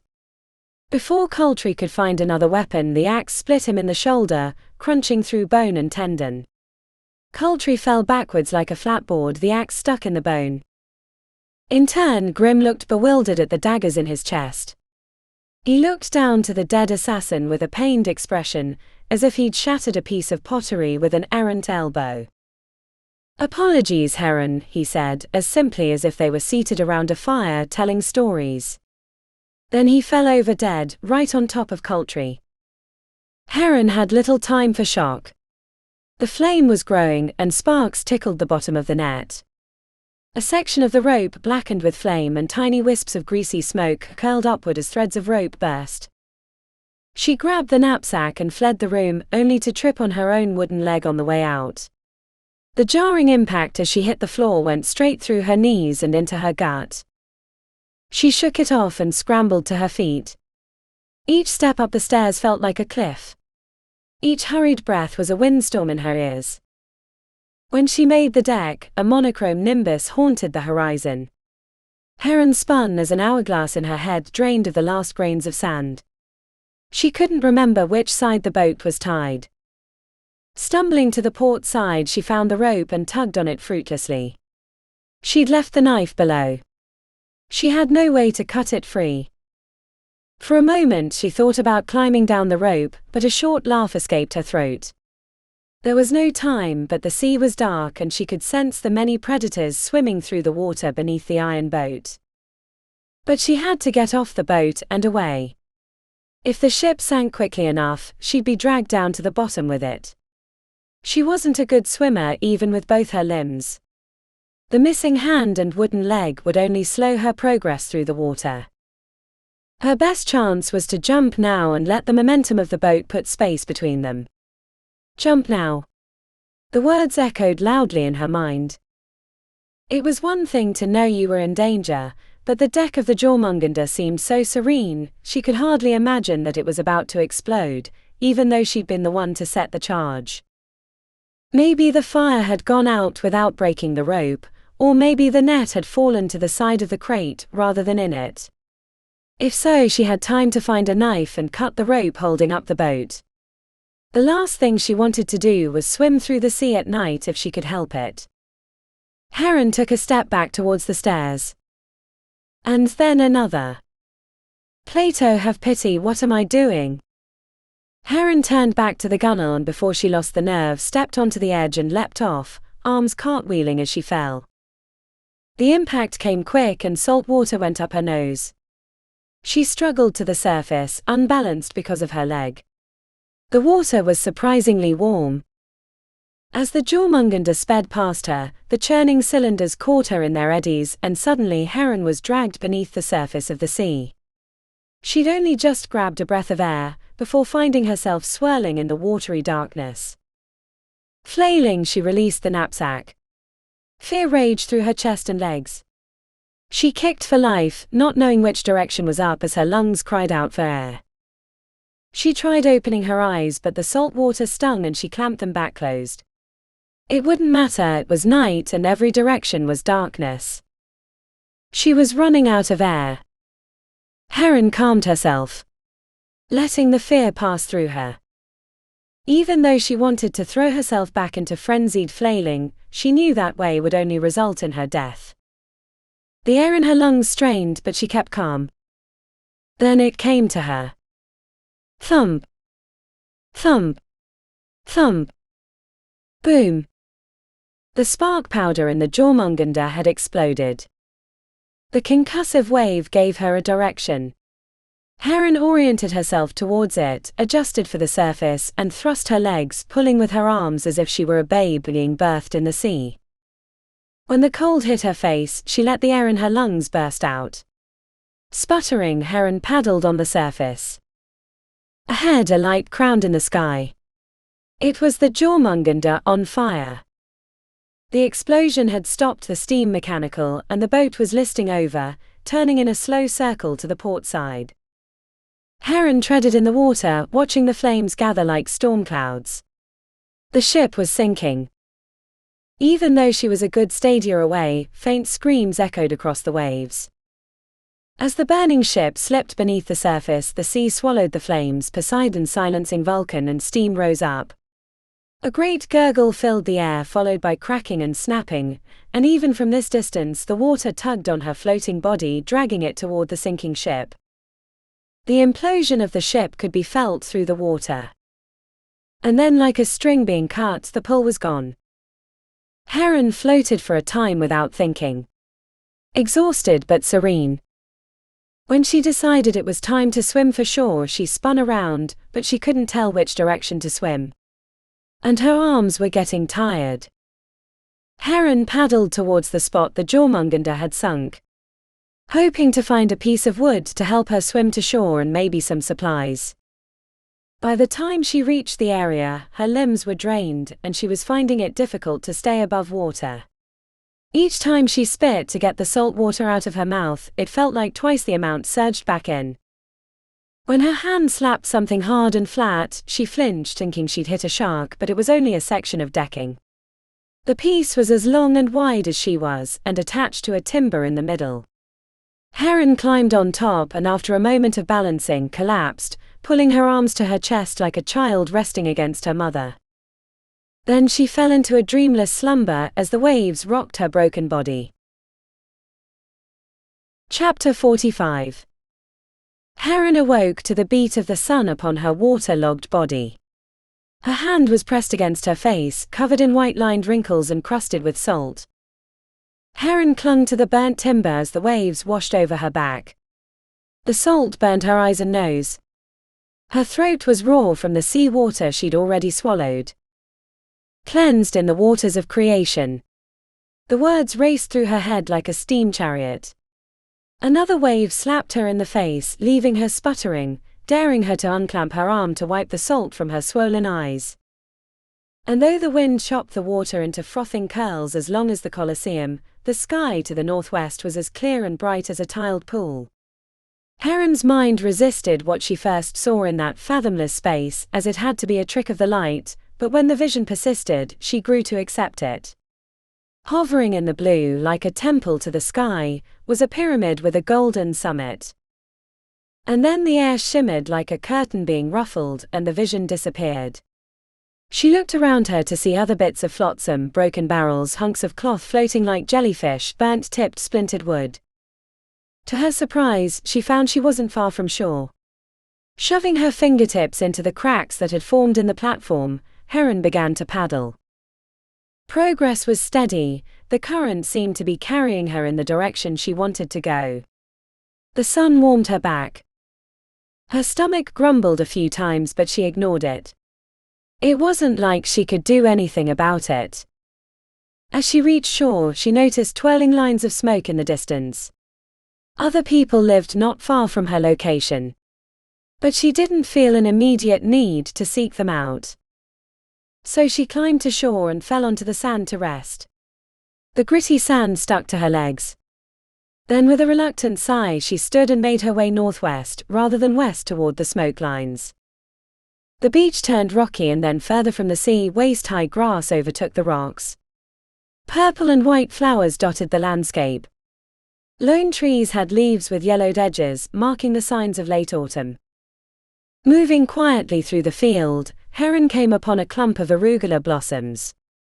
With trembling fingers, she yanked the soft, fleshy flowers from the stems and shoved them into her watering mouth, followed by the leaves. The peppery blossoms made her cough with surprise as the grittiness tickled her throat. After culling the patch, Heron moved on, keeping an eye out for more edible plants or flowers. Her vigilance was rewarded when she found an apple tree on a short rise. She ate 3 apples in succession, tossing the cores onto the exposed roots at the base of the tree. The tart fruit burned at the cuts in her lips, but she was too hungry to care. The grass around the tree was trampled, so she kept an eye out for travelers. When her belly ached with fullness, Heron moved on, bringing with her a couple of apples that she carried in the front of her tunic. She still didn't want to encounter another person. Not yet, anyway. As the sun crested the sky, Heron had a bout of dizziness, bringing her to her knees. Not long after, she found a rock-lined stream glittering with cool water. Heron splashed into the water, that was only as deep as her ankle. She climbed to her knees and put her lips to the water and drank carefully. When she'd gotten her fill, she leaned on the muddy bank and enjoyed the feeling of being alive. She awoke in darkness. The exhaustion had pulled her unwillingly into slumber, but she decided it was for the best. Her body was still recovering from months of partial starvation. Rather than risk traveling at night, and because she had a source of water, Heron found a spot above the banks and bedded down.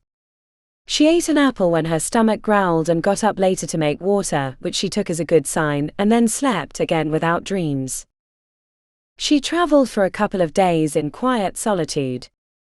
Occasionally she saw signs of other people walking paths, thatch-roofed huts, plowed fields, but never the people themselves. Fresh water was plentiful, and so was food. She plucked a few vegetables from untended gardens and olives from the trees she found. Once she found a sycamore fig tree ripe with sticky fruits. She ate her fill and moved on. On the 3rd day, moving northwest from the sea, Heron found a village on the banks of a meandering river. An oxbow lake had formed on the northern side, while the river moved past with sparkling water. Heron sat on the crest of the hill, hidden in high grasses, and watched the village. A dark-skinned woman drew water from the river with a small naked child in tow, and she saw men in fields on the far side of the river, but otherwise the village was quiet. On the north side, well away from the dozen or so mud and straw huts, was a stone temple with a walled courtyard. It appeared the temple had once sat on the edge of the river, but the river had moved, which sometimes happened during floods, leaving the oxbow lake and the temple. Vines choked the old temple and high grasses stuck out over the courtyard walls. Heron thought the temple might have been abandoned when the river moved, which left a sinking suspicion in her gut. When dusk cast its pale light over the landscape, fireflies came out by the thousands, turning the grasses to starry skies. Heron moved wide around the village and approached the temple. Rather than sneak in, she went right to the front door. Though no etchings adorned themselves in the stone, Heron still thought she knew for which god this temple had been built. She pushed on the opening, and to her pleasant surprise, the doors swung wide. A gust of stale air fled from the temple. Before entering, Heron let her eyes adjust. The temple faced west, and light, though faint, filled the entryway. Not 3 steps inside the door, waiting in the cramped antechamber, was the god of the temple. His long face and rows of white pebble-like teeth made for an imposing entrance. Sobek stood with an ankh staff in his hand. The way his mouth sat open like a crocodile waiting to bite implied a hidden smile. Heron stepped inside and touched the statue's snout. The stone was cold and dusty. A pit formed in her gut as she thought about exploring the temple in the darkness, but then she noticed an old lantern hanging on a rusty metal loop sticking from the wall. Using the fading sunlight, Heron blew the dust from the lantern and lifted it tentatively, finding oil still in the base. The wick was dried, but she pulled it out a little and found it wet with oil. A piece of flint hung on a chain, and after a couple of tries, greasy flame erupted from the wick. With the lantern held high and flame sputtering, Heron made her way into the abandoned temple of Sobek. Shadows danced as she moved. The air was cool inside, and she repressed a shiver. The inner chamber was only a half-dozen strides across, with a stone altar at the back of the room. Dust covered everything, and she sneezed. A door in the back led to the priest's private chamber. A moldy bed sat in the corner next to a chest. Heron pulled the drawer open to find a dark green woolen robe inside. Her own tunic was threadbare and ripped. She was surprised it hadn't fallen off her already. Heron shrugged out of the tunic, kicked it into the corner, and donned the robe. The plush fabric cushioned her shoulders and caressed her naked body as it wrapped around her. A sudden heaviness overtook her, and she blew a breath out, feeling the events of the last few months surge out of the darkness at her, but she pushed them back. Heron set the lantern down and hauled the moldy bedding out of the room and into the temple main. Then she found a second robe in the drawer and set it on the wooden platform that formed the bed. Crawling on top, she curled into a ball on her side and watched the flame flicker in the lantern. When her eyelids felt heavy, she pulled the lantern close and blew out the flame. Then in the darkness, a wellspring of emotion came bursting up through her defenses. Tears flooded from her eyes and sobs came like waves. She cried until her gut hurt and she had to wipe the snot from her face. She cried so hard she thought she might be sick and leaned over the edge of the bed to gag. When it was done, she shivered again and drew her arms against herself. Then sleep wrapped her in its merciful embrace and all thoughts fled from her mind. Chapter 46. The next day, refreshed from her rest but hungry, Heron explored the rest of the temple. The building only had 4 rooms, 3 that she'd explored: the antechamber, main chamber, and the priest's quarters. The last was a side room that had once been a storage chamber. Only a straw broom leaned against the wall, surrounded by dust. From the side room, a door exited into the courtyard. Heron found the walled area choked with reeds and marsh grasses. If there'd been a crocodile, it was long dead of hunger, but she still wasn't going to go exploring. The whole place stunk of earthy mud. She discovered a hidden garden behind a decaying fence on the side. Heron imagined the barrier had been placed there to keep the priest safe from the crocodile while he worked in the garden. While most of the plants had died, she spied the leafy tops of carrots sticking out from the soil, and against the stacked stone of the temple wall, bean sprouts ran up the side. Once she knelt down into the loamy soil and started digging through the weeds, she found other vegetables hidden by the tangled grasses. At first, she did little more than pluck them from the vines and shove them into her mouth, barely chewing them before swallowing them down. Then, once the initial bite of her hunger had been sated, she went more carefully, making sure she wasn't crushing anything she would later want to eat. Before long she found herself pulling weeds and throwing them over the wall. As the sun climbed into the sky, she grew warm and thirsty. The river was a short walk away. Heron knelt down on the rocky sandbar and cupped water with her good hand to drink. The clear water looked deeper than she first thought, and she wondered what kind of fish were in it. With her thirst sated, she wished she would have found something to bring back water in. So she trudged back and checked the priest's quarters, finding a brass pitcher and a simple chest, along with a few other implements for eating. Heron returned to the river and, after washing out the pitcher, filled it to the brim, and returned to the temple. On her way back she saw a woman watching her, possibly the same one she'd seen the day before. Inside the temple, Heron wondered if she'd made a mistake being seen by a villager. She didn't know why the temple had been abandoned, though it seemed unlikely it was at the hands of the villagers. When she returned, the moldy bedding in the main chamber bothered her, so she hauled it outside and threw it in the grass outside the temple. Then she retrieved the broom and started sweeping out the dust. It wasn't until she was halfway finished that she even wondered why she was bothering to clean the temple. She paused, leaned on the broom and considered her situation. Pulling open her robe, she poked at the exposed ribs. Her legs were mere sticks, and the wooden leg was wider in diameter than the flesh above it. Further exploration found rashes and flaky skin at her knees and elbows and around her crotch. Her teeth were loose in her mouth, and she was afraid that if she tugged too hard her hair would come out in clumps. She desperately wanted to get back to Alexandria and find Safaria, but the rational part of her realized that she needed to heal first. She felt fortunate to have found a place to stay, despite the nature of its god, and shouldn't ignore this bit of luck. So she decided to stay a while until she healed, and figured out how to get back to Alexandria. About the time she came to her conclusion, a muffled thump startled her from her thoughts. Heron made her way to the door, and upon opening it found a basket filled with fresh vegetables and a recently killed chicken. She stood dumbfounded in the entrance until she realized why the basket had been left. The village assumed that a new priest had taken up residence, and made the appropriate offering. It was easy to see why men were seduced by the priesthood. Why toil in the earth when you could sit in your house and have food brought to you? The rest of the afternoon was spent plucking and preparing the chicken. She found a fire pit in back, ringed with rocks. An old disintegrated pile of wood served as kindling, along with dead reeds from the swamp in the courtyard.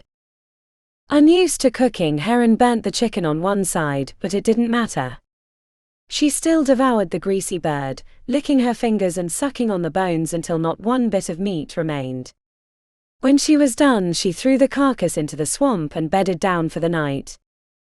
The next day was more of the same, cleaning out the temple and the garden, but no offering. Cleaning gave her something to do, and for once her mind didn't conjure machines that could do the job for her. It was pleasing to toil in the rich black dirt or scrub the mold from stone or scour brass with sand from the river. Days turned into weeks, and the village brought offerings from time to time, usually a fresh fish caught from the river and vegetables from the fields. The fish had delicious flaky meat, though she had to eat around the bones. The villagers left her alone. Once, she went to the river to draw water, and a reed-thin man with a scar on his shoulder was fishing. As soon as he saw her, he pulled up his line and moved down the river. Heron didn't mind because she wasn't ready to deal with people yet, but it showed her hints of the previous priest's dealings with the village. The winter was spent comfortably in the temple, though it never got that cold. The villagers brought her regular meals, and soon flesh began to build upon her bones. By the 100th day in the temple of Sobek, by Heron's reckoning, she could no longer see her ribs beneath her breasts. A few weeks later, Heron made a discovery that put Alexandria back in her mind. Scrubbing the dirt beneath the altar, Heron found a loose stone.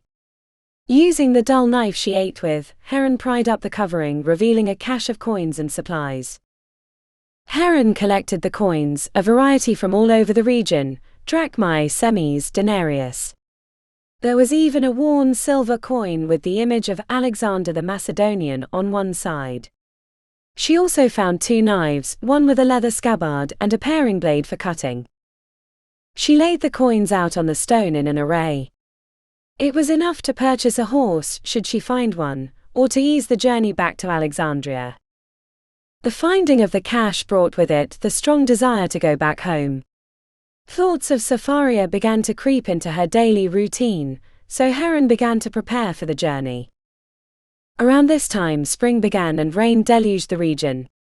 The river swelled and threatened to burst its banks on the village side but never did, only flooding into the fields and bringing with it life-giving silt. Heron used the time to collect supplies and prepare for her journey. Using the brass utensils and the found paring knife, Heron fashioned a crude pugin. It didn't have the force of Coultry's weapon, but it could surprise an attacker and give her a chance to escape. As the spring rains relented, Heron gathered her things and left the village. She began her journey in the pre-dawn, when the horizon glowed with purpose.